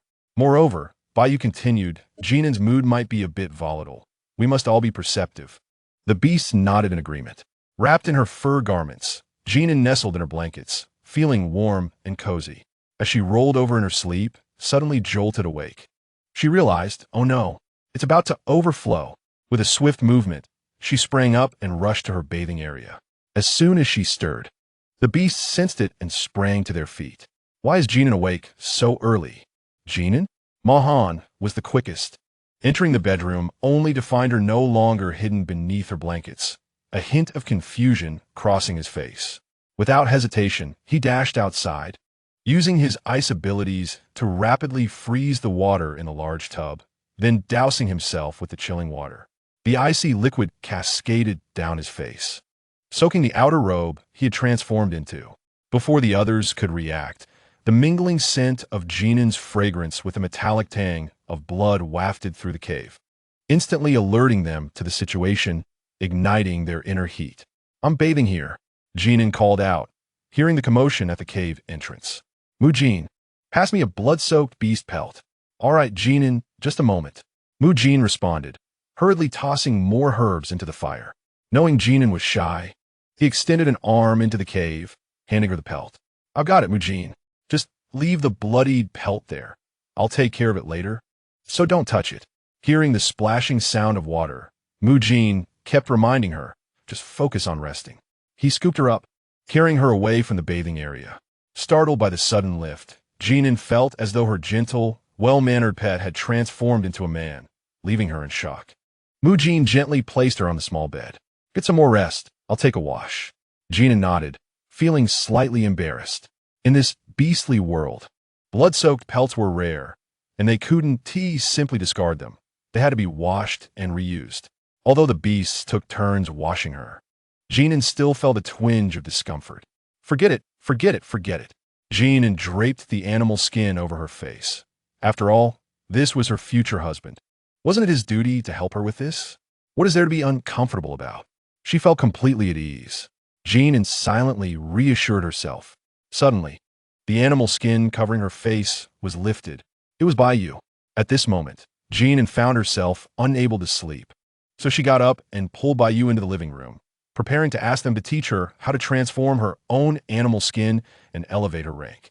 Since transforming into human form, Jin An had longed to learn, but a few beasts had made her body feel uncomfortable and unable to bear it. Thus she had given up. As Jin An led Bai Yu into the living room, she unexpectedly came face to face with the drenched Imo Han. Imo Han, what's wrong? Jin An approached, but Imo Han stepped back. Jin An, I'm fine, just feeling a bit frisky, so I poured some cold water on myself to cool down. The ever-honest snake. What? Huh? Do snakes also experience this urge? These past few days, these few beasts have been acting rather strange. Jin An, Bai Yu spoke helplessly. When a female is in heat, the scent she emits will strongly attract her guardian beasts or husbands. Bai Yu paused, observing Jin An's still somewhat confused expression, and continued more plainly, it's an instinct, the desire to mate with a male. Jin An's mind exploded as if struck by lightning. Now she understood. No wonder they had been so restless, burning with fever and anxiety, creating such a commotion. There were those who guarded the door, those throwing herbs into the fire, and those splashing cold water. This was all her fault. Well, she must be a walking aphrodisiac to these beasts. Suddenly, Jin An's face flushed a bit. Hesitantly, she whispered, what should we do then? Jin An knew that in this heated state, the best solution would be to resolve it in bed. However, she was currently bleeding, and it was absolutely impossible to engage in that thing with them. The beasts all looked at her, and Jin An hesitated, still unable to utter the word mating. Just then, one of them, lacking intelligence, leaned closer to ask, Jin An, what is that thing? Feng Lang, speechless, pulled Mu Jin away from Jin An's side. Bai Yu was about to say something, but suddenly, Jin An seemed to have made a monumental decision and declared loudly, even if we are to mate, it must wait until I'm no longer bleeding. Jin had always liked them. and sharing a bed was a natural progression. They should have to endure it for her sake, as she might not be able to hold back either. Moreover, what if it led to internal injuries? This concerned her happiness. The cave fell silent for a moment. So, does this mean Jin An does not reject the idea of becoming our partner? Hu Jing smiled as he gently squeezed Jin An's palm. Of course I don't reject it, Jin An exclaimed, as if she had heard something astonishing, her eyes wide with surprise. How could she reject it? She had long desired it. They liked each other. Wasn't it only natural to become partners? Hearing Jin An's words, Mu Jin joyfully rushed over, hugging Jin An's arm and rubbing against her. That's wonderful. Jin An, how can you be so great? I like you. I like you the most. I only like you. Compared to the excitement of Mu Jin and Hu Jing, Baiyu was contemplating deeper matters. Jin An, even if we wish to become partners with you, we will not engage in mating while you are still bleeding. Baiyu said seriously, looking into Jin An's eyes. We will not do anything that could harm you. And Mohan nodded in agreement. I just want to be closer to you. I didn't intend to mate right now. Jin An did not expect Baiyu and Mohan to suddenly become so serious that she was momentarily taken aback. Upon hearing Baiyu's words, Mu Jin immediately agreed.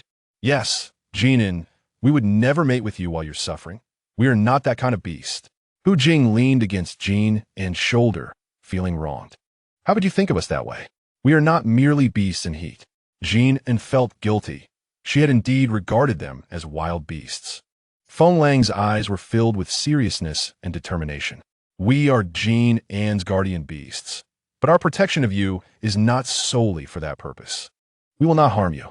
Jin An was bewildered by the reactions of these beasts. She had merely proposed a reasonable solution and stated her bottom line. Why did they all look as if they had suffered a great injustice? Jin An glanced around. The beasts wore various expressions of grievance and hurt, leaving her feeling somewhat guilty. All right, I suppose I misunderstood you. Jin An spoke up. I was concerned that you might burst from holding back too long. So what should you do? You need not worry about us. We can endure, Baiyu reassured her. We are indeed uncomfortable, he continued, tucking a strand of hair behind Jin An's ear. And I want to hold you and kiss you to let you bear our scent, so that all beasts know you are ours. However, before Baiyu could finish, Hu Jing interjected, if doing so would harm you or force you when you are unwilling, then we are unworthy of being males. Exactly. Love is not the oppression of desire, but rather the restraint of protection. Jin An suddenly smiled. I know you're good beasts. Once this heat phase is over, let's become partners. The first heat phase for a female is a transitional period from subadulthood to adulthood. It is not suitable for forming partnerships. After this heat phase, once the bleeding ends, they can engage in harmonious union. Once Jin An uttered these words, the cave filled with palpable anticipation and excitement. That night, although they had all slept together previously, there had always been a subtle distance. However, now, that barrier seemed to have been completely shattered. In the past few days, Jin An's sleeping relationship with the beast had made a remarkable leap forward. As soon as Jin An lay down, Hu Jing's warm and broad chest pressed snugly against her back. He wrapped his arms around her, resting his chin gently atop her head, contentedly nuzzling against her. Tonight, it was Hu Jing and Baiyu who would sleep on either side of her. Before Jin An could swat the wild fox, the animal skin blanket beside her suddenly sank. Baiyu lay down, exuding warmth, but unlike Hu Jing, he did not draw near or embrace her. Jin An lay beside him, feeling the slight stiffness and tension in Baiyu's body as he settled down. Baiyu seemed to be struggling internally. Jin An found it amusing to watch Baiyu, his nervousness spark her enthusiasm. After a moment, Baiyu cautiously extended his hand, their fingertips brushing against each other, causing Baiyu to pause momentarily. Soon, however, he no longer hesitated. His warm palm enveloped Jin An's somewhat cool fingers, gently holding them. Jin An reciprocated by squeezing Baiyu's fingers. Baiyu looked up, meeting Jin An's beaming face. He couldn't help but smile wryly. Hu Jing and Baiyu each held one of Jin An's hands, one cool, one warm. Suddenly, Jin An felt a chill at her ankle.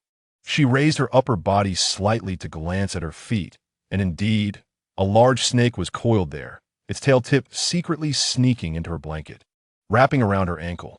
Hu Jing pressed Jin and back down into the blanket, releasing her hand, and securely covered her with the animal skin. One hand encircled her waist from behind. In the quiet of the cave, Jin and Baiyu found themselves gazing into each other's eyes. The gentle pressure of Baiyu's fingertips signaling the end of a long day as sleep beckoned. "All right, Jinan, it's time to rest," she murmured softly, stretching her neck. Jinan noticed the two guardian spirits stationed at the entrance of the bedroom. "You two may sleep. I require no watchful eyes." This was her nth attempt to persuade them, yet no one acquiesced. "Go to sleep. We shall watch over you." Feng Lang's voice was succinct and reassuring, his gaze unwavering. With a sigh, Jinan let her head fall back onto the pillow, feeling indignant that despite her insistence, these beasts felt compelled to keep vigil over her. "Jinan, it's common for a young female to experience repeated fevers or discomfort during her first estrus.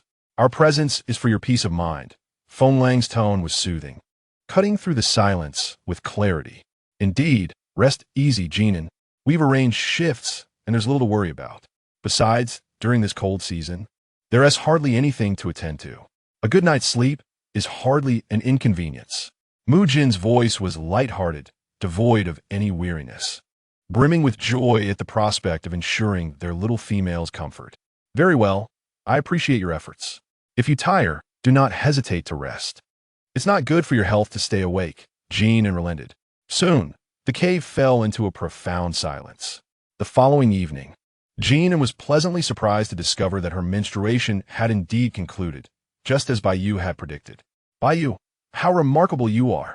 You seem to know everything." Upon hearing her exclamation, Baiyu turned with a smile, expertly catching Jin An as she lunged towards him. "Having lived a few more years than you, I naturally possess greater knowledge," he replied, twirling her around before gently setting her down, his hand remaining on her waist to prevent any misstep. "Wonderful. It's finally over." Though the beasts had taken excellent care of her during these past few days, the chill of the beast realm made things rather inconvenient. Jin An tilted her head back, her eyes sparkling as she smiled at Baiyu. "I can finally enjoy a proper bath. I've been longing for it." As she spoke, she bounced eagerly towards the bathing area. "Feng Lang, fetch me some water." At her call, Feng Lang promptly grinned and lifted a heavy stone basin filled with water, following her into the bathing cave. Noticing the commotion behind her, Jin An slowed her pace. "Feng Lang, I'm not in a hurry. Please be careful." She took a couple of steps back, wishing to assist him, but uncertain how. "Fear not.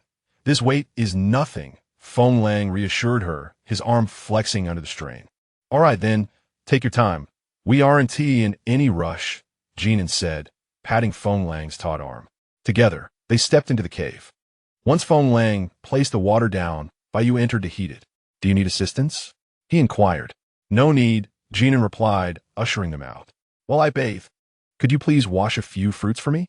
Once I'm done, we can enjoy them together." Feng Lang and Baiyu complied, leaving the cave at her request. Several beasts lounged around the large fire, surrounded by an assortment of freshly washed fruits. The sound of splashing water echoed from the bathing cave, occasionally accompanied by Jin An's tuneless humming. "What is Jin An humming? It sounds quite nice," someone remarked. "Certainly, her voice is the most enchanting." "Hey, don't be so confrontational. I merely offered a compliment," another replied. "Oomph." Mu Jin, though in the wrong, refused to concede. In the matter of courting Jin An, he found himself outmatched by this fiery fox, and it vexed him to no end. As midnight fell, Jin An was deep in slumber when an uncomfortable sensation began to creep through her body. Initially, she merely felt an unusual warmth, perhaps due to the thick layers of clothing and the closeness of the two beasts beside her. Drowsily, she squirmed a little. Upon sensing her movement, Mu Jin and Feng Lang awoke immediately.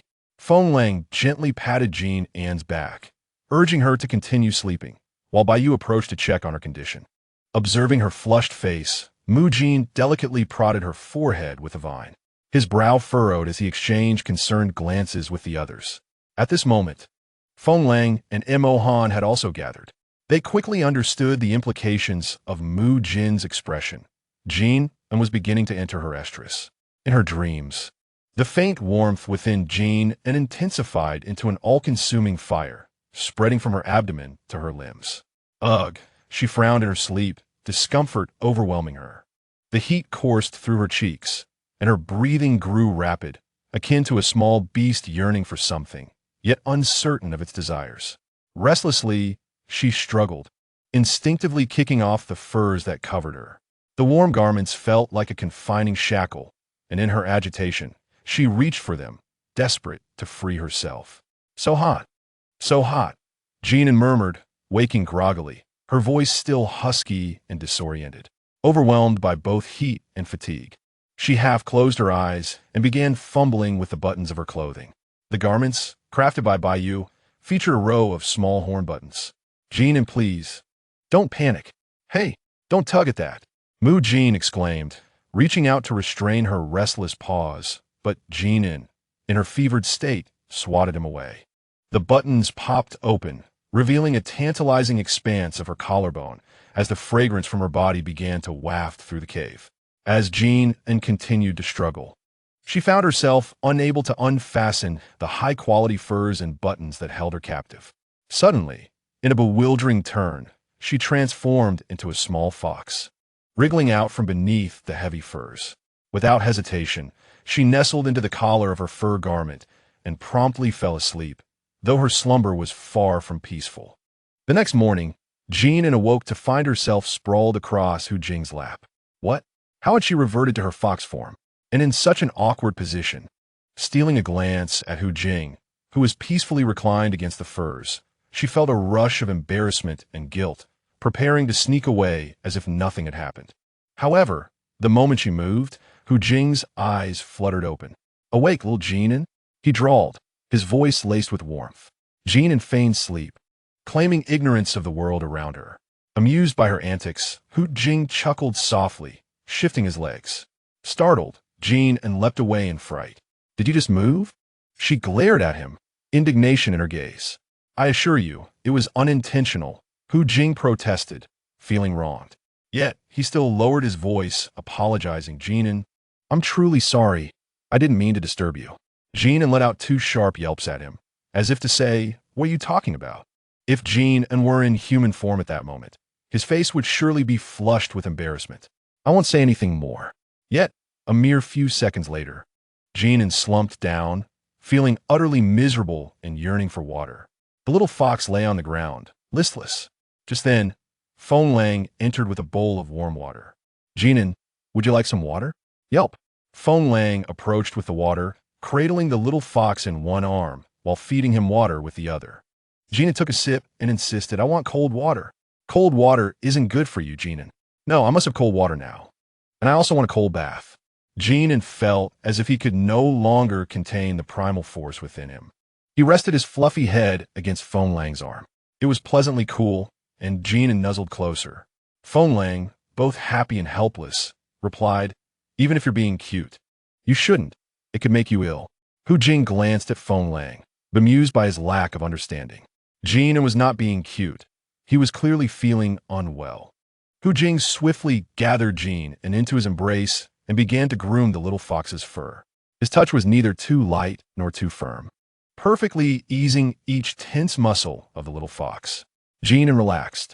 Initially, when he had just awakened, he pondered how to revert back to human form, but now he felt somewhat relieved that he had not transformed.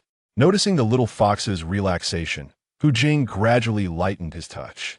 His fingertips, slightly calloused, danced gently on Jin An's back, like feathers brushing lightly, a teasing caress trailing down his spine. Jin An shivered suddenly, feeling the heat and danger of the sensations coursing through him. Hu Jing's fingers moved rhythmically, and then he suddenly grasped the little fox's restless tail. Yelp! Jin An was startled and immediately attempted to flee, but Hu Jing was quicker, holding him in place. With a glance, Hu Jing signaled Feng Lang, who was about to intervene, to stay back. Feng Lang hesitated, recalling the events of the previous night, and chose not to act. Last night, after transforming into a little fox and falling asleep, Jin An remained uncomfortable, tormented by the heat within him even in slumber. The group was also thoroughly exhausted. While enduring the strange fragrance emanating from Jin An, they struggled to alleviate his suffering while also battling their own discomfort. They took turns aiding the little fox, but if they paused, he would whimper in distress. Originally, Mo Han's icy touch was the little fox's favorite, but his technique was too inexperienced, lacking finesse. After Hu Jing arrived, the little fox clung to him. Eventually, Mo Han held the little fox while Hu Jing played with him, and occasionally the other three joined in the fun. Mo Han felt a pang in his heart from the little fox's apparent disdain and silently resolved to learn from Hu Jing.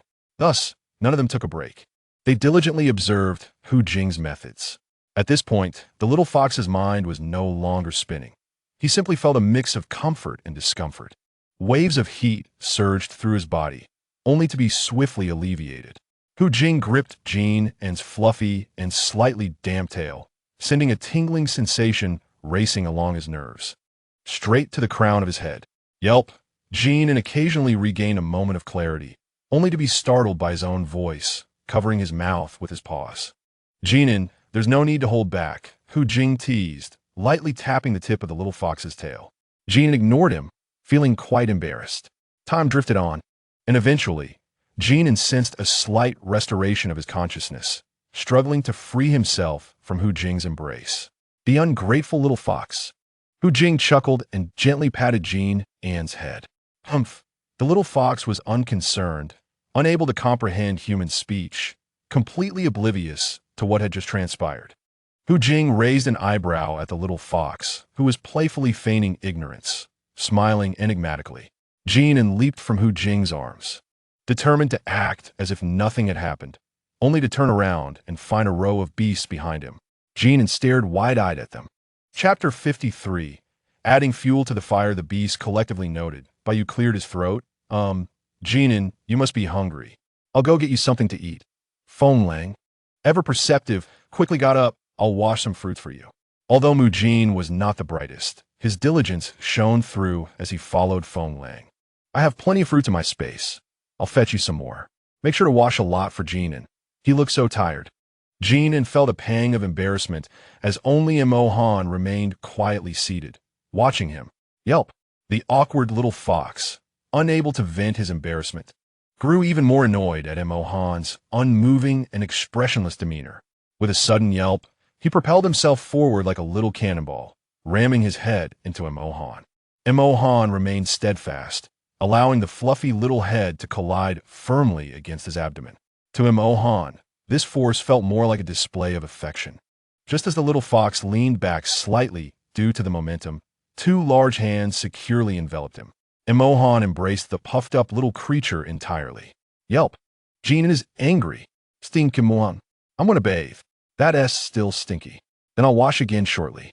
Don't be angry, Jin An. I will be angry. Why did you all just watch me make a fool of myself? We didn't laugh. We were learning. Learning?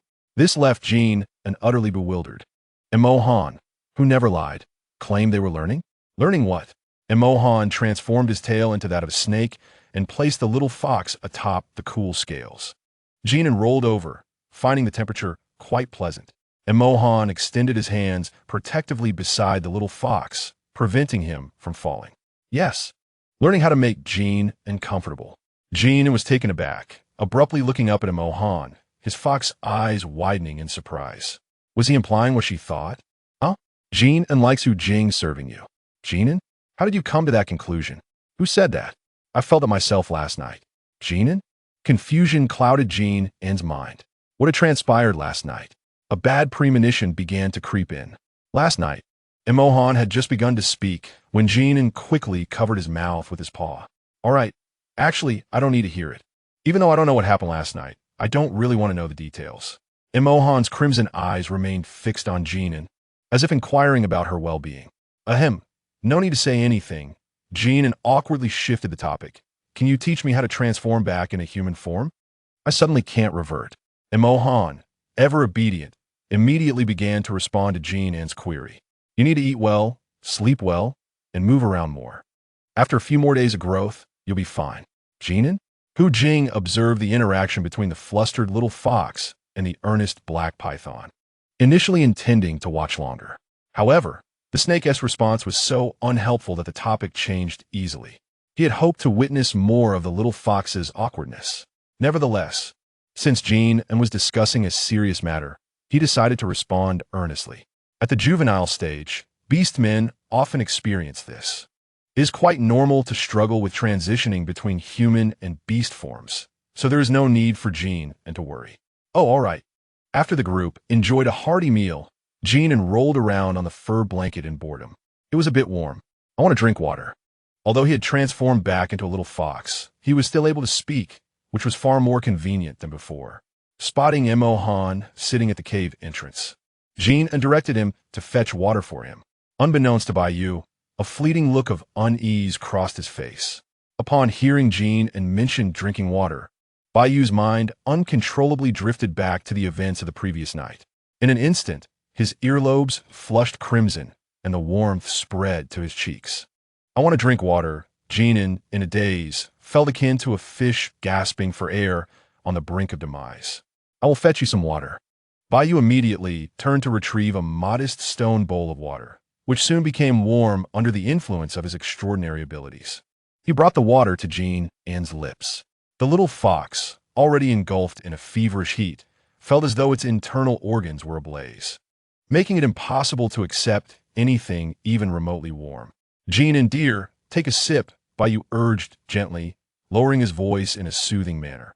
The little fox's tightly shut eyes trembled with unease, occasionally emitting a distressed whimper. Feeling unwell and surrounded by the buzzing presence of others, it helplessly raised its tiny paws in a struggle, accidentally knocking the stone bowl over with a loud clatter. The warm water splashed out, most of it landing on the half-kneeling Baiyu beside Jin An. Although he quickly dodged, some droplets still splattered onto Jin An.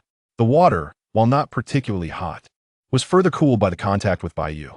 The little fox, overwhelmed by its fever, was momentarily jolted by the sudden coolness, opening its eyes in confusion to meet the glistening droplets on Baiyu's chest and chin.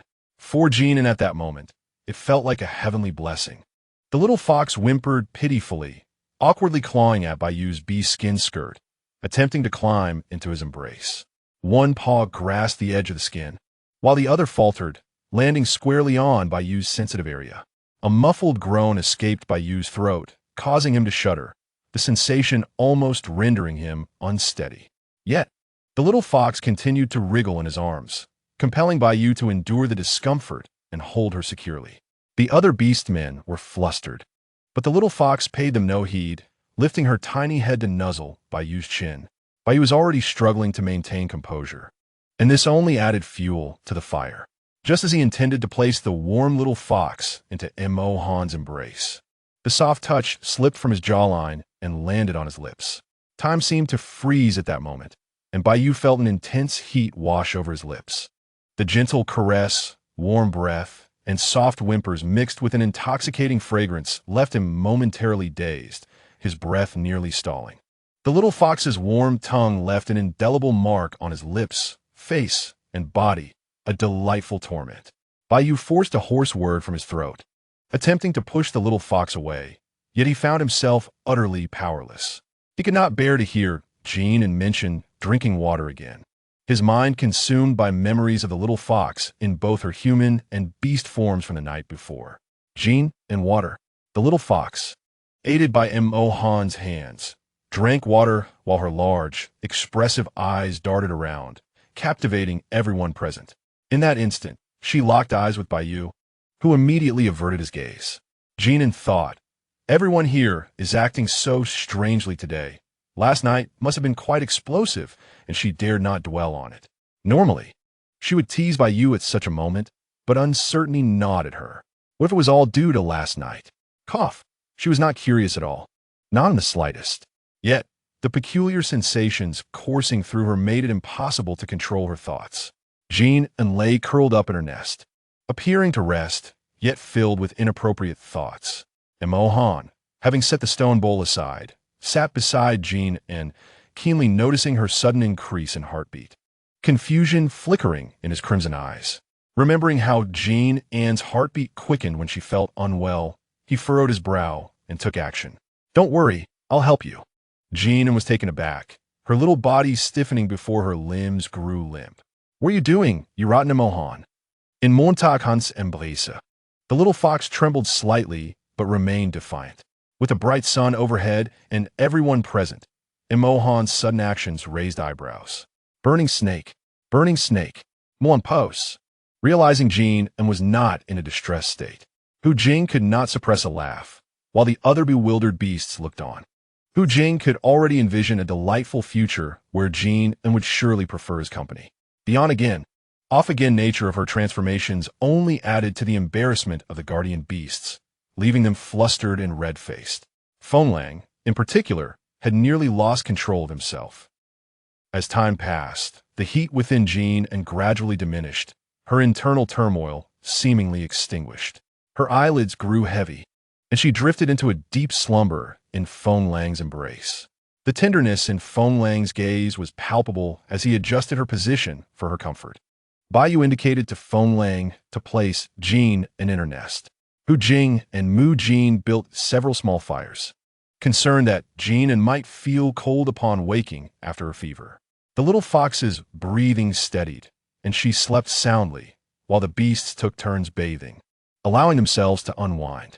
In the morning, as Jin An emerged from her fever, she stretched luxuriously, feeling invigorated and remarkably refreshed. Upon opening her eyes, she noted the clarity of her mind. Looking down, she realized she had returned to her human form, and the restlessness within her had been replaced by an unprecedented sense of calm and strength. After donning her bee skin, she rose and announced, "Baiyu, I am hungry." A splendid day began with handsome faces and delectable food. Today's feast was particularly lavish, celebrating Jin An's growth. Cheers!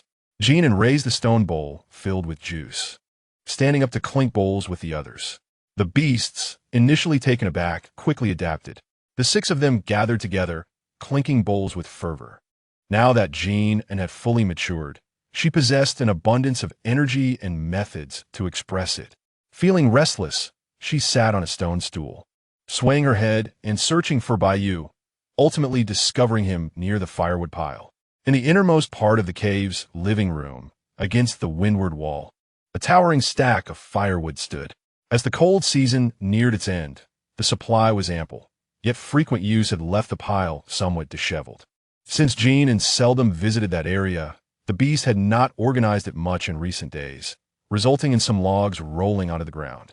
With little else to do, Baiyu decided to tidy it up. Jin An strolled over, wanting to lend a hand. After rolling up her sleeves, Baiyu stopped her. "Don't worry, Baiyu. I am quite strong now," Jin An proclaimed confidently. Baiyu couldn't help but chuckle at her enthusiasm. Rather than release her, he held onto her small hand, gently pulling her closer. Knowing that we, Jin An, possess great strength, Baiyu's voice carries a hint of laughter, his warm breath gently caressing the contours of Jin An's ear. However, such trivial matters do not require Jin An's concern. I shall take care of them. Besides, this task could lead to injury, and I will be troubled if you are hurt, Jin An. As he spoke, Baiyu unceremoniously pressed Jin An down onto a relatively clean wooden stump. "Just sit here and keep me company for a while, all right?" Baiyu lightly tapped Jin An's forehead before turning away to methodically arrange the firewood. Jin An watched Baiyu's retreating figure, puffing out her cheeks in mild frustration. It was dreadfully boring. She was brimming with energy, yet had no outlet for it. Perhaps it was the spirited nature of the little fox. But Jin An simply could not remain idle. Watching Baiyu organize the logs held little appeal, yet she did not wish to abandon him. Thus, Jin An alternated between her fox form and human shape atop the wooden stump. She had now mastered the art of manifesting her own fur, a delicate shade of tea brown draping elegantly across her chest and waist, the lines sleek and unembellished. Jin An had grown to a height of 169 centimeters, and she believed that in due time she would surpass 170, perhaps even reach 180. Baiyu allowed Jin An to amuse herself. After a while, she ceased her transformations, finding them tiresome and seeking something else to engage in. The little fox lay atop the stump, observing Baiyu effortlessly lift and neatly stack the logs, his movements fluid and powerful. How enticing! Baiyu sensed the intense gaze upon him from behind. No longer the naive young man he once was, he turned sharply, locking eyes with the mischievous little fox. Jin An, momentarily lost in thought, was caught off guard by Yu's half-smiling expression. Chapter 55. Let's call them spring from now on. Her cheeks flushed unexpectedly. The little fox quickly averted her gaze. Understanding Yu would not let her lose face, he merely chuckled, saying nothing as he resumed his task. Humph. Cunning wolf. Jin An transformed back into her human form. Propping her chin on her hand, swinging her legs as she engaged Yu in casual conversation. She inquired about the hardness of the wood, asked if he was tired or thirsty, and even wondered if they should add some spices to the meat they would roast later. Regardless of how peculiar her questions were, Yu always provided thoughtful responses. As they approached the final log, Jin An sprang to her feet, exclaiming, "Let me show you my strength, Yu." Since realizing her newfound power far exceeded her modern-day capabilities, she could hardly contain her eagerness to demonstrate it. Unfortunately, her guardian beasts did not grant her the opportunity. "All right, you give it a try," Yu relented. The log was indeed substantial. Yu lifted Jin An, allowing her to push it into place. Jin An exerted herself with all her might. Yet the log did not budge. After several fruitless attempts, Yu chuckled and gently pressed a finger against the log, effortlessly nudging it into position. "Are you challenging me?" Jin An glared at him, indignant. Finally, at long last, as the little fox and the wild rabbit dug persistently at the cave entrance for the 10th time, the cold season came to an end. Upon waking that morning, Jin An felt the air had become significantly fresher. Stretching her arms, she no longer felt the biting cold that seemed to pierce through her, and the howling winds had ceased. "Yu, can we open the cave door now? Can we go outside?" Jin An transformed into her fox form and darted outside, colliding directly into Feng Lang's embrace. Naturally, Feng Lang seized the opportunity to engage with Jin An, enveloping her in a warm hug. "Feng Lang, can we go out today?" Feng Lang kissed Jin An's forehead, confirming they could indeed open the cave entrance. But they could not venture out just yet, as the outside world was likely still blanketed in snow. "Snow? Is it deep? I want to see." Having been confined in the cave for an entire cold season, Jin An could hardly contain her desire to breathe in the fresh air at the entrance. "Yes, there is considerable snow, but much of it should have melted by now." Feng Lang cradled Jin An while explaining, tidying her tousled hair. "The drainage in the main city is excellent, and being at a higher elevation, we can open the entrance now. If we were in the tribe, we would have to wait several more days." "Ah, I see." Jin An nodded, realizing the main city was akin to a developed region in modern times. "Jin An, come quickly. We're about to open the cave." The excited voice of Mu Jin echoed from the living room, and Jin An immediately felt a surge of anticipation. "Feng Lang, let's go. Hurry." Feng Lang chuckled as he carried Jin An outside. Yu, Mo Han, and Hu Jing had already reached the cave entrance, instinctively positioning themselves for the task. Roar! Together, the three of them swiftly cleared the stones obstructing the entrance. A row of large stones remained at the base of the cave, about half Jin An's height, preventing melted snow from flooding inside. By this time, Jin An had shifted from Feng Lang's arms to his back, while Mu Jin held a large piece of fur in front of them to shield Jin An from the sudden gusts of wind at the cave's opening. The trio stood to the side of the entrance, gazing outside. Instead of the anticipated sunlight and fresh air, they were greeted by a blinding expanse of pure white. Jin An held her breath, stunned by the sight before her. There was no blue sky or white clouds, no land or trees. Only an unending white plain blanketed in thick snow. The snow was so deep it seemed to smooth everything out. Former trees appeared as mere mounds, and distant mountains vanished into the white horizon. The world outside the cave was eerily silent, as if time had frozen, completely sealed by ice and snow. The sight sent a chill through Jin An. As she shivered, Mu Jin quickly draped the fur over her back. "In about 3 to 5 days, the snow here will have melted away," Hu Jing stated, half of his body leaning out of the cave, "but the main city's drainage has always been efficient. And with this layer of stones at the entrance, we need not worry about water flooding in." Yu nodded, glancing at Jin An. "Do not fret, Jin An. In another 3 to 5 days, we will be able to go out and play." Jin An nodded, feeling no urgency. The sight of such thick snow made her instinctively feel cold. Following the end of the cold season, temperatures fluctuated rapidly. Each day, Jin and Mu Jin would stand at the cave entrance, watching the world outside transform bit by bit. Indeed, it changed remarkably each day. In just 3 days, the thick snowfall had nearly dissipated, with melting snow forming a stream that meandered downward. The air was filled with the fresh, damp scent of earth. The sunlight began to warm, and the fierce winds calmed. On the morning of the 6th day, Jin An was awakened by the crisp sound of birds chirping. Jin An, wake up. The cold season is completely over. Come see outside. Transforming into a little fox, Jin An darted to the cave entrance. The once pure white world had revealed the dark earth beneath. Not far from the entrance, amidst the clusters of withered grass that had been compressed all winter, a resilient green sprout bravely pushed through the remaining snow and frozen ground, unfurling its tiny leaves toward the rising sun. Spring has arrived. Gina, what is spring? Spring is the time when all things come alive. Oh, so this time is called spring. What did you used to call this time? What do we call it? Mu Jin pondered for a moment, remaining silent as they engaged in the normal pursuits of hunting and leisure. Jin and Mu Jin sat side by side at the entrance of their cave, observing the murmurs of the sky and earth outside. The strong winds heralded the wind season, the heavy rains marked the rain season, the frigid cold defined the cold season, and the sweltering heat characterized the heat season.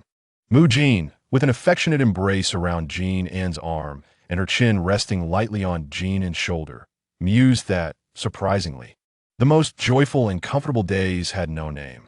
Therefore, she decided to call them spring. Mu Jin had a knack for cheering herself up. And there was also a season called autumn. Autumn? Jin An nodded, explaining that spring was the time of rejuvenation, while autumn marked the season of bountiful harvest.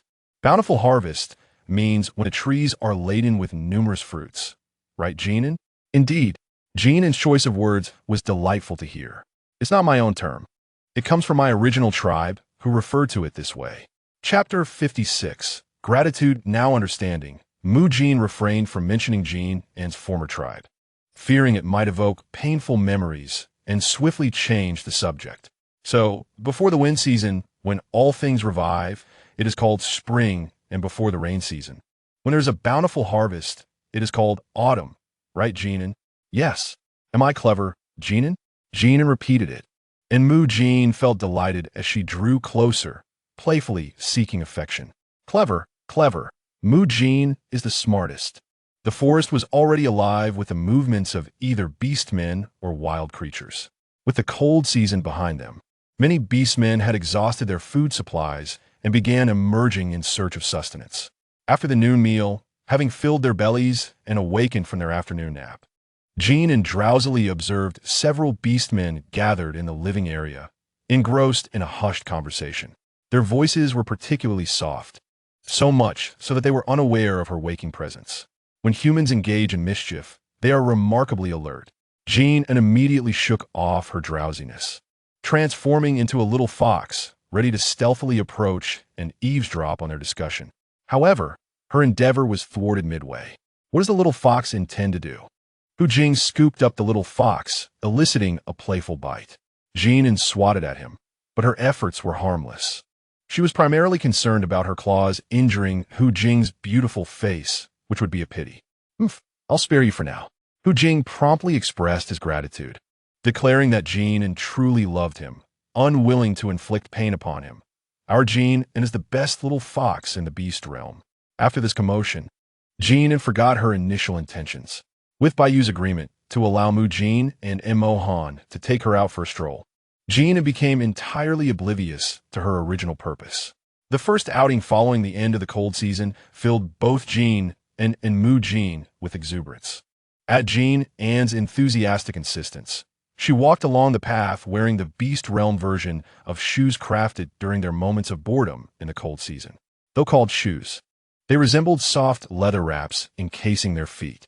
Softened deer hide enveloped their feet and ankles, with the soles reinforced by several layers of durable beast skin.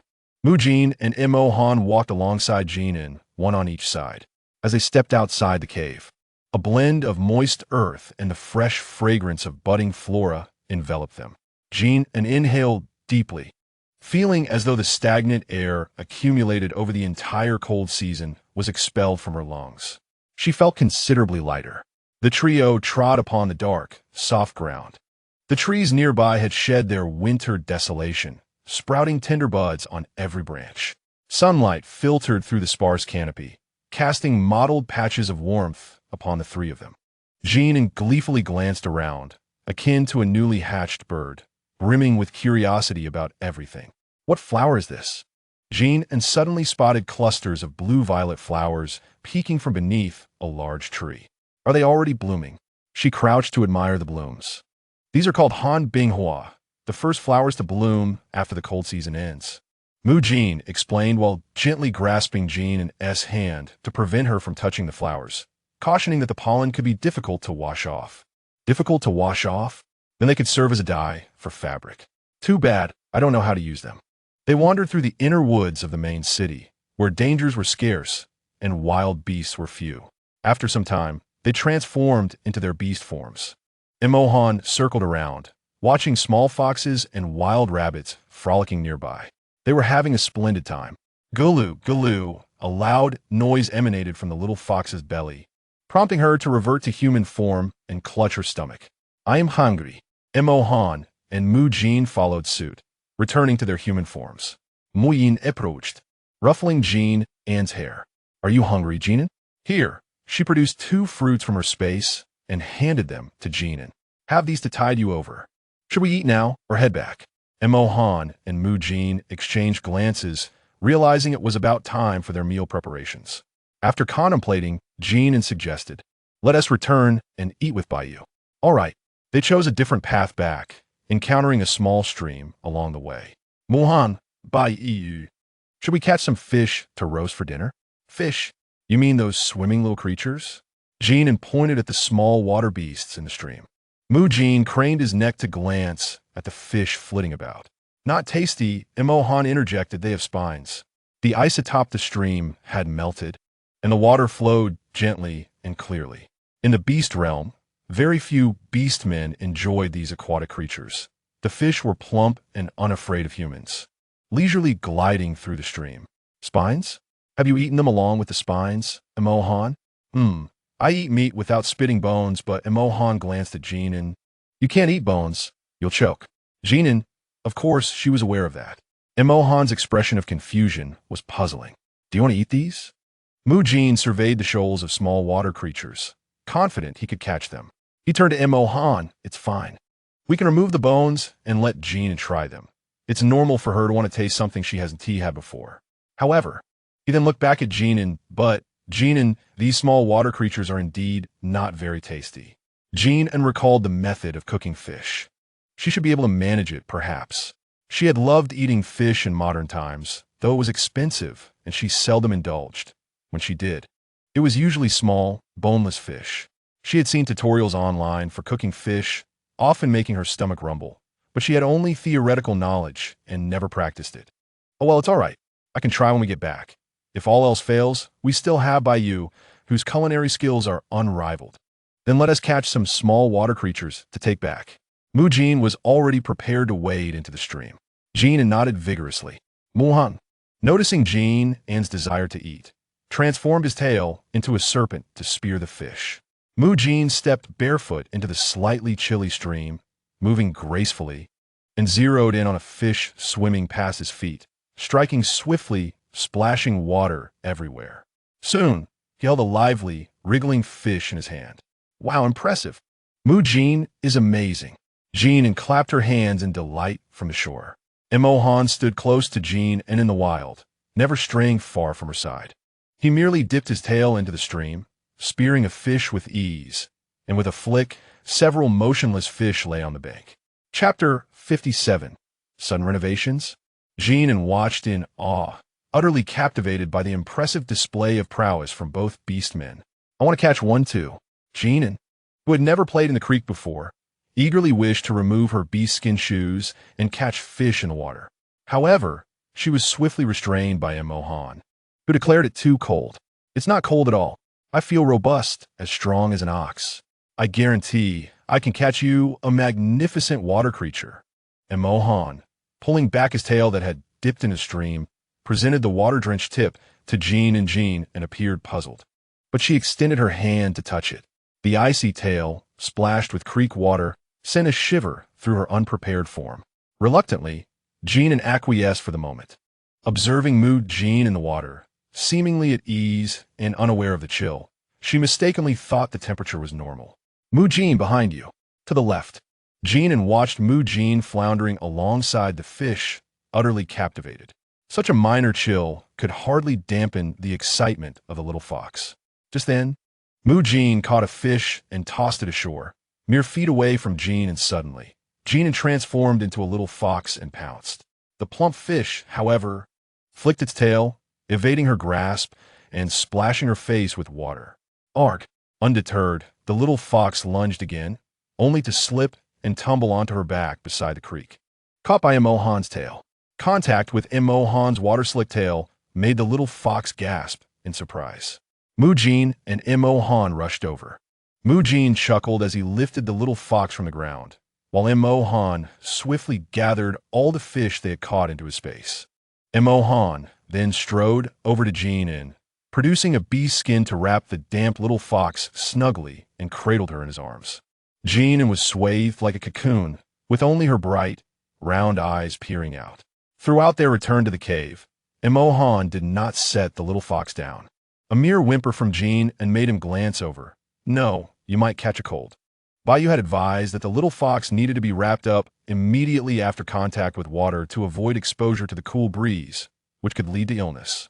Yet Bayou had not specified how long she should be wrapped, so Han decided to carry her back to consult Bayou. In any case, the little fox must not fall ill.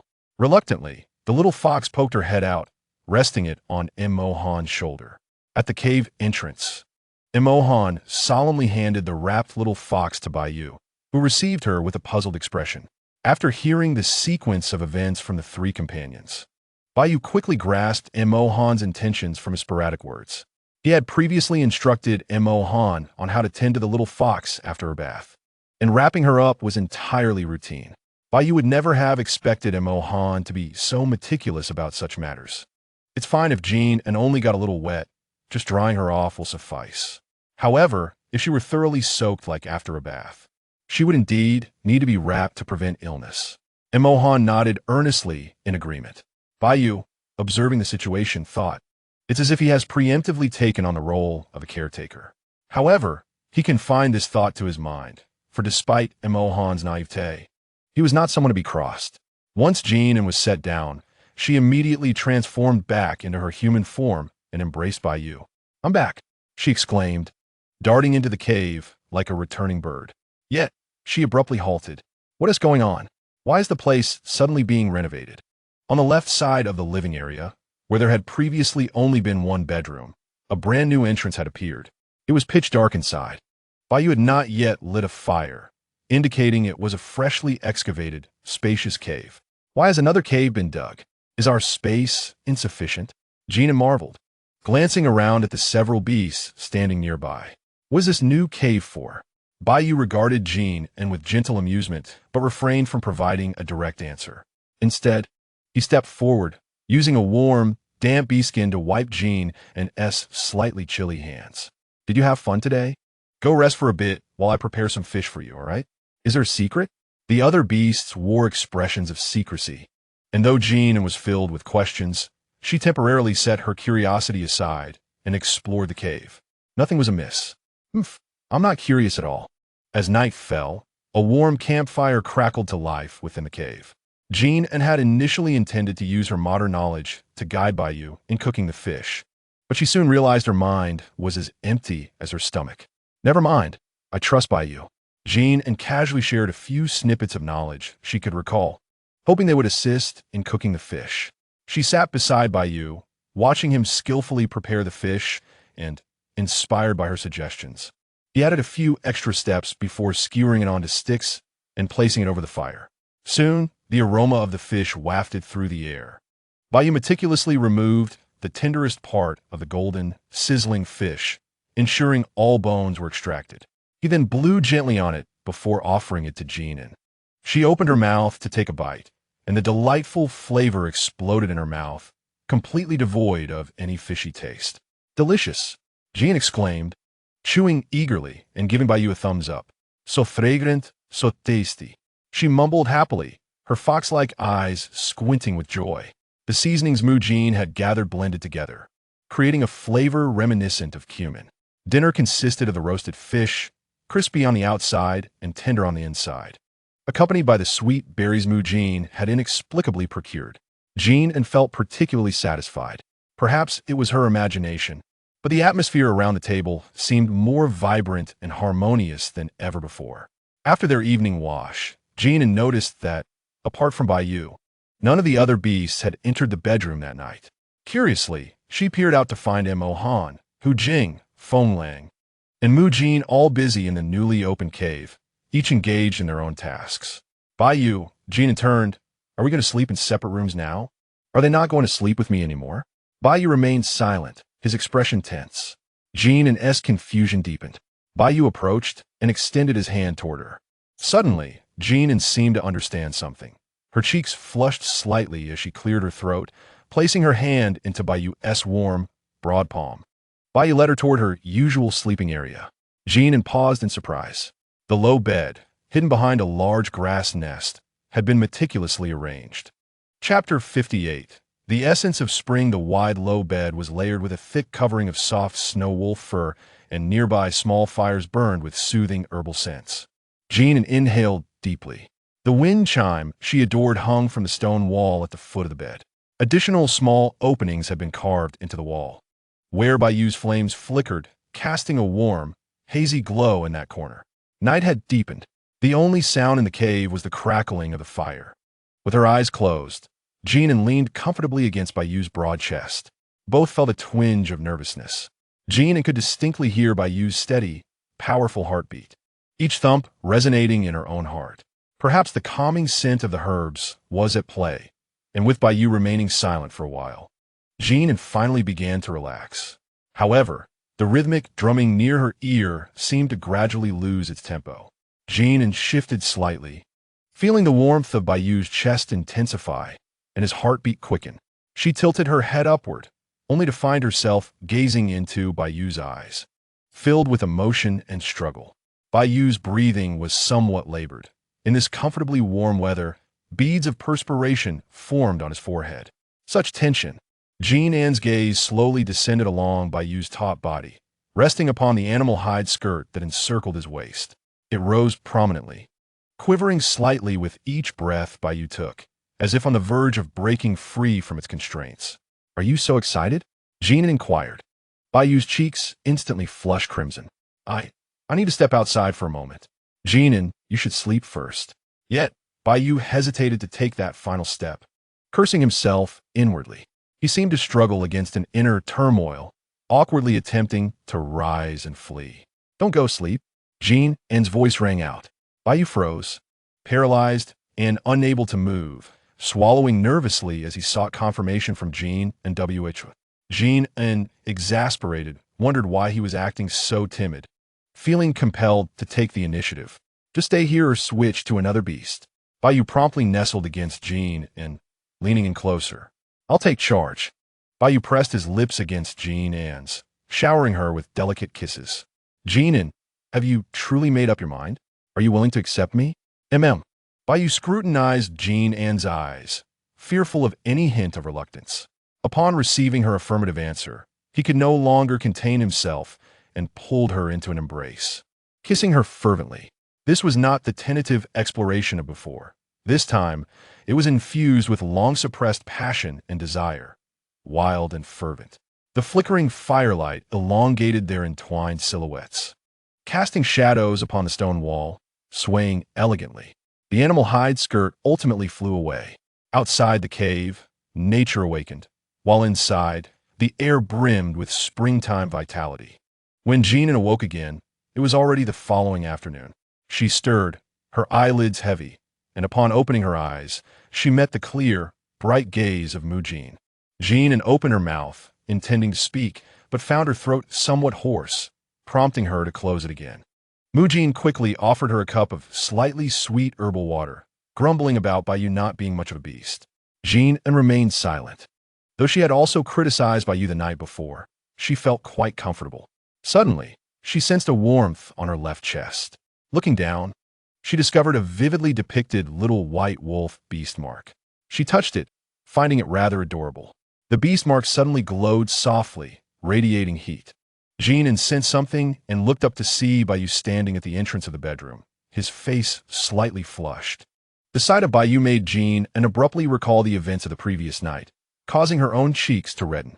Jin An could hardly stand the way the two beasts exchanged glances filled with unspoken affection. Mu Jin's voice broke the tension, dripping with melancholy. "Is your body feeling all right?" Baiyu, who had toiled until morning, immediately sought out Mu Jin after waking to bring him to Jin and to ease her discomfort. Mu Yin, who had heard the commotion all night, opened his eyes only to see this situation. He was incensed that Baiyu, not even a true beast, could treat Jin in this way, and now had the audacity to come find him. Had he not been restrained by Hu Jing and Feng Lang, he and Mo Han would have rushed to her aid upon hearing Jin An's cries. If it weren't for Jin An, he wouldn't even bother with Baiyu. Of course, Hu Jing's lessons to the beasts last night had also made an impact. Hu Jing remarked, "Beasts, who understands?" He actually had to educate his rival on how to sleep with his own female master. Jin An shifted her position, realizing she did not suffer from the discomforts often described in novels. Aside from a slight scratchy throat, which improved after drinking the sweet herbal water Mu Jin provided, she felt quite well. Initially, she had wondered if Baiyu was lacking in some capacity, for it seemed he had performed well the night before. Yet she felt no residual sensations the following day. Was it perhaps due to Mu Jin's efforts? Thankfully, she had said nothing about it. Jin An promptly shook her head at Baiyu. "You must be hungry now. Go wash up, and we shall have some meat soup." Mu Jin grasped Jin An's hand. "Shall I carry you?" "No." Jin An quickly refused. "That would be too awkward." "All right, what a pity," Mu Jin replied. "You two go wash up. I will prepare the soup for Jin An." After washing up, Jin An settled by the fire and accepted the meat soup Baiyu offered. Delicious. The warm broth filled Jin An's belly, dispelling the chill of leaving her warm bed. Where are Mo Han, Hu Jing, and Feng Lang? Jin An suddenly realized she had not seen the three beasts for quite some time. "They have gone hunting," Baiyu explained, "although we have sufficient food at home. The cold season has finally ended, and the beastmen are restless, eager to stretch their limbs." Jin An nodded, finishing the last sip of soup and placing the stone bowl aside. Sigh. There was little for her to do today. Feeling somewhat idle, Jin An's large eyes scanned the cave. Remembering her days as a little fox, filled with thoughts of what to do next, she decided to start with something simple. "Baiyu," Jin An leaned closer to him, pointing at a pile of wood in the corner. "Let's make some wooden bowls and chopsticks." They were still using stone bowls for their meals. Although Jin An had gained strength, drinking soup from a stone bowl was still cumbersome. Roasting meat also required using thick sticks made from wood or animal bones. Wooden bowls? Baiyu paused his task, pondering. Jin An always referred to the stone bowls for soup. Now she wanted to switch to wooden ones. Beastmen were typically strong, and the weight of stone bowls was nothing to them, yet they had overlooked Jin An's needs. Carrying a stone bowl must be somewhat tiring for her. "Yes." Jin An became animated, gesturing to explain. "Wooden bowls are lighter than stone bowls and are not as hot to the touch. As for the chopsticks," Jin An raised 2 fingers. Chapter 59. Jin An's #1 supporter, we can use these to eat. Baiyu, always adept with his hands and sharp of mind, quickly understood her suggestion. The specifics, of course, would require practice. "I will go to the cave entrance to gather some clean wood," Baiyu declared, immediately setting off. "Let's go together. It is not far from the entrance." "All right." The trio of Jin An, Mu Jin, and Baiyu arrived at the cave entrance, where Baiyu swiftly returned with a sturdy branch. They gathered on the ground, with Jin An observing as Mu Jin and Baiyu each took a large piece of wood, using their claws to peel away the rough exterior before skillfully outlining the general shape of a bowl. "Not bad. Those claws are quite effective." Jin An flexed her claws, eager to try her own hand at crafting. She raised a hand casually, and Baiyu instantly understood her intent. He handed her a small piece of wood, advising her to start small and be careful not to hurt herself. Good. Though Jin An had proposed the idea, when it came to execution, both she and Mu Jin awkwardly mimicked Bai Yu's movements. Mu Jin's attempts were clumsy, while Jin An struggled with her claws. Bai Yu slowed his pace, ensuring each movement was precise and powerful enough for the two less skilled companions to follow along. For a time, the only sounds that filled the cave entrance were the gentle scraping of wood against wood, occasionally accompanied by a soft breeze that tousled their hair. After a while, Jin An felt her claws growing sore and, deciding to take a break, began to observe. Bai Yu's wooden blanks were well-shaped and sturdy. He was focused, with his gaze lowered, casting soft shadows beneath his long lashes, his profile marked by a blend of strength and gentleness. Jin An gazed intently at Bai Yu, only shifting her gaze after Bai Yu nearly succumbed to the intensity of her fiery stare. In stark contrast to the serene tranquility surrounding Bai Yu, Mu Jin's environment was decidedly more animated. This wood is rather unyielding. It is not my fault that it is so hard. This piece of wood is equally unsuitable. It is simply too unattractive. I shall attempt to use stone instead. Never mind, I will resort to my claws. Jin An, look at this, ha ha ha. Mu Jin crafted a lumpy and slightly crooked bowl, amusing herself before Jin An had a chance to see it. Eventually, the two clumsy artisans moved aside, their heads huddled together in whispered consultation. Bai Yu cast a glance at the duo, allowing them their privacy. Originally, Mu Jin and Jin An were debating how to enhance the appearance of the bowl, suggesting that it should be deeper and the edges thinner. However, as Mu Jin unearthed an increasing array of peculiar stones, woods, vines, and animal bones from her spatial pouch, their thoughts drifted elsewhere. With a fervor akin to a tiger on the prowl, Mu Jin exclaimed, "Is this correct, Jin An?" "Yes, that's it." After sharpening the animal bones into several small blades, Jin An fashioned several slender, suitable wooden handles. Mu Jin then carefully cut a slit at the top of the handles, perfectly accommodating the blades she had honed. Finally, she secured the top with resilient animal sinew. "This is a carving knife, isn't it, Jin An?" "Indeed." Jin An crafted two, handing one to Mu Jin while keeping the other for herself to test. Mu Jin gently scraped the blade across a discarded piece of wood, immediately producing a clear carving line. "Quite impressive, it is sharp enough." "However, Jin An, our claws are sharp as well. What purpose does this serve?" "You will soon discover." Jin An winked at Mu Jin, teasingly withholding the answer. "Mu Jin, please fetch the wooden bowls Bai Yu has prepared for us." "Certainly." Mu Jin complied eagerly. In the brief interval, Bai Yu had crafted a dozen wooden bowls of varying sizes and even a pair of chopsticks, as described by Jin An. Jin An turned to Bai Yu, giving him a thumbs up. Bai Yu, who had just taken a moment to relax, was instantly drawn back to Jin An's side. Observing her diligent work, Jin An first picked up a large bowl, holding the carving knife in her other hand, her wrist deftly rotating as the blade carefully traced the smooth surface of the bowl. In her past, she had relished the art of carving paper. No thoughts required. No need for interaction, simply immersing herself in her own world. It was a comforting solace. Though Bai Yu and Mu Jin were curious, they refrained from interrupting Jin An as she concentrated intently on her task. After a prolonged hiatus from carving, and with the different texture of the wood, Jin An began by engraving a few small flowers to reacquaint herself with the feeling. "Ah, splendid, this is certainly more like it." Jin An admired the cluster of flowers she had just carved. "Oh, how marvelous, Jin An. You are truly talented. It looks exquisite." Bai Yu and Mu Jin leaned in eagerly, their heads close together, immediately commencing their praises upon seeing the slightly rough cluster of flowers. Jin An's heart swelled with delight at their compliments. Naturally, there's even more beauty to behold. "What is it, Jin An?" Mu Jin, her #1 admirer, chimed in eagerly. "Let us mark our bowls so everyone can easily identify their own." "A mark?" Without further explanation, Jin An switched to another large wooden bowl. Bai Yu's animal form was that of a white wolf. Jin An picked up the carving knife, beginning to delicately etch the design, the tip of the blade gliding gracefully, captivating both Bai Yu and Mu Jin with her artistry. Jin An did not aim for an overly complex shape. With just a few strokes, she outlined the profile of a wolf's head, slightly raised.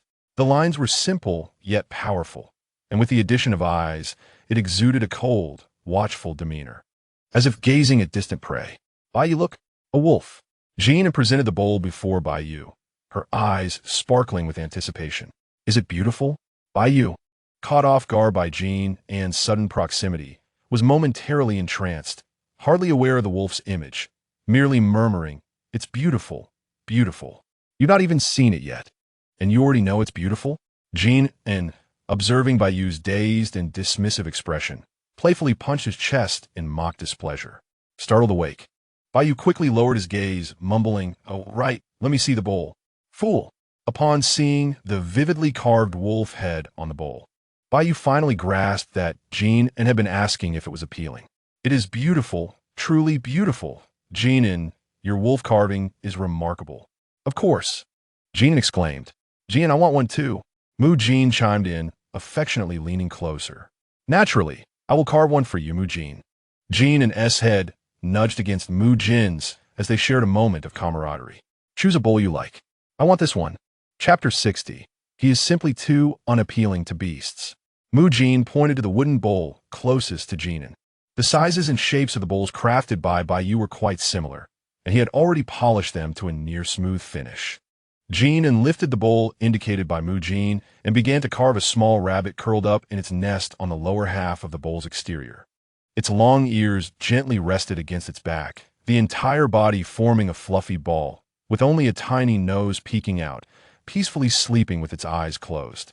The tip of the carving knife danced across the wood, recalling the soft, furry texture of a rabbit. Jin An carefully added details, each stroke filled with tenderness, meticulously outlining the rabbit's plush fur. The process was not swift. Mu Jin watched intently, his heart swelling with sweetness as he beheld his little mistress carving a rabbit. Once Jin An completed the final stroke and brushed away the wood shavings, a charmingly adorable rabbit lay serenely atop the bowl. "Wow, Jin An, you are incredible. Your carving is so beautiful. How can you be so talented? Jin An must surely adore me, to carve me so beautifully," Mu Jin exclaimed, barely allowing Jin An or Baiyu to interject. Baiyu, who had felt he hadn't performed well earlier, inwardly lamented why he couldn't think of more praises for Jin, and seeing Jin An's radiant smile, Baiyu silently resolved to never find Mu Jin bothersome again. He intended to listen to Mu Jin often and learn how to compliment Jin, and Baiyu glanced at the sky, realizing it would soon be time for Jin An to eat. "Jin An, shall we head to the cave? It'll be chilly soon." "All right." Jin An stood, brushing off her animal skin skirt, while Mu Jin and Baiyu instinctively mimicked her actions, causing Jin An to chuckle. Inside the cave, Baiyu kindled a large fire beside Jin An, stating, "Jin An, I will go roast some meat for you while Mu Jin keeps you company." "Very well. Rest assured. Baiyu, I will take good care of Jin An." As Jin An resumed her focused carving, Mu Jin sat beside her, quietly observing with a smile tugging at his lips, feeling an overwhelming sense of comfort and warmth. For Emohan's bowl, Jin An selected the largest and sturdiest one, as Emohan was the one who consumed the most at home. Mu Jin also ate a lot, but he only relished the meals Baiyu prepared. Mu Jin declared, "Baiyu's cooking is the best." Jin An began to carve a coiled snake along the bowl's wall, its form fluidly entwined. The scales were meticulously detailed with a fine blade, requiring considerable effort.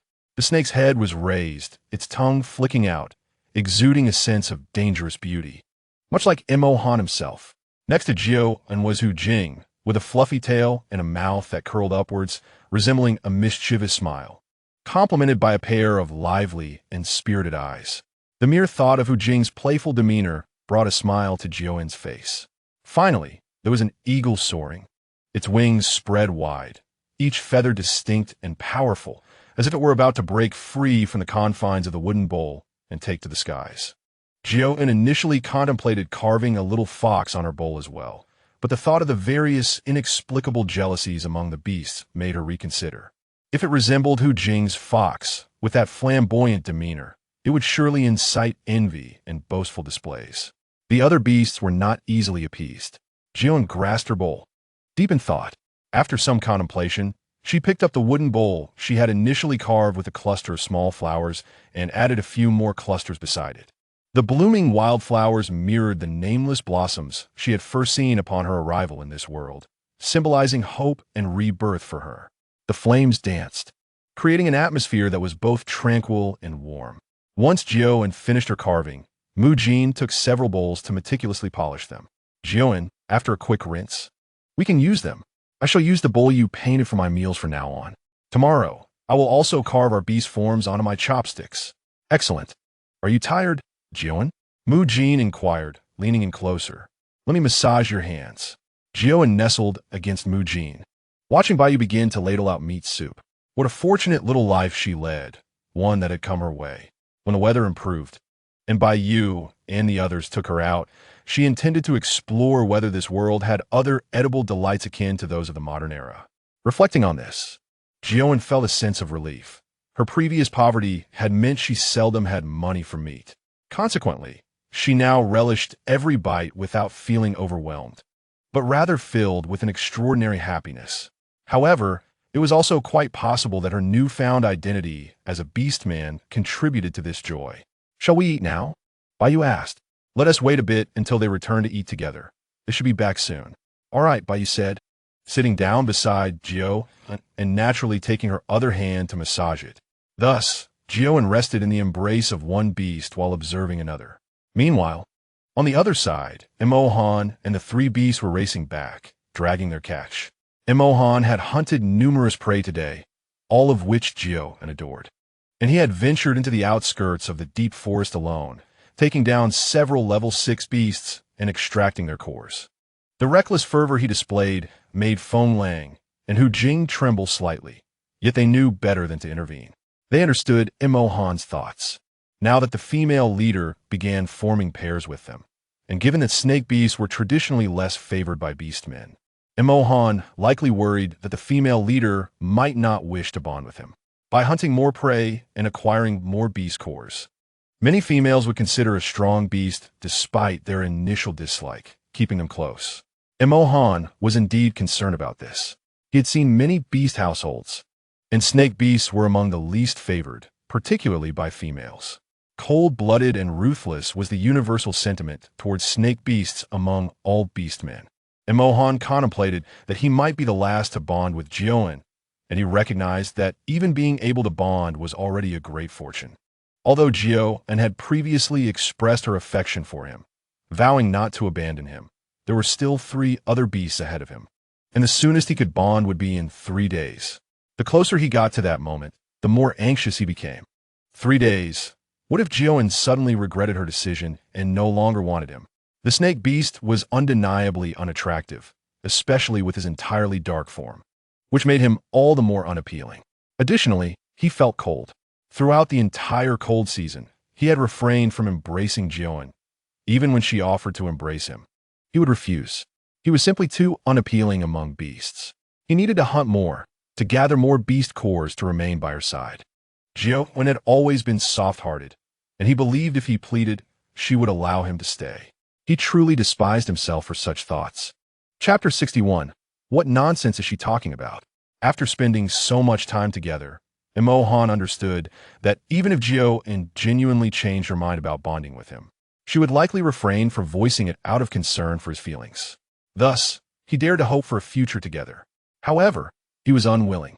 He could not bear the thought of Jin suffering because of him. She was the finest little fox he had ever encountered. Han resolved that if it ever came to the point where Jin would decide on their bond, he would immediately halt if he sensed even the slightest hesitation from her. He could never allow her to feel troubled. She was his female leader, and he wished to alleviate her burdens. As Han, Hu Jing, and Feng Lang dragged their prey back, they were greeted by the sight of their female leader sitting beside the fire, with roasted meat placed on a nearby stone stump, alongside several wooden bowls and slender wooden sticks. "What are these for?" Hu Jing inquired, tossing the prey aside and transforming into human form, approaching curiously. "These are for eating," Jin replied, holding up the wooden bowl carved with a fox and presenting it to him. "From now on, you will use this bowl for your meals." Initially, Hu Jing did not notice anything special, merely intrigued by the lightweight wooden bowl as he tilted it back and forth, observing its details. Suddenly, he spotted the fox carving. Hu Jing exclaimed in delight, turning it over and over in his hands, his eyes brimming with excitement. Jin An, is this me? Did you carve this for me? You are so amazing. I love it. You really like me the most. What a big fox face. Clearly, Jin An's favorite is me. Mu Jin interjected, among all the beasts, only my form is depicted in a sleeping state, making it the most special. You have such a large rabbit face. Hu Jing retorted, your face is big. Your face is big. No, yours is larger. Hu Jing paused, realizing the absurdity of their argument. Jin sighed. She honestly didn't wish to understand. Mu Jin suddenly choked on his words, sulking as he embraced Jin An, unfazed, patted Mu Jin's head, acknowledging, all right. You're also big. Jin abruptly fell silent, questioning what nonsensical words she had just spoken. Feng Lang, who had been curiously examining a pair of chopsticks, pondering their purpose, was soon drawn to the fox on Hu Jing's bowl. He spotted the fox before Hu Jing and, intending to compliment it, was interrupted by Hu Jing's claim.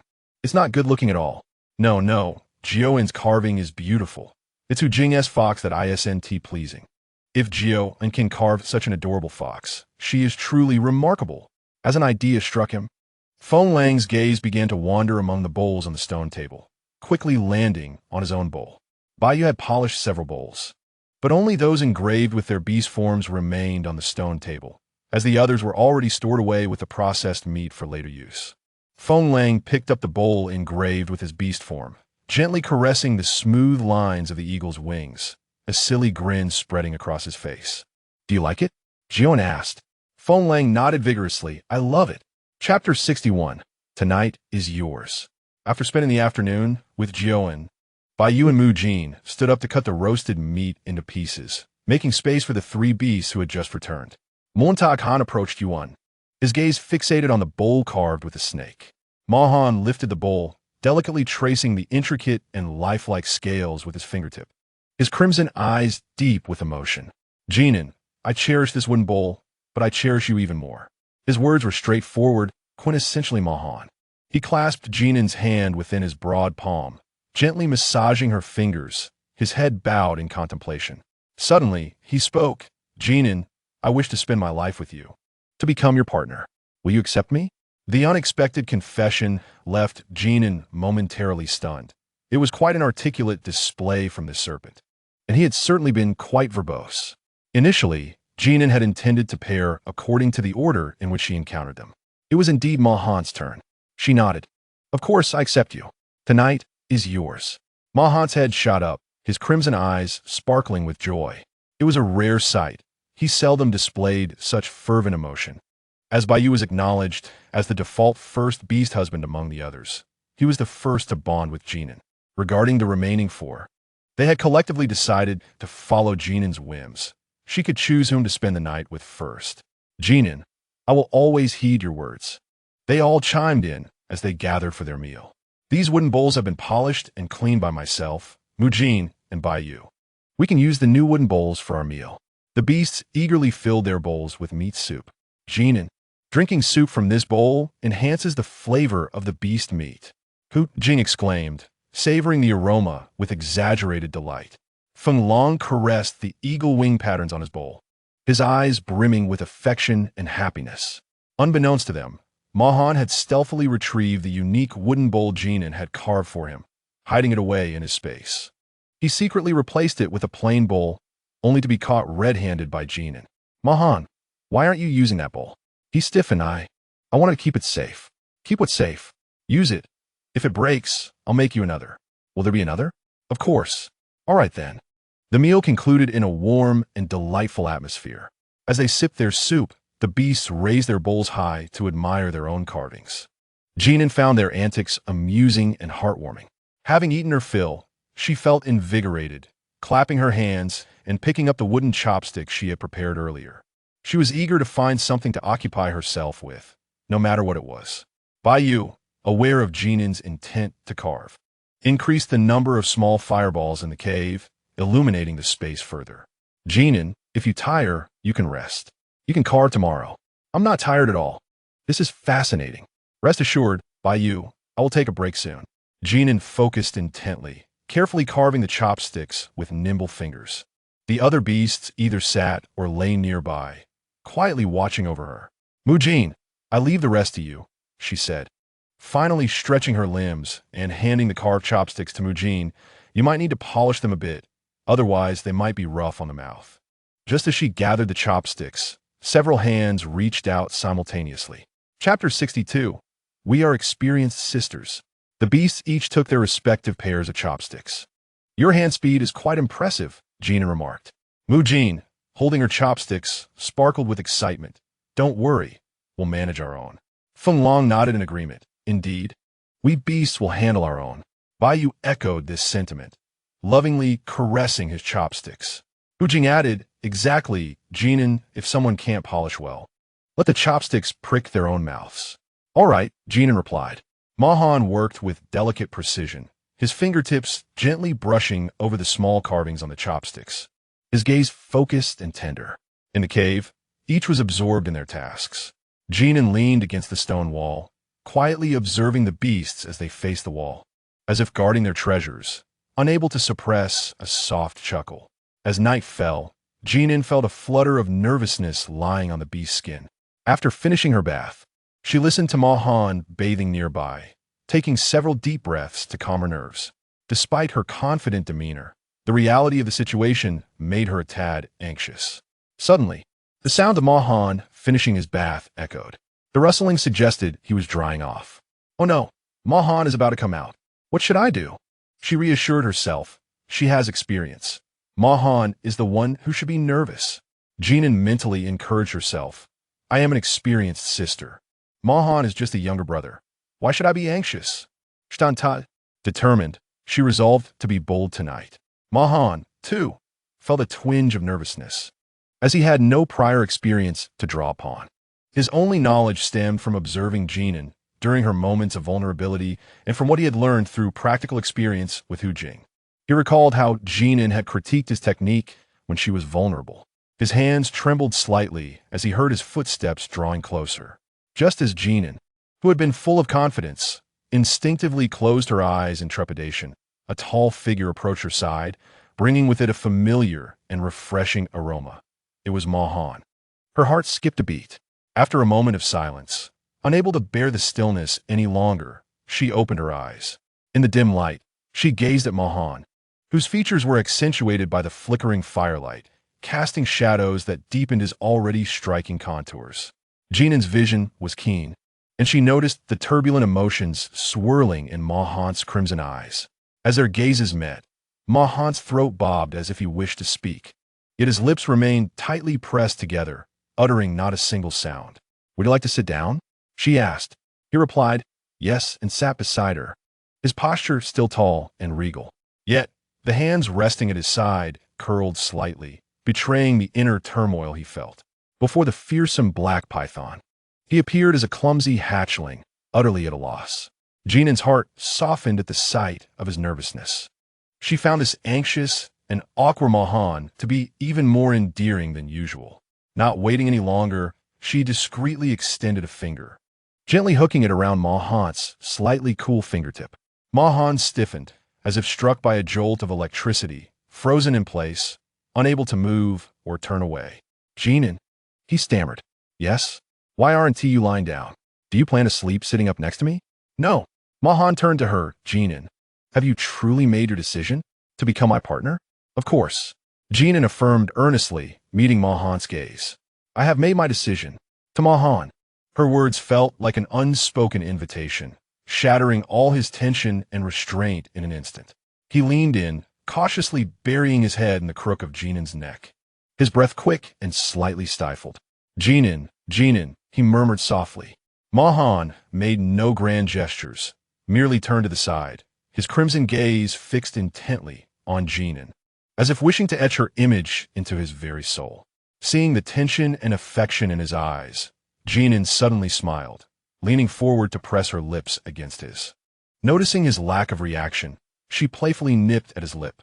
This ignited a fire within Mahan. Momentarily stunned, he quickly responded with fervor. His initial hesitance transformed into an eager, passionate exchange, soon becoming a dance of intimacy and longing. The aura of Ma Han enveloped Jin An, exuding a comforting strength that was undeniably compelling. Jin An found herself reflecting on his considerable talent, albeit at an inopportune moment. However, her thoughts soon dissipated as Ma Han's advances intensified, the cool sensation igniting an unexpected thrill within her. Entirely in his embrace, Jin An's arms limply encircled his neck, their heartbeats gradually synchronizing. In a state between dreams and wakefulness, a fleeting thought crossed Jin An's mind. Indeed, snakes do possess a pair. Ma Han's gaze was as profound as the tide. Yet, recalling the meticulous precautions outlined by Baiyu, he swiftly restrained himself after 2 encounters. He could not allow harm to come to Jin An. Ma Han tenderly stroked the small snake coiled upon Jin An's shoulder, acknowledging his own identity as a beastman with a home. His attempts to assist Jin An, who was too drowsy to keep her eyes open, only served to irritate her further. Assuming Ma Han continued to fumble, she huffed and swatted his hand away, only to have it caught and gently caressed by him in return. At long last, it came to an end. In another cave, several beastmen feigned sleep, collectively exhaling a sigh of relief. The following day, upon awakening, Jin An was greeted once more by the resentful yet affectionate visage of Mu Jin. Sleep eluded her, and she found herself laboring for a rival in a most unjust manner. The only solace she derived was from the fact that she could comfortably seek closeness without competition from other beasts. Upon hearing movement from a bedroom, Feng Long and Ma Han entered to assist Jin An with her morning routine. Baiyu and Hu Jing began serving her meat and soup. After spending considerable time together, Jin An had grown accustomed to this lifestyle of effortless indulgence. Had she objected, the beast would have undoubtedly lamented her discomfort. It was better this way. She felt at ease, and they were joyful. Jin An languidly leaned against Feng Long's chest, stifling yawns as Ma Han gently wiped her cheeks and hands with warm animal skins. Feng Long discreetly leaned down to inhale the fragrance of her hair. The moment Jin An shifted slightly, Feng Long, feeling suddenly flustered, hastily adjusted his posture, unsure of where to place his hands, and busily tidied her long hair. Shortly thereafter, Baiyu entered with a steaming bowl of meat soup. In Chapter 63, The Disappearing Wood, Hu Jing followed closely behind, carrying a large platter of freshly roasted, sizzling meat. Mu Jin hurried in, clutching a hefty stone board. Jin An, shall we dine here today? Jin An nodded, feeling rather unmotivated to move. The previous night's encounter with Ma Han had left her somewhat sore. Hu Jing eagerly presented the roasted meat to Jin An, who found today as venison tender and fragrant. Turning to the side, she smiled and picked up her chopsticks adorned with little wildflowers, deftly lifting a piece of meat. The morsel was perfectly sized, crisp on the outside and tender within, its aroma intoxicating. As she chewed, satisfaction emanated from her squinted eyes. After sampling several pieces of venison and sipping the soup, Jin An felt fully alert. She observed the various beasts surrounding her, each adopting different postures, and couldn't help but chuckle. The small stone board seemed quite inadequate for them. The beasts accompanying Jin An typically only consumed small bites to satisfy their appetites, merely there to care for her and share a meal. Gazing at the stone board, an idea suddenly sparked in Jin An's mind. They had already fashioned bowls and chopsticks. Why not create a table and chairs? After all, time was abundant in this beastly realm. Excitedly clapping her hands, she exclaimed, "Let us make a table and chairs. This way we won't always have to sit on the ground during meals, and we can dine more comfortably." Table? Chairs? The beasts exchanged glances, clearly unfamiliar with these new terms. Jin An continued to gesture and describe, something like this stone board, but flatter and a bit higher, where we can place our wooden bowls, and then we can make some round stools to sit around the table. As Jin An elaborated, the beast began to grasp the concept, nodding in agreement. "Once you've eaten and rested, we shall create it." "Excellent." They declared that as long as Jin An was comfortable and happy, they would endeavor to build not just a table and chairs, but even a moon if she desired. After their meal, under the influence of Mu Jin's powers, Jin An felt no lingering discomfort. She promptly joined the beasts in their preparations for crafting the table. Surprisingly, she found joy in these hands-on activities over the past couple of days.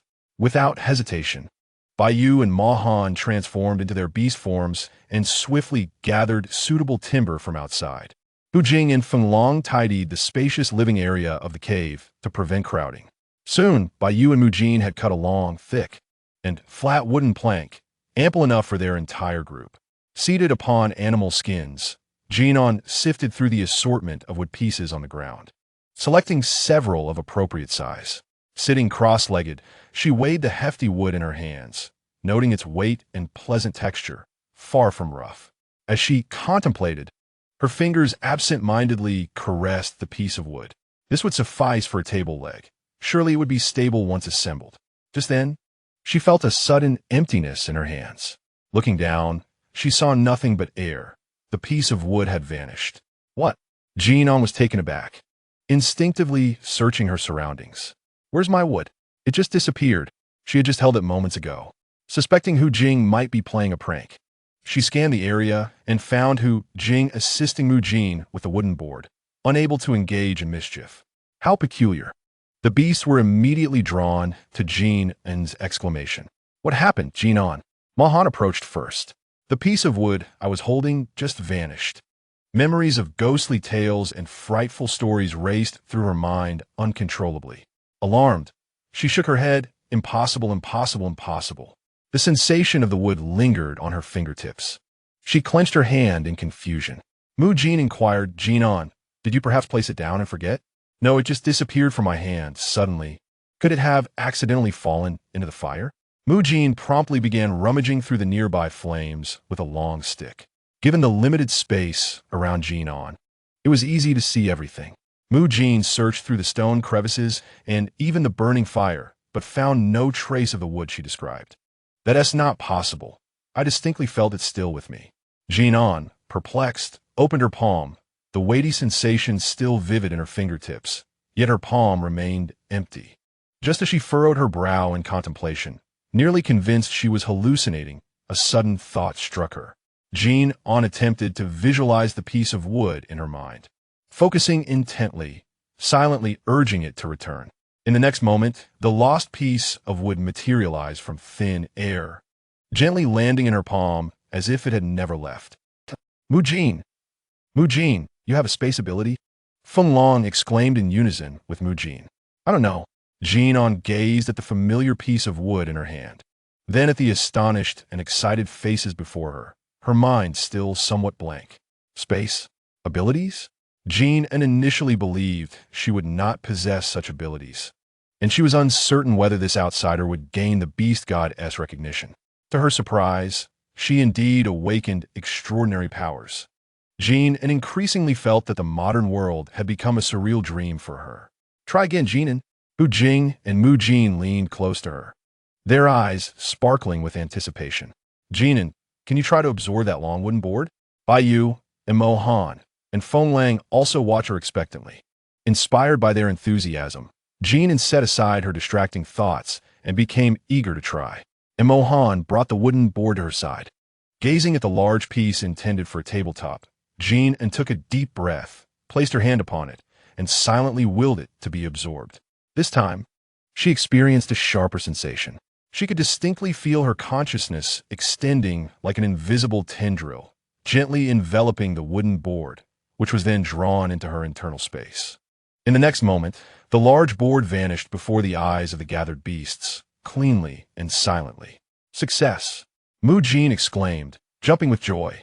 Jin An, how incredible you are! Feng Lang encouraged. Jin An, try to release it again. Both the extraordinary powers and the spatial abilities require constant exploration and experimentation. Jin An closed her eyes, focusing her mind.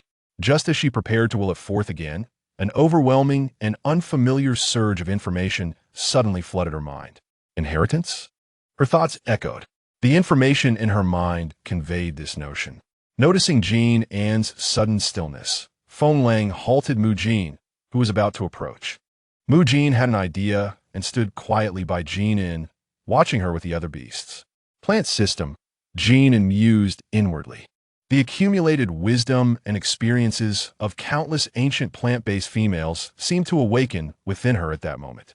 She grasped how to cultivate plants, how to transform them into formidable weapons, and how to discern their medicinal and toxic properties, as well as their edibility.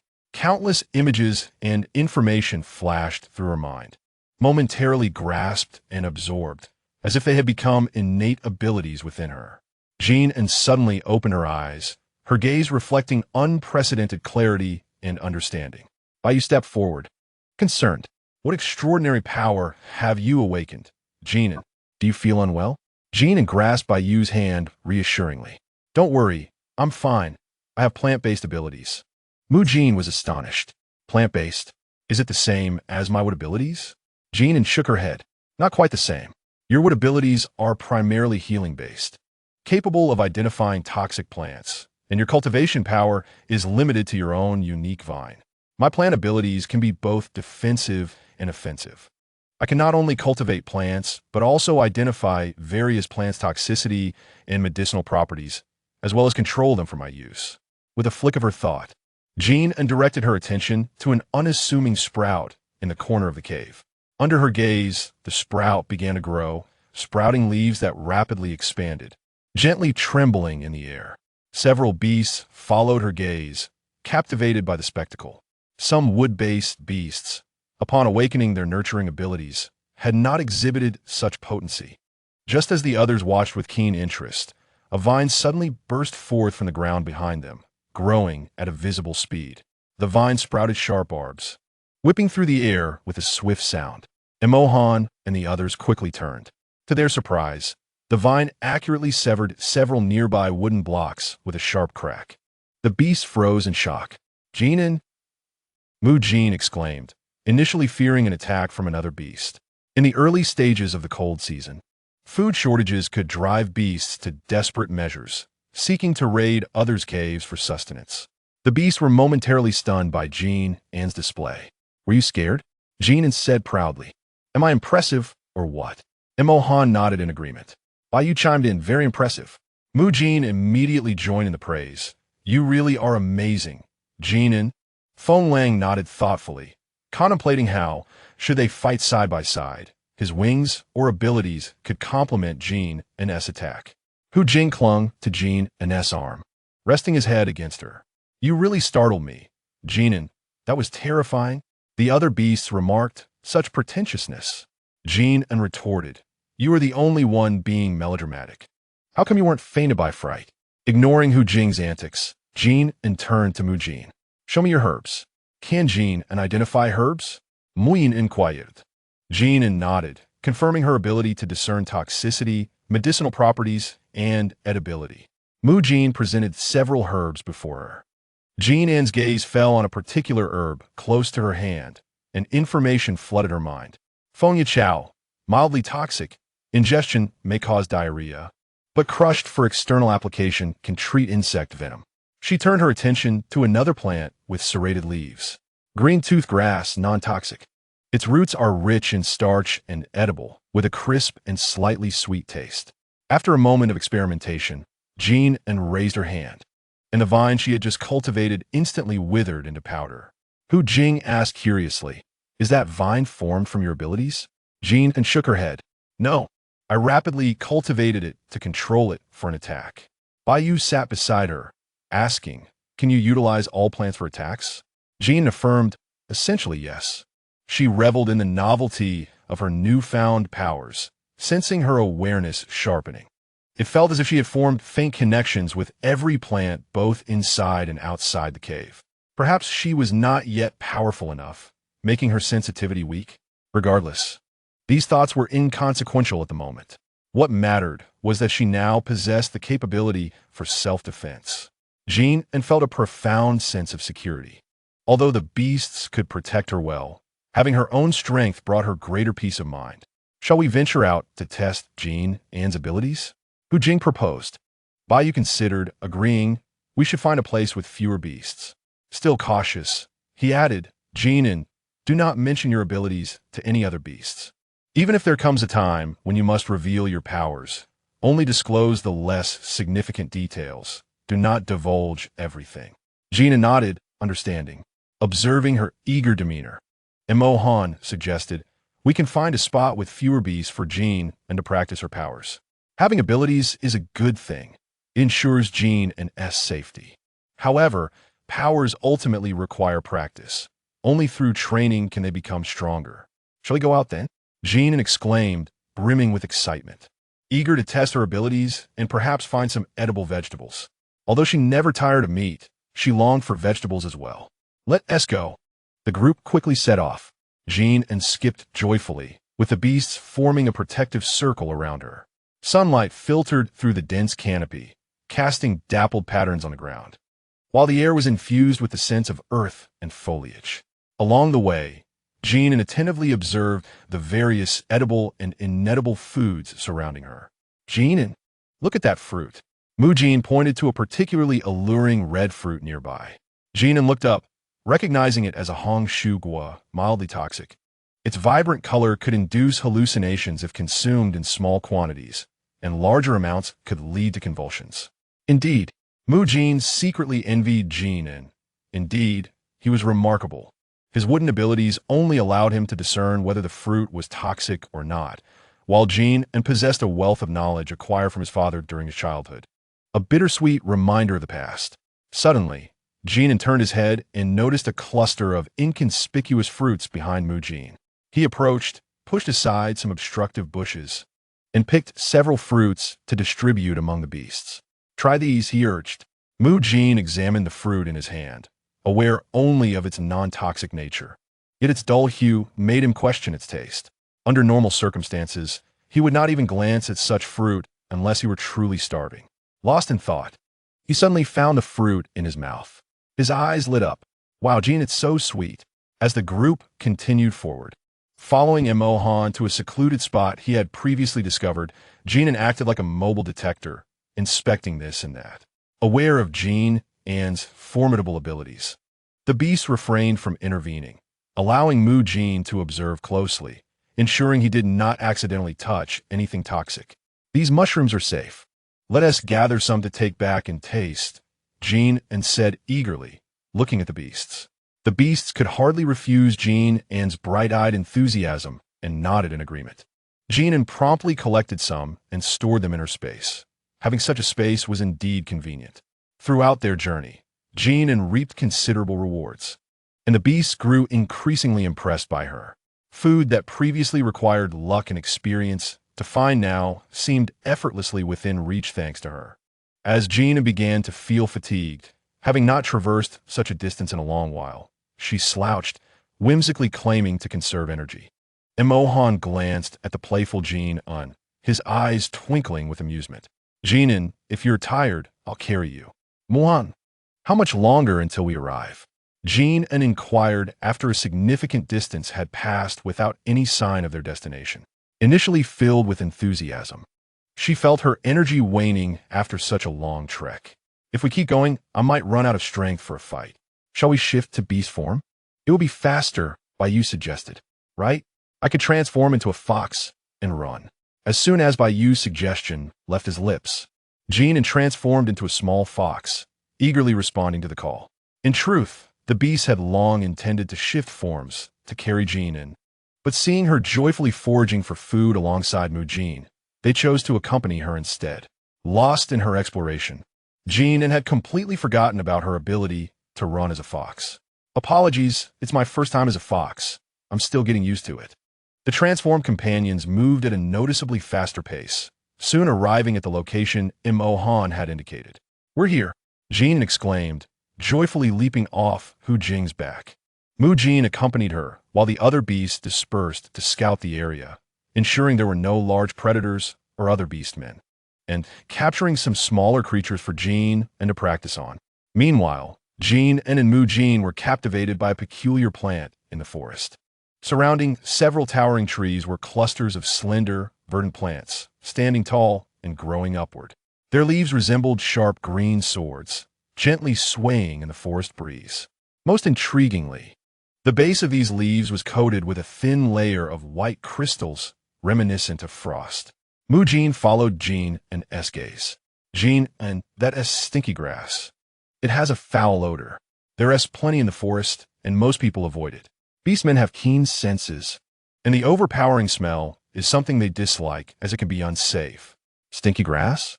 Jin An crouched down, curiously poking at the white crystals with her finger. They were hard, somewhat like large grains of salt.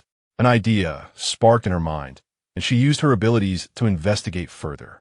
Stinky grass, non-toxic, prefers shady and damp environments, secretes inedible crystalline substances from its roots.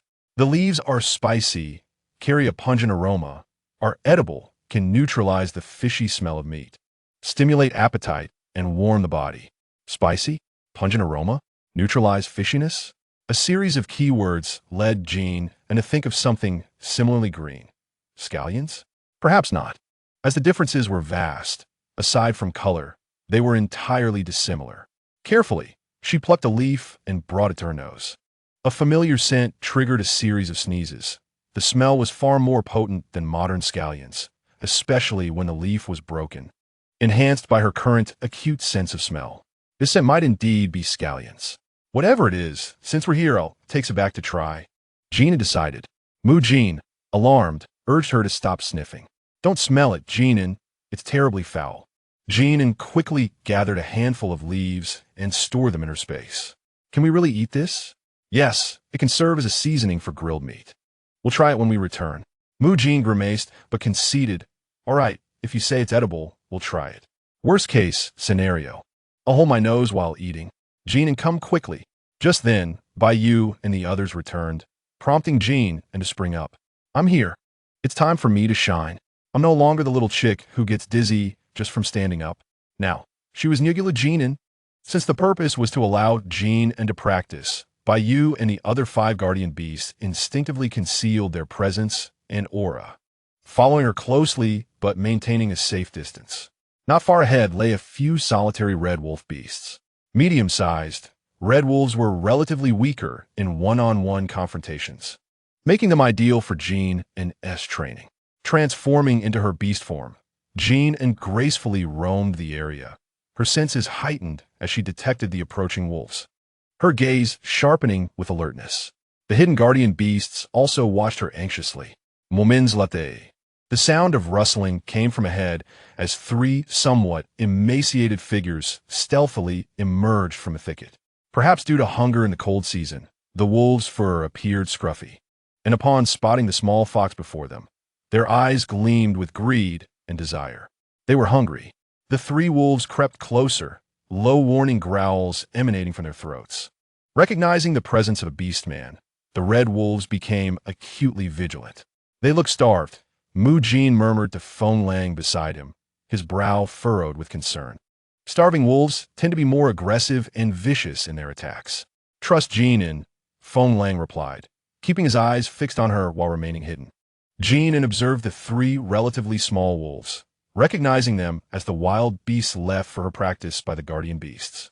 Her expression turned serious as she took a few steps back, scanning her surroundings. And Han, concealed nearby, focused intently on Jin An, his muscles taut and ready to spring into action at any moment. Jin An recalled the teachings in her mind, extending her abilities like threads, lightly connecting to the ground beneath the wolves and some inconspicuous vine plants. Just as the 3 wolves prepared to pounce, the unassuming vines quivered slightly, suddenly springing forward like awakened snakes. However, as it was Jin An's first time simultaneously controlling multiple vines to attack beasts, they moved with a slightly awkward stiffness. The red wolves, of course, were extremely alert. The fur behind their ears bristled as they instinctively sensed the danger behind them, quickly scattering to evade the impending threat. Nonetheless, the vines ensnared the 2 wolves, one caught by its hind leg and the other around its waist. The red wolf, ensnared at the waist, was taken aback and began to struggle violently. Jin An could distinctly feel her powers entwined with the vines, resisting the brute force of the red wolf. Ultimately, as a novice, her control was still inadequate, leading to somewhat frantic movements. While evading attacks and maneuvering the vines, she also needed to prevent the ensnared red wolf from escaping. Jin An's focus was intensely concentrated, and beads of perspiration began to form on her forehead. Unlike the swift control demonstrated in her teachings, she could only awkwardly manipulate a few vines. The reality of combat was indeed different. Jin An felt disheartened, losing the spirited enthusiasm she had upon awakening her powers. With a sharp crack, the vines were violently snapped by the red wolf. The creature let out a low growl and retreated a few steps, its gaze fixed on Jin An, resuming an aggressive stance. Han and Hu Jing immediately attempted to rush forward, but Baiyu held them back. Wait a moment. I'm Fine. Jin An was aware of the affection the beasts had for her. Although she could not see their movements, she still accurately anticipated them. Knowing they were by her side reassured her, and she yearned to practice further. Such minor setbacks would not defeat her. Cold sweat trickled down her temples, yet her eyes shone with unprecedented brightness. The red wolf, caught by its hind leg, continued to struggle as Jin An swiftly lifted it with the vines. After a few futile attempts, it was bound and suspended from a tree. Jin An then transformed into her beast form, nimbly evading the pursuit of the other two beasts. Fortunately, Han Ji had been idly frolicking with Mu Jin, making her adept at this lively endeavor. Jin An darted about, occasionally summoning plants to create obstacles for the two red wolves, keeping them in disarray. Mu Jin, hidden in the shadows, cheered for Jin An while silently praising himself, asserting that he and Jin An were not merely playful beasts. Little did he know, Hu Jing was also secretly boasting, proud of the prowess of the little fox he had trained. The two beasts, usually at odds, now found their thoughts curiously aligned. Jin An leaped onto a high branch, glancing down at the two red wolves attempting to ascend. Taking a deep breath, she closed her eyes and concentrated her attention on her connection with the plants. Her powers gradually extended, as if countless invisible threads were diving into the soil, resonating with every plant around her. A red wolf that had just fallen from the tree was preparing to climb back up when it was suddenly ensnared by the plants beneath its feet. Several resilient vines emerged from the ground, tightly binding its limbs, and each struggle only tightened their grip. Yet, the red wolf persisted in its desperate resistance. Jin An opened her eyes, a fierce glint flashing within them. She clenched her fist, causing the vines to constrict rapidly. With a crack, the vines that merely wrapped around the wolf's legs seemed to be infused with power, tightening violently. The wolf let out a chilling wail, merging with the mournful sounds of the forest winds. It was a tragic scene. With broken bones, the red wolf collapsed to the ground, its whimpers fading. Jin An silently counted to 2 in her mind. She then steeled herself to confront the last red wolf. In the midst of a sturdy tree trunk, the final red wolf eyed her warily, its steps growing hesitant. Hesitation would ultimately lead to defeat.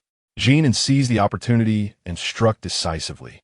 The wolf tumbled to the ground, kicking up a cloud of dust. Jin An exhaled deeply, her right hand trembling slightly at her side.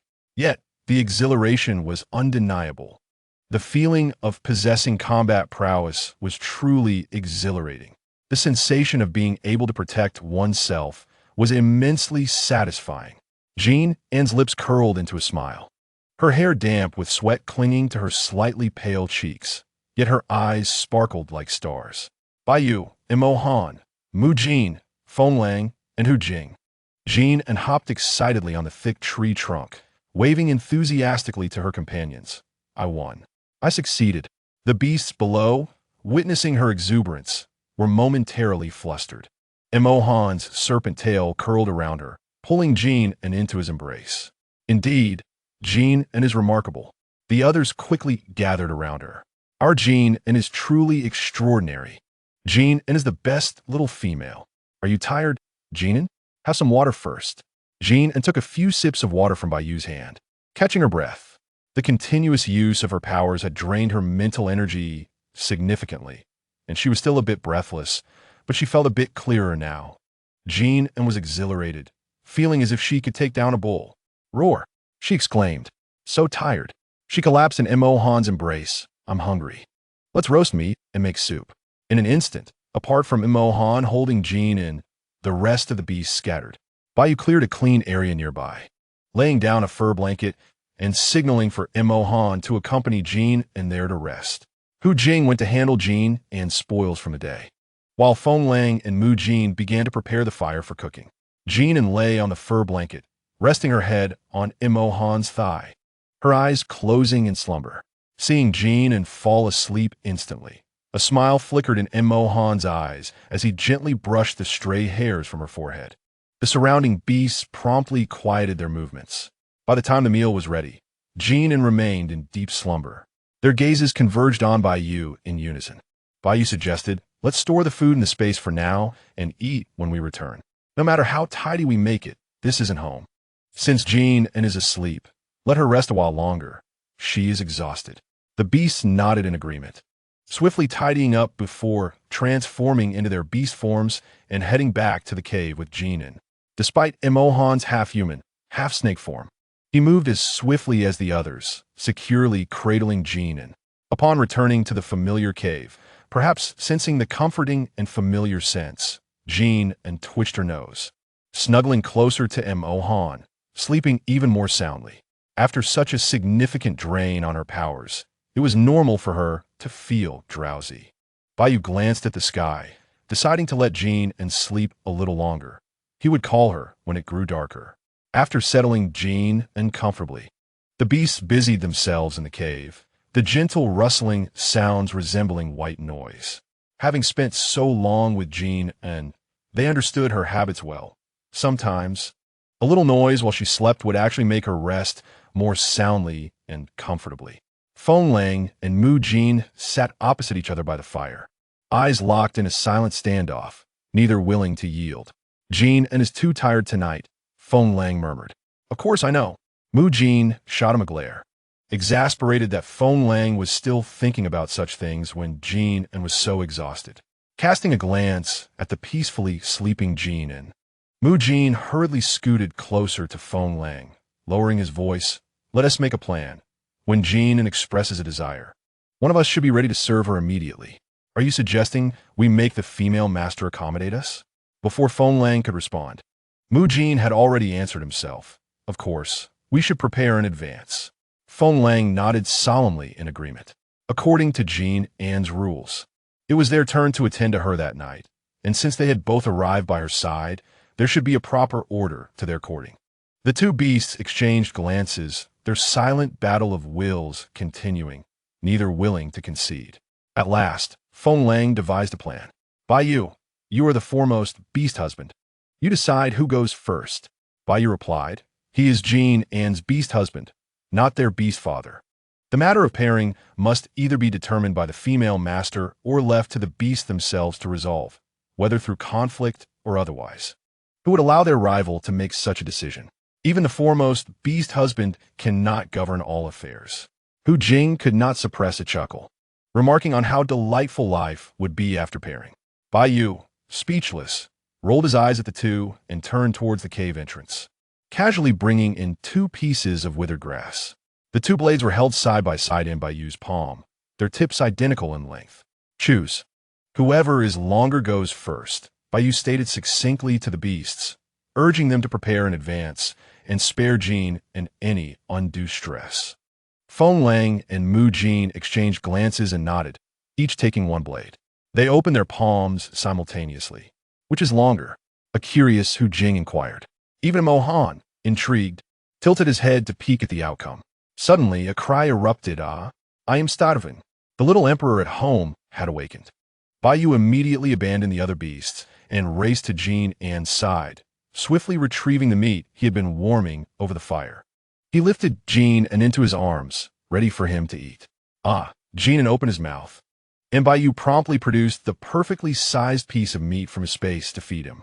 Observing Jin An's adorable demeanor, reminiscent of a hungry little fox cub, Bai Yu could not help but smile. "Jin is so cute. I am so happy," he mused, having expressed this sentiment countless times before. As Jin An ate, he yawned, feeling both famished and fatigued.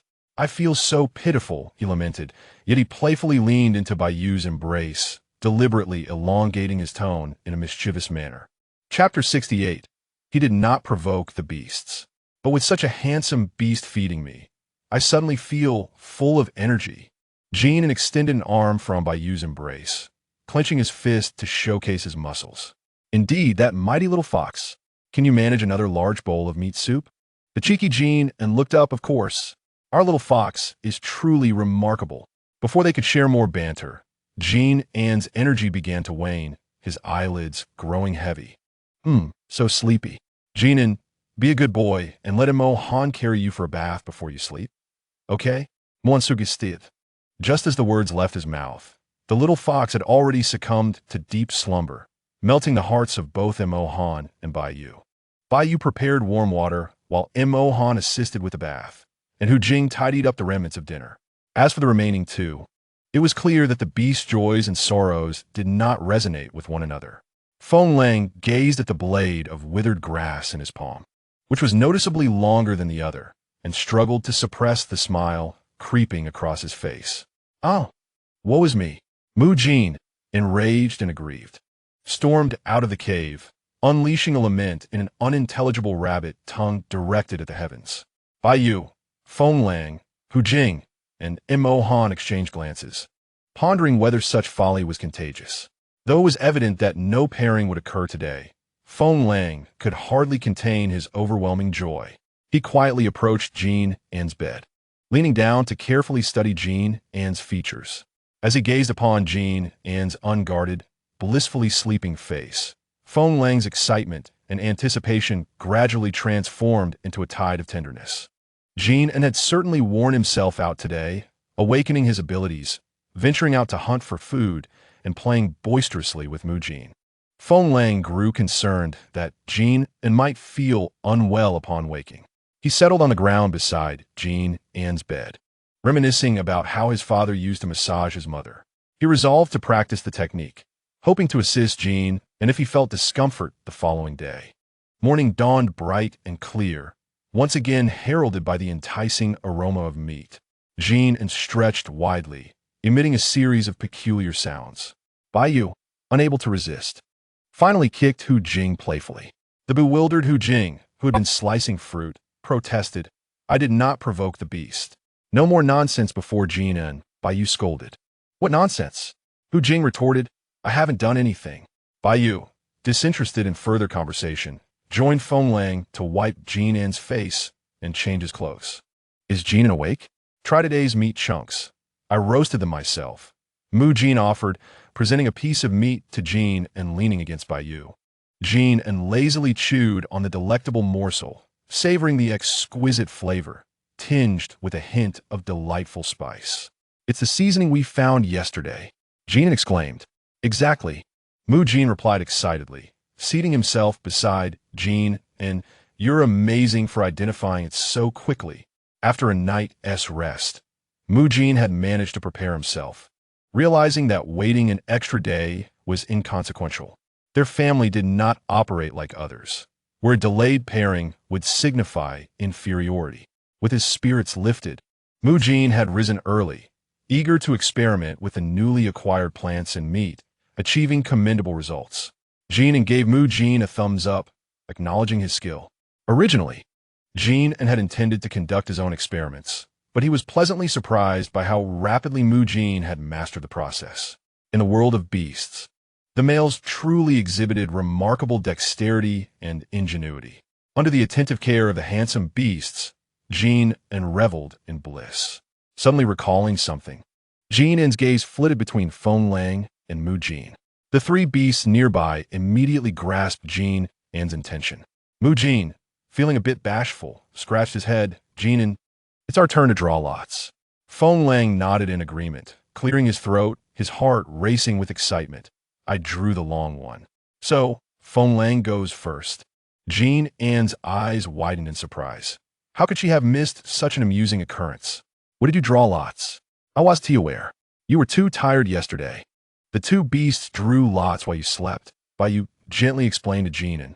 "Oh, I see," Jin An said, feeling a twinge of regret. "Jin An, you want to be with Mu Jin?" "No, just you." Jin An, without needing to lift his head, already knew which beasts were vying for his affection. "I regret missing out on the drawing, but it is not the pairing with you, I'll admit. I'm truly happy to pair with Feng Lang." Feng Lang's spirit soared. Mu Jin, feeling disheartened, was about to pout when Jin An playfully pinched him, let me finish. I'm also looking forward to pairing with you, Mu Jin. After Feng Lang, it's your turn. I love you too. Mu Jin's frown transformed into a beaming smile. Jin An released his grip, feeling quite adept at navigating the intricacies of relationships. Once Jin An had nearly finished eating, the other beasts quickly filled their bellies as well. Now possessing abilities for self-protection and food procurement, Jin An perked up, determined to gather some vegetables to enhance his delightful life. Let us go out and forage for food, Jin An exclaimed. The beasts, aware of Jin An's penchant for vegetables, understood that they were a group of meat lovers, unacquainted with such fare. Even Mu Jin only knew a little about vegetables from his previous tribe, a place where they were scarce, and he did not enjoy them. Let's go then. Recognizing Jin An's restless spirit, the beasts were initially concerned about not being able to protect him. However, with Jin An now possessing abilities, they felt more at ease and did not impede his eagerness to venture out. Shall we return to the hunting grounds from yesterday? It's less crowded, and today we can leisurely explore. Good. Regardless of where they went, every place was fresh and exciting for Jin An. The group exited together, and Jin An leaped onto Mu Jin's back, who supported him effortlessly. Charge! Charge! The two playful companions dashed to the forefront. As they observed the increasingly lively and robust little fox, the hearts of several beasts brimmed with joy. The path they had taken last time had been thoroughly explored by Jin An and Mu Jin, so this time the group decided to take a different route. However, Jin An pouted, feeling disheartened and reluctant to utter a word. Logically, since most beastmen did not favor consuming plants, one would expect a scarcity of surviving vegetables. Yet, along the way, Jin An encountered numerous peculiar plants, which upon closer inspection turned out to be mere weeds. It was not that there were no gains to be had. Although edible, the finds resembled those desperate days of famine when people resorted to foraging for wild grasses and gnawing on tree bark. They were consumable, but, given the current circumstances, did not require such drastic measures. A few uncommon herbs were also discovered and tucked away into Mu Jin's space. This vicinity was not far from the main city, and perhaps the nearby beasts had already foraged the area. Observing Jin An's discontent, Bai took her into his arms and offered gentle comfort. Indeed, Jin An, while it is true that most beastmen do not relish grass, there are those here who do partake. Hu Jing squeezed Jin An's hand in consolation. Feng Lang nodded in agreement, suggesting that perhaps other females had awakened similar abilities to procure food, leading to a natural depletion of resources nearby. We can venture further afield to search. Yes, Jin An, we have ample time. Wherever you wish to go, we shall accompany you. Do not be disheartened. Mu Jin chimed in, wanting to nuzzle against her. Jin An nodded, realizing her impatience was unwarranted. There was no shortage of food at home. Her quest for vegetables was merely for a change of taste, and there was no need for such urgency. With this thought, her spirits lifted slightly. Let us explore casually, and if we find nothing, we can consider a picnic. The beasts nodded in agreement. Nonetheless, they could not bear to see Jin An unhappy. And Mohan, the most experienced among them, led the way, clearing obstacles while scouting ahead, as the group quietly guided Jin An towards a more secluded area with fewer beastmen, allowing her to search for her preferred plants.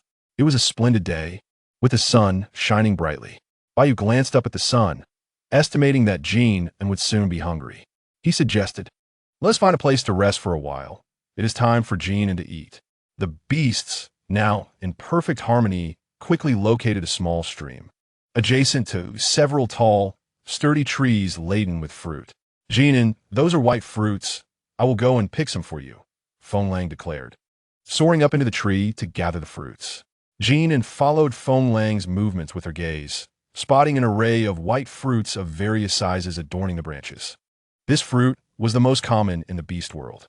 Bai Yu and the others referred to it as Bai Gua, which came in sweet and sour varieties. Some crisp, while others were more starchy. Jin An thought it resembled the beast world's version of apples. Each beast busied themselves with their tasks.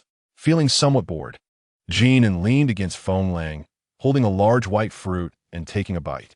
It was quite sweet and crunchy to her delight. Halfway through, a large hand snatched the fruit from her grasp. Jin An looked up, questioning what's wrong. Feng Lang? Dinner will soon be served. If you consume too much fruit now, you won't have room for the roasted meat, he replied. Well then, you can have the rest, Jin An conceded. She had not been particularly fixated on the fruit. Rather, she was simply bored and desired to nibble on something. Allicht, Feng Lang replied promptly, finishing the remaining fruit in a few bites. Just then, Hu Jing and Bai Yu finished preparing the meal. While Mo Han and Mu Jin cleared the area to set up the table they had prepared in their space for dining outdoors. They had crafted a large table for use in their cave and a smaller, portable one for occasions when Jin An dined outside.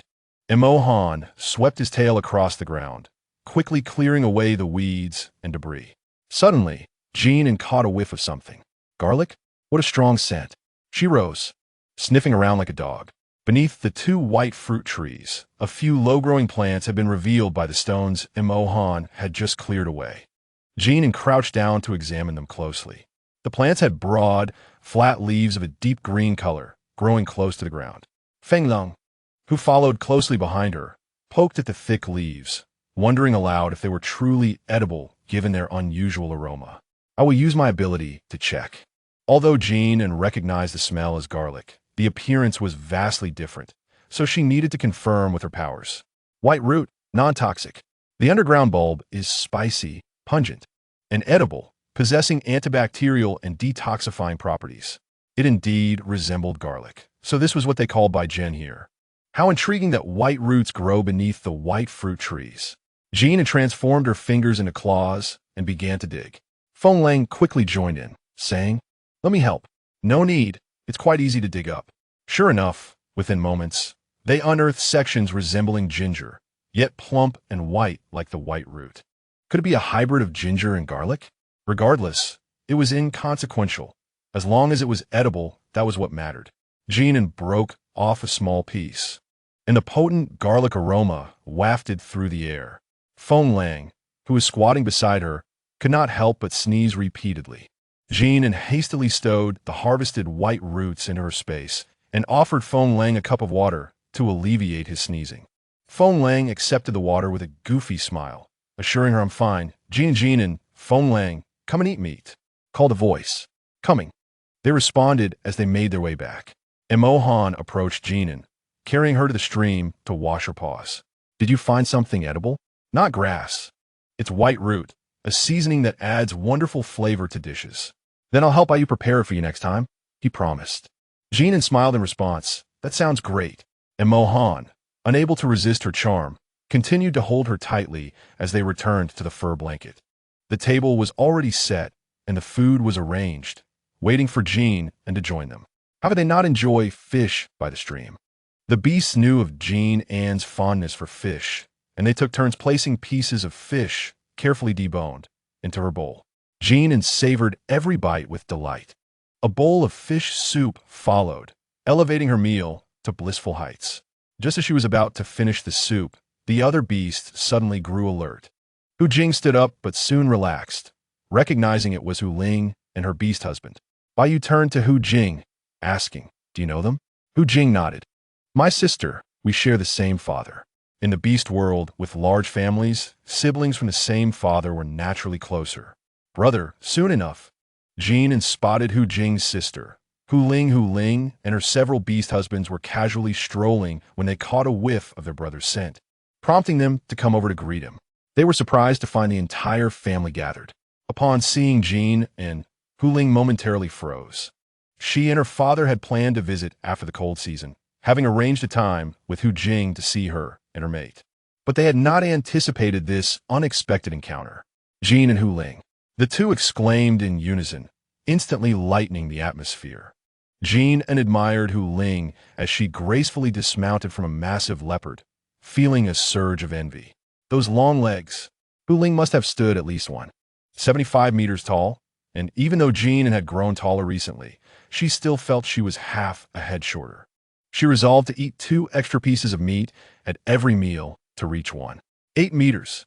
In the beast world, females being 8 meters tall was quite common. "Just call me Jin An," she said, retrieving additional chairs from her space to invite Bai Yu and the others to welcome Hu Ling and her 3 beast husbands to sit down. Hu Ling nodded. Taking a seat beside Jin An, stealing glances at Hu Jing, who was grinning at Jin An, and closed her eyes, thinking, well, he is still as silly as before. Jin An, my father and I had originally planned to visit you in a few days, but it seems we have met earlier than expected. Indeed, how fortuitous. Jin An smiled and nodded, stating that there was no need for anyone to intentionally observe her. In a few days, she and Hu Jing would pay a visit to her and her parents. At that time, they could all go to her parents' home together. Very well. Jin An responded with a smile, yet her heart felt as though it had been gently nudged by something, soft and tinged with a hint of bitterness. Having been without parents since childhood, the terms mother and father were both longed for and foreign to her. It was futile to dwell on such thoughts. However, it had never crossed her mind to visit Hu Jing's parents before. That was indeed a significant oversight. She ought to pay her respects to the families of the other beastmen as well. It would be remiss not to acknowledge the parents who had raised their son with such care, especially since he had only just come of age. Jin An cast a guilty glance at Bai Yu and Hu Jing. Bai Yu? Hu Jing? What was going on? Hu Jing's heart stirred as he keenly sensed Jin An's emotional shift, and his fox-like eyes, usually filled with a gentle smile, narrowed slightly. Hu Ling, would you care to taste the fish soup? Bai Yu prepared it, and it is quite delicious. On the dining table lay remnants of roasted meat and freshly prepared fish soup, still warm in the pot. The milky white broth was adorned with sprigs of green herbs, exuding an enticing aroma. Jin An thought that at this hour, Hu Ling likely had not yet eaten, and it would be impolite to let their guest watch them dine. Hu Ling had not intended to intrude. He had merely assumed that Hu Jing was hunting nearby and had stopped by to greet him. He was surprised to find Jin An's entire family present. Now that Jin An had extended an invitation, Hu Ling would naturally not let her feel awkward. Very well. I shall not be polite. Hu Ling nodded slightly, smiling at Jin An. My word, someone is stunningly beautiful. How could one be so lovely? This was the first time since arriving in the beast realm that Jin An had been in such close proximity to another female. Hu Ling possessed a cool and elegant demeanor, sharing a striking resemblance to Hu Jing, with a high nose and delicate features. Her long, fiery red hair was simply tied back with a piece of animal hide, its luster and smoothness evident. Even while seated casually, her posture was upright, resembling a vibrant red maple tree, spirited yet graceful. Hu Ling's sudden smile perfectly softened her previously sharp features, and Jin An felt her heartstrings being tugged. How enchanting! How delightful! Clearing his throat, as Hu Ling and her beastmen busied themselves with serving soup, Hu Jing subtly shifted closer to Jin An. After a couple of quiet coughs to draw the attention of the little flirtatious foxback, he leaned in and softly inquired, "What was that about just now? Are you feeling unwell?" Hu Jing's voice brushed against Jin An's ear like a feather, bringing her back to reality.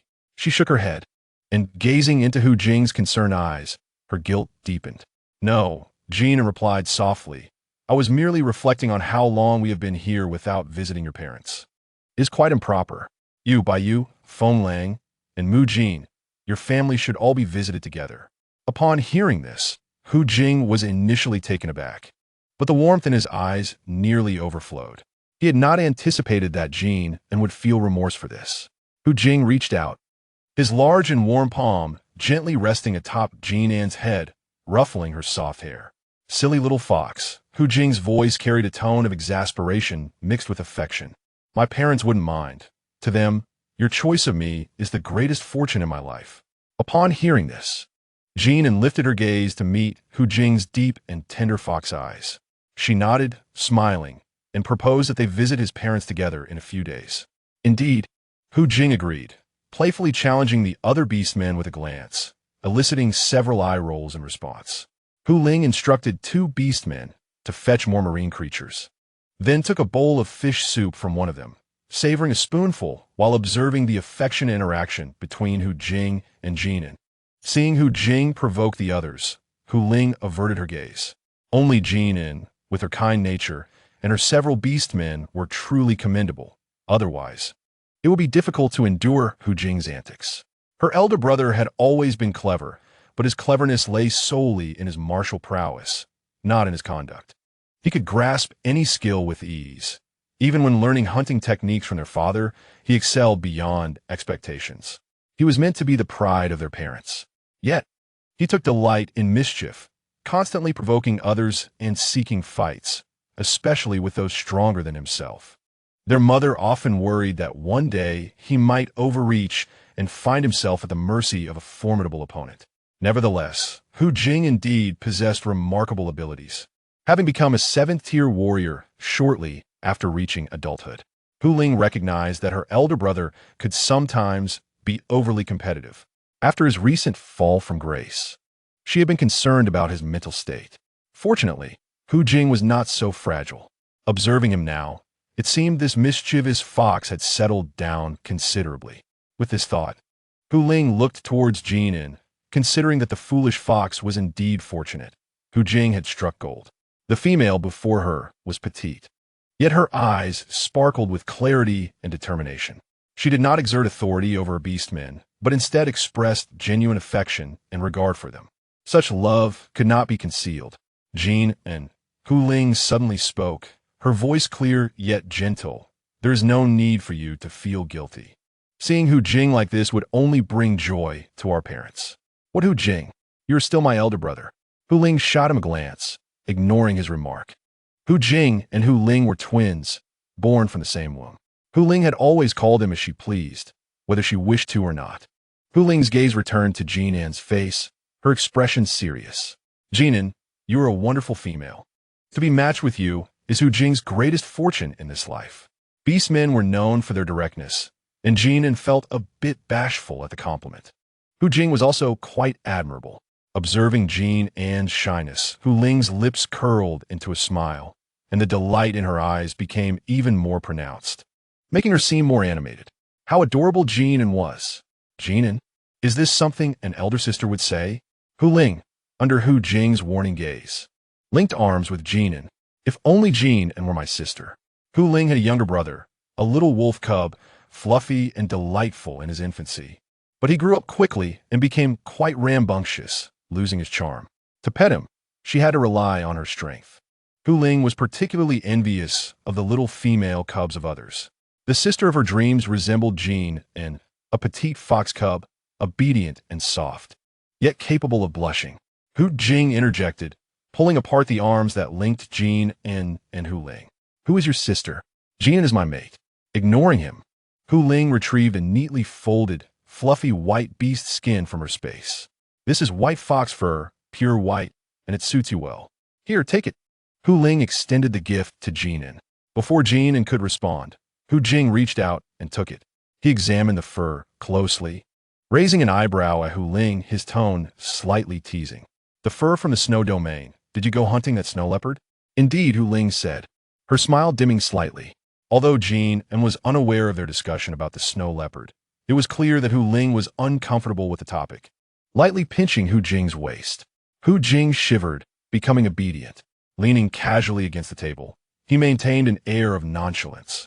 Hu Ling, having recently noticed the table, which she had been too polite to inquire about during the meal, now asked, Jin An, what is this called? Is it specifically for dining? In this beastly world, it is customary for everyone to sit on the ground or on stones, utilizing flat stones or wooden planks as dining tables. A table with 4 legs is a rarity. Hu Ling traced the connection between one of the legs and the tabletop, noting its impeccable craftsmanship. Did you create this, Jin An? Such a clever design, ensuring stability without the need for binding with beast sinew. Jin An smiled, nodding and shaking her head. I collaborated with a few beastmen. This is a mortise and tenon structure, quite stable. Mortise and tenon structure? Hu Ling inquired. Yes, it is a woodworking technique from my former tribe, utilizing the natural contours of the wood for connection. As Jin An spoke, she pointed to the corner of the table. Hu Ling listened intently, nodding occasionally, quickly grasping the principles behind it under Jin An's explanation. So that's how it is, Hu Ling murmured, internally admiring the intelligence of the beastmen from Jin An's tribe. However, she felt a pang of sympathy for Jin An and refrained from discussing her tribe. Jin An touched the tabletop, this is called a table, and then shifted her position. What we're sitting on is called a chair. Table, chair, Hu Ling repeated, marveling at Jin An's extensive knowledge. Listening to Jin An's explanations of various concepts she was unfamiliar with, Hu Ling inadvertently thought of another female, Bao Xiao. The current order in the main city could not be separated from the various initiatives proposed by Bao Xiao. Both Jin An and Bao Xiao were remarkable females. Jin An shook her head. The people from my previous tribe were skilled. These are all techniques used in the tribe. Noticing Hu Ling's interest, Jin An added, if you like, let Hu Jing teach you and your beastmen how to make them. It's quite simple. It is better to teach someone to fish than to just give them fish. Hu Ling graciously accepted and nodded in thanks. The next time they went hunting, she would ask her beastmen to bring more large game to Jin An's family as repayment. Once everyone had finished eating, a few beasts began to clean up, leaving one male by the side of each female. Seeing Jin An and her sister engaged in joyful conversation, Hu Jing felt even better and nodded toward the beastman behind Hu Ling. All right, I will teach Lang One and the others tomorrow. Lang One was Hu Ling's first beastman from the Gray Wolf tribe, having grown up alongside Hu Jing and Hu Ling. He nodded, agreeing to hunt together the next day and make the tables. Hu Jing replied affirmatively. The white fox fur still rested on Hu Jing's arm, and Jin An felt a warmth from the soft texture brushing against her. Considering her options, she retrieved a wooden hairpin from her space. A few days prior, she had become fascinated with carving chopsticks and had subsequently carved 2 hairpins. Hu Ling, this is for you, Jin An said, offering the hairpin. It is a hairpin meant for securing hair, and I carved in my spare time. The orchid design feels quite fitting for you. I hope you like it. Hu Ling gazed at the intricately carved hairpin with a hint of surprise in her cool eyes. Not expecting Jin An to gift her such a delicate item, she gently accepted the hairpin, the slightly protruding petals of the orchid appearing particularly exquisite at her fingertips. In this beastly world, there were indeed females who would bind or style their hair. Hu Ling examined the hairpin closely before looking at Jin An. Thank you, Jin An. I really like it. Jin An beamed, feeling a profound joy in knowing that her handmade gift was appreciated. Watching Jin An's smiling countenance, Hu Ling felt a stirring in her heart. She found herself longing for a little fox cub. A thought crossed her mind, unhesitating and clear. She should find a fox beast to mate with. With that notion, Hu Ling's cool gaze refocused on Jin and Jin An. There will be a gathering at Mei Lin the day after tomorrow. Would you like to join? A gathering at Mei Lin? Jin An tilted her head, curiosity piqued. Yes, Hu Ling explained. It is a gathering prepared by the young beastmen in the main city after the cold season ends. Hu Ling paused, observing the purity in Jin An's eyes, and elaborated further. Most bonded male beastmen will attend, where they will dance, spar, or arrange hunts to present to the females they admire. In essence, it is a courtship event. Since you have come of age, you should consider attending. Upon hearing this, Jin An was momentarily stunned, her cheeks flushing bright red. Is it really that direct? My 5 husbands are right here beside me. Instinctively, she straightened her posture, her gaze wandering as her inner self protested vigorously. She only dared to indulge in such thoughts privately, if it were to become reality. Jin An suddenly swallowed hard, her mind uncontrollably drifting back to a few nights prior. In a dim cave, Bai Yu's body radiated an astonishing warmth, enveloping her completely, his gentle eyes reflecting a depth she had never seen before. Then there was Mo Han, with his cool touch, contrasting sensations igniting her senses. Jin An felt a thrill of excitement coursing through her, wondering if her delicate frame could withstand such intensity. While a corner of her heart held some anticipation, rationality warned her against it. Chapter 72. The vigilant hawk Jin An felt a sudden urge to laugh. Indeed, poverty and a lack of experience had confined her to her role in the past. Hu Jing observed the small, mischievous fox beside him, unable to suppress his rising smile, and gently wrapped his arm around Jin An's waist, pulling her thoughts back from the wild. Jin An instantly composed herself, adopting a serious demeanor, striving to present herself as a dignified adult female. Hu Jing shot a secret glare at Hu Ling, who was only causing him trouble. Hu Ling feigned ignorance. It was entirely normal for a female to have multiple husbands. With Hu Jing's charm and abilities, as long as he did not act out of line. It was unlikely that Jin An would turn against him. It must be said that Hu Ling held considerable confidence in Hu Jing's appeal. Females often had many husbands, especially since Jin An was still young. Rather than later seeking others outside, it would be more prudent to select a few from the male beasts in the main city. Even if they became strong or favored later, with the presence of the Qi Hu tribe, they would dare not disrespect Hu Jing. The surrounding beastmen gradually slowed their movements. Ears perked up. Noticing Jin An's hesitation, Hu Ling smiled, assuring her that attending the gathering did not necessitate returning with several males. If she found none appealing, it could simply serve as a respite. Jin An nodded. Though her heart was filled with desires, she was not one to be frivolous. Moreover, the presence of the beastmen beside her had already filled her heart. Of course, her standards had also been raised. Jin An silently mused that with her husbands as benchmarks, she had little interest in ordinary beasts. Then, I shall accompany you the day after tomorrow. Great, Jin An replied eagerly, wanting to join in the excitement and observe the scenery of the main city. The two exchanged a few more words, and once they saw that the beasts had completed their tasks, they departed together with several beastmen. Upon reaching the fork in the road, Hu Ling bid farewell. Watching Hu Ling's cool silhouette fade away, Jin An touched her flushed cheeks, pretending not to notice the lingering gaze of the beastmen as they returned. In a place where Jin An could not see, Bai scanned the surrounding beasts, signaling them to behave more discreetly. It was only natural for a female to select her husbands. It was not their place to complicate matters for her. The beasts fell silent, realizing they had been somewhat overstepping their bounds with their kindness toward Jin An. With only a few steps remaining to their cave, the beasts walked in silence. Yet the air was thick with unspoken tension. Jin An discreetly glanced around, clearing her throat softly, almost inaudibly. Several beasts, Bai smiled gently, urging, "Don't feel guilty. If you wish to play, go ahead. If you find someone you like, bring them back." Jin An, feeling a bit shy, was approached by Mu Jin, who said in a whiny voice, "Jin An, if you see someone attractive, bring them back to sleep.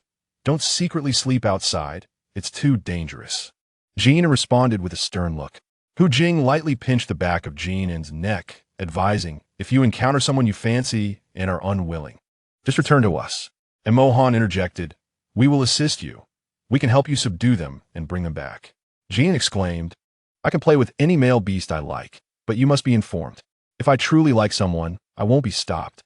However, it's best not to play alone with other males before forming a bond. It's too perilous."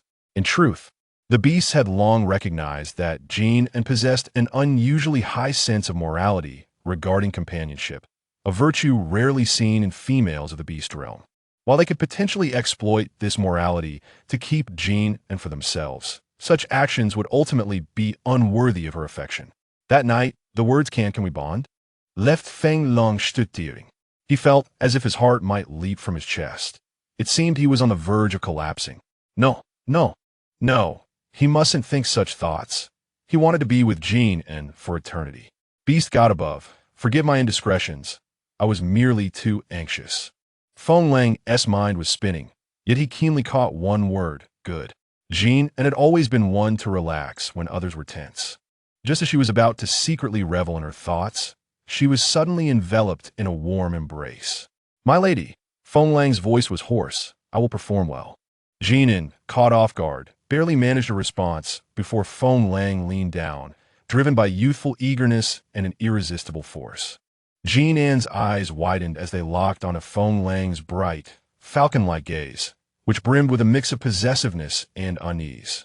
Feng Lang blushed at Jin An's clear eyes, hastily averting his gaze and closed his eyes, focusing solely on the moment. Jin An recalled the gathering at Mei Lin mentioned earlier, understanding the source of Feng Lang's anxiety, and felt a pang of sympathy. Taking the initiative, Jin An encouraged Feng Lang, who became even more animated. "All right, but not yet, my lady. I still need to prove myself." Jin An's voice began to tremble with emotion, and she instinctively wanted to kick him away. Feng Lang caught her foot, unable to resist a kiss. That night felt extraordinarily long.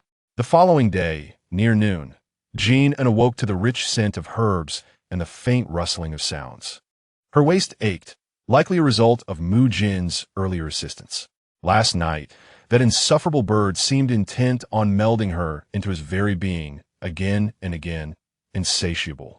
That wretched bird, Jin An grumbled, flipping over to indulge in a few more moments of sleep, only to catch a glimpse of a busy figure darting around the cave's living area. Muyin, Jin An. Upon hearing her voice, Mu Jin startled, abruptly shifting into his beast form. What are you doing? Jin An inquired, narrowing her eyes. And nothing. I wasn't doing anything. Mu Yin stammered, seeing Jin and preparing to rise. He approached her, attempting to act nonchalant. You've been bouncing around the cave like a hyperactive rabbit. Surely, there's something you're hiding, Jin and remarked skeptically. No, you're mistaken. Mu Jin insisted, flustered and trying to change the subject. You should wash your face. Oh, right, let me fetch some beast skin for you to wipe your face with.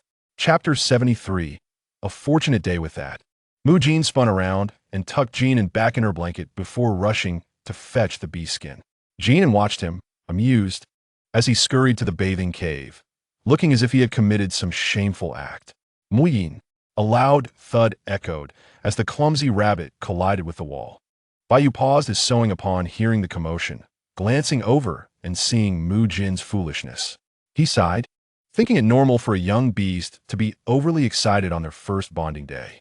Since morning, Mu Jin had been restless, rushing to the stream to freshen up and then applying various herbal scents, transforming himself into a little green creature. After a chaotic flurry of activity, he began attempting to charm Jin An. The other beasts had grown accustomed to Mu Jin's antics. Jin An, observing his silly antics, found her drowsiness dissipating and couldn't help but laugh. Mu Jin, realizing he had embarrassed himself, stood hesitantly at the entrance of the washing cave, holding the beast skin. Mu Jin, what are you doing? Playing hide and seek? His movements froze, ears turning bright red. Peeking from the cave, Mu Jin saw Jin An watching him with a smile. He felt like a cat whose tail had been stepped on, standing frozen in place. Jin An, he stammered, desperately searching for an excuse. I just saw some water in the cave, so I thought I'd clean it up. Jin An's fox-like eyes sparkled with mischief as she beckoned him closer. Come here. Hearing her command, Mu Jin scampered over and obediently squatted beside her bed. Jin An reached out, ruffling his fluffy head, teasing him. Suddenly, she adopted a serious demeanor and asked, Mu Jin, what day is it today? Mu Jin was taken aback. What day? The beast realm lacked special occasions. Jin An leaned closer, whispering, I heard today is a fortuitous day, perfect for. Mu Jin's curiosity piqued. He gazed at Jin An, who was beaming with joy as she slowly articulated, bonding. In an instant, Mu Jin's face flushed crimson, feeling as if steam might erupt from his head. Did you notice? He asked sheepishly, looking down. His demeanor was a blend of eagerness and shyness, nearly melting Jin An's heart. Of course, Jin An teased, leaning closer to his face, their proximity igniting a palpable tension. At that moment, Hu Jing entered with a warm bowl of meat soup, his tone laced with grievance. Jin An, this rabbit has been causing havoc since last night, not letting any beast sleep properly. Before Mu Jin could respond, Hu Jing launched into a detailed account of Mu Jin's antics. You wretched fox. Mu Jin, flustered, struggled to find a retort. Jin An gently patted Hu Jing's hand, signaling him to cease his teasing. Hu Jing feigned innocence, nuzzling against Jin An before discreetly departing. Wow, Jin elongated her tone, gazing at Mu Jin, who was nestled against her leg, wishing to bury himself in the crevice of the earth. Her heart softened immensely. Jin An gently cupped Mu Jin's face, gazing intently at him. Mu Jin, she softly called his name. Mu Jin raised his eyes, the amber depth shimmering with a mix of nervousness and an overwhelming anticipation that could not be concealed. Would you like to become my partner? The tension that enveloped Mu Jin seemed to infect Jin An, causing her heart to race unexpectedly. Upon hearing those words, Mu Jin's eyes widened in astonishment, reflecting Jin An's figure in his pure gaze. Then, without warning, tears began to cascade down his face. Muyin, Jin An hurriedly wiped his tears with her fingers. He was not sorrowful, but rather elated beyond measure. With fervent nods and tears streaming down, he mumbled, I am willing. I am willing. Jin An, I truly wish to. Jin knelt on the ground, his upper body collapsing into Jin An's embrace, burying his face in her neck, crying uncontrollably. Woo Jin An, I am so moved. Jin An, today is the happiest day of my life. Jin An, woo, I love you so much, Jin An. Jin An held Jin close, her heart gradually filling with warmth as she listened to his heartfelt declarations. A smile graced her lips, though her eyes glistened with unshed tears. Gently patting Jin's back, she whispered playfully in his ear, All right, stop crying now. We shall become partners tonight, but you must not be as forceful as Feng Lang.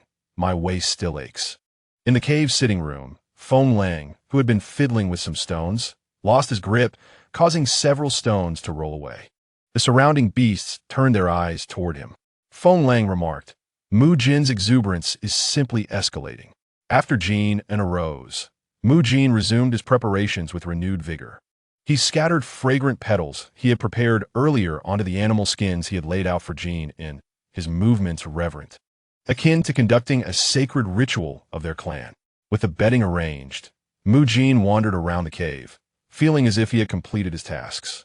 Just as the others in the cave believed this rabbit would finally settle down, a spark of inspiration struck Jin, prompting him to transform into his beast form and groom his soft, pinkish-white fur meticulously. Jin An chuckled as she leaned against a mohan. Since there were no pressing matters that day, the beasts observed Jin's antics, tinkering with this and that. Jin's clean and beautiful fur was now attended to with great care, leaving no stray hair overlooked. Whenever he encountered spots he could not reach, the large rabbit would shrink into a smaller form, scampering over to Jin An for a gentle nuzzle. Jin An immediately scooped up the little pink rabbit and began to groom him. Finally, after what felt like an eternity of waiting for Jin, night descended. Chapter 74. The 3-year-old fox and the 3-year-old rabbit female master, she called, addressing her elder sister. The two exchanged glances. Jin's long eyelashes fluttered, stirring an ache of longing in the heart.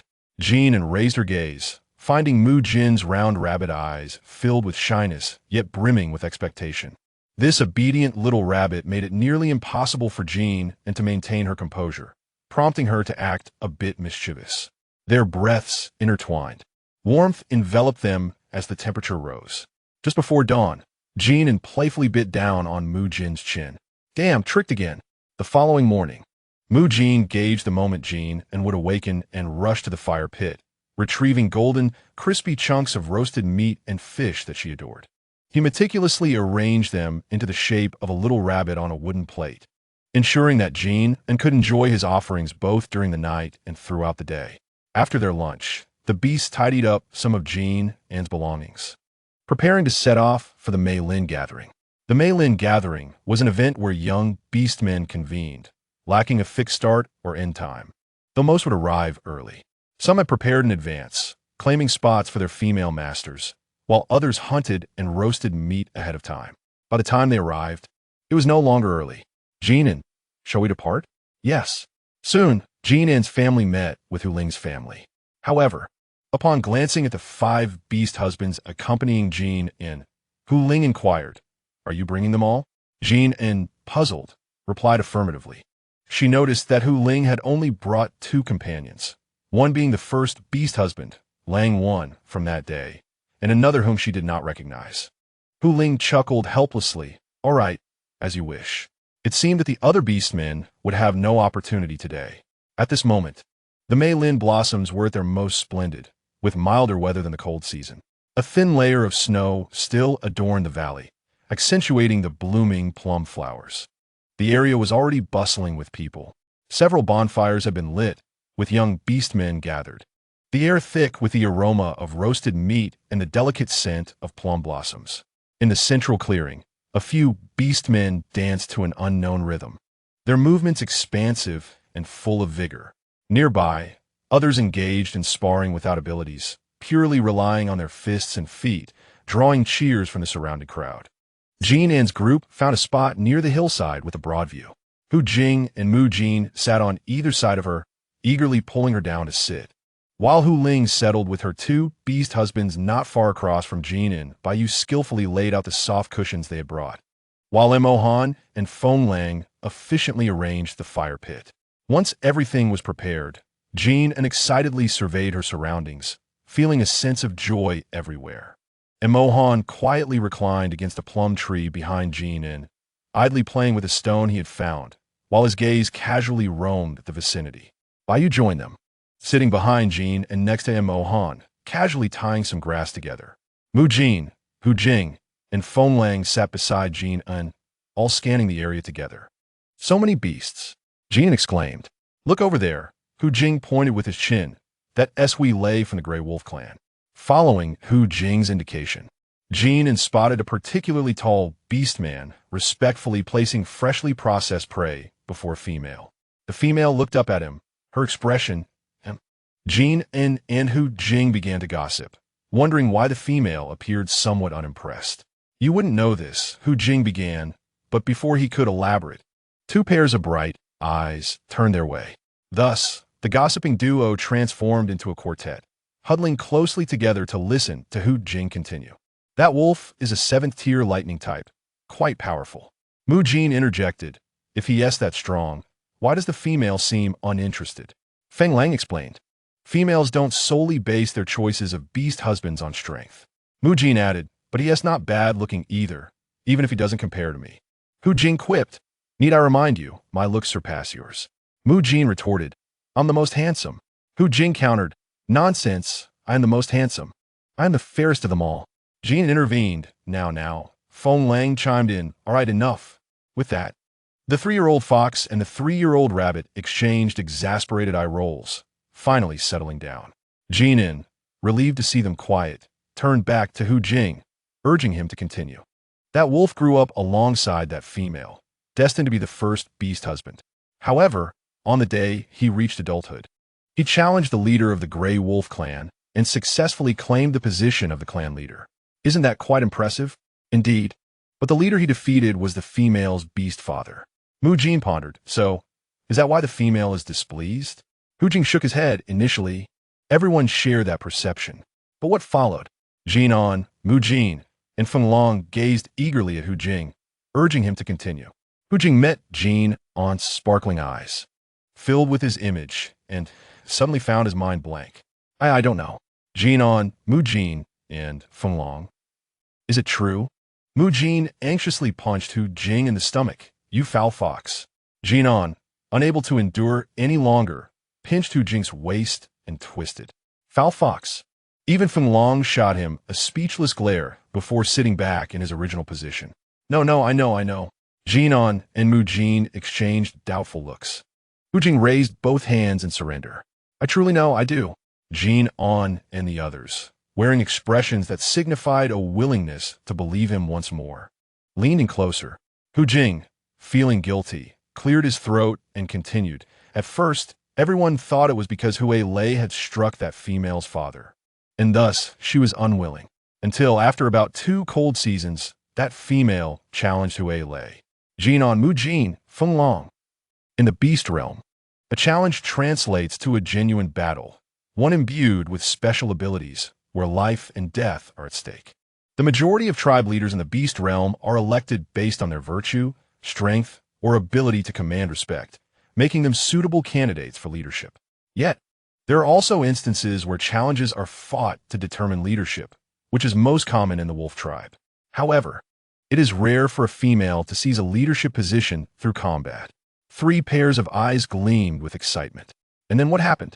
Chapter 75. The cunning fox. The spectacle of that battle was akin to a grand sacrificial ceremony, drawing nearly every beast from the main cities to witness it. What was the outcome? The female won. Hu Jing pronounced each word with a sense of admiration. During his 6th and 7th tiers, he had fought countless times against Hu Lei, well aware of his abilities, and he wouldn't dare claim he could defeat Hu Lei every time. However, he had heard that the female had managed to bring him down in front of all the beasts. Wow! 3 faces displayed astonishment. Jin An was bursting with excitement. What about the process? I want to hear the details. Hu Jing replied, there was no process. Jin An gritted her teeth, unable to hold back. and landed several punches on him. Hu Jing quickly grasped Jin An's hands, pleading, I was wrong, I was wrong. I truly didn't witness that event. I was outside at the time, and I only heard about it upon my return. Jin An shot him a skeptical glance. What were you doing outside then? Hu Jing stammered, his eyes darting. Jin An turned her gaze towards him. Hu Jing? Hu Jing's posture slumped as he mumbled at that time. I had just ascended to the 7th tier and was busy solidifying my strength. Jin An scrutinized Hu Jing in silence. Solidifying strength? Why the guilt? What kind of consolidation method are you using? Her voice, soft yet penetrating, reached Hu Jing's ears, prompting him to sit upright. He discreetly glanced at Jin An's expression and finally confessed, I was a bit too combative back then and went to challenge high-tier beasts from other tribes. Mu Jin leaned in, teasingly asking, was it a friendly spar? Or were you foul fox, provoking them instead? You foul rabbit. What? Can't a beast speak? Mu Jin raised her head defiantly. I'll tell by you that you're making enemies everywhere, and he'll come after you. Hey, you foul rabbit. I'll deal with you first. The two beasts began playfully hitting each other in front of Jin An. Jin An sighed, resting her head on her hand. As she munched on a fruit, Feng Long handed her several red berries from his space. All right, Jin An took one and began to nibble, eventually leaning into Feng Long's embrace. Amidst the childish bickering, her eyes wandered. Feng Long, look. Jin An suddenly nudged Feng Long with her head, pointing with her chin. Someone is delivering prey to Hu Ling. Curious, Jin An asked, which tribe does that beast belong to? Feng Long, glancing away from Jin An, surveyed the beast. Huzu. Is that the same as Hu Jing and Hu Ling's tribe? Feng Long shook his head. He couldn't distinguish between the red fox and the crimson fox. To him, they were all just red-furred foxes. Jin An reached out and grabbed Hu Jing's fur. Hu Jing instinctively covered himself. Jin An, isn't that inappropriate? Jin An, is it so wrong to call your name? Hu Jing shoved Mu Jin aside and leaned close to Jin An's ear, whispering, tonight, it will be my turn. Aren't you excited? But no need to rush. Tonight, I'll shut your mouth. Jin An clamped her hand over Hu Jing's mouth. You big lecher. Jin An shot Hu Jing a glare. Hu Jing chuckled. What's wrong, Jin An? Is the fox over there one of yours? Hu Jing glanced up. No, it's a red fox. Red fox? Feng Long was somewhat surprised. Aren't the crimson foxes and the red foxes usually at odds? They are. But in recent years, the younger generation of both tribes has emerged. The Crimson Fox tribe is thriving, and the Red Fox tribe is beginning to look in this direction, allowing the young beasts of both tribes to interact. Their fathers believe there isn't any deep-seated animosity, so they let it be. Hu Jing glanced once more at Hu Ling. The beast delivering the prey was likely a 5th-tier water elemental from the Red Fox tribe. Hu Jing shook his head. Not quite. As expected, Hu Ling showed little reaction. The male beast was blocked by Long One and walked away with his head hung low. Hu Ling, noticing Jin An's gaze, was about to say something when he raised an eyebrow upon meeting her eye. Just as Jin An was about to inquire, the world around her suddenly darkened. She looked up. What magnificent muscles. Hello, female. I am Hua Hu from the Tiger tribe. He placed a large elk he had shouldered before the day's Jin An. This is my latest hunt, very fresh. May I have the honor of roasting it for you? Hua Hu set the elk down and approached Jin An with steady strides, his gaze honest and direct. Jin An was somewhat taken aback, yet she remained silent, and the beasts around her made no move either. Should she stay or go? All the beasts looked to Jin An for guidance.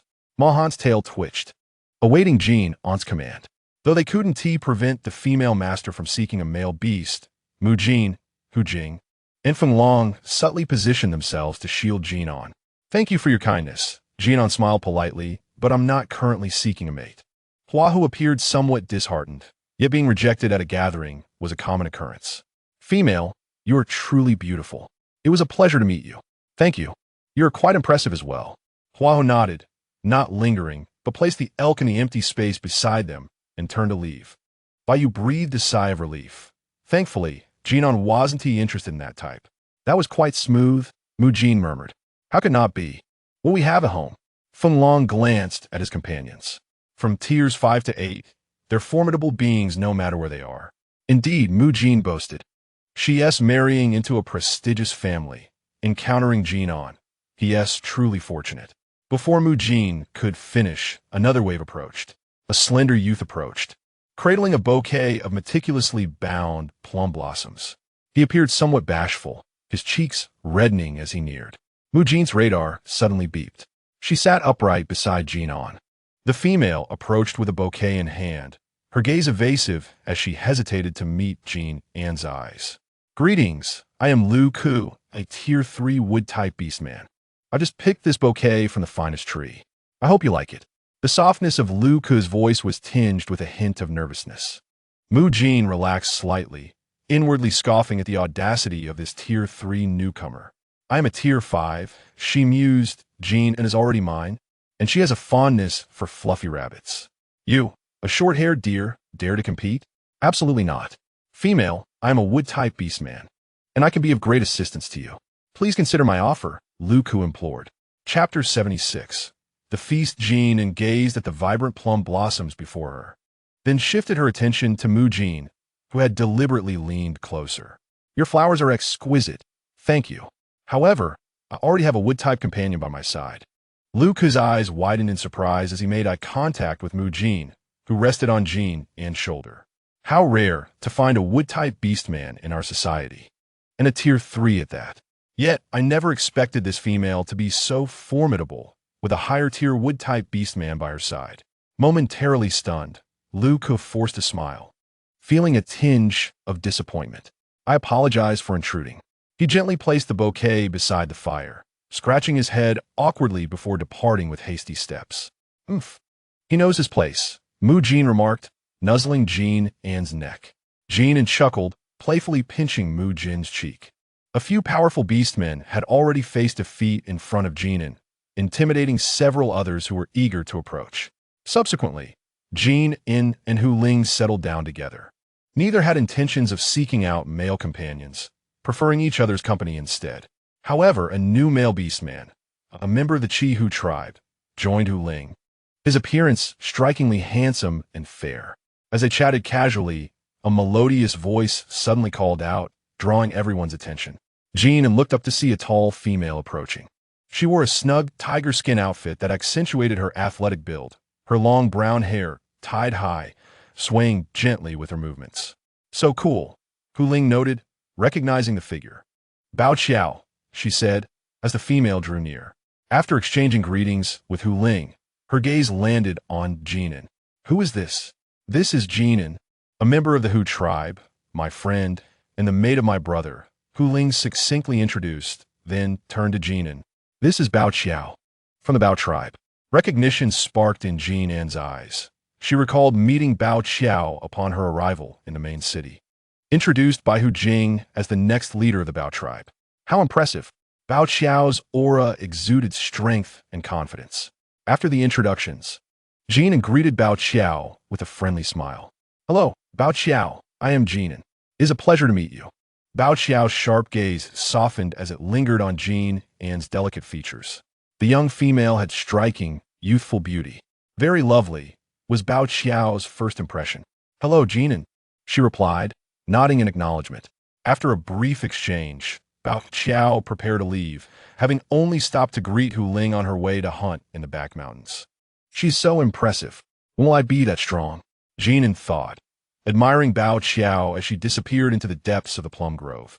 Although Bao Qiao was decisive in action, her words were few. Hu Ling, sensing Jin An's potential misunderstanding of Bao Qiao's demeanor, offered an explanation. Jin nodded, curious about whether Bao Qiao would venture to the back mountains alone.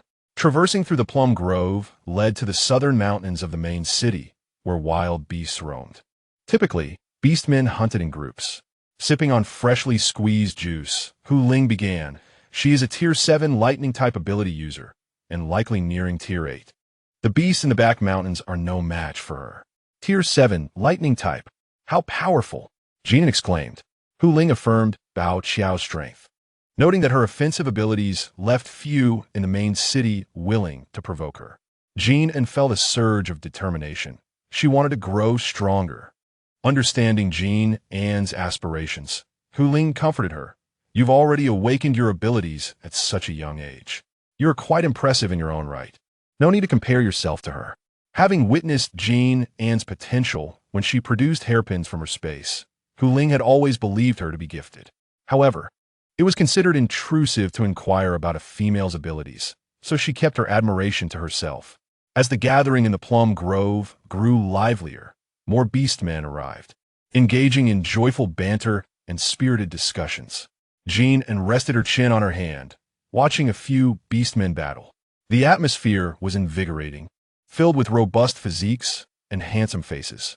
During this time, numerous male beastmen approached Jin An and Hu Ling, inquiring about their well-being and offering various fruits.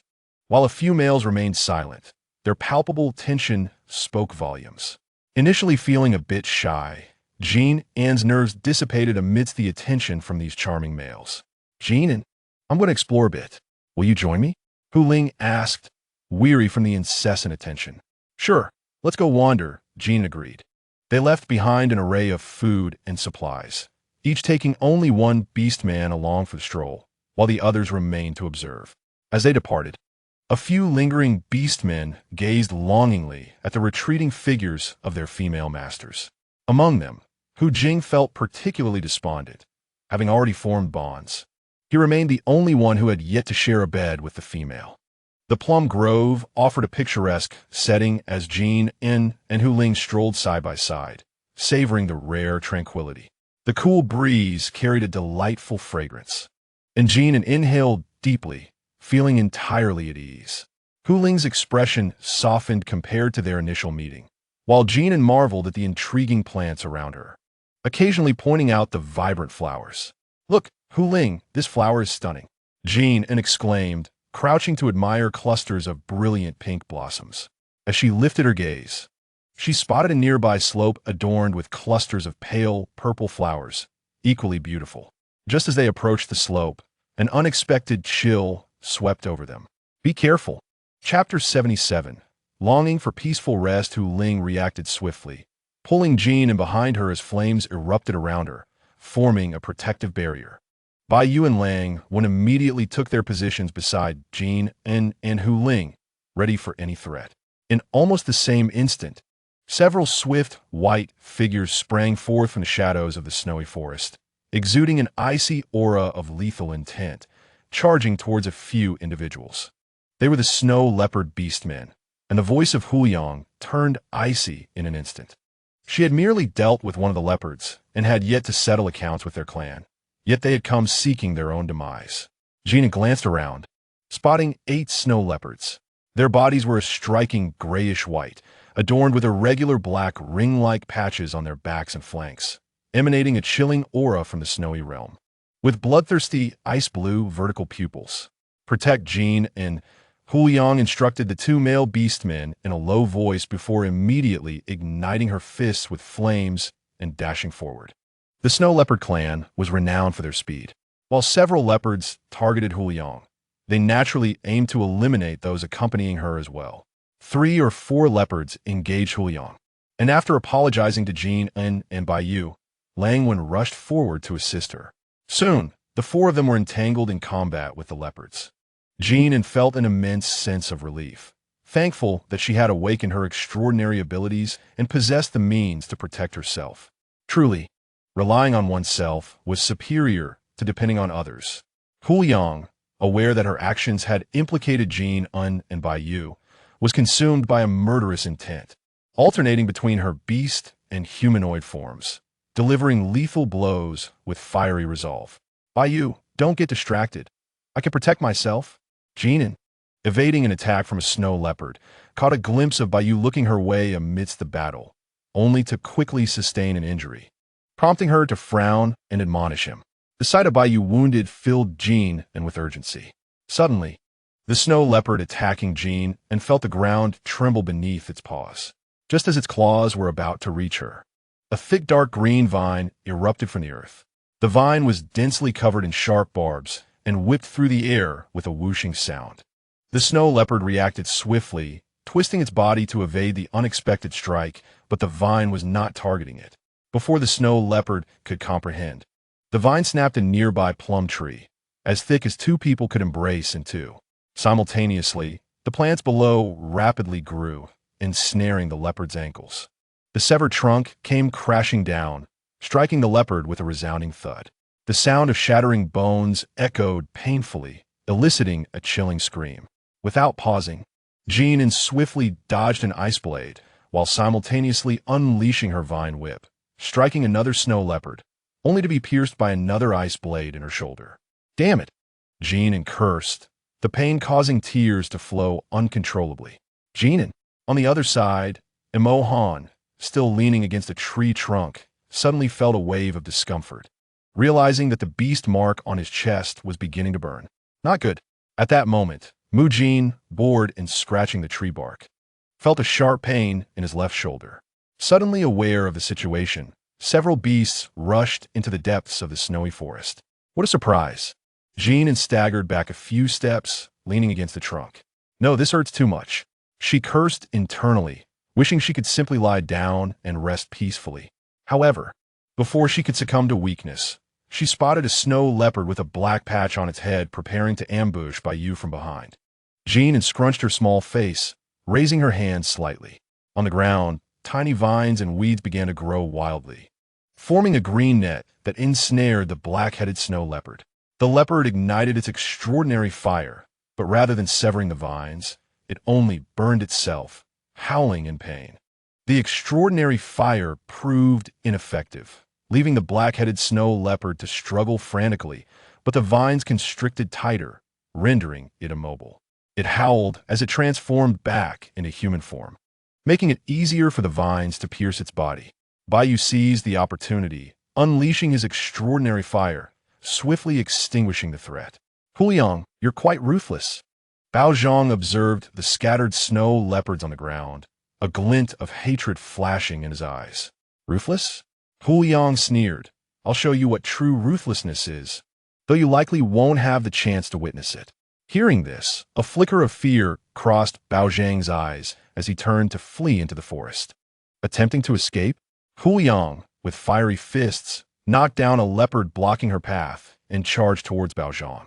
However, before she could pursue further, a massive serpent tail burst forth, wrapping around Bao Zhang's body and violently hurling him back. Bao Zhang soared through the air like a kite with its string cut, crashing into several plum trees before hitting the ground, blood spilling from his mouth, unable to rise again. The plum forest fell into a heavy silence, filled only with the pungent scent of blood and char, mingling with the fragrance of plums, provoking nausea. Huliang extinguished the flames in her palms and turned to Jin An. The little fox's face was devoid of color, tears streaming down as she waved the vines, wrapping the snow leopard that had been struck down by the tree a couple more times before dragging it out. Huliang felt a pang of guilt. Yet the sight of Jin An's adorable demeanor warmed her heart. Jin An was not crying by choice. The pain was beyond her control, causing tears to flow freely. After dragging the leopard out, Jin An flung the vines onto it and collapsed to the ground. Jin An, Jin An, Jin An. This alarmed everyone. Huliang, Bai, and Han, and the males who had just arrived rushed forward. No, it's fine, I'm fine. Jin An waved her uninjured right hand repeatedly. I'm just tired and want to lie down. It's nothing. And Han carefully lifted Jin An, allowing her to lean against him. Jin An, the ground is cold. Mu Yin, just recovering from the battle, pulled Mu Jin to Jin An's side. Mu Jin hastily knelt down, his hands glowing with a gentle green light, softly resting over Jin An's left shoulder. As Mu Jin's extraordinary ability gradually seeped in, Jin An felt the tearing pain in her shoulder swiftly diminish. Her previously pale face gradually regained a hint of color, and her body relaxed. Glancing around at the worried and tense faces of the beasts surrounding her, Jin An offered a comforting smile. It's all right, I'm feeling much better now. It doesn't hurt at all. She spoke hastily, though inwardly she acknowledged the pain still lingered.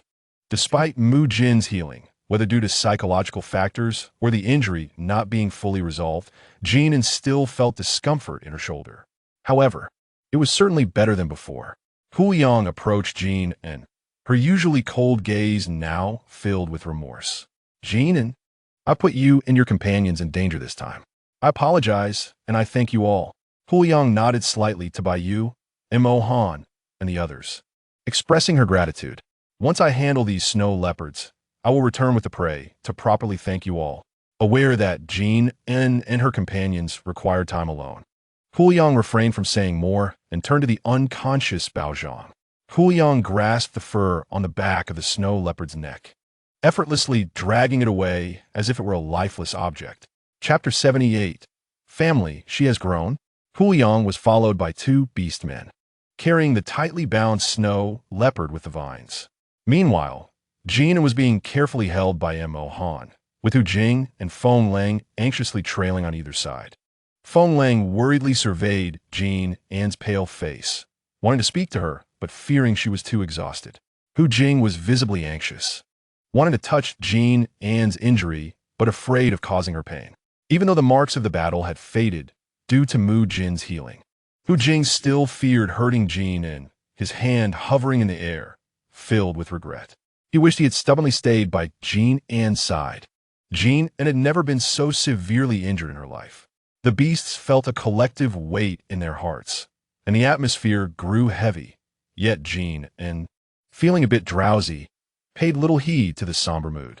After Mu Jin attended to Baiyu's wounds caused by the claws of a snow leopard, a group of beasts silently and swiftly traversed the blood-scented Meilin on their way back. Jin An leaned against Mo Han's sturdy chest, inhaling the reassuring aroma that enveloped him. As the tension in her body finally dissipated entirely, she could sense the overwhelming warmth and concern radiating from the beasts nearby, filling her heart with comfort. Holding back her fatigue, she spoke softly, "I'm fine, truly, just a bit exhausted." Her voice grew fainter, and her eyelids felt heavier. The fatigue from the battle in Meilin and the intense concentration required to wield her powers washing over her like a tide. Just before losing consciousness, her last thought was a simple relief. At least everyone was safe. On the other side, Hu Ling instructed the beastmen to awaken both snow leopards, then dragged the captured Bao Zhang and another snow leopard directly to the heart of the Meilin gathering. This was the area bustling with the largest number of beastmen, filled with noise and commotion. Hu Ling released her grip, allowing Bao Zhang to collapse awkwardly to the ground like a puddle of mud. Lang Wen cooperatively tossed the tightly bound snow leopard onto the empty space before them. Hu Ling pressed her toe against the nape of the now unwillingly transformed Bao Zhang, her gaze sweeping across the curious faces of the beastmen drawn to the commotion. What's happening? Isn't that a snow leopard from a snow region? Wasn't it said that Hu Ling had taken him as her mate? What transpired? Speculation swirled among the crowd, with some young beastmen from the antelope tribe glancing at Hu Ling, feeling indignant at her treatment of Bao Zhang, yet too intimidated to voice their discontent. As the future leader of the Qi Hu tribe, Hu Ling was well known among the dominant clans in the main city. Enough of this. Our Hu Ling must have her reasons. Exactly. That Bao Zhang must have done something shameful. The audacious snow leopard traveled all this way to seduce our Qi Hu females. If only Hu Ling would take me as her mate, I would be of great use. It seemed that Hu Ling had not taken this male as her mate. Otherwise, it wouldn't require such effort to teach him a lesson. She could have simply marked him as hers. Yes, let's assess the situation before jumping to conclusions. Hu Ling is truly beautiful. Ignoring the murmurs of the crowd, Hu Ling waited until enough people had gathered before speaking. Greetings. I am Hu Ling of the Qi Hu tribe. This is Bao Zhang of the snow leopard tribe from the snow region. Before the cold season, Bao Zhang represented the snow leopard tribe in negotiations with the Qi Hu tribe. After concluding our transaction, he and a group of warriors from my tribe were ambushed on their return journey through the snowy path, with the intent to kill and rob. Her tone was calm, as if recounting an event detached from herself, yet the chilling undertone made the air around them feel almost stagnant. Hu Ling paused for a moment, applying pressure with her toe, causing the snow leopard beneath her to emit a muffled groan of pain. Furthermore, the snow leopard tribe sent a total of 8 snow leopards, including Bao Zhang, to ambush in Meilin, injuring a female and her mate. The surrounding beastmen frowned, their expressions turning wary, and their distaste for the snow leopard tribe intensified. Although the snow region was not too far from the main city, trade and exchanges of goods were common among the various tribes. However, any tribe that harmed a female would find no one willing to engage with them further. We of the Chihu tribe are not aggressive, but we do not shy away from battle, Hu Ling declared, her gaze sharp. With a flick of her wrist, she summoned a flame that severed the vines binding the beast man before her, her voice laced with cold resolve. Return to your leader in the snow leopard tribe. For every snow leopard he sends, I will slay an equal number. However, suddenly smiling, Hu Ling added, if there is a next time, I will gather my kin and dye your snow red. The snow leopard, now free from the vines, trembled, aware that Hu Ling intended for him to relay the message.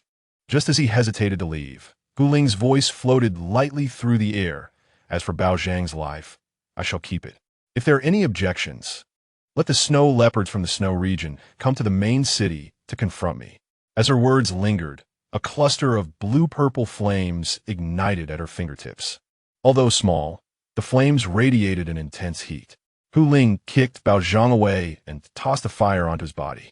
The flames swiftly engulfed him, leaving only a charred husk behind. The crowd gasped in shock. They were aware of Hu Ling's fire abilities. Yet this was unlike the fire they had seen from male beastmen. Is this the fire of female? Never seen anything like it. Perhaps it's not even fire. This flame is extraordinary. What kind of ability is this? Hu Ling, however, had no intention of enlightening them. As the dust settled, she turned and departed with a steady stride, as the surrounding beastmen parted to clear a path for her. Lang Wan and a newly acquired male from the Chihu tribe followed closely behind, while Hu Ling's other mate went to deal with Bao Zhang's remains. When Jin An awoke, it was already midday of the following day. She yawned widely, momentarily dazed, struggling to recall the events. Hadn't she been playing in mail-in? Rubbing her face, she remembered. Oh right, she had encountered an assassination attempt. How thrilling! The thought excited her. Even as a minor character, she had faced an assassination. Who could understand? Her family. She had made progress. Even she, a mere little Karami, had been targeted. Although it was likely incidental, it was still astonishing. Life experience 1. Jin An moved her arm, feeling no pain. Indeed, she had completely forgotten the discomfort of her injuries. Yesterday, she had truly been magnificent. She felt incredible pride swelling within her. Jin is awake, and Mohan and Feng Lang approached to tend to her. With only the three of them remaining in the house, Jin An glanced toward the entrance of the bedroom and noted the unusual silence within. Is your arm still hurting?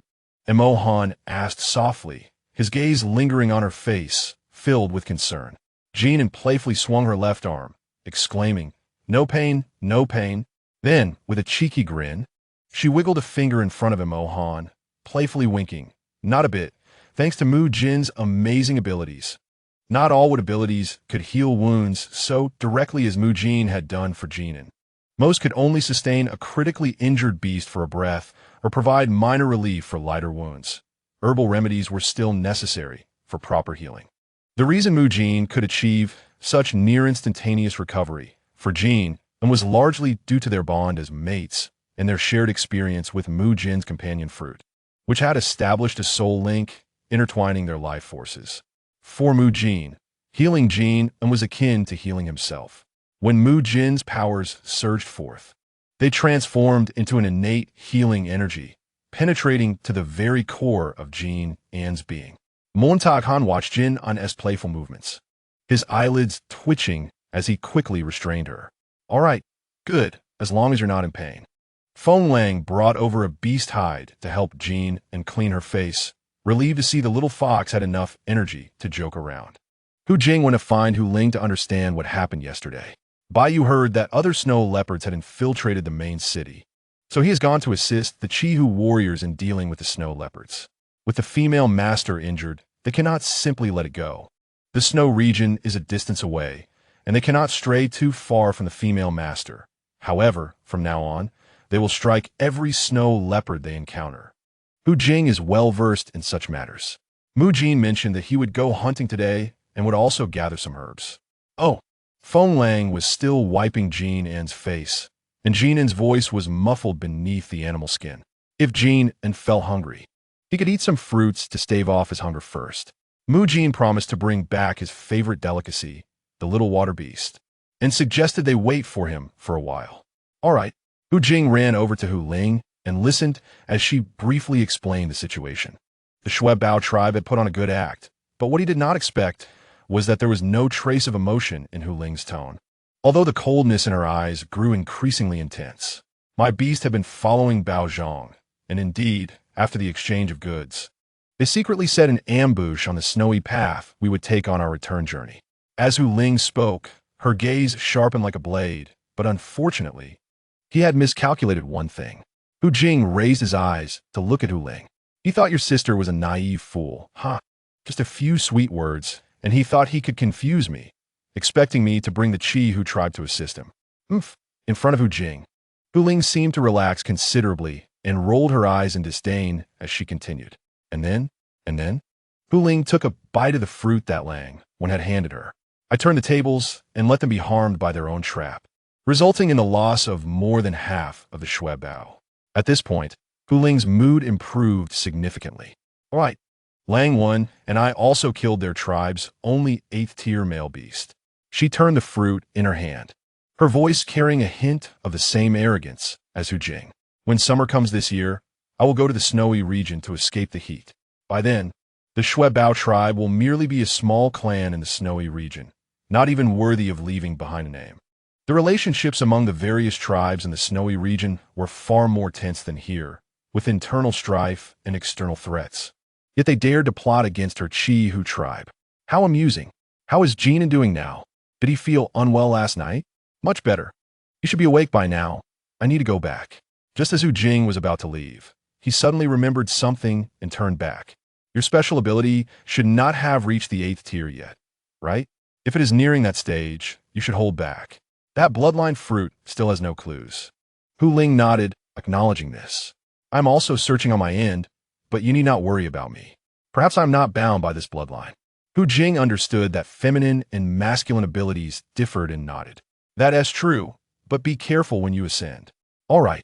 Upon returning, Hu Jing shared the information he had gleaned from Hu Ling with the gossiping little fox. Listening to this, Jin An felt a surge of emotions and couldn't help but sigh. The thorny rose is truly beautiful. Among the females he had seen so far, the females in the beast world each possessed their unique strengths and beauty. So it seems they came this time for revenge against Hu Ling. Hu Jing nodded, saying that if they dare to come, they must be prepared to be uprooted, as life would not be easy for them in the snowy region in the future. Are there many tribes in the snowy region? Jin An asked curiously. Hu Jing took the opportunity to pull Jin An into his embrace. Yes, not just in the snowy region. Everywhere has numerous different groups or tribes. Moreover, the tribes in the snowy region are notoriously combative. As Hu Jing spoke, he mischievously pinched Jin An's hand and stroked his face, causing Jin An to feel exasperated and want to bite him. Jin An slapped away Hu Jing's mischievous hand and glared at him. Suddenly, Hu Jing held his breath and shoved Jin An into Mo Han's embrace before fleeing. Once Jin An realized what had happened, he thought to himself, what has this fiery fox gone mad for? Well, last night it was his turn. Since he had slept until noon the next day, it would be tonight. Jin An suddenly found it amusing, thinking how poor his self-control was, and laughed heartily. As he laughed at Hu Jing while nestled in Mo Han's arms, he suddenly sensed that the atmosphere was somewhat off. Jin An looked up, meeting Mo Han's crimson eyes. Although Mo Han's expression remained largely unchanged, Jin An could inexplicably detect a hint of grievance in his gaze. Originally snuggled in Mo Han's embrace, Jin An, disregarding whether his feelings were accurate, boldly leaned forward and planted a kiss on Mo Han's chin. Mo Han was taken aback by the kiss. In his blood-red eyes, there was no longer a trace of grievance, only a blank stare. My charming and handsome black snake. Ha. At this moment, Jin An felt immensely satisfied, curling himself deeper into Mo Han's embrace, comfortably swinging his feet. That night, Jin An insisted on finishing the topic they had not completed in the afternoon with Hu Jing. I should sleep now. Hu Jing feigned a pout, but his actions were swift as he scooped Jin An up and tumbled onto the bed together. Jin An quickly pressed down on his approaching face, saying, but you haven't finished telling me about this snowy region. Hu Jing pulled Jin An's hand away, saying there was nothing more to discuss. How can there be nothing more to say? Didn't you say the tribes in the snowy region are quite interesting? You haven't told me yet. We can talk while we sleep. I don't believe you. Talking while sleeping, really? Chapter 80. She is not as formidable as I am. Unable to resist Jin An's persistence, Hu Jing bit down on Jin An's paw in frustration, then softened his actions and ground his teeth. I really want to slap my afternoon self for teasing the little fox. I didn't catch the little fox, but ended up tripping myself. There are many races in the snowy region. As far as I know, the main ones are the Shuebao tribe, the Bingyuan wolf tribe, the Shueshao tribe, and the Bingjiao deer tribe. These tribes have many beastmen and overall strong strength. The rest are smaller tribes, not much to discuss. Jin and Hu Jing, straining to draw his bow, was caught off guard when the little fox beneath him suddenly exclaimed, "Hu Ling is truly impressive." Hu Jing, this clueless little fox. Hu Jing gritted his teeth in frustration, causing the animal skins covering their bodies to disappear, and immediately covered the mouth of this wooden-headed little fox. Stupid fox. Jin An was panting, his eyes sparkling. Even his cursing sounded melodious. Hu Jing swallowed hard, and suddenly 2 pointed ears popped up on his head. Jin An? I want to touch them. As Hu Jing awkwardly tried to retract his ears, Jin An eagerly reached out. Hu Jing took a deep breath, saying, "You can touch them, but you must also let your tail come out for me to touch." No. Although the little fox's mind felt hazy, he instinctively refused, his tone carrying a hint of stubbornness. "But I want to touch your ears." "Not allowed." Not allowed. I must." Jin An, not believing this, braced himself to reach out. A large expanse of soft, white skin. Hu Jing closed his eyes, his voice hoarse. "Fine. Fine, you can touch." Jin An joyfully grasped the fluffy fox ears, so delightful to touch. Yet, before he could enjoy it for long, he was suddenly pressed into the plush animal skin. "Now it's my turn, Jin An felt his blood boil, warmth radiating from his ears down to his neck and further. He instinctively wanted to curl up, but was restrained. "Jin An, I want to see your tail." "No." Jin An felt his mind go blank, a whimper escaping his throat. His fluffy tail perked up slightly, completely disregarding its owner's plight. "Jin An is amazing. Jin An, she is not as formidable as I am." Hu Jing enveloped Jin An in his embrace, resting his chin atop her head. "Because I have the best female master in the entire beast world." Jin An felt as though she had been knocked unconscious. Her final memory being Hu Jing's infuriating voice, mumbling something incomprehensible. This troublesome fox, she would definitely teach him a lesson tomorrow. The following afternoon, after being isolated by the little fox for an entire morning, Hu Jing finally welcomed her own spring. Jin An, sitting cross-legged in her cozy den, was sipping the sweet herbal concoction prepared by Mu Jin, when suddenly, the light at the entrance was obscured by several figures. Turning her head, Jin An saw Hu Ling walking in with a gentle smile, accompanied by a pair of warm-hearted beastmen couple. "Jin An, are you feeling better?" Hu Ling met Jin An's gaze, her smile radiating kindness. The little fox was indeed a delightful surprise for her, as she found the remarkable little fox envying the prowess of others. "I'm much better now," Jin An replied, noticing the beastman couple behind Hu Ling, her heart already making assumptions. After all, it was hard not to connect the dots with the fiery red hair shared by all 4 family members.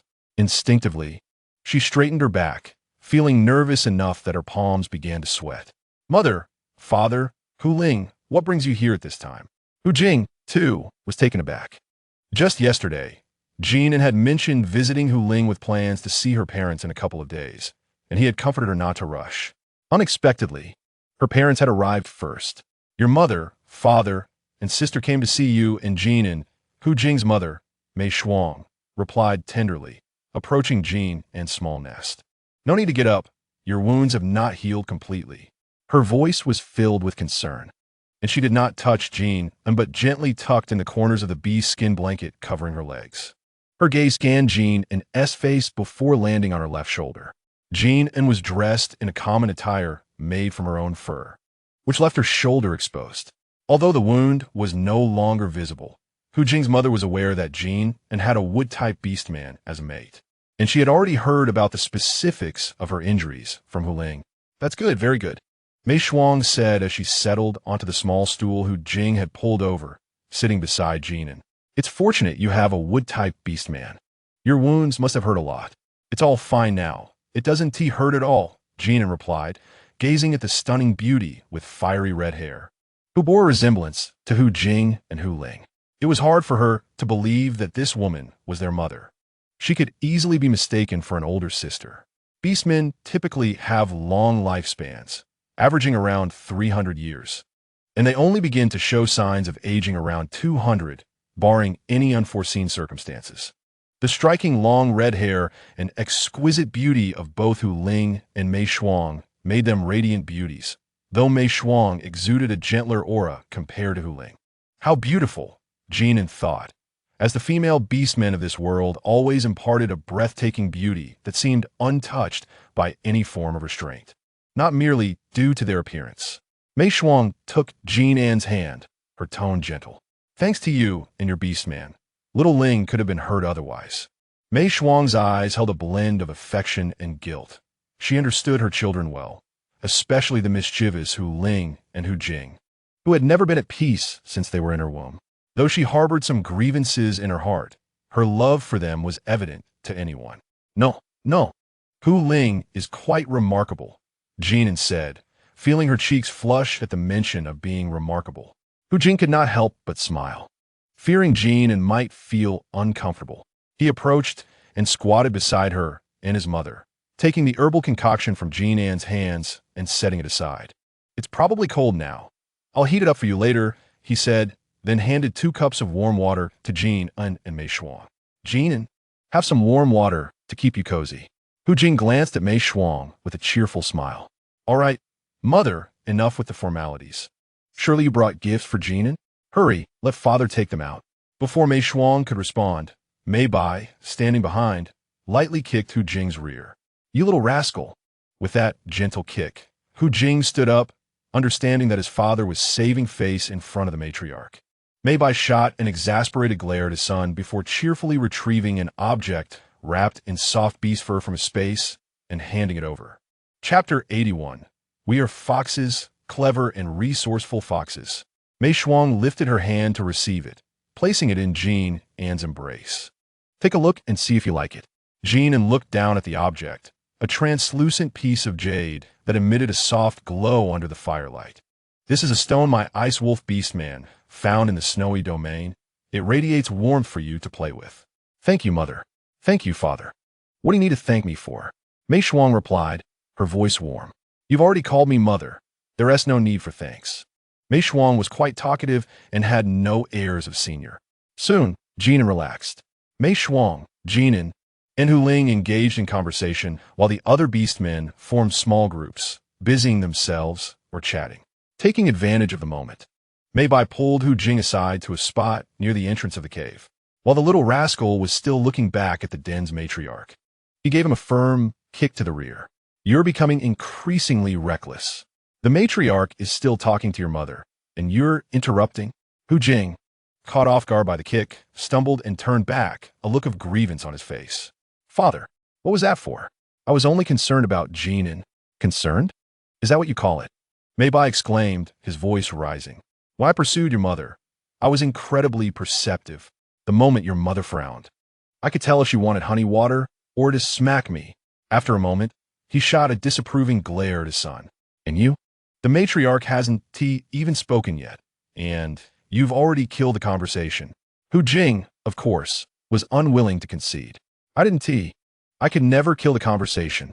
I'm the most understanding beast man there is. The emphasis on understanding was evident, and he beamed with pride. Oomph.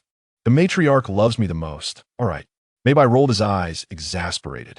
Some things aren't just about being understanding, you know? We are foxes, clever and resourceful foxes. Look at your matriarch rabbit beast man. That little fellow has a sweet tongue, flattering Jin and left and right, and his voice is delightful. Surely that would make the matriarch's heart sing with joy. And then look at that black snake, who says little but silently gets things done, being both perceptive and strong. The remaining matters you understand better than I do, so I shall refrain from elaborating further. What about you? Will you merely suggest drinking more hot water? Hu Jing was momentarily taken aback. What is wrong with drinking more hot water? Look, Mai Bai exclaimed, smiting his thigh in distress, yet wary of the sound reaching inside. He lowered his voice, saying, what else is there? What's so great about it? When you are unwell, your mother and father merely tell you to take care of your health and leave you to it. To see if you can survive to this age. Hu Jing. Mei Bai tugged at Hu Jing's ear, insisting on action. Do you understand? Just now it was barely acceptable. When you mentioned drinking more hot water, the water had already reached the female leader. Ignoring Hao Yu Ying's grimaces, Mei Bai persisted in gripping Hao Yu Ying's ear. When undertaking tasks, one must also engage the mind. Just look at the weather. It will surely turn cold tonight. Have you prepared fur pelts for the female leader? Hu Jing nodded. What style? Black bear? Mei Bai closed his eyes. A child cannot be taught. A child cannot be taught. Taking a deep breath, Mei Bai mentally reassured himself. Could that dark female leader possibly appreciate it? Hu Jing remained silent. Mei Bai scrutinized Hu Jing, recalling their recent interactions with Jin An, gaining some understanding of her character. Just because the female leader did not express discontent, you assume she is satisfied? The kindness she shows you reflects her own character. And does that excuse your lack of ambition? Mei Bai softened his tone, glancing covertly behind him to ensure everyone in the cave was still occupied. Before continuing in a hushed tone, encountering a female leader like Jin An is a stroke of fortune. Her good temperament and kindness towards her mate demand that you reciprocate with even greater care. What young female does not cherish beautiful pelts? Mei Bai lowered his voice further, revealing that she had not grown up alongside her parents, perhaps fearing to be a burden, which is the dereliction of duty on the part of you beastly husbands. Initially disinterested and leaning against the wall, and Mohan straightened up at Mei Bai's words, subtly perking his ears to absorb the knowledge being imparted. Do you understand? Outside, Mei Bai's prattling continued, his voice deliberately subdued, barely audible within the cave. However, Mohan was different. As an eighth-tier beast, enhanced by his solitary upbringing in the wilderness, his senses were keenly attuned. As a beast husband, you ought to present the best to the female leader. If she does not voice her desires, and you do not fulfill them, it signifies that you have not done enough. Just look at the young females outside. Are they not all proud and beautiful? The female leader's lack of explicit requests implies that you have yet to earn her complete trust. Learn from your father. You little rascal. I understand. Hu Jing complained while scratching his ear, his expression one of disdain, which only aggravated Mei Bai further. Truly, sembrat. Although Hu Jing feigned annoyance, he secretly admired the old fox's wisdom and knowledge, planning to treat him to several cattle the next day. Suddenly, a cheerful voice echoed from the cave. Hey, where's Hu Jing? Chapter 82. Underestimating you, stinky eagle. Mother and Hu Ling were about to depart, and Jin An had intended to invite Hu Jing to see them off. However, upon glancing around, she discovered that Hu Jing was nowhere to be found. The moment the father and son heard Jin An call out, they fell silent and turned around. Hu Jing stepped inside, approaching Jin An. What is the matter, Jin An? I was chatting with my father at the cave entrance. Oh, I see. Jin An smiled politely at Mei Bai behind Hu Jing before turning back to him. Mother and Hu Ling are going home. Let us see them off. All right. During dinner, Jin An felt an inexplicable sense of unease. The fire crackled cheerfully, casting a warm glow on everyone's faces, creating a lively atmosphere as the family of six sat in a circle, with steam rising from the pot of meat soup. Yet, an indefinable scent of smoke lingered in the air, unsettling Jin An. Before she could ponder further, Jin An, try this. I roasted some deer meat. Crispy on the outside and tender on the inside. Just how you love it, Feng Lang said, carefully blowing on a piece of perfectly cooked meat before offering it to her. The surrounding beasts immediately shifted their attention to Feng Lang. Wow, I underestimated you, stinky eagle.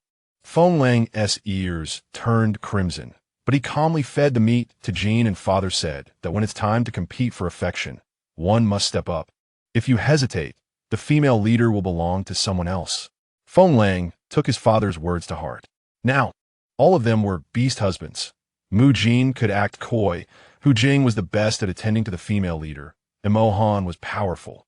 And Bai Yu held a special place in the female leader's heart. Only he felt inadequate, seemingly lacking in every aspect.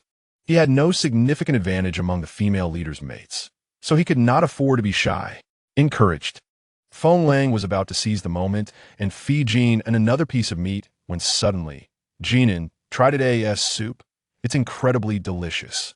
The one you've been wanting for ages, Hu Jing exclaimed, momentarily forgetting the name before being interrupted by Mu Jin. Mushroom. It's a mushroom soup you wanted. Jin An, you must try it. Seizing the opportunity, Mu Jin knelt beside Jin An, eagerly blinking his large, adorable eyes at her. Jin An had previously mentioned that she adored his big eyes. Confused by the sudden antics of the beasts, Jin An knew she needed to fetch some water. She took a sip of the mushroom soup from Mu Jin's bowl, then turned and, ignoring the pitiful gaze of Hu Jing, lifted his bowl and took a generous gulp of the same soup before returning it to him. Even so, that was sufficient. The rabbit and the fox returned to their spots, both satisfied. Naturally, as they resumed their seats, they exchanged stealthy glares, quickly averting their gazes before Jin An noticed. Baiyu served Jin An a bowl of mushroom soup. Just as she was drinking, a skewer of meat appeared before her. Oh no, it's a beef skewer. Baiyu smiled, presenting the skewer made from meticulously cleaned sticks, each threaded with 5 pieces of cow meat. Having heard Jin An mention how her tribe enjoyed skewered meat, Baiyu had spent the past few days finding suitable wood and crafting these skewers from the cow meat. Should I call it beef skewer? Jin An happily accepted it, ready to indulge. How delightful it was. If only a cup of refreshing drink could accompany it. Jin An, drink some juice. A remarkably fair hand offered a cup of juice made from red fruits. Jin An looked up to see Mo Han. Her smile blossomed like a flower, warming Mo Han's heart. Enjoying the skewer while sipping the juice filled Jin An with joy. Take your time eating. There are plenty of meat skewers here, Baiyu said, using a small piece of beef skin to wipe away the grease from her face. So delicious, Jin An exclaimed, nearly bubbling with happiness. Yet, she suddenly noticed that several beasts were not eating properly, merely gazing at her. Frowning, Jin An protested, "You all hurry and eat. Why are you staring at me?" The beasts could never enjoy meat in the same small bites as her. Their appetites were vast, and they preferred larger chunks of meat. Although Jin An thought it would be more enjoyable to share skewers, she still wished for them to eat comfortably. Delightful delicacies abound, so indulge to your heart's content. Oh my, Baiyu's voice is exceptionally melodious. Jin An's little head nods vigorously, urging everyone to partake in the meal. Yes, yes, we shall eat. Feng Lang responds eagerly. He must take the initiative. Jin An, these meat skewers are sprinkled with the spices you discovered, prepared by Mo Han, who dried and ground them into powder. Baiyu knows that Mo Han is not one to boast or seek accolades. However, as Jin An's foremost beast husband, it is only natural for him to help maintain harmony among the other beast husbands in the absence of any overt disdain from Jin An towards them. Jin An's eyes suddenly sparkled with excitement. Recently, she had been so engrossed in play that she had neglected to instruct a few beasts on how to handle spices. To her surprise, Mo Han had already ground them into powder upon merely hearing their purpose. Mo Han is wonderful, so clever. I shall give him a kiss later. While she had intended to do so immediately, the oil on her lips rendered the idea less appealing. Upon hearing her words, the beasts became restless. Mu Yin, who had been devouring meat, abruptly perked up. What about me? Jin An, I'm splendid too. I made mushroom soup. Jin An had praised its aroma, and Mu Jin proudly declared, it was I who prepared it. Hu Jing, feeling competitive, chimed in, I also contributed to the mushroom soup. I cut all the ingredients. So I am impressive too. Feng Lang, hesitantly, added, I grilled the venison that Jin An loves. Baiyu cleared his throat, stating, why not let him join the competition? He then proclaimed, I made the beef skewers that Jin An wanted. Jin An, with her mouth full of meat, surveyed the beasts who were always so bizarrely competitive. And sensed something was amiss today. After swallowing, she questioned, what is going on with you all? Something feels off. The beasts, avoiding her gaze, looked everywhere else, but at Jin An. All right, if you one tea speak, then no one shall make wishes with me later. I shall not agree, humph. The little fox bit into the meat, glaring at her beast husbands. They trembled at her adorable yet fierce demeanor. Unsure of how to confide in Jin An, they collectively turned their eyes towards Baiyu. Baiyu remarked, I have never seen you all think of me like this. Jin An, having finished her meal, set aside the skewers and downed the remaining mushroom soup in one go, leaning back with an air of authority. Now, let the interrogation begin. Hurry and confess. My patience is limited. Ultimately, it was by you who first wiped the grease from Jin An's mouth and face before gently inquiring. Who do you wish to sleep with tonight, Jin An? Huh? How do we shift to this topic? Don't think you can change the subject. I won't fall for that. Baiyu chuckled softly, amused by his silly mate. Fearing that Baiyu might elaborate further and provoke Jin An's ire, causing her to decide to sleep alone. Leaving them all to guard an empty chamber, the beasts quickly finished their meals and found tasks to occupy themselves. I will tidy the table, Hu Jing declared, swiftly taking several bowls and plates away. I will help, Feng Lang said, anxious to avoid Jin An's inquiries, as he was not one to lie. He hurriedly snatched the remaining dishes.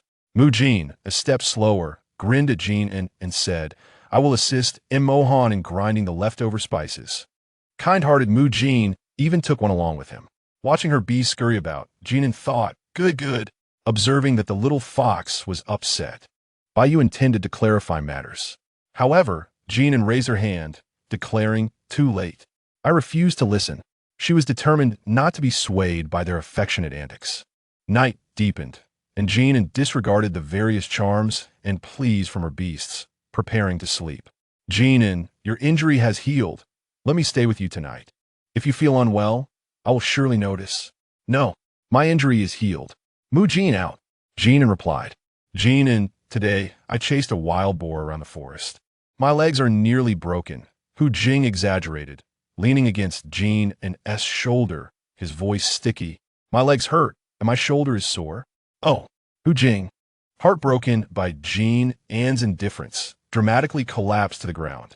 Jin An remained steadfast, unyielding. Hu Jing out. Then came the two remaining contenders. Jin An, having caught on to their game, had devised a clever plan during her moment of annoyance. Such trivial matters could not possibly thwart her. The formidable Jin An, she resolved to alternate her nights among them, ensuring a delightful weekend every week. How clever she was! However, she intended to see them strive for her affection first. This was all quite amusing, as Jin An mentally announced the upcoming performances of her beast husbands.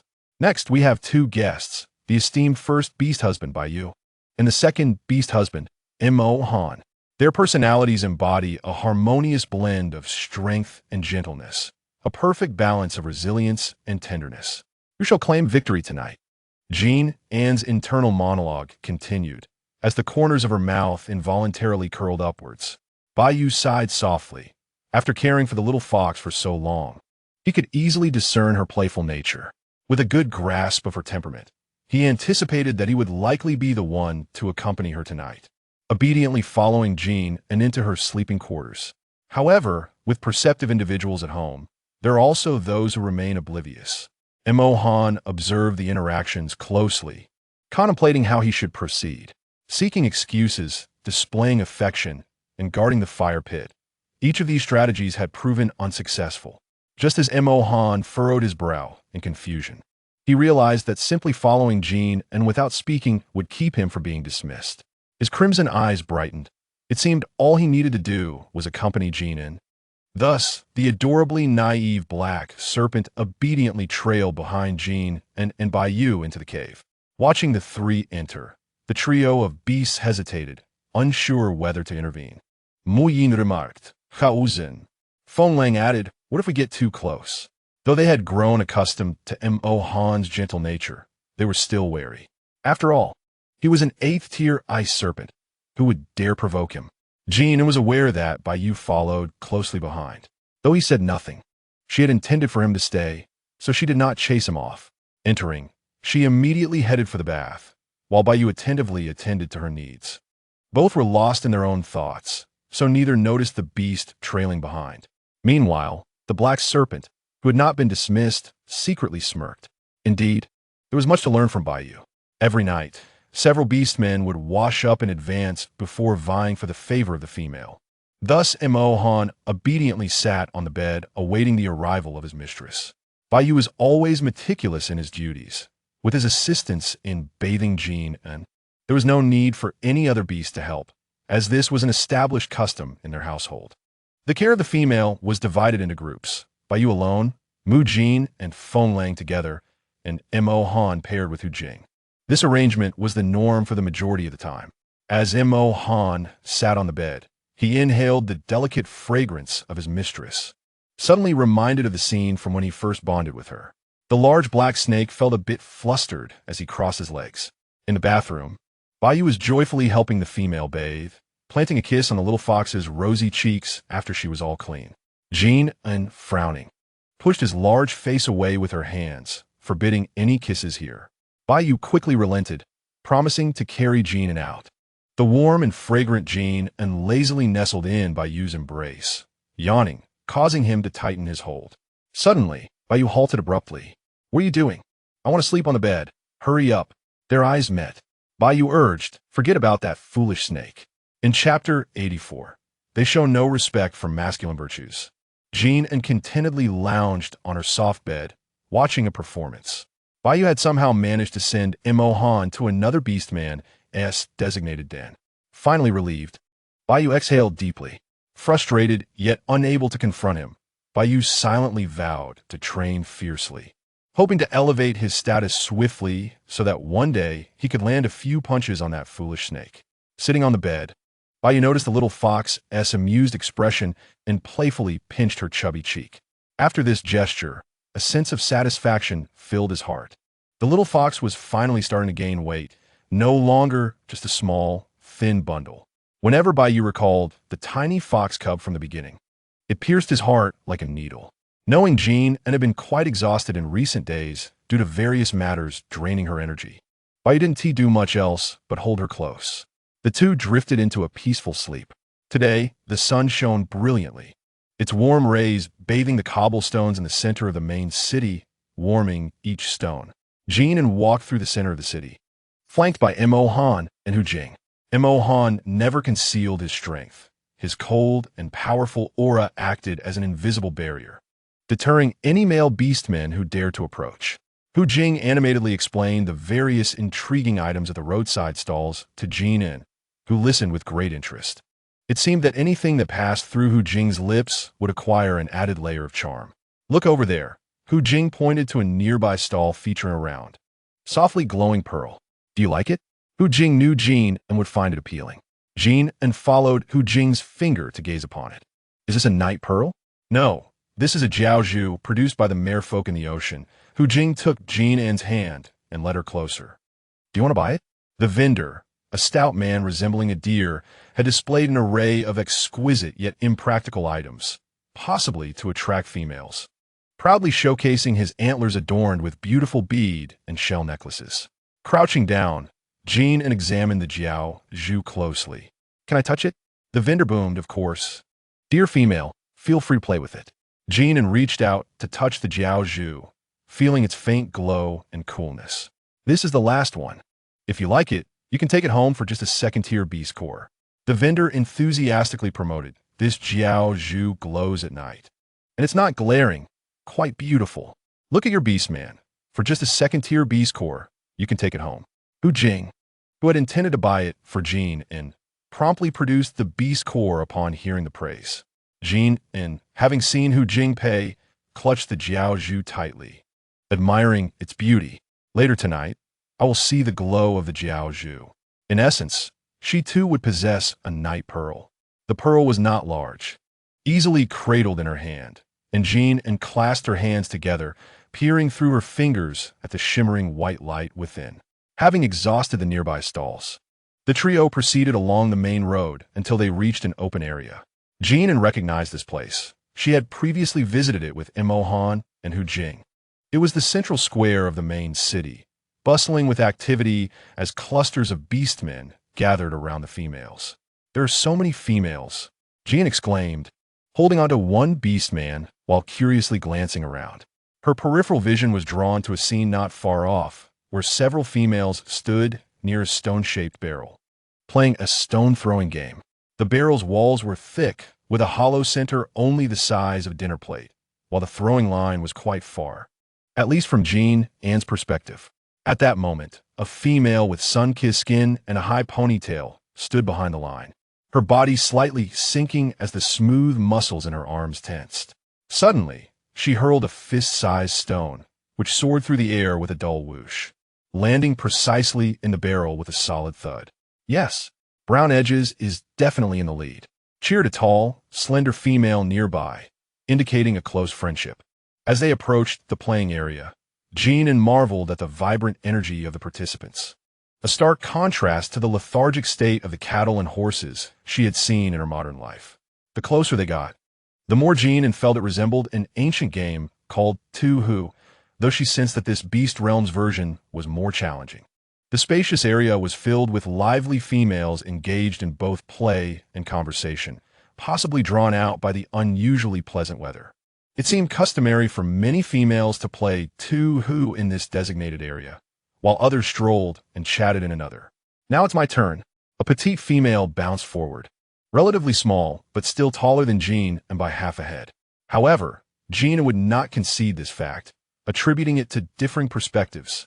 The slender female, despite her delicate frame, possessed considerable strength as she threw a stone that gracefully arced through the air, brushing the edge of the barrel before falling inside, eliciting cheers from the crowd. Not far from the throwing females, a row of male beastmen applauded enthusiastically. Are those their beastmen? Jin An quietly inquired of Hu Jing. Hu Jing nodded, then shook his head, adding, not all of them. Some are here to flirt with the females. His tone carried a hint of personal grievance. If any beastmen approach, ignore them. They show no respect for masculine virtues. They are bad beasts. Jin An dismissed Hu Jing's bitter remarks. Feeling a bit tired from standing, Jin An leaned against Mo Han, observing the females playing their game. Their aim is incredible, Jin An noted, aware that beastmen had keen hearing. So she lowered her voice to converse quietly with Mo Han. Not receiving a reply, she looked up just in time to share a kiss with Mo Han, who had leaned in. His crimson eyes sparkled brightly as Jin An unexpectedly rewarded him. Surely, he had been behaving well recently. With so many people around, Jin An, feeling bashful after the sudden kiss, immediately lowered her head, completely oblivious to the thoughts racing through the mind of the large black snake beside her. Clearing her throat discreetly, Jin An straightened up, focusing intently on her surroundings. In the midst of a momentary chaos, my gaze returned to the scene. Chapter 85. There are few people here, sisters. Before me stood 3 females, surrounded by an assortment of stones, both large and small. They took turns tossing the stones, and when a stone bucket filled, a nearby male would promptly come over to clear it away. The stones they threw varied in size, with the largest nearly matching the diameter of the thick stone bucket's opening. Some females even embraced the stones with both hands to throw them. It was evident that each of these females possessed a degree of skill, their movements exuding a spirited elegance. Having filled their designated area, a male came forward to tidy up, and I turned my attention back to the 3 females I had initially noticed. I shifted my head to rest against Mahan, transferring most of my weight onto him. He remained still, allowing me to nestle against his chest in search of a comfortable position. Hu Jing, pretending to be a snake. He felt no envy, not even a hint of it. Suddenly, a voice called out, "Would you like to play with us?" Hu Jing immediately turned alert, glancing toward me. Another female was inviting me to play. I relaxed. I was taken aback by the gentle demeanor of the wheat-skinned female, as her earlier stone throwing had suggested a more commanding personality. Now, as we conversed, her voice was unexpectedly soft and inviting. "You must be a young adult, right? It seems you haven't played this before. Come, join us." She introduced herself. "I am Zhong Yuan of the Xiong clan." Zhong Yuan had noticed me from afar when I was observing them. Thinking I was a shy and timid female, she lowered her voice to invite me over. Her unexpectedly sweet voice endeared her to me. At that moment, another slender female had just finished her turn and turned her clear gaze toward us. Our eyes met unexpectedly, and she flashed a bright smile before raising her hand to invite me enthusiastically. "Come play with us, little one. There are few of us here." The female from the clan, directing a male to find more stones, overheard this loud invitation and turned to look. A newly matured female? It had been a while since she had seen one. Upon catching my gaze, She slightly raised her chin and encouraged, "Come and play, little one." Feeling unexpectedly shy at being addressed in such an intimate manner, I had never experienced such familiarity in public. At least, I felt it was a close term of endearment. Yet, this feeling was rather delightful, and my heart swelled with joy. Zhong Yuan glanced at the other two females, gesturing with her chin towards the slender one. "That is my good friend, Lu Qing, from the Lu clan."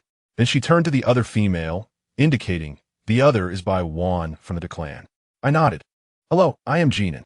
Zhong Yuan acknowledged my introduction, casting a glance at the two males behind me. Quite capable. "Come play with us, Jin An. Let your males watch from here, as you enjoy yourself," she urged. I turned to look at Ma Han and Hu Jing. Hu Jing gently ruffled my hair, saying, "Go play. We will stay right here.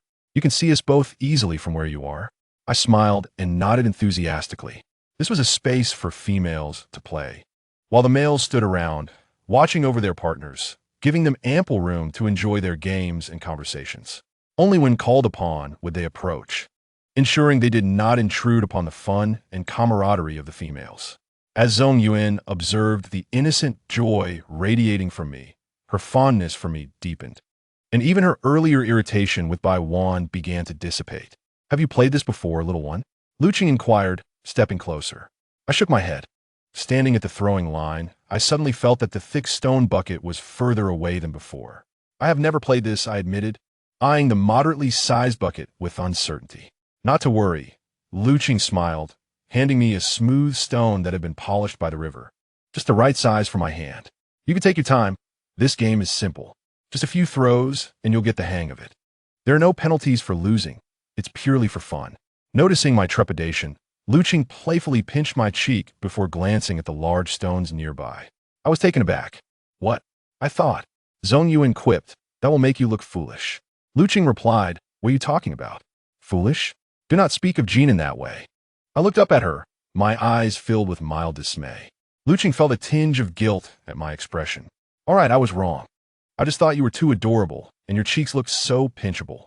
Perhaps sensing that her apology lacked sincerity, Lu Qing added, "Next time, I'll bring my little ones out for you to play with. They're just learning to walk and incredibly amusing." My eyes widened in surprise. "You already have little ones?" "Indeed. During the cold season, I had a litter of wolf pups that are quite lively," Lu Qing replied cheerfully. "You are newly matured, so it's understandable you may not know. Just remember, having little ones should bring you joy, and it's important to have them when you want them." All right. Are we playing or not?" Bai Wan urged. "Let's play." The females all positioned themselves behind the throwing line. "Little one, you throw first. Let me see your skill," Zhong Yuan challenged. "Throwing stones can reveal one's strength, can it?" she retorted. Lu Qing subtly exchanged glances with Bai Wan, knowing this young female had just reached maturity. While throwing stones might not rely on special abilities, what if she had yet to awaken hers? It would be tactless to remind her of such a possibility. Many orcs do not awaken special abilities, and those without them are numerous. However, those with strength tend to find compatible mates, leading to better living conditions, leaving those without such advantages largely unnoticed. Bai Wan, oblivious to this nuance, glanced at me upon receiving Lu Qing's signal and fell silent. I remained unaware of the conversation behind me, weighed the stone in my hand, and stepped to the center of the throwing line. I emulated the actions of the females I had observed earlier, took a deep breath, and then swiftly swung my arm. The stone flew forth but landed with a thud in the middle, rolling a few times before coming to a stop against the outer wall of the stone bucket. Lu Qing stifled a grin as she looked skyward. Bai Wan remarked, "You are rather clumsy, little one." I sheepishly scratched my head. "It's all right," Zhong Yuan reassured me, waving her hand. "It happens to everyone the first time. I once accidentally threw a stone into a vendor stall and had to pay 2 beast cores." Yes. Just play a few more rounds," Lu Qing laughed, gently tousling my light tea-colored hair. "This little one smells delightful." Bai Wan rolled her eyes. When did Zhong Yuan become so modest? Accidentally? I know she smashed a vendor stall after her mail was hit. Zhong Yuan's charming demeanor did not fool her. Had she not witnessed Zhong Yuan and her males giving the vendor a thorough beating, leaving him with a bruised face and humiliated, she might have believed her story. Nevertheless, what does it matter? Spending time with this little one is enjoyable. I encouraged myself and prepared to throw my second stone. Bai Wan sat beside, propping her chin on her hand, amusedly observing the little female's vigilant demeanor, as if preparing to confront a beast. The newly matured little female was quite entertaining. Her abilities were not to be underestimated, and the sight of her attempting to throw a stone was rather comical. Zhong Yuan and Lu Qing were nearby, instructing Jin An. After 3 failed attempts, Jin An was utterly defeated. Zhong Yuan, suppressing her laughter, patted Jin An on the back, commending her significant progress. Noting that she had almost succeeded with her last throw, which merely grazed the edge before bouncing out. "All right, it's my turn now," Bai Wan stated. Growing bored of sitting, she stood up, picked up a stone, and with a simple flick of her wrist, the stone soared through the air, landing solidly in the thick stone bucket with a dull thud. "Wow!" Jin An, who understood the difficulty of throwing stones, gasped in admiration, her gaze toward Bai Wan transformed. "Impressive, truly impressive." As Bai Wan turned back, her eyes met Jin An's sparkling ones, and the foolish words that were on the tip of her tongue were swallowed back down. "Bai Wan Jiejie is really amazing." While Jin An mused that although her gaming skills were somewhat lacking, she found her voice delightful, her eyes beautiful, her complexion fair, her hair color pleasing, and a hint of fragrance about her, just enough to catch her interest. Bai Wan pondered that there was nothing particularly extraordinary about her, but, with a flick of her wrist, a pale pink beast skin materialized in her hand. "Here, since you can speak, I shall gift this to you." Perhaps fearing Jin An would feel shy about accepting it, Bai Wan added a welcome gift. Quality beast skins were rare, let alone those from extraordinary beasts. The unique skins were visually striking and highly breathable. Jin An had even overheard Bai Yu and Ma Han discussing making her a garment from extraordinary beast skin before the scorching season, although that one was red. "Wow, Bai Wan Jiejie is so generous. When will you gift me an extraordinary beast skin?" Lu Qing teased Bai Wan, ignoring the comment. Bai Wan stuffed the beast skin into Jin An's arms and turned to leave. "All right, that's enough for today. You all enjoy yourselves. I'm heading back now." As Jin An's skin brushed against the extraordinary beast skin, she relished its delicate and cool texture.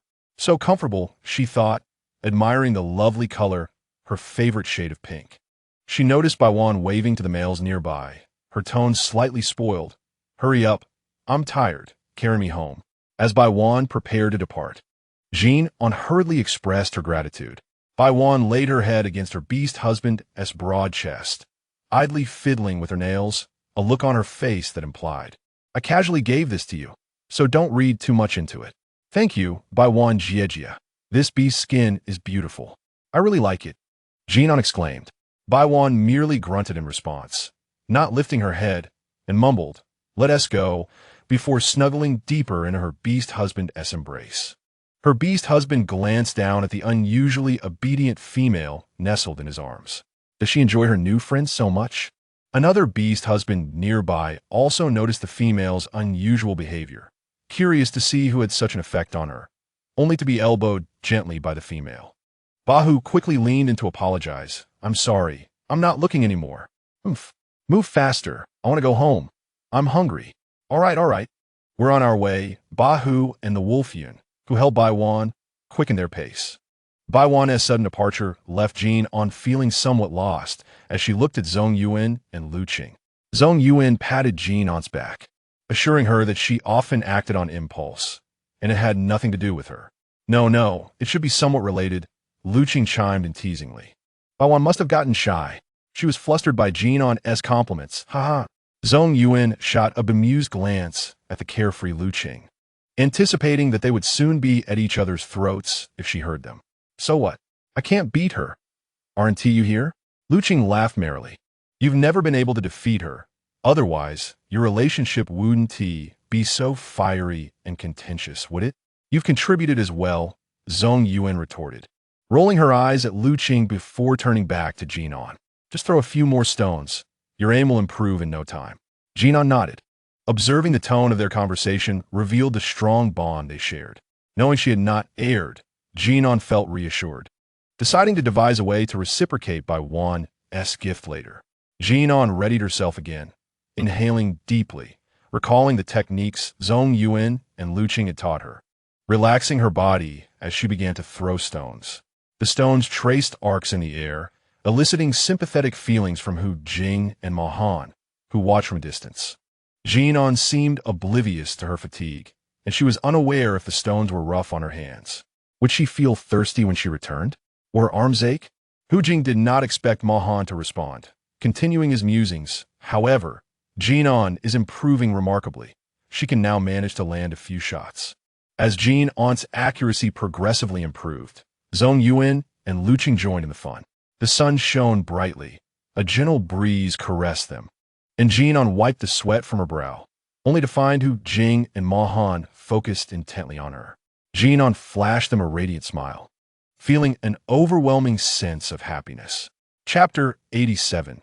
The Harem Baiyu. What kind of gift do you think I should prepare for Baiwan Jiejie? Jin An fretted, her small head repeatedly bumping against Baiyu's chest. Baiyu, uncertain of what would be appropriate, recalled the two beast husbands who accompanied Baiwan today.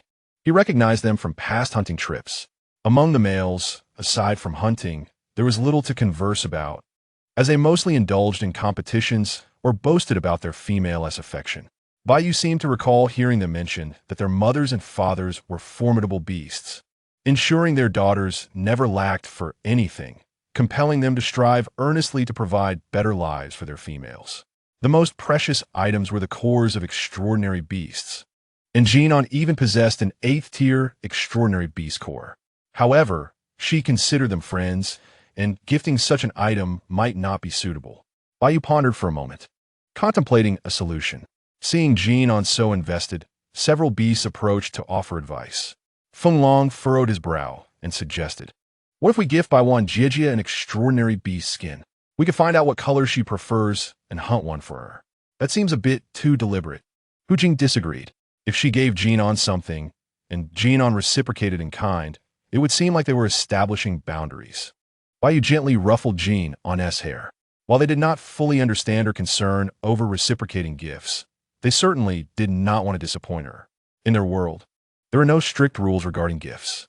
When females exchanged gifts, it signified a close relationship, fostering goodwill between their families. Such cordiality often led to joint hunting ventures among the males, with those feeling their female was particularly happy with a friend likely to share their spoils with her.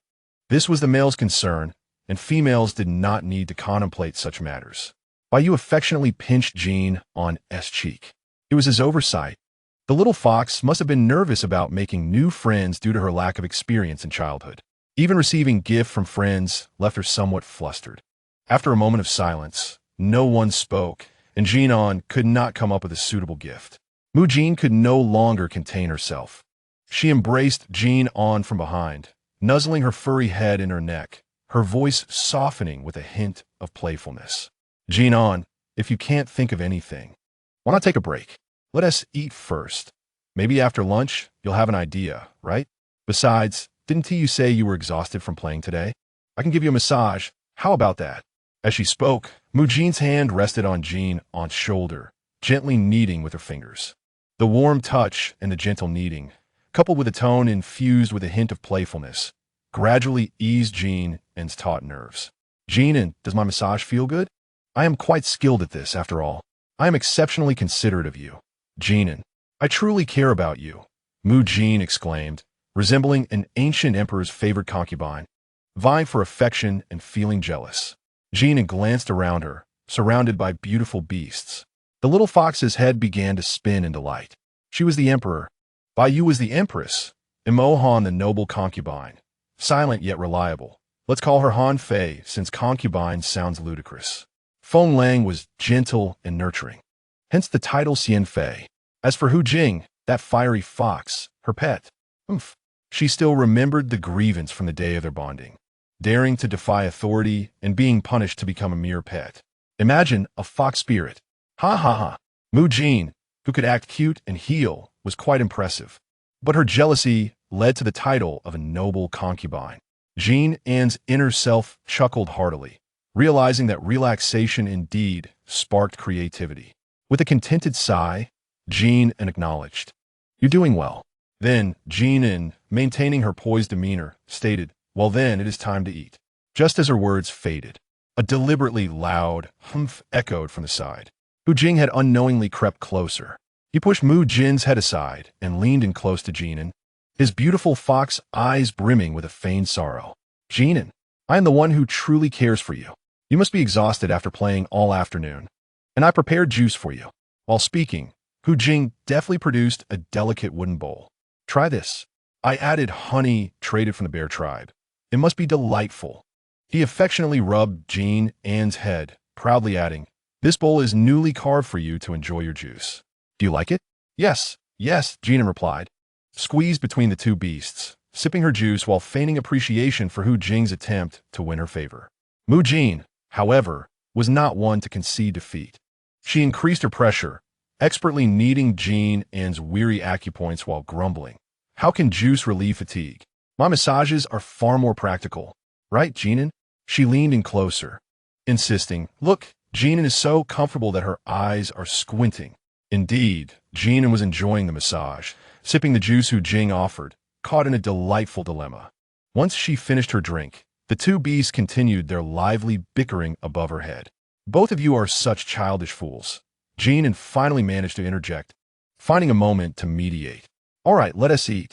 Bai Yu, accustomed to this noisy scene, called for dinner as soon as the dispute settled. Due to the antics of these two childish beasts, the seating arrangement at the table was a daily rotation. Today, whoever cooked sat beside Jin An, with the other position alternating. Jin An had heard them explain the chaotic order, but the beasts remembered it well. Today, Jin An sat between Bai Yu and Mohan. The two beasts flanked her, one passing fruits and the other offering dried meat. Jin An accepted it all graciously, while the two beasts reveled in their roles. The aroma of roasted meat filled the air, the fat sizzling on the fire. Bai Yu cut the tender bird leg into pieces, blowing on them before cautiously offering one to Jin An. Jin An, open your mouth. Each time she heard this, a hint of embarrassment washed over her, reminiscent of when she was a child being fed.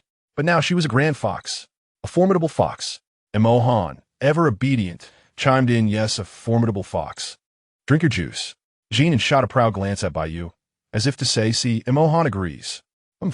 Bai Yu chuckled. All right, formidable fox Jin An. Try this piece. Its charred aroma surely pleases our great fox's palate. All right, I shall taste it. It's delicious, Jin An exclaimed, savoring the flavor. Bai Yu, smiling as he continued to cut meat, explained, we know you love this. Mu Jin and Feng Lang ventured into the woods to gather the seasonings you mentioned, while Mohan and Hu Jing dried and ground the remaining spices into salt. This batch of seasoning salt has new flavors. Tell me if you find it enjoyable. Delicious. Indeed. Suddenly, a spark of inspiration ignited within Jin An, and she sat up straight. Of course, the seasoning salt. Her eyes shone with excitement as she looked at her companions, her voice laced with eagerness. I've thought of a gift. Although Mu Jin didn't grasp her intent, he eagerly encouraged her. What is it? What have you thought of? Bai Yu gently took the skewer from Jin An's hand to prevent her from pricking herself, wondering if she was referring to the seasoning salt. Yes, while salt is rare, I am certain Bai Wan Jie does not lack it, but this is no ordinary salt. Bai Wan Jie has never tasted it. Wouldn't it be wonderful to send her some to try? The beasts readily agreed to Jin An's proposal. Shall we also send some to Zhong Yuan Jie and Lu Qing Jie? We have shared such delightful times together. Bai Yu squeezed Jin An's hand reassuringly. You need not worry about this, Jin An. We will arrange for a hunt together with their beasts to deliver it. Jin An, knowing Bai Yu's thoroughness, felt at ease and turned her attention back to the meal. Let us eat, Jin An, Mohan added, serving her more meat, well aware of her appetite. Jin An hadn't eaten much yet today, and Mohan, who had always been reticent, had once spent entire years in the wild without uttering more than 2 words. Yet, since being with Jin An, he yearned to transform himself. He wished to converse with her. Good. Moreover, the little fox had never shown any aversion toward him. As they filled their bellies, twilight descended. Mu Jin, still mindful of his promise, encouraged Jin An to lie down, gently kneading her delicate shoulders and neck. Is this comfortable? Mu Jin asked, his voice filled with anticipation. Quite comfortable, Jin An replied lazily, like a well-groomed little fox. Then I shall do this often. if you permit? Yes. Jin An cheerfully affirmed. You are such a good little fox. Mu Jin's heart swelled with joy, relishing the moment shared with Jin and Bai Wan Jia. You've arrived. While Bai Yu was out hunting, he entrusted the seasoning salt to Bai Wan's beast, Ba Hu, to deliver it to her. The following day, Hu Jing and Feng Lang returned from their hunting trip with news that Bai Wan would visit the following day. Jin An readily agreed, excited to have a friend come over. She enthusiastically rallied Feng Lang and Mu Jin to tidy up the cave. Before long, a figure with fair skin and rosy lips, possessing a well-proportioned physique, appeared at the entrance of Jin An's cave. Bai Wan Jia, please come in. Behind Bai Wan stood two handsome, broad-shouldered beasts, twins. Jin An merely cast a curious glance at Bai Wan's companions, having thought that in the beast world, offspring usually came in clusters. However, two solitary twins were indeed a rarity. Both beasts carried a game they had hunted. As Jin An conversed with Bai Wan and led her into the cave, Hu Jing and Feng Lang instinctively stepped forward to take the prey from the twins. Two individuals settled onto the petite round stools beside a small circular table. The smooth contours of the trio of items piquing Bai Wan's curiosity. If Bai Wan's elder sister fancied them, she could request Bai Yu to instruct her beast husband to craft the set. It was quite a straightforward task. Bai Wan, locking eyes with the mischievous little fox with crescent-shaped eyes, playfully tapped her forehead, calling her a silly fox. Jin An was astonished and indignant, insisting otherwise. Bai Wan remained silent, contemplating what game she would have longed in hunt for Jin An's beast husband to deliver the following day. Bai Wan's elder sister ought to sample the roasted small water beast first. She had grown accustomed to roasted fish, almost having let slip her preference for the latter. No, it was necessary to adapt the terminology to align with the customs of the beast realm henceforth. Soon, the other roasted meats would be ready, accompanied by delectable mushroom soup. The inhabitants of the beast realm did not consume mushrooms, nor did they possess a distinct name for them. Allowing Jin An to call them without hesitation, Bai Wan furrowed her brow at the small water beast before her, while visually appealing. Was this truly what her beast husband prepared for her? The small water beast had little to offer in terms of sustenance and was perilous. Beastmen traditionally avoided it. Never would they allow their female masters to partake in such fare. The several beast husbands who entered, including the twins, cast reproachful glances at Bai Yu, questioning how such a formidable beast could serve this to his female master, despite the enticing aroma wafting through the air. They remained oblivious to Bai Yu's method of preparation. This particular small water beast lacked bone spurs. Bai Wan's elder sister should try it. Jin An speared a piece with a skewer and popped it in her mouth, her eyes narrowing in delight at the exquisite flavor. Fish was her absolute favorite. Moreover, Bai Yu's culinary skills had evidently improved. Observing Jin An's enticing demeanor, Bai Wan hesitated momentarily before succumbing to temptation. She picked up her own skewer and sampled a piece. The smoky, tender morsel, enhanced by a unique seasoning, caused her beautiful apricot-colored eyes to glimmer subtly. Quite delightful indeed. Is it not so? Roasted small water beast is the most delectable. With this successful endorsement, Jin An beamed, nudging the plate towards Bai Wan, encouraging her elder sister to indulge further. Bai Wan, with a flick of her wrist, produced a necklace adorned with variously shaped shells and glimmering stones before Jin An. Here, play with this. Bai Wan suspected that the little fox had secretly bewitched her, for this was a necklace she had recently crafted, her favorite piece. Wow, it's so beautiful. Bai Wan ran her fingers through her long hair, of course, as I crafted it myself. The two exchanged playful banter, their conversation meandering from one topic to another, quickly deepening their bond. Their titles soon shifted from Bai Wan elder sister to simply elder sister, and from Jin An to Little T Fox. Upon learning that Jin An belonged to the Cha by Jin Hu clan, Bai Wan affectionately renamed her Little T Fox. How amusing it was to call her that. Suddenly hearing the name Little T Fox, Jin An's eyes widened. Ah, is this retribution? In her past life, Jin An had harbored a fondness for little foxes, studying various kinds, and when she discovered the alternate name for Cha by Jin Hu, she had laughed for quite some time. The heavens spare no one. How swiftly the tides of fortune have turned. As the dusk deepened, Baiwan bid farewell to Jin An, mentioning that Bahu would soon begin preparing dinner, and she needed to return quickly to have him catch small water beasts for her meal. Little T Fox, we shall converse again another day. All right. Though Jin An's tone revealed a hint of reluctance, Baiwan pinched the little T Fox's cheek, promising to find her for play another day, and Jin An could visit her anytime. All right then. The little fox nuzzled against Baiwan's still outstretched hand. Baiwan expressed a desire to take her home, which of course was impossible. The nearby beast husbands swiftly intervened, separating the reluctant pair and escorting them back to their respective homes. Having dined with Baiwan and her family, Jin An found herself unhungry until late into the night, delaying her dinner significantly. As night fell, the campfire flickered within the cave, exuding warmth. Aren't you going to eat a bit more, Jin An? Feng Long inquired, noticing that Jin An had barely touched the roasted meat. He was concerned she might feel hungry later. Jin An felt she had overindulged at lunch and was not inclined to eat anything else, her belly pleasantly full. Bayu observed Jin An idly poking at the remaining half of the roasted beast leg in her bowl with her skewer, poking it but refusing to bring it to her mouth.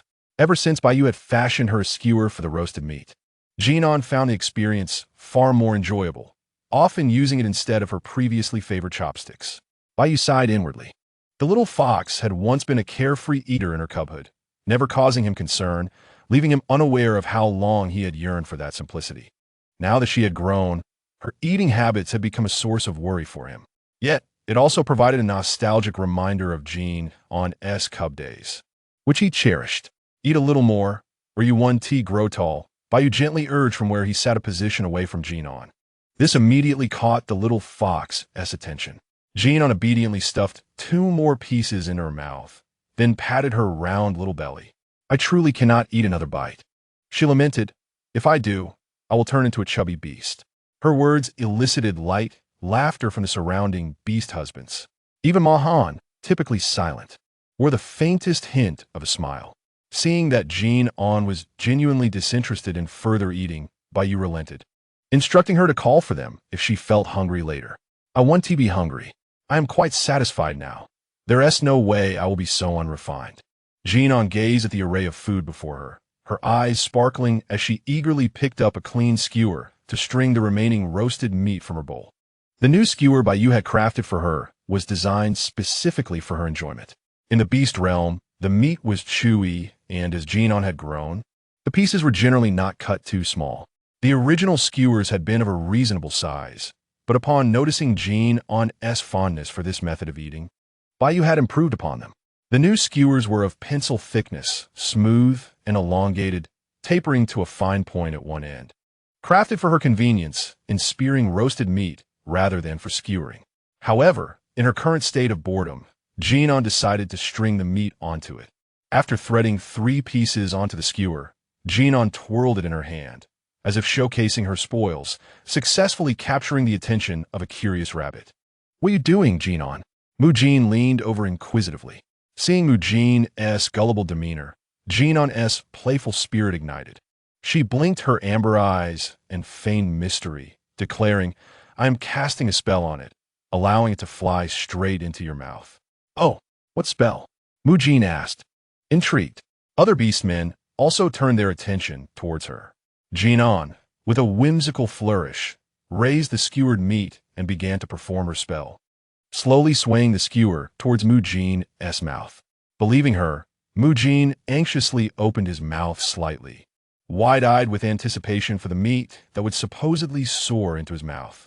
In that thrilling moment, Jin An suddenly twisted her wrist, retracting the skewer with a grin. Huh, you've been tricked. Mu Jin exclaimed in surprise at Jin An's sudden maneuver, but then burst into laughter. Grabbing Jin An's hand, he swiftly devoured the meat she had speared, then reached out to tickle her. This playful interaction had become a well-known game among the trio, including Hu Jing, resulting in frequent bouts of laughter. The two engaged in a delightful chase, with Jin An dodging while Mu Jin relentlessly pursued her, both laughing and squealing with joy. While dining and observing the playful antics of the two, Bayu's tone shifted to one of gravity upon witnessing the increasingly chaotic scene. Slow down, be careful, and put down the skewer. Before he could finish his warning, one individual stumbled forward while another leaned back, teetering dangerously, and the skewer slipped from their grasp.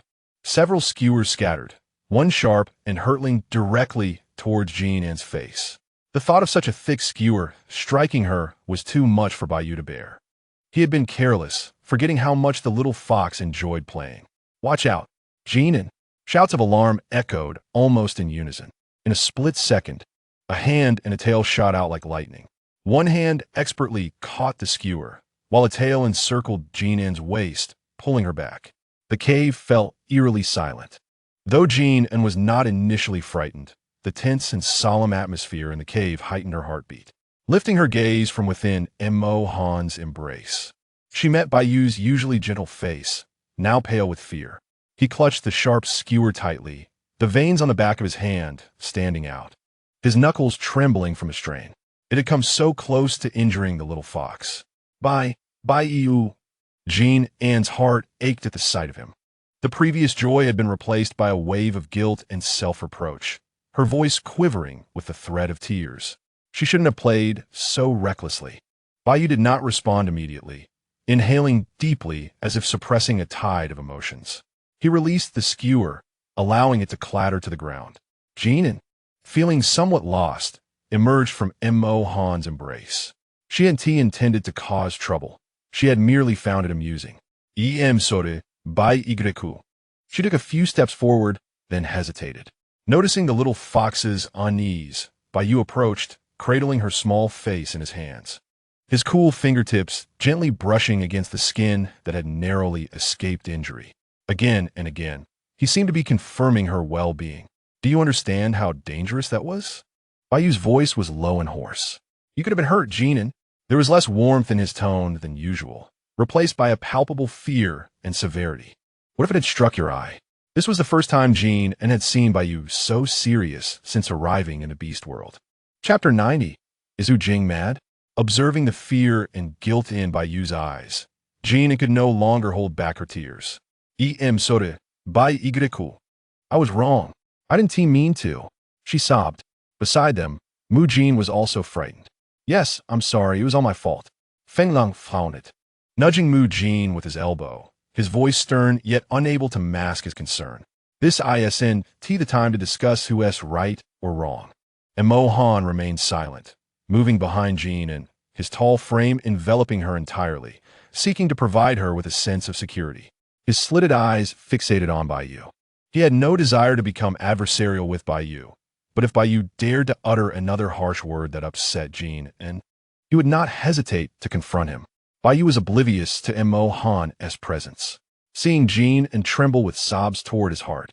Hu Jing approached, observing Jin An's escalating distress.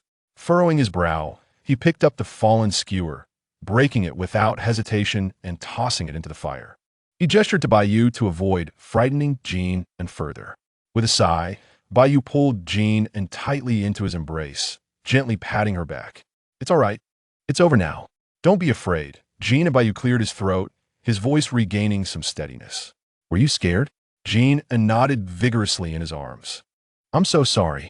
You don't need to apologize, Jin An. It was my carelessness, Bai Yu said, burying his head in the crook of her neck. I was terrified. Holding Jin An close, he felt her slight shivers and continued softly. I'm not angry with you. I'm just scared for your safety. Bai Yu pressed his lips together tightly, soothingly patting Jin An's back. The other beasts remained quietly by their side, no one daring to speak. After a while, Hu Jing observed that Jin An had calmed down somewhat before speaking softly. Are you all right? He reached his arm between Bai Yu and Jin An, wrapping it around her waist and drawing her into his embrace. Although Hu Jing's tone was calm, Jin An's instincts sensed something amiss. Noticing the little fox's intent, Hu Jing tightened his embrace slightly, while his other hand lifted Jin An's tail to carry her. Jin An understood her wrongdoing and anticipated punishment. Jin An. The other beasts were taken aback. Is Hu Jing mad? Thus, in the presence of the other beasts, Jin An was spanked by Hu Jing. Just 5 swats. Though not painful, they were undeniably humiliating and served as a valuable lesson. Jin An's face flushed crimson, vowing never again to use skewers for roasting meat. She no longer wished to see a skewer again. Suddenly, Jin An transformed back into her beast form. For the next 3 days, no, 30 days, she resolved not to revert to her human form. Even in her beast form, she could not escape Hu Jing's grasp. He held her forelimbs, lifting her upright, with her hind limbs resting on his knees, facing him. Whether eating or playing, safety must always come first. We cannot engage in such reckless play again, understood? The little fox nodded. Fearing Hu Jing might concoct further mischief that would frighten Jin An, Feng Lang seized the opportunity to scoop the little fox into his arms. His broad, warm hand enveloped the back of her head, gently pressing one of her ears, providing her with a profound sense of security. There, it's all right now. Jin and Feng Lang's voice resonated from above, imbued with the youthful clarity of a boy, yet deliberately softened and rendered tender. With a piercing gaze, he directed his attention towards Hu Jing, his discontent unmistakable, silently urging him to remain silent. Hu Jing swallowed the comforting words he had intended to offer, shrugging in resignation as he leaned against the stone wall, scanning the surroundings to ensure no one else would dare frighten the little fox. Feng Lang finally returned his gaze to Jin An. He gently rested his chin atop her fluffy head, even affectionately nuzzling her. Leaning closer, he whispered into Jin An's ear in a tone intended solely for her. Don't be upset. Tomorrow I'll help you get back at them. Jin An's fox ears perked up, trembling involuntarily. No, you don't need to. At that moment, Jin An had no desire to speak. She merely wished to find a crevice to hide in. However, hearing that her beast husband was ready to fight, she mumbled from within Feng Lang's embrace. I'm not angry. Both were in unstable emotional states, one eager to retaliate, the other grappling with guilt, while Feng Lang stood firm in defending the little fox. Pulling her away from the others, he strode purposefully towards the secret hideout of the group within the cave. Jin An referred to this place as such, and the other beasts had taken to calling it the same. It housed 3 nests, one for Jin An to rest in her beast form, another for her human form, and a particularly large one. The beasts had constructed this spacious nest after realizing Jin An enjoyed burrowing for a sense of security, accommodating 3 or 4 of them to play together.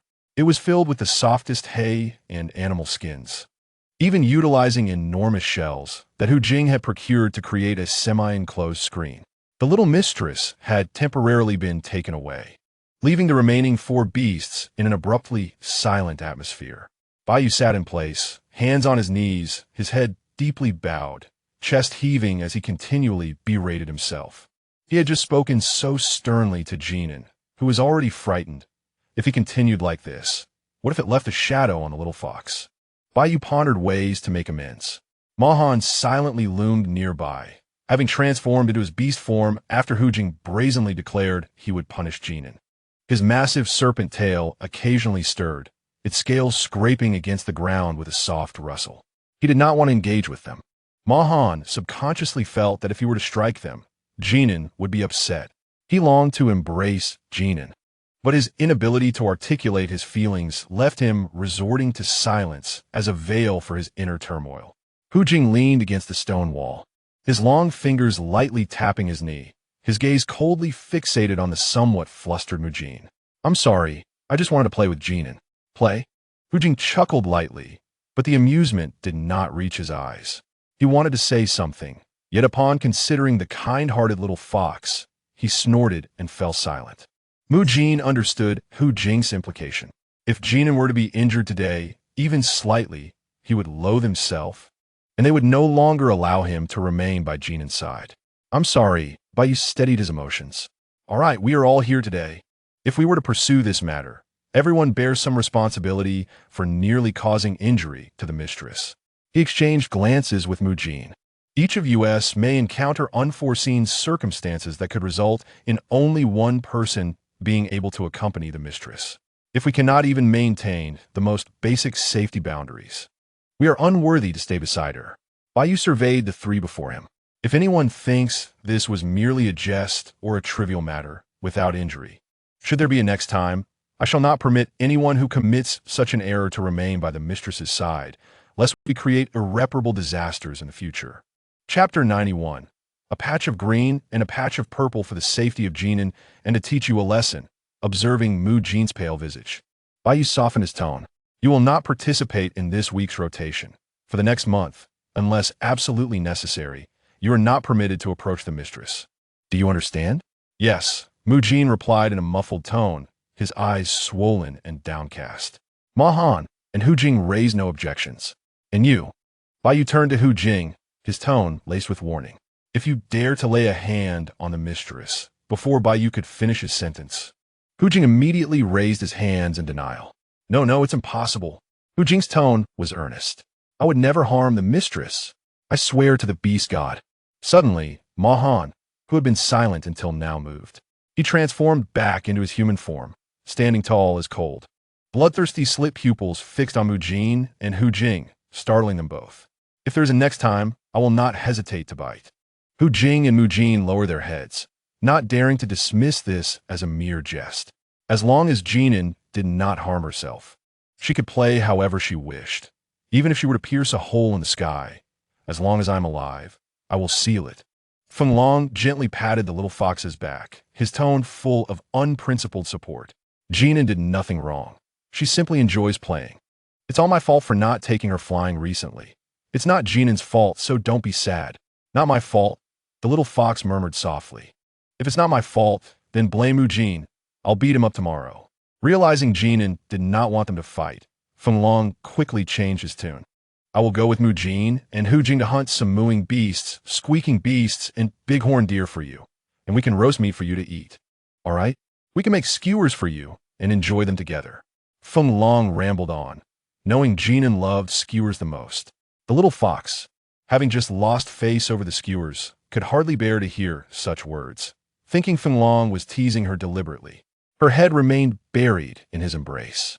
Yet her forepaws began to stir, leaving red marks on his abs, arms, and thighs. Feng Long felt joyful, even after holding her for so long. No matter how softly he coaxed her, the little fox never lifted her head from his arms. There was no movement, not even a flick of her tail. At this moment, the little fox finally acknowledged him. Feng Long felt a bit more relaxed, continuing to gently stroke the fur on the little fox's back, his tone becoming lighter. Next time, if Jin An wants to play, just call me. I'll play with you. I run fast and can fly. I will definitely protect you. Plus, I can flip in the sky. It's very interesting, and I will show you, all right, Jin An? Listening to Feng Long's incessant chatter, Jin An understood why Mu Jin often said that Feng Long was a hidden chatterbox, endlessly talkative. The little fox ceased her restless fidgeting and quietly continued to nestle her head in Feng Long's embrace, until she found a crevice in the ground. She had no intention of emerging. The scent of Feng Long, reminiscent of fresh air after a storm, enveloped her, providing a sense of comfort and safety. In recent days, Jin An had felt something strange. The powerful beastmen still paired up 2 or 3 at a time, returning with bountiful catches as usual. However, for several consecutive days, they had been randomly switching hunting partners, and upon their return, each bore varying degrees of injury. When questioned, they would say, "It's nothing, Jin An. Hunting is like this. Very normal. Just some minor injuries, nothing painful. These little wounds are nothing to us males. They don't hurt at all. Just a bit of discomfort. And I'll be fine soon." Fine? This one had a patch of feathers missing from its wing. That one was missing fur from its rear. This one's tail looked as if it had been struck by lightning, and another's tail had charred patches from flames. Only Mahan remained somewhat intact.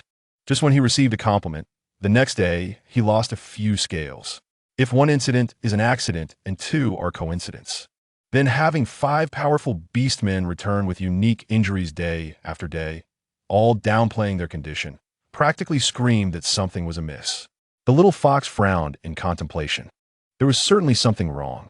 Still reluctant to take on her human form, the little fox lay on the ground, surveying the few beastmen who had finally gathered for dinner with her. Their hunting endeavors over the past days had been shrouded in mystery. Until tonight. There are tasty prey out tonight, Jin An. We've caught something for you. Jin An huffed in response. Not a single beast dared to suggest going out to catch the nocturnal prey. The once eager beasts who would flock to her side now behaved obediently. each occupied with their tasks, none idle. The five beasts felt the weight of the little fox's occasional scrutinizing gaze upon them, each feeling as if they were under a spotlight. The eerie atmosphere finally dissipated after dinner. The little fox stood on the table, facing a row of beastmen. "What have you all been up to these past few days?" The beasts lowered their heads, none daring to speak. "How did you get injured?" Silence persisted. "Oh, so you dare to deceive me. Now you even dare to resist passively." As Jin An truly became serious, the beasts stammered, each relaying their version of events. All right, Jin An said, exasperated to the point of laughter. The beasts had pretended to be chummy with her, yet once deep in the woods, they had turned hostile. Jin An's five beastmen were all formidable creatures, and the stronger they were, the greater their possessiveness tended to be. They did not cooperate or form teams, each eyeing the others with disdain. However, they were cautious not to let Jin An discover their true intentions, holding back during their confrontations, and after finishing, they would go to hunt for some of Jin An's favorite wild game to bring back. If they went out with Mujin, they would simply heal up and return. If Mujin was absent, they would wait to sneakily find him when returning to the cave to tend to his injuries. Initially, Feng Long, Hu Jing, and Mujin teamed up. Feng Lang harbored lingering resentment towards Hu Jing for daring to strike the female master, Bai Gu, and was further vexed by Mujin, who, despite his shortcomings, nearly harmed the female master while playing. Hu Jing, in turn, found this foolish eagle utterly devoid of charm. At this moment, Mujin was preoccupied with guilt and sorrow for being forced to distance himself from the female master. The atmosphere among the three was peculiar until they entered the woods. Just as they were about to process their catch, an unexpected gust of wind caused one of them to stumble into the water. In a moment of clumsiness, he accidentally charred the other two. Consequently, although the prey they brought back was unscathed, the three beastmen bore various bruises and marks, as if signaling a collective unrest. The beasts at home began to stir restlessly, as if determined to vent their previous grievances. When the two were working, they exchanged glances, and the next day, they set out to hunt together. Chapter 92. Constantly provoking her. Bai Yu merely advised them to be mindful of their actions and did not intervene further. Conflicts among the beastmen were quite common in their world, typically resolved through physical confrontations. Naturally, it was crucial that the female master remained oblivious to these conflicts, as they should not affect her mood or daily life. Initially, Bai Yu and Mo Han showed little interest in the matter. However, for reasons unknown, they gradually became involved. Hu Jing, ever reckless, figured that since a fight had broken out, they might as well engage every beast in the fray. Mo Han, appearing somewhat dazed and adorable before Jin An, was not one to be easily bullied. The elements of ice, thunder, fire, and wind erupted continuously in the woods. Mu Yin, lamenting the loss of his tail fur, withdrew from the fray, having already been deprived of time spent close to the female master. If he became less attractive, what would happen if the female master no longer favored him? "Control your fire. You're burning my tail," he shouted. "Come on, hit me again. Who told you to ambush my wings? Why strike me? Don't burn my behind. I have no fur left." He conceded, he truly conceded. He felt weak. The beasts had long been curious about the prowess of an 8th-tier ice user. Now, they all found themselves shivering in the aftermath. Mujin cried out in protest, lamenting his fate, stripped of his fur. How could he endure the cold? He was in a dire situation, unable to avenge the loss of his fur and forced to tend to the injuries of his adversaries. In the days that followed, the satisfaction from their brawls washed away the simmering jealousy and misunderstandings that had arisen from vying for the female master's affection, leaving them cleansed in blood and sweat. Splendid. The wounds I see are merely those you healed after the fact. Should I commend you for that? The beast straightened up, startled by the sudden remark. The absence of responses from the beasts troubled Mo Han, who felt something was amiss, but he recalled that replies were crucial when the female master spoke. Thus, without making Jin An wait too long, he replied, "No need for commendation." Jin An was incensed, her anger rising rapidly. How dare this serpent provoke her? The little fox, infuriated, stood on the table, baring her teeth at them. "Fine. From today onwards, No one is allowed to approach me, not even at night. The vexation was palpable, and the tiny fox's claws scratched the table in exasperation. Jin An had initially worried that the conflict would affect the relationships among the beasts, observing them secretly for several days. Ultimately, she discovered that their interactions remained largely unchanged, and in fact, the bonds among the beasts appeared to have strengthened. However, when it came to vying for affection, no amount of camaraderie would suffice. After Jin An declared that they should keep their distance, she indeed began to eat and sleep alone, unwavering in her resolve. Within days, the beasts could no longer tolerate the separation. Glares were frequently directed at Emohan. Jin An, they called daily, employing various tactics to entice her. The little fox remained unfazed, curling up tightly, even hiding her fluffy tail in her embrace, presenting only her round backside to them. Does she think being the fox queen makes her immune to challenges? After 3 days of relentless attempts, the fox queen finally granted amnesty, allowing Baiyu to embrace her and permitting closeness from the other beastmen. Hu Jing buried his face in the soft, white belly of the little fox, nuzzling against her. The tender touch of his fur against her skin made her shiver pleasantly. Instinctively, Jin An wanted to retreat, yet Hu Jing anticipated her movement, placing a gentle hand behind her to shield her, burying his face deeper into the warm, soft fur. He inhaled deeply, savoring the delightful scent. Hu Jing's deep, amused voice resonated from beneath the little fox's fluff, sending tingles across her abdomen. The little fox pushed against his head with her paws, protesting, "You naughty fox. Stop it. No more," as she felt the increasing commotion atop her head. Hu Jing reluctantly lifted his gaze, his elongated fox eyes narrowing slightly. He lightly tapped her wet nose with his finger, softening his tone as he whined, "Jin An, I miss you so much." "What do you mean you miss me? We're together every day," she retorted. "It's not the same." "How is it not the same?" she challenged, baring her teeth and waving her paws, directing the beasts to busy themselves. "I am hungry." Hu Jing gazed at Jin An with longing. "I'm hungry too." Upon hearing his tone, Jin An recognized that their hunger was not quite aligned. "You can starve. You're not allowed to eat tonight." The little fox's tail fluffed up in indignation. "Very well." Hu Jing feigned a pitiful demeanor, though the male beast had already prepared a feast outside during the hunt. Jin An was well aware of this, but she decided to let it slide this time. Observing Jin An curled up to prevent any surprise attacks, Hu Jing's expression softened, and he gently ruffled her plump form. Baiyu sighed helplessly, reaching out to embrace the little fox, who was attempting to curl into a ball. He skillfully groomed her back, noting the delightful texture of her fur, soft enough to be irresistible, yet he felt a twinge of regret. In her beast form, Jin An was undeniably adorable. "Jin An," Baiyu teased, playfully pinching her ear and watching it twitch. "How about transforming back into your human form? Your injuries have healed completely. Tomorrow, I'll accompany you into the woods for practice, and then gather some plants to eat. All right?" Jin An's ears twitched once more. Baiyu recognized this as a sign of her interest. However, she countered, "I can practice my claws in beast form too." "That seems valid," Baiyu conceded. At this moment, aside from Mu Jin and Emohan, who were preparing dinner, Feng Lang and Hu Jing remained. The two beasts caught Baiyu's glance and began to coax the little fox to revert to her human form. Before they could utter a word, the little fox quickly covered her ears with her front paws, declaring, "I can't hear you. I can't hear you."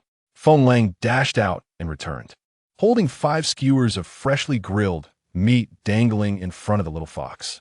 "Jin An, it's much more fun to eat skewers in your human form. Today, we'll all eat skewers together, shall we?" Jin An heard nothing, but was already fuming at the sight of Feng Lang holding the very skewers that had embarrassed her. She had been provoked time and again. The little fox, who had finally begun to waver, huffed loudly at Feng Lang, then buried her head in Baiyu's embrace, leaving them with only the back of her head to see. Hu Jing muttered to himself, "The most dreaded combination is a beast who is both foolish and industrious." Chapter 93. Both are a little moved. Dinner. The beast meat sizzled and oozed with juices, filling the cave with an enticing aroma. Thanks to the little fox's unexpected generosity, the atmosphere within the cave was particularly vibrant. Jin An nestled in Monta Khan's embrace, eagerly awaiting him and Feng Lang to feed her the roasted meat. One piece she devoured. 2 pieces she consumed with delight. Mo Han glanced down at the little fox in his arms, who had suddenly ignited with enthusiasm. He offered her another spoonful of soup. The little fox obediently opened her mouth and swallowed it whole. How adorable, how endearing. Mo Han's crimson eyes sparkled with joy. After a while of munching, Jin An felt sufficiently full and rolled over in Mo Han's embrace, declaring herself satisfied. Judging by the little fox's appetite, Mo Han and Feng Lang ceased to feed her further.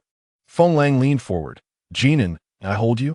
The little fox turned her head and extended her 2 front paws. In an instant, Feng Lang scooped her up, exclaiming, Finally, I've managed to hold the little fox. He then offered a clean berry to Jin An. The little fox clutched the fruit with her paws, nibbling delicately, when she suddenly noticed Bai Yu, who seemed distracted while eating nearby. Bai Yu, Jin An inquired, what's on your mind that has you so engrossed? The little fox perched on Feng Lang's arm, her small head leaning closer, her moist nose twitching slightly, her round fox eyes wide open as she gazed at Bai Yu. Bai Yu swallowed the morsel in his mouth and softly asked Jin An, during the hot season, would you prefer to stay in the main city or venture to the ocean or the cold region? Where do you think it would be better to spend the hot season? Jin An was not well versed in the characteristics of the various regions in the beast world, so she would heed Bai Yu's words. The main city had developed quite well over the past 2 years, whether in the cold or hot season. It would not be too difficult for them. If Jin An preferred to avoid the hustle and bustle or liked it there, she could certainly stay. However, the geographical position of the main city could not compare to that of the cold region and the ocean, which were undoubtedly the most comfortable choices for spending the hot season.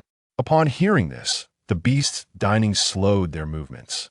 Jin An, Bai Yu, I would not recommend staying in the main city for the hot season. Hu Jing pondered before speaking. Although the main city is currently decent, it has only recently begun to develop, and it will undoubtedly be less comfortable during the hot season compared to the ocean or the cold region. Moreover, Hu Jing was concerned that Jin An might not want to part with her friends there, so he added, Hu Ling is likely heading to the cold region. A few days ago, while hunting, I heard Bahu mention that the female Bai Wan is also not spending the hot season in the main city. Feng Lang nodded in agreement. Indeed, we are all quite strong and unafraid of the dangers on the road, so it will be better to go to a place where Jin An can be more comfortable. Many beasts who choose to spend the cold or hot seasons in one place often do so out of fear of the dangers they might encounter on the journey, rather than genuine affection for the location. Of course, families could travel together. However, with Jin An surrounded by these several beasts, she naturally did not need to join others. Then let us go to the cold region or the ocean for the hot season, Jin An concluded. She understood Bai Yu's concern. He feared she might dislike the journey and the discomfort of traveling, especially since she was enjoying herself in the main city. In reality, Bai Yu also hoped that Jin An would choose the ocean or the cold region. Bai Yu nodded, feeling somewhat relieved. The cold region is further away, but it is a beautiful, snowy wonderland filled with unique fruits. Jin An could play in the snow there. During the last cold season, Bai Yu had noticed that while the snow made Jin An shiver, she sometimes appeared quite thrilled. It seemed she was afraid of the cold, yet adored the snow. The ocean, being closer, would allow them to stay by the seaside. Didn't Jin An often express a desire to taste the aquatic beasts and meet the merfolk? In the ocean, she would likely have the chance to fulfill those wishes. The beasts turned their gazes toward Jin An, eagerly awaiting her decision. Oh dear, both options are quite tempting, Jin exclaimed. Bai Yu chuckled as he ruffled the little fox's fur, reassuring her that she could take a few more days to think it over. The little fox leaped from Feng Lang's arms into Bai Yu's embrace. Once I made up my mind, shall we set off immediately? Bai Yu held the little fox warmly. Yes, Jin An, we will depart a bit earlier this time, allowing us to travel at a leisurely pace. You can explore and enjoy the journey without the rush we faced last time. The little fox nuzzled Bai Yu's arm, aware that he was still feeling guilty about their previous haste. In truth, it was not she who feared the journey. It was Bai Yu who worried about her discomfort on the road. Bai Yu, I am not afraid of traveling, with all of you by my side. I'm not tired at all. Just as Bai Yu was about to respond, The round, fluffy bundle in his arms elongated, and the light brown fur faded, revealing delicate, fair skin. Jin An transformed back into her human form, sitting on Bayu's lap. She wore a garment made from her own fur, her cheeks flushed with health. It was evident that she was a robust and lively little female. After having rolled around in the arms of several beasts in her animal form, her hair was somewhat tousled. Jin An shook her fluffy hair, blowing aside the strands that had fallen forward. Her newly human eyes still carried a glimmer of innocence and vulnerability. Sitting in Bayu's embrace, she wrapped her arms around his neck. Her vibrant appearance caused the hearts of the beasts, who had not been close to the female for many days, to skip a beat. Once settled, Jin An retracted her arms, taking hold of Bayu's cheeks and pulling them outward. I am not afraid of traveling or getting tired. You must not slander me. All right, Bayu replied, feeling a warmth in his heart as he chuckled and pulled Jin An back into his embrace, smoothing her tousled hair. It is I who am afraid. Afraid that the journey will tire our little Cha who. Ever since Bayu discovered that her clan had a nickname of Little Cha, he seemed to take particular delight in it, occasionally calling her that to tease her. That night, it was Jin An's turn to be punished along with the others. And since then, she had not encountered the female master. It had been quite some time since Windlang had been close to the female master. His voice was hoarse as he tightened his arms around her waist. Having shed his initial shyness, Windlang was now particularly forward. Windlang, easy now. The heat radiating from Windlang's body felt almost searing, causing Jin An to instinctively place her hand against him, but it was of little use. Jin An's long hair sprawled across the fur blanket, her gaze hazy. Cherry lips, moist and inviting, plucked like fruit. Windlang leaned in closer. Between them, there existed no more gaps. The crackling of the fire in the cave mingled with the soft whimpers of the little fox. Chapter 94. The most taboo is picking up people in the wild. The weather had improved significantly in recent days. Jin An, accompanied by Mu Jin and Feng Lang, ventured into the nearby forest to practice hunting small wild beasts. At present, Jin An squatted beneath a tree to rest, with Mu Jin by her side. The two of them squatted side by side, watching Feng Lang catch small aquatic beasts by the stream. After a while, Jin An plucked a blade of grass from the ground. She began to tear it into small pieces while muttering something to herself. Mu Jin leaned in to listen. Ocean, cold region, ocean, cold region. Jin An, are you still fretting over whether to go to the ocean or the cold region? Yes, both sound like they would be quite fun, Jin An replied, tossing aside the remaining grass. She decided not to torment herself over this decision any longer. Instead, she would put Mu Jin in a dilemma. Mu Jin straightened up in alarm. What is it, Jin An? Based on your knowledge of the ocean and the cold region, which do you think would be better? Mu Jin scratched his head, admitting that he had never ventured into the sea region or the cold domain. Jin An, I sense your gaze of death suddenly, he thought, wanting Jin An to make his own decisions. He abruptly changed his train of thought. But, to my understanding, I have a fondness for the sea region. The sea region? Mu Jin nodded vigorously, harboring a secret desire to explore it. Why do you favor the sea region? This was a question Mu Jin was ready to answer. He did not intentionally entice the female to choose the sea region. She had inquired about his thoughts. With this in mind, he felt justified and eagerly began to recount his reasons for loving the sea region. Jin An, you have no idea. I once heard my mother speak of how beautiful the sea region is. It is filled with vast blue waters, adorned with various beautiful shells and bizarre sea creatures, which I imagine must taste delightful. Mu Jin exclaimed with excitement. And there are a group of sea-dwelling beastmen. I have never seen beastmen from the sea before, and I am so curious. However, my mother only visited the sea region once and did not take me along. Why did she only go once without taking you? Jin An gently ruffled Mu Jin's fur, which was soft and fluffy. During that visit, Mu Jin responded, hesitating slightly as he recalled the memory. I was too mischievous and got a spanking from my father, so I stayed back in the tribe. Jin An could easily imagine the scene and stifled a laugh. Then why haven't you gone back to the sea region since? At this point, Mu Jin felt a twinge of regret. Because my father is from the cold domain. So even though we are close to the sea region, my mother often spends the summer in the cold domain. Oh, I see. Mu Jin felt saddened. I have never been to the sea region at all. Inspired by his mother's descriptions, he yearned for the sea region even more, even wishing for his mother to take a sea beast as a father, which would allow him to play there. He had only hinted at this to his mother. But somehow, his dear father had caught on and given him a beating. How frustrating. Jin lamented, feeling disheartened as he leaned on Jin An's shoulder for comfort. Jin An patted Jin's head, trying to console the suddenly sorrowful bunny when she caught onto a key point. Is the sea region very close to your tribe's territory? Yes, yes. Jin's mood shifted rapidly. Hearing Jin An's question lifted his spirits immediately. If we go to the sea region, we will pass through the territory of the Gutu tribe, and we can also visit the Eagle Cliff where Fenglang and the others are. The more he spoke, the more animated he became. The Gutu tribe is not far from the foot of Eagle Cliff. There's a vast expanse of grassland. If you want to visit, you can stay with the Gutu tribe for a couple of days. It is very safe there, and the meadows are incredibly soft, just like my fur. Jin hugged Jin An, grinning as he envisioned bringing his beloved female back to the tribe, envied by all the beastmen. Jin An playfully tugged at Jin's ears, which were adorably silly. Are all the members of your tribe rabbits? In her mind, she conjured an image of fluffy, pink, and chubby rabbits frolicking in a meadow, which made her heart flutter. Most of them are. Jin tilted his head to make it easier for Jin and to tug his ears. There are also various types of beastmen from other species. Noticing Jin An's confusion, Jin continued to explain, some beastmen have settled here with the females of the tribe, and others are those we have accepted into our tribe. Many of our tribe members are of the wood type, so we occasionally rescue wandering beastmen who are homeless. Over time, they end up staying with us.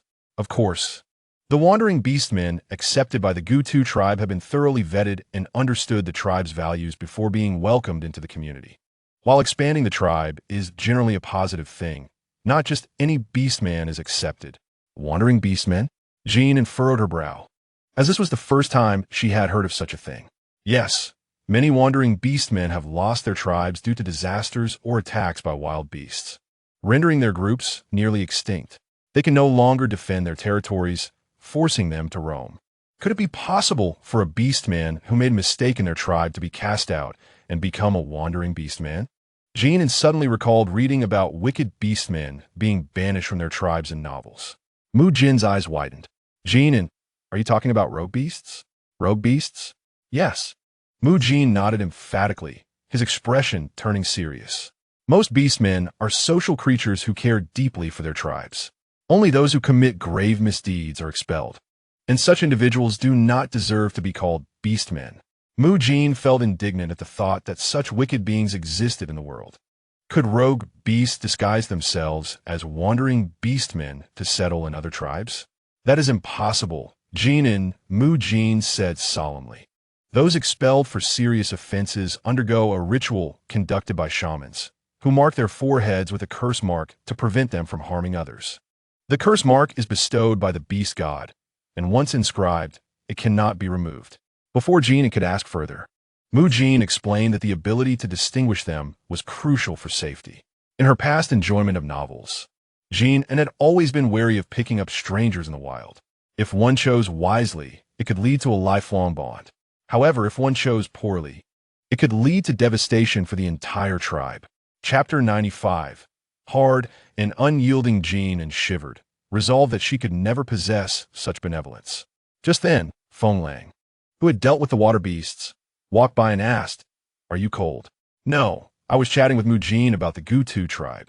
How did the conversation turn to the Gutu tribe? Fenglang sat down beside Jin An. "Because I want to go to the sea region." Jin An leaned against Fenglang, with Jin leaning against her. Jin told me that we can pass through the Gutu tribe and Eagle Cliff on our way to the sea region. Can I visit your and Jin's tribe for a few days? Fenglang and Jin's eyes lit up instantly. Really, Jin An? Muy impressed closer. Absolutely. Jin An responded enthusiastically. Fenglang tightened his arm around Jin An's shoulders, unable to contain his happiness. Jin An, I will take you flying to Eagle Cliff. From there, you can see far and wide, and the scenery is breathtaking. Fenglang rarely spoke with such excitement. From Eagle Cliff, one side overlooks the vast grassland, while the other reveals the distant sea. Jin An would surely adore it. One side is grassland, and the other is sea. Jin An was genuinely astonished, sitting upright in Feng Lang's embrace, her face reflecting disbelief. Indeed, Feng Lang puffed out his chest slightly, pride evident in his voice. Eagle Cliff is the highest peak on this continent. Furthermore, my cave is very clean and has a broad view, so you can stay there as long as you want. However, he considered that Eagle Cliff was closer to the grassland, and reaching the sea region would still take nearly 5 days of travel. Feng Lang calculated that this was the time it took for flying beastmen to reach there. If their family traveled together, it would take at least 7 days. And if they slowed down, it could exceed 10 days. Jin An nodded, not overly concerned about the time frame. Baiyu had assured her that he would take care of such matters, so there was no need for her to worry. Jin An has always been captivated by the scenery over there. In the past, her life was strictly confined to a monotonous routine. However, the present is entirely different. She now has the freedom to explore wherever her heart desires, accompanied by others. Feng Lang and Mu Jin regale her with tales of the enchanting landscapes, and Jin An listens, utterly entranced. Her mind effortlessly conjures up the breathtaking images she once glimpsed on her phone. Just the thought fills her with a yearning. When we arrive at the Gutu Zoo in Ingya, we must have our fun there, Jin An exclaimed, shaking Feng Lang's arm excitedly. You must take me to the highest place. Absolutely. Feng Lang's smile widened, exuding an uncontainable youthful exuberance.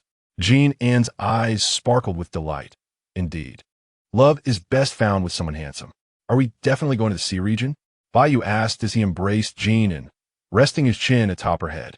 Yes. I plan to visit the sea region this year and the cold region next year, all right? Of course, you can go anywhere you wish, Baiyu replied, playfully pinching Jin An's belly. No matter where you go, my little fox won't grow thin. Recently, Jin An had gained a little weight, and this morning she had been pinching her own soft belly while taking a deep breath. Upon hearing the words thin, she instinctively glanced down at the soft flesh Baiyu had pinched at her waist, realizing he was teasing her. Baiyu, Jin An exclaimed in a flustered rage, covering her belly with her hands and glaring at him. Unable to contain her irritation, she seized the hand that had pinched her and playfully bit it, even grinding her teeth for emphasis. Baiyu could barely contain his laughter, his eyes sparkling with mirth. This is wonderful, Jin An. This is happiness weight. It brings me joy just to see it. Baiyu's words rang true. He took immense pride in being able to nourish his little fox. His teasing stemmed from how adorably Jin An had been sucking in her belly this morning, which he affectionately dubbed happiness weight. How could his female companion be so endearing? Baiyu pulled Jin An into his embrace once more. However, Jin An, still irked, wriggled in his arms, even biting his shoulder. The bite made her teeth ache. Just wait. I shall turn my happiness weight into defined abs to show you. She huffed. As she managed to free herself from Baiyu's embrace and took a step back, she bumped into another person. A refreshing chill enveloped her from behind, and without turning, she knew who it was. Imohan. Imohan acknowledged, lowering his head to nuzzle against Jin An. Upon hearing the commotion caused by the irritable little fox, he had dropped the hide he was holding and stepped in, just in time to catch Jin An as she retreated. At home, Jin An had always leaned back wherever she stumbled. She nestled comfortably against Imohan, who then sat down across from Baiyu, still holding Jin An. Baiyu leaned closer, pinching Jin An's puffed cheeks, the softness of which he couldn't resist. All right, I shall accompany Jin An in her training. He quickly soothed before she could get too upset. But what exactly are defined abs? Is it a particularly impressive line? He inquired. Baiyu assumed Jin An was referring to something she would practice using her abilities. You wouldn't understand, Jin An replied smugly, lifting her shirt to demonstrate. She wore a white outfit made from the hide of a magical beast, resembling a sporty ensemble, which had been skillfully crafted by several beastmen. It was breathable and lightweight, becoming her new favorite garment. These lines here are muscle definitions that I need to develop. As she spoke, she rolled up her sleeves to showcase the muscles in her arms, exuding both charm and beauty. Upon witnessing her demonstration, Baiyu and Imohan began to grasp her point. Suddenly, Imohan, who had been silent, furrowed his brow, as if grappling with a perplexing conundrum. He pulled Jin An back into his embrace and gently rubbed her belly. Soft, nice to touch. He then took her hand and guided it to feel his own belly. His expression serious. Hard, feels different. After pondering for a moment, perhaps fearing he couldn't convince Jin An, he managed to utter a few words. Fat can keep one warm. Jin An playfully nestled against him, jesting. Then I'll eat until I'm round as a ball, and you all will take turns carrying me. She tugged at Imohan's cheeks, teasing, especially you, Imohan. Aren't you the one who doesn't want me to lose weight? Just wait. I'll cling to you and make you breathless. Upon hearing this, Imohan's eyes brightened. Rather than feeling threatened, he seemed delighted by the prospect. All right, I'll carry you. It won't tire me. Jin An couldn't help but laugh at Imohan's adorably earnest expression. Chapter 96. The wild man released into the mountains. Are you ready? Ready. After gathering their belongings, the group transformed into their beast forms and set off towards the sea region. Just before exiting the main city gates, Hu Ling, Bai Wan, Zhong Yuan, and Lu Qing stood a short distance away, waving at Jin An. In her large fox form, Jin An waved back with her paw. A small tiger cub hiding behind Lu Qing's leg caught sight of Jin An and attempted to conceal itself, though its round body was hardly hidden. This sight brought Jin An much amusement. The tiger cub, while hiding, silently vowed never to play with other females again, lest his mother send him away. From now on, he would only play with his mother, the best in the world. After confirming their journey to the sea region, Jin An bid farewell to her friends. The next day, Lu Qing arrived at Jin An's home with a tiger cub in tow. Little cub, look at the fun thing I brought you. Here, I promise to let you play. Jin An and the sturdy tiger cub exchanged wide-eyed glances. No worries, my sister's cub is quite resilient. If it cries, just give it back to her. The tiger cub, unable to comprehend its mother's words, tilted its head at Jin An, gazing at her with curiosity. Ah, such an adorable cub. Jin An was instantly smitten. The two played joyfully together until evening, and surprisingly, the cub didn't cry at all. I'll let you stay here to play, and tomorrow my sister will come and pick you up. The tiger cub, initially tumbling around in Jin An's arms, caught sight of its mother already at the cave entrance. With a sudden burst of energy, it scampered after her, whining, "Mother, why didn't you call me?" The previously joyful cub now had tears in its eyes, realizing it couldn't catch up. Oh, the crying cub, daily drama. Lu Qing chuckled as she turned to see the clumsy cub stumbling and crying. I was just praising you. And here you go again, little rascal. Jin An noticed the tiger cub peeking at her, and she waved her paw once more before departing. The group was resolute in their decision to leisurely enjoy their journey. With ample strength, no shortage of food, loved ones by their side, and hearts set at ease, all while the scenery beckoned enticingly. Jin An particularly relished the freedom of frolicking in her beast form, feeling as though she had been returned to the embrace of nature. Her beast form had grown slightly larger, though it remained smaller than the adult female foxes in the beast realm, not to mention smaller than the forms of several beastmen. In the beast realm, the mightier male beastmen typically had larger beast forms. Even Mu Jin, a mere rabbit, dwarfed Jin An by nearly 2 to 3 times. But that was of no concern. She had no need to compare herself to them. No matter their size, they would always follow in her wake. Jin An successfully reassured herself, watching as her little fox grew increasingly healthy and lively, allowing the beastmen to gradually feel at ease, knowing they need not worry about nourishing their little mistress. With a leisurely gait, I trailed behind the frolicking little fox. The wind glided gracefully just above the ground, occasionally folding its wings to alight upon the treetops, where it fixed its keen eagle eyes on the little fox with utmost scrutiny. Suddenly, the little fox sprang toward a squirrel that had leaped out from a pile of leaves at the base of a tree, but missed its target and tumbled onto the ground, adorning itself with fallen leaves. Unfazed, it rose and shook off the debris, beckoning the rabbit trailing behind to join in the pursuit of the squirrel. It was not the fox's intent to capture the squirrel, merely to instill a sense of fright, to let the creature witness the majesty of the fox king. Ha ha ha ha ha! With a swipe of its paw, the leading rabbit promptly followed suit. Mu Jin, while running, shrank its beastly form to match the size of the little fox, and together they pounced playfully at the squirrel. The towering beasts behind them consciously restrained their presence, allowing the little fox to revel in its play. Jin An, in her human form, perched atop the head of Hu Jing, the great fox, exuberantly calling out. After several days of excitement, she feared damaging the garments crafted from exotic beast hides by her beastly companions, so she chose to forego wearing them altogether, opting instead for her natural fur, transformed into the standard attire of a beast man. It was eco-friendly, untainted, and would endure a lifetime. Occasionally, she would frolic about or emit joyful cries. She resembled a wildling set free into the wilderness. Eventually fatigued, Jin An reclined upon the back of the great white wolf, feeling a gentle sway, yet hardly experiencing any jostle, and soon began to drift off to sleep. Mo Han forged the path ahead, Hu Jing safeguarded from behind, while Mu Jin kept pace alongside, with Feng Lang circling low in the sky, occasionally flying ahead to scout the route, with several formidable beasts accompanying them. The journey was unimpeded. When Jin An awoke, she found herself within a temporary cave.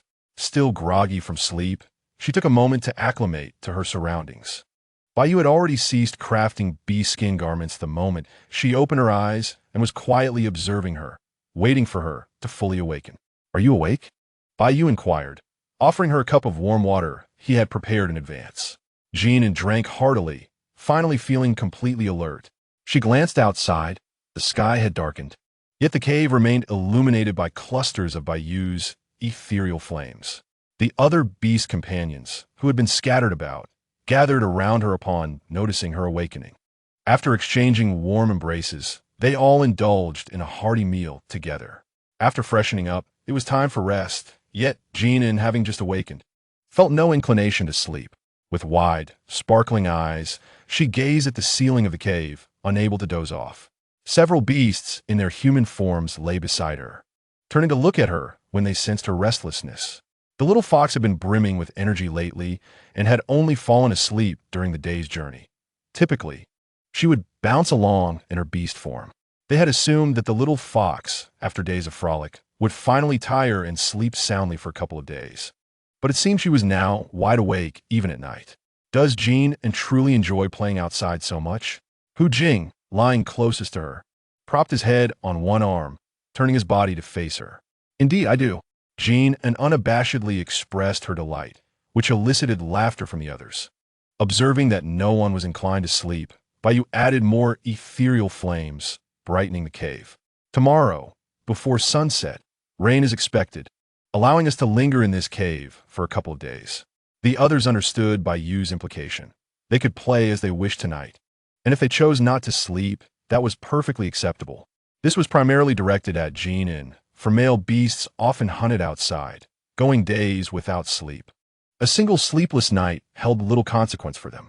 Awake and restless, Jin An laid back and began to move her hands and feet on the beast's skin, while Baiyu and Mo Han inadvertently indulged her playful antics. Jin An sprawled in a starfish position on the hide, her feet perched on Baiyu and Mo Han's legs, idly swinging her toes. "What shall we do now? I am bursting with energy," Jin An exclaimed. "How about we go outside to catch fireflies?" "Are there fireflies here?"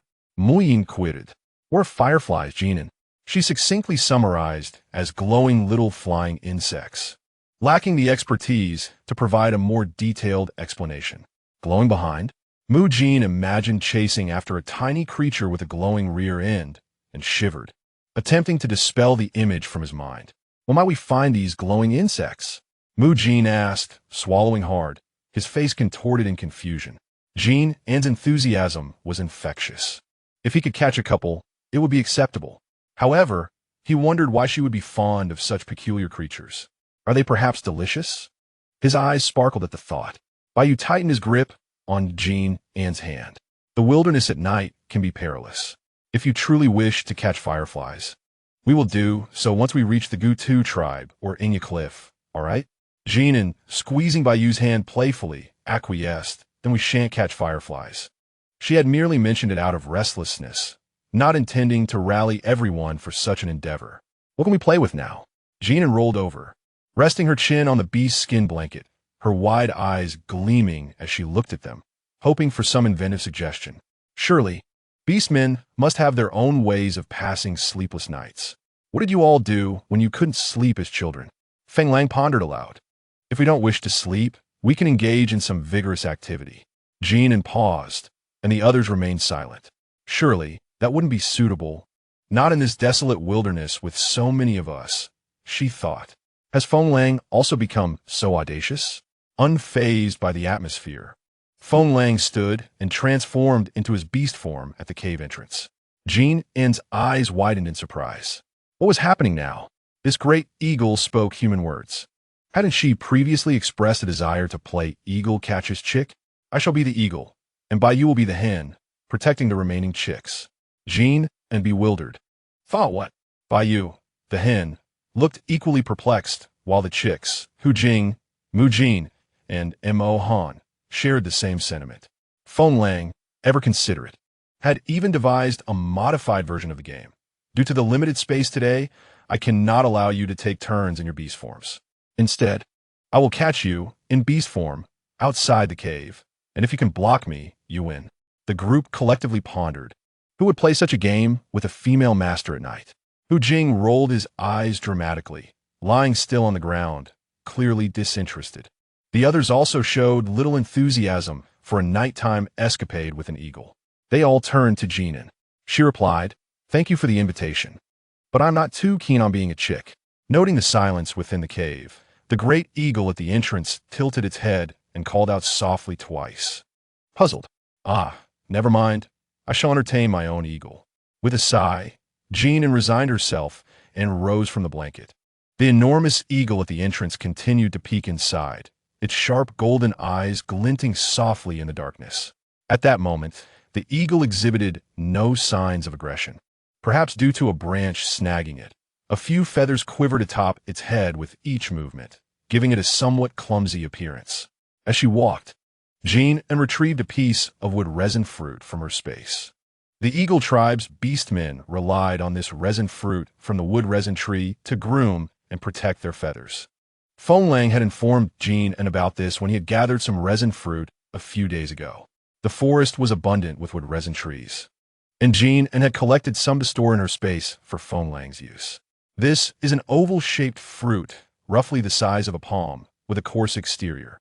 However, the flesh within is rich in oil, which, when applied to feathers, not only provide the smooth texture, but also forms a protective layer, offering temporary protection against rain and dust.